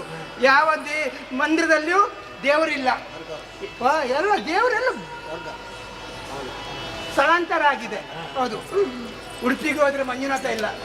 ಅದು ಉಡುಪಿಯಲ್ಲಿ ಮಂಜುನಾಥ ಇಲ್ಲ. ಉಡುಪಿಯಲ್ಲಿ ಕೃಷ್ಣ ನಿಮಗೂ ಗೊತ್ತಾಗಲಿಲ್ವಾ? ಉಡುಪಿಯಲ್ಲಿ ಕೃಷ್ಣ ಇಲ್ಲ, ಅಲ್ಲಿ ಮಂಜುನಾಥ. ಹೌದು. ಧರ್ಮಸ್ಥಳದಲ್ಲಿ ಕೃಷ್ಣ. ಕೃಷ್ಣ ಎಲ್ಲ ದೇವರೆಲ್ಲ ಬದಲಾಗಿದ್ದಾರೆ. ಕೈಲಾಸಕ್ಕೆ ಹೋದ್ರೆ ಪರಮೇಶ್ವರ ಇಲ್ಲ. ಪರಮೇಶ್ವರನ ಈಗ ಕೈಲಾಸದಲ್ಲಿ ಇಲ್ಲ. ವೈಕುಂಠದಲ್ಲಿ ಪರಮೇಶ್ವರ ಕೈಲಾಸದಲ್ಲಿ ಇರುವುದು ಹೇಗೆ? ಇಲ್ಲಿದ್ದಾರಲ್ಲ. ನಾನು ದೇವರು, ನಿಮ್ಗೆ ಗೊತ್ತಾಗ್ಲಿಲ್ಲ. ಈ ವೇಷ ಮಾಡಲಿಕ್ಕೆ ಕಾರಣ ಉಂಟು. ಅಂದು ದಕ್ಷ ಮಾಡಿದಂತ ಯಾಗದಲ್ಲಿ ದಾಕ್ಷಾಯಿನಿ ದಗ್ಧಳಾಗಿ ಹೋಗಿದ್ದಾಳೆ. ಈಗ ಅವಳು ಪರ್ವತರ ಜನ್ಮಗಳಿಗೆ ಪಾರ್ವತಿಯಾಗಿ ಹುಟ್ಟಿದ್ದಾಳೆ. ಅವಳನ್ನು ಪರೀಕ್ಷೆ ಮಾಡಬೇಕು ಅಂತ ಈ ವೇಷ ಮಾಡಿಕೊಂಡು ಹೊರಟವ. ಎಲ್ಲಿ ಇದ್ದಾಳೆ ಅಂತ ನೋಡಿಕೊಂಡು ಹೋಗ್ತೇನೆ ನೋಡು.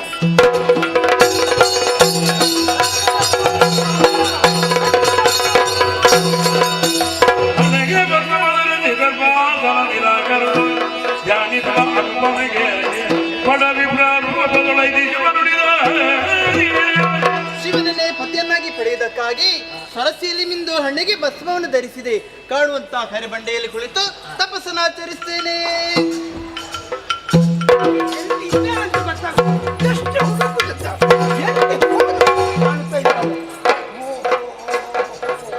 ಇಲ್ಲಿ ಕುಳಿತು ಮನ ಮಠ ತುಟಿ ಅಲ್ಗೋದ್ರಲ್ಲಿ ಗೊತ್ತಾಗುದು. ಎಂತ ತಪಸ್ಸಪ್ಪ. ಮಾತಾಡ್ತಾರೆ ಯಾವ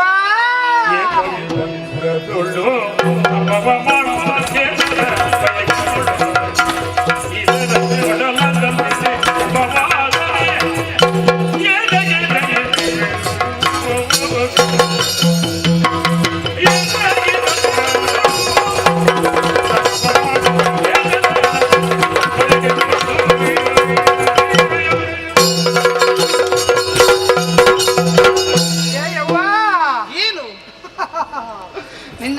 ಮಾತಾಡುವುದು ಗೊತ್ತಾಗ್ತದಲ್ಲ?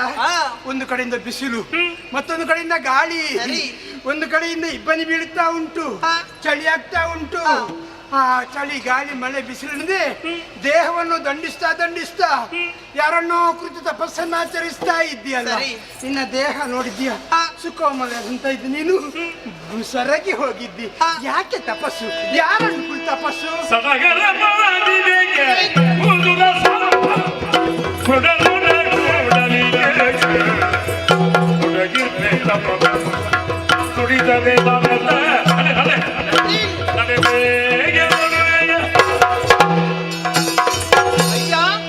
ಬಳಿಗೆ ಬಂದು ಯಾರ ಕುರಿತಾಗಿ ತಪಸ್ಸನ್ನು ಆಚರಿಸಿದ್ದೆ ಎಂಬುದೇ ಹೇಳ್ತಾ ಇದೆಯಲ್ಲ. ಹೌದೌದು, ಶಿವನನ್ನೇ ಪತಿಯನ್ನಾಗಿ ಪಡೆಯುವುದಕ್ಕಾಗಿ ತಪಸ್ಸನ್ನು ಆಚರಿಸ್ತಾ ಇದ್ದೀನಿ.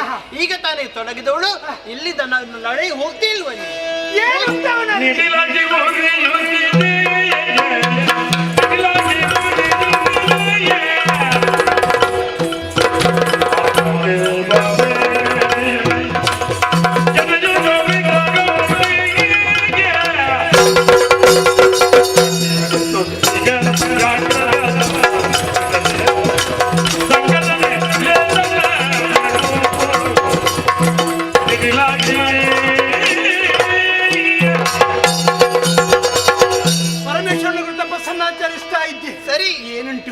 ಅವನ ಹಣೆಯಲ್ಲಿ ಗಂಡನ ನೋಡಿದ್ಯಾ? ಉರಿಯುತ್ತಾ ಉಂಟದು. ಮೂರನೇ ಕಣ್ಣು ಬಿಟ್ಟಂದ್ರೆ ಪ್ರಪಂಚವೇ ಸುಟ್ಟು ಹೋಗ್ತದೆ. ಕೊರಳಿಗೆಲ್ಲ ಹಾವನ್ನ ಹಾಕಿಕೊಂಡಿದ್ದಾನೆ. ಅಯ್ಯೋ, ಉಟ್ಟುಕೊಂಡ ಬಟ್ಟೆ ಯಾವುದು? ಹುಲಿ ಚರ್ಮ, ಗಜ ಚರ್ಮ. ಅಂತ ಪರಮೇಶ್ವರನನ್ನು ನೀನು ಮದುವೆ ಆಗ್ಬೇಕು ಅಂತ ಬಯಸಿದ್ಯಲ್ಲ. ಹುಚ್ಚೆ ಹುಚ್ಚೆ.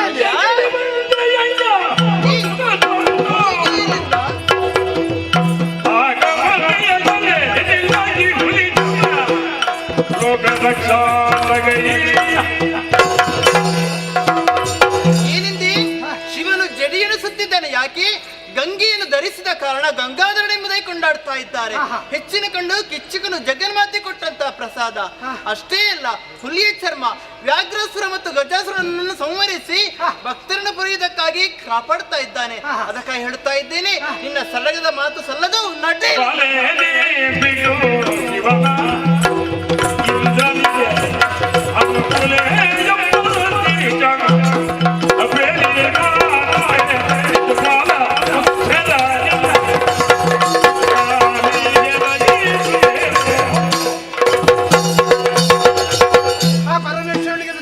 ಪ್ರಪಂಚದಲ್ಲಿ ಯಾರು ಇಲ್ಲ ಅಂತ ಭಾವಿಸಿದ್ಯಾ? ನಿನಗೆ ಇಂದ್ರಾದಿತ ಆಗ್ಲಿಕ್ಕಿಲ್ಲ. ಚಂದ್ರಾದಿತ. ಚಂದ್ರ ಬೇಡ, ಇಂದ್ರ ಬೇಡ. ಸೂರ್ಯಾದಿತ. ಸೂರ್ಯನ ಬೇಡ. ಅಗ್ನಿವಾಯು ಯಾರು ಬೇಡ, ಶಿವನೇ ಬೇಕು. ವರ್ಣಕ್ಕೂ ಬೇಡ. ಆಹಾ, ಯಾರು ಬೇಡ, ಶಿವ ಬೇಕು ನನಗೆ. ಎಂತ ತ್ವರೆ ಮಾಡುವ ಹೆಂಗಸು ಮಾಡ. ಅವನೇ ಬೇಕು. ಪರಮೇಶ್ವರನೇ ಬೇಕು. ಅವನಿಗಿಂತ ಚಂದದವರು ಈ ಪ್ರಪಂಚದಲ್ಲಿ ಇದ್ದಾರೆ. ಯಾರು ಬೇಡ ಅಂತ ಹೇಳಿದಲ್ಲ. ಅಯ್ಯೋ, ಅವ್ ನೀನು ಮನಸ್ಸು ಮಾಡಿದೆ ಎಂದಾದ್ರೆ ಆ ಅಷ್ಟ ದಿಕ್ಪಾಲಕರನ್ನು ನಿನ್ನ ಕಾಲಿಗೆ ಎರಗಿಸ್ತೇನೆ. ಅವರನ್ನು ಮದುವೆ ಆಗ. ಖಂಡಿತ ಬೇಡ. ಅವ್ರು ಯಾರು ಬೇಡವಾ? ನಾನಾದಿತ. ಯಾರು? ನಾನು. ನೀನು.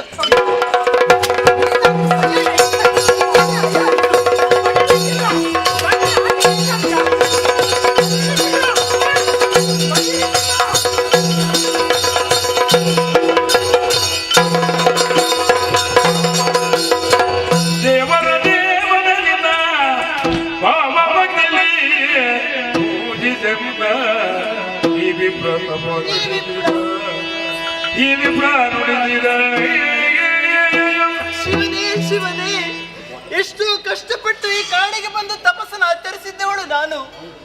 ಯಾರೋ ಒಬ್ಬ ಬಂದು ನನ್ನ ತಪಸ್ಸನ್ನೇ ಕೆಡಿಸಿ ಬಿಟ್ಟನಲ್ಲ. ಎಷ್ಟು ಕಾಲವಾಯಿತು ನಿನ್ನ ಕುರಿತಾಗಿ ಇವತ್ತು ಬರ್ತೀನಿ ನಾಳೆ ಬರ್ತೀನಿ ಎಂಬುದಾಗಿ ಕಾಯ್ತಾ ಇದ್ದವಳು ನಾನು. ಇರಿಜೆ ಯಾರು ಒಬ್ಬ ನನ್ನ ತಪಸ್ಸನ್ನೇ ಕೆಡಿಸಿ ಬಿಟ್ಟನಲ್ಲ. ಪುನಃ ನೀರಿನಲ್ಲಿ ಮುಳುಗಿ ಪುನಃ ಭಸ್ಮವನ್ನು ಧರಿಸಿ ಶಿವನ ಕುರಿತಾಗಿ ತಪಸ್ಸನ್ನು ಆಚರಿಸಬೇಕಾಗಿದೆ. ನೀನೇ ಬಂದು ನನ್ನನ್ನು ಕಾಪಾಡು ಶಿವನೇ. ಯಾರು? ನಾನು ಪರಮೇಶ್ವರ. ಎಲ್ಲಿದ್ದಾರೆ? ಇಲ್ಲಿದ್ದೆ ಪರಮೇಶ್ವರ.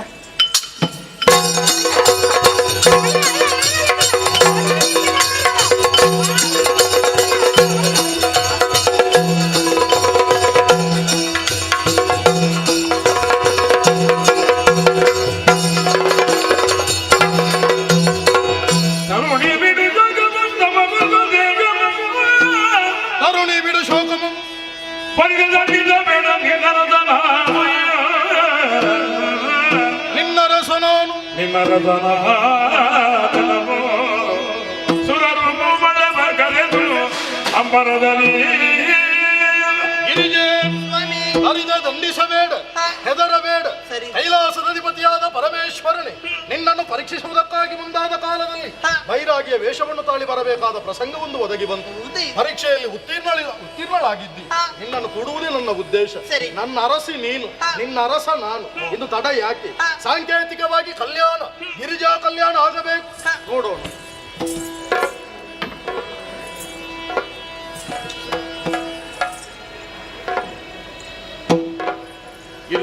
ಸ್ವಾಮಿ, ಸಾಂಕೇತಿಕವಾಗಿ ಕಲ್ಯಾಣವೇನೋ ಆಗಿದೆ. ಕೈಲಾಸವನ್ನು ಸೇರಿ ನಮ್ಮದಾದ ಕಲ್ಯಾಣ ಅನ್ನೋದು ವಿಜೃಂಭಣೆಯಿಂದ ಆಗುವುದಕ್ಕಿದೆ. ದಣಗಳೆಲ್ಲರೂ ಕಾಯುತ್ತಾ ಇದ್ದಾರೆ.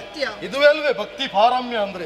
ಇಂತಹ ಕಥೆಯನ್ನು ರಸೆಯಲ್ಲಿ ಯಾರು ಆಡಿಸಿದ್ದಾರು, ಯಾರು ಭಕ್ತಿ ಶ್ರದ್ಧೆಯಿಂದ ನೋಡಿದ್ದಾರು ಅಂತವರಿಗೆ ನಾವು ನಂಬಿದಂತಹ ಕಟೀಲು ಶ್ರೀ ದುರ್ಗಾ ಪರಮೇಶ್ವರಿ ಅಮ್ಮನವರು, ಮಹಾಗಣಪತಿ ದೇವರು ಸಕಲ ಐಶ್ವರ್ಯವನ್ನು ಕೊಟ್ಟು ಒಳ್ಳೆದು ಮಾಡಿಲ್ಲ ಎನ್ನುವುದಾಗಿ ಬೇಡುತ್ತಾ ಪುಣ್ಯಕಥೆಗೆ ಮಂಗಳಗೀತೆಯನ್ನು ಹಾಡುವರೆ ಸಭ್ಯ ಸಭಿಕರಿಂದ ಅಪ್ಪಣೆಯನ್ನು ಯಾಚಿಸ್ತಾ ಇದ್ದೇವೆ. ಭದ್ರಂ ಶುಭ ಮಂಗಳಂ. ಶ್ರೀ ಜಗತಿ ಜನೇಂದ್ರಯಮೋ